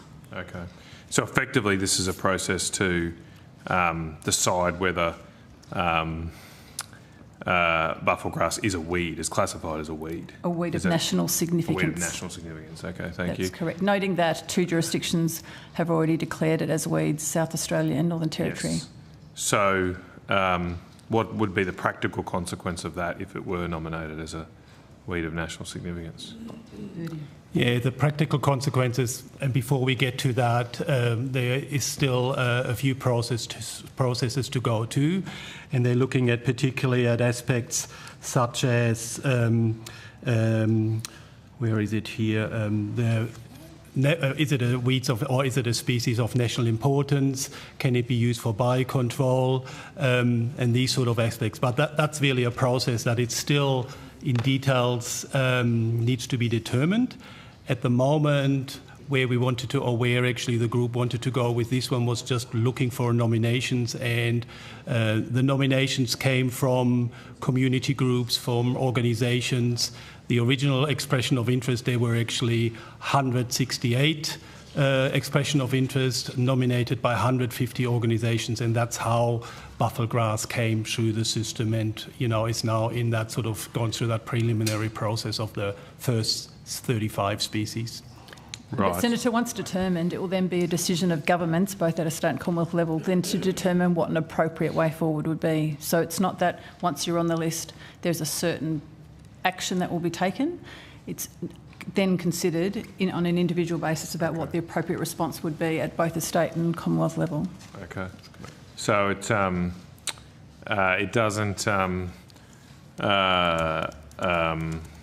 doesn't have any implications for the EPBC Act? I mean, say if somebody was seeking to develop new pasture lands in Northern Australia, and as part of their plans were to cultivate more bufflegrass, would that potentially trigger any EPBC actions, or it's not a controlled action or anything like that, just because it's nominated as a weed of national significance? This process is not connected to the process under the EPBC Act, where that's done by DQ, and where they're actually looking at bufflegrass as a potential listing of key threatened species. And that list or that nomination has happened last year too, but that has nothing to do with these weeds of Also, there's national a separate process looking at whether bufflegrass should be a threatened species. Yeah, that's conducted. So we could have the quite absurd situation where it's classified as both a weed and also a threatened species. That time will tell, but the processes are different processes. Yeah, I hope there's some right hand talking to the left hand there. That seems a little strange. Okay. It is an introduced grass, right? It's a pasture grass, yeah. I know you can't answer this, but how can it be a threatened species then if it's not native to Australia? Well, like with many of those... I'm defending, but I should put on the record, buffalo grass is great, but yeah, it's hardly the koala bear. But anyway, yeah. Okay, that's not your department, but yep, they work in strange ways. Okay, so another thing that's been put to me, under this process of determining whether it's a weed of national significance, can you at all look at the economic significance of buffalo grass? Yeah. When the process is done, they also look at the benefits. They're not only looking at the negative aspects, but they're also looking at the positive aspects of Just to be clear, that you said when the process is done, I suppose I'm asking... Part of the process, sorry. Part of the process. So it's part of determining whether it is a weed. That's correct. Not determining what might be done if it is classified as a weed. That's correct, yeah. That's right. Okay. Well, that'll be useful to report back to people, because a lot of people are under the impression, or have told me, that this process doesn't allow any consideration of economic or social impacts of restricting the use of buffalo grass. That's not correct. Okay, all right. And so with this subcommittee you've formed, what sort of consultation are you doing with the wider industry?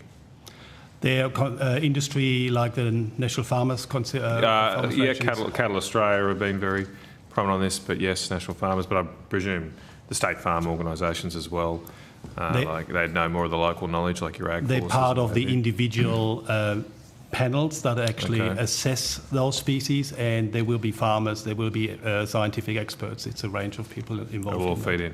State governments? 2. Yeah, as well, not just the 2 that have listed it. No. Okay, all state governments will be involved as well. Okay. All right, good. And how long will this take? Currently, we're looking at having some... they're looking at some sort of final proposal by the end of 2025, so by the end of this year. Okay, all right. It's a decision for the Minister ultimately, or...? It's a decision that will be done by the National Biosecurity Committee. Right. So that involves all jurisdictions. And then it will go through the system up to ministers. So the National Biosecurity Committee is officials? That's correct. And departmental officials? They are. That's correct. And that then briefs into AGSOC and then Agriculture Ministers Forum. So for it to become a weed, does it have to have the tick-off of the Admin Council? No. Do you see what I mean? Like so is that a recommendation to the Ministerial Council, or is it a decision just reported to the Ministerial Council? I think we still need to work that through, Senator. Okay. We'll go through. First step is to determine, and then we'll need to work through what we would be recommending governments to consider. What was the subcommittee of officials? Or the Environment and Invasives Committee that sits under the National Biosecurity Committee. That committee, or either of those, how do they make decisions? How do they make decisions? Majority, consensus? Consensus. Two-thirds? Consensus. That's right. Okay. And the Presumably Queensland might be a bit of a holdout on this, but yeah, okay. Yeah, sorry, Senator. We chair the... we chair the... Northern Territory as well. It's an issue of the Northern Territory. Yeah, they want it to be a weed. Yeah, Queensland doesn't. So it might be hard to find consensus. Senator, I was just going to add that we chair the National Biosecurity Committee through Ms Saunders, so DAF's centrally involved. Okay. All right, cool. All right, might leave that one there. Moving on to CARP, just after an update on the apparently scientific advisory group has been established to oversee the final stages of the National CARP plan. Yes, where is it? Thank you. 18. We have recently, over the last year, we had a few meetings with the Scientific Advisory Committee that determined or, had discussions about those research action priorities that were agreed by all ministers in 2023. Right. This is following the National Control Plan, the report that was provided by FRDC, by the Fisheries Research Corporation. And within that report, there were still some key areas that needed to be further investigated.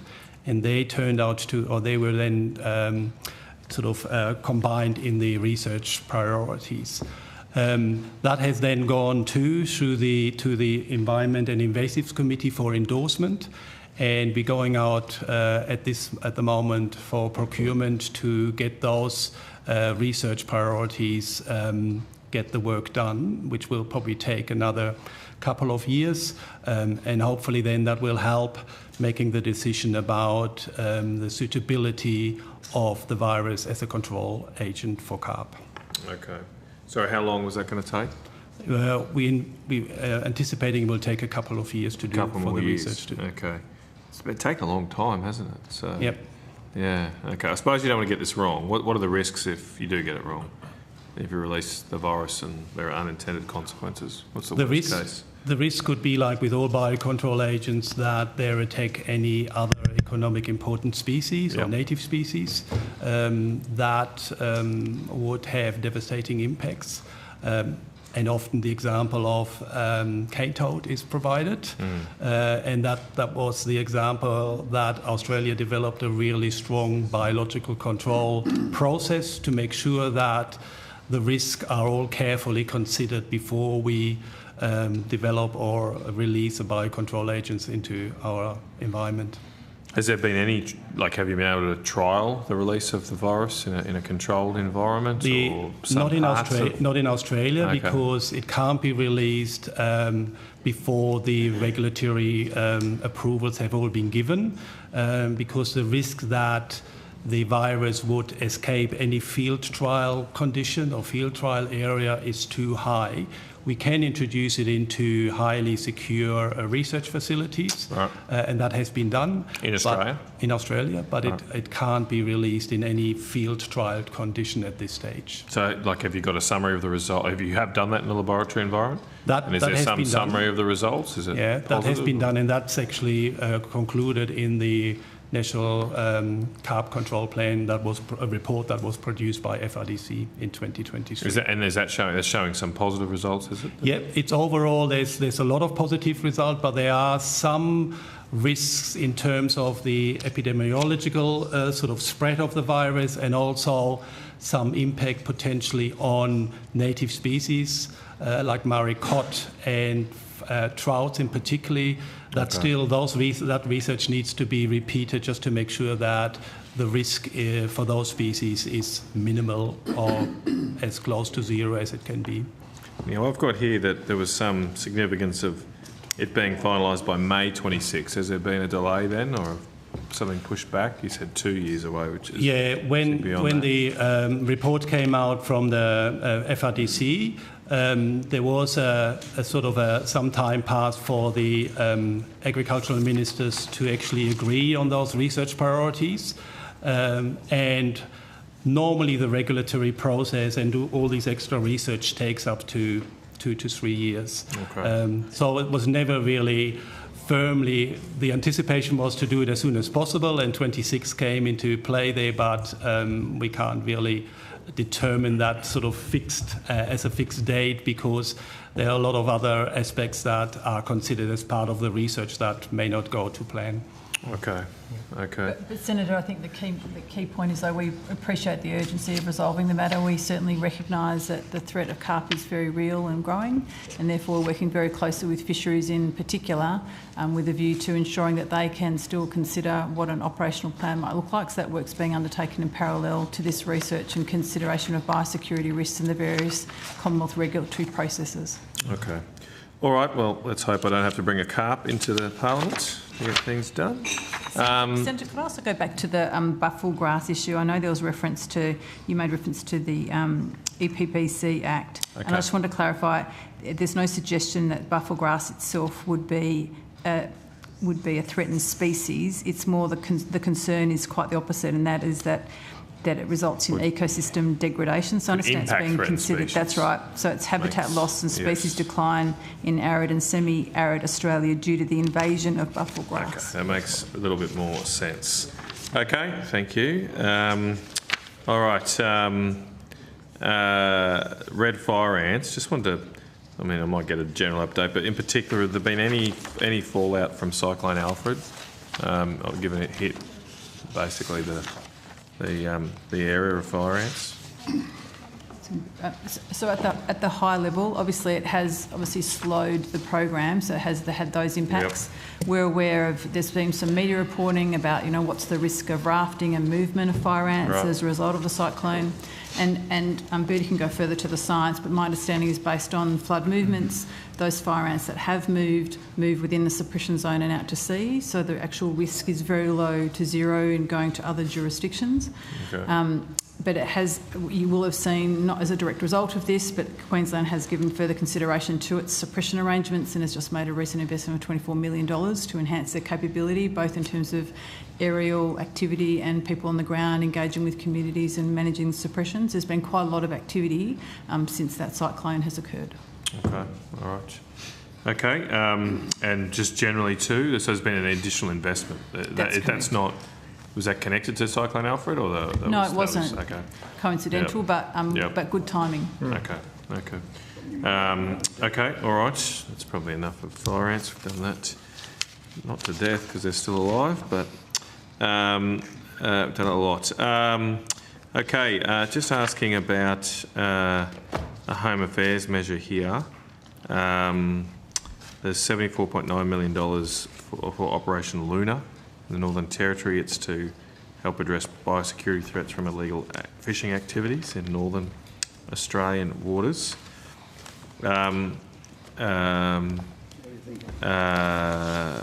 Is the department at all involved? Oh, well, I may as well just say up front. Apparently, some stakeholders have raised concerns that scheme is not adequately dealing with biosecurity threats. Have you at all had any communication with such people, or working with the Department of Home Affairs on that?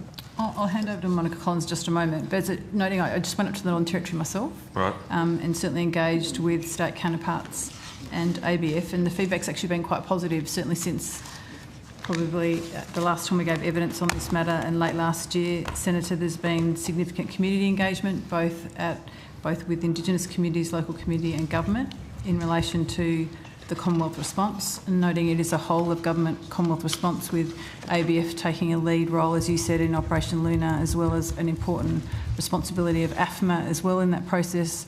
We've been working hand in glove with them. We're very pleased with the improved communication across the board.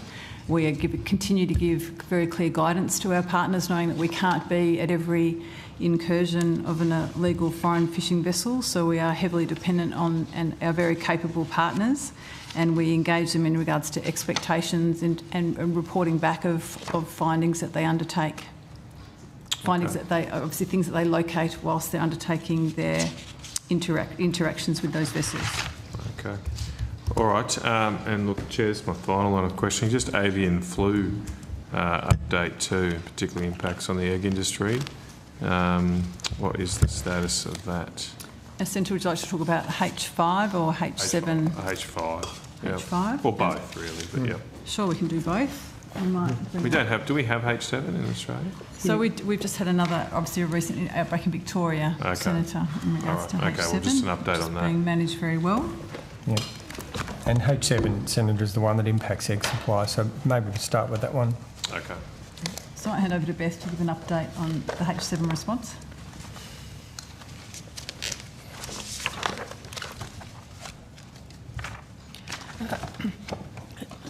Thank you. Beth Cookson, Australian Chief Veterinary Officer. On the 9th of March 2025, a strain of H7 high pathogenicity avian influenza was detected at a poultry premises in northern Victoria at Euroa. Within the course of the weeks following that, 3 other premises in that same vicinity were also affected. The response is under the lead of the Victorian government and has been taken in accordance with our national emergency animal response arrangements, including our AUSVET plan. To date, the depopulation and the disposal has been completed on all 4 of those premises, and decontamination is progressing. We are expecting that those processes will continue until they can resolve that outbreak and eradicate that strain. We had also 3 separate strains of H7 HPAI that affected the Australian egg industry in 2024. Those 3 strains were eradicated early in 2025, but because of the activities to eradicate those strains, which included the depopulation of those affected farms, we are seeing still some delays in restocking, and that's affecting some egg supply in a limited way. Okay. All right. Well, thank you, Chair. Might leave it there. We're done, I think. So. Good on. Well, thank you very much, Senator Canavan, and Mr Hennessy, to you and the officers, thank you very much.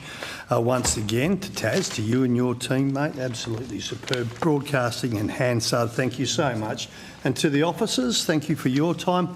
Safe travels, and we'll see you next Monday, hey? Or is Agriculture Tuesday? Tuesdays. Have a lovely weekend. See you next week. See you then. Yep. Thank you. Look forward to it, guys. Thanks, Matt. See ya. Thank you.